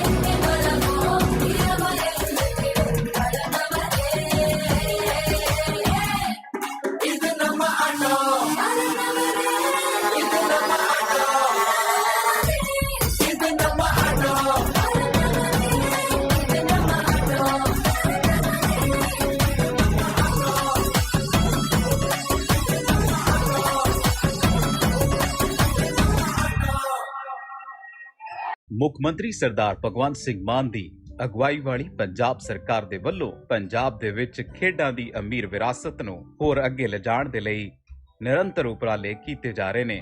ਇਸ ਵੇਲੇ 4 ਭਾਰਤੀ ਟੀਮਾਂ ਦੇ ਖੇਡ ਕਪਤਾਨ ਪੰਜਾਬੀ ਨੇ। Hockey ਦੇ ਵਿੱਚ Harmanpreet Singh, cricket ਦੇ ਵਿੱਚ ਸ਼ੁਭਮਨ ਗਿੱਲ ਤੇ ਹਰਮਨਪ੍ਰੀਤ ਕੌਰ ਅਤੇ ਬਾਸਕਟਬਾਲ ਦੇ ਵਿੱਚ ਪਲਪ੍ਰੀਤ ਸਿੰਘ ਬਰਾੜ। ਹਾਲ ਦੇ ਵਿੱਚ ਹਾਕੀ ਏਸ਼ੀਆ ਕੱਪ ਜਿੱਤਣ ਵਾਲੀ ਭਾਰਤੀ ਟੀਮ ਦੇ ਵਿੱਚ 10 ਖਿਡਾਰੀ ਪੰਜਾਬ ਤੋਂ ਸਨ। ਖੇਡ ਪੱਖੀ ਮਾਹੌਲ ਸਿਰਜਣ, ਖਿਡਾਰੀਆਂ ਨੂੰ ਤਿਆਰ ਕਰਨ, ਇਨਾਮ ਦੇਣ ਅਤੇ ਨੌਕਰੀਆਂ ਦੇਣ ਦੇ ਲਈ ਨਵੀਂ ਖੇਡ ਨੀਤੀ ਬਣਾਈ ਗਈ ਹੈ। ਖਿਡਾਰੀਆਂ ਦੀ ਪ੍ਰਤਿਭਾ ਦੀ ਸ਼ਨਾਖਤ ਕਰਕੇ ਉਹਨਾਂ ਨੂੰ ਅੱਗੇ ਵਧਣ ਦੇ ਮੌਕੇ ਪ੍ਰਦਾਨ ਕਰਨ ਦੇ ਲਈ ਖੇਡਾਂ ਵਤਨ ਪੰਜਾਬ ਦੀਆਂ ਉਲੀਕੀਆਂ ਗਈਆਂ, ਜਿਸ ਦੇ 3 ਸ਼ਾਨਦਾਰ ਸੀਜ਼ਨ ਹੋਏ ਨੇ ਤੇ ਚੌਥੇ ਦੀ ਤਿਆਰੀ ਮੁਕੰਮਲ ਹੈ। ਖਿਡਾਰੀਆਂ ਦੇ ਲਈ ਵੱਡੀ ਨਗਦ ਇਨਾਮ ਰਾਸ਼ੀ ਦਿੱਤੀ ਜਾ ਰਹੀ ਹੈ। ਪਿਛਲੇ 3.5 ਸਾਲਾਂ ਦੇ ਵਿੱਚ 100 ਕਰੋੜ ਰੁਪਏ ਤੋਂ ਵੱਧ ਦੇ ਇਨਾਮ ਦਿੱਤੇ ਗਏ ਨੇ। ਪੈਰਿਸ 올림픽 ਦੇ 19 ਖਿਡਾਰੀਆਂ ਨੂੰ 12.5 ਕਰੋੜ ਰੁਪਏ ਦੀ ਰਾਸ਼ੀ ਵੰਡੀ ਗਈ ਹੈ। ਹਾਂਗਜ਼ੂ ਏਸ਼ੀਅਨ ਗੇਮਸ ਦੇ 58 ਖਿਡਾਰੀਆਂ ਨੂੰ 29.25 ਕਰੋੜ ਰੁਪਏ ਦੀ ਇਨਾਮੀ ਰਾਸ਼ੀ ਵੰਡੀ ਗਈ। ਬਰਮਿੰਘਮ ਕਾਮਨਵੈਲਥ ਗੇਮਸ ਦੇ 23 ਖਿਡਾਰੀਆਂ ਨੂੰ 9.30 ਕਰੋੜ ਰੁਪਏ ਦੀ ਇਨਾਮੀ ਰਾਸ਼ੀ ਵੰਡੀ ਗਈ। ਖੇਡਾਂ ਵਤਨ ਪੰਜਾਬ ਦੀਆਂ ਦੇ 3 ਸੀਜ਼ਨਾਂ ਦੇ ਵਿੱਚ ਜੇਤੂਆਂ ਨੂੰ ਕੁੱਲ 25 ਕਰੋੜ ਰੁਪਏ ਦੀ ਰਾਸ਼ੀ ਵੰਡੀ। ਗੋਆ ਤੇ ਗੁਜਰਾਤ ਨੈਸ਼ਨਲ ਗੇਮਸ ਦੇ 283 ਖਿਡਾਰੀਆਂ ਨੂੰ 12.28 ਕਰੋੜ ਰੁਪਏ ਦੀ ਰਾਸ਼ੀ ਵੰਡੀ ਗਈ। ਪੰਜਾਬ ਵਿੱਚ 3000 ਖੇਡ ਨਰਸਰੀਆਂ ਅਤੇ 10,000 ਖੇਡ ਮੈਦਾਨ ਬਣਾਏ ਗਏ ਨੇ। 11 ਖਿਡਾਰੀ PCS ਤੇ DSP ਭਰਤੀ ਕਰਨ ਤੋਂ ਇਲਾਵਾ ਕੋਚ ਭਰਤੀ ਕੀਤੇ ਜਾ ਰਹੇ ਨੇ। ਕੋਚਾਂ ਲਈ ਬਲਬੀਰ ਸਿੰਘ ਸੀਨੀਅਰ ਅਵਾਰਡ ਅਤੇ ਸੀਨੀਅਰ ਤੇ ਜੂਨੀਅਰ ਨੈਸ਼ਨਲ ਜੇਤੂਆਂ ਦੇ ਲਈ ਬਲਬੀਰ ਸਿੰਘ ਸੀਨੀਅਰ ਵਜ਼ੀਫਾ ਸਕੀਮ ਦੀ ਸ਼ੁਰੂਆਤ ਕੀਤੀ। ਪੰਜਾਬ ਸਰਕਾਰ ਦਾ ਇੱਕੋ ਨਾਰਾ, ਖੇਡਦਾ ਪੰਜਾਬ, ਅੱਗੇ ਵਧਦਾ ਪੰਜਾਬ।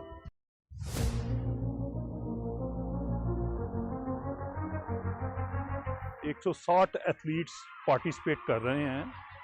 ये पहली बार वर्ल्ड एथलेटिक की तरफ से हमें अलॉट किया गया है ब्रोंज लेवल कंपटीशन।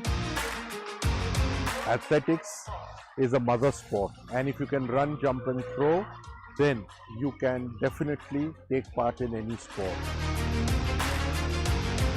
उड़ीसा ही एक ऐसी स्टेट है जिसने एक इंडोर स्टेडियम तैयार किया है। ऑल ओवर इंडिया में ऐसा कोई स्टेडियम नहीं है। मैं शुक्रगुजार हूँ स्टेट उड़ीसा का भी, कंपटीशन को ऑर्गेनाइज करने के लिए हर एक तरह का सहयोग दिया।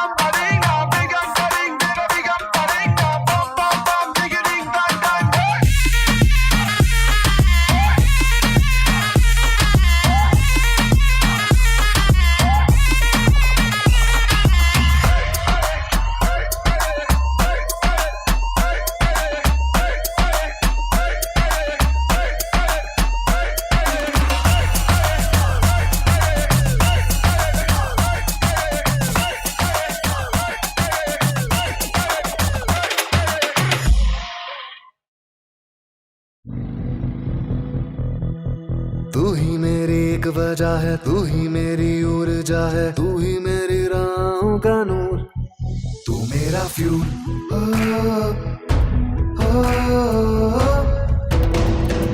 तुझसे मैं चलता हूँ, तेरे लिए जलता हूँ, तुझसे मैं हुआ मशहूर। उत्तर के पहाड़ों से दक्षिण के किनारों तक, पहले इंडियन फिर oil, Indian oil.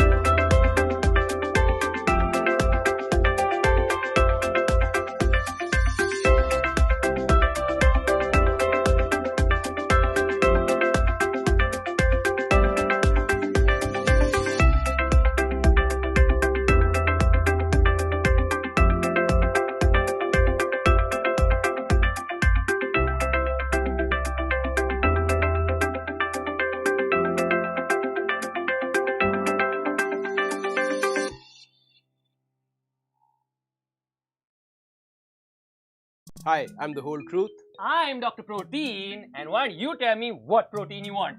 Well, something with no artificial sweeteners, random chemicals, or amino spikers, just clean protein. Clean? Oh, you want protein or conscience?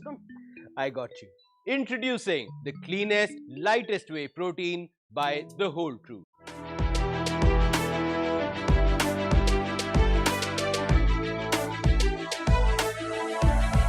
यशस्वी प्रधानमंत्री श्री नरेंद्र मोदी जी के एक भारत श्रेष्ठ भारत की संकल्पना को साकार करते हुए माननीय मुख्यमंत्री योगी आदित्यनाथ जी के नेतृत्व में खेलों को प्रोत्साहन और खिलाड़ियों के सम्मान के लिए शुरू हुई है नई परंपरा और नई कार्य संस्कृति। राष्ट्र को नेतृत्व देश का युवा देता है और खेल स्पोर्ट्स उस युवा की ऊर्जा का, उसके जीवन निर्माण का प्रमुख स्रोत होता है। खेलो India, fit India movement, Olympic podium scheme, खेलो इंडिया यूथ गेम्स, सांसद खेल महाकुंभ, यूनिवर्सिटी गेम्स और उत्तर प्रदेश ग्रामीण खेल लीग ने युवा खिलाड़ियों की प्रतिभा को दी है नई पहचान। पहली बार उत्तर प्रदेश में खेल नीति लागू हुई है। इस नई खेल नीति के केंद्र में है खिलाड़ियों को प्रोत्साहन। Olympic games, Paralympic games, Commonwealth games, Asian games और विश्व कप प्रतियोगिताओं के विजेता खिलाड़ियों को डिप्टी एसपी और जिला पंचायत अधिकारी जैसे पदों पर सीधी भर्ती से नियुक्त किया जा रहा है। खिलाड़ियों के लिए प्रत्येक विभाग में ग्रुप सी के 2% पद आरक्षित किए गए हैं। एकलव्य क्रीड़ा कोष से पात्र खिलाड़ियों को प्रतिवर्ष 5 लाख रुपए तक की आर्थिक मदद की जा रही है। आवासीय क्रीड़ा छात्रावासों में उत्कृष्ट प्रशिक्षण के लिए इंटरनेशनल खिलाड़ियों को नियुक्त किया गया है। हमने पूरे देश के अंदर एक नई कार्य संस्कृति को देखा है। प्रत्येक क्षेत्र में अभूतपूर्व विकास हुआ है और खेल और खिलाड़ियों के बारे में पूरे देश की सोच को बदला है। मेरठ में 338 करोड़ रुपए की लागत से मेजर ध्यानचंद खेल विश्वविद्यालय की स्थापना के साथ ही शहर बन रहा है स्पोर्ट्स हब। वाराणसी में अंतर्राष्ट्रीय क्रिकेट स्टेडियम का निर्माण पीपीपी मोड में बीसीसीआई द्वारा कराया जा रहा है। 315 करोड़ की लागत से सिगरा स्टेडियम का विकास और आधुनिकीकरण किया गया है। गोरखपुर में कराया गया है विश्व स्तरीय वाटर स्पोर्ट्स कॉम्प्लेक्स का निर्माण, जहां गोवा जैसे वाटर एडवेंचर स्पोर्ट्स के आयोजन हो रहे हैं। इस स्पोर्ट्स कॉम्प्लेक्स में विकसित की गई है बोटिंग, वाटर बाइकिंग और स्कीइंग जैसी सुविधाएं। लखनऊ, गोरखपुर और सैफई में स्पोर्ट्स कॉलेज की शुरुआत हो चुकी है। इसी वर्ष फतेहपुर और सहारनपुर में भी ऐसे कॉलेज खोले जाएंगे। प्रदेश ने डेविस कप, मोटो जीपी, आईपीएल और स्टेट प्रीमियर लीग जैसी प्रतियोगिताओं की मेजबानी का गौरव प्राप्त किया है। माननीय मुख्यमंत्री जी की पहल पर वर्ष 2018 से अब तक 252 खिलाड़ियों को उपलब्ध कराई गई है 169 करोड़ रुपए की पुरस्कार राशि। नया उत्तर प्रदेश खेलों के प्रोत्साहन और खिलाड़ियों के सम्मान की दिशा में उठा रहा है नित नए कदम। ये इन्हीं बेस्ट प्रैक्टिसेस का सुफल है कि नया उत्तर प्रदेश खेल जगत के आकाश में एक नई शक्ति के तौर पर उभर रहा है।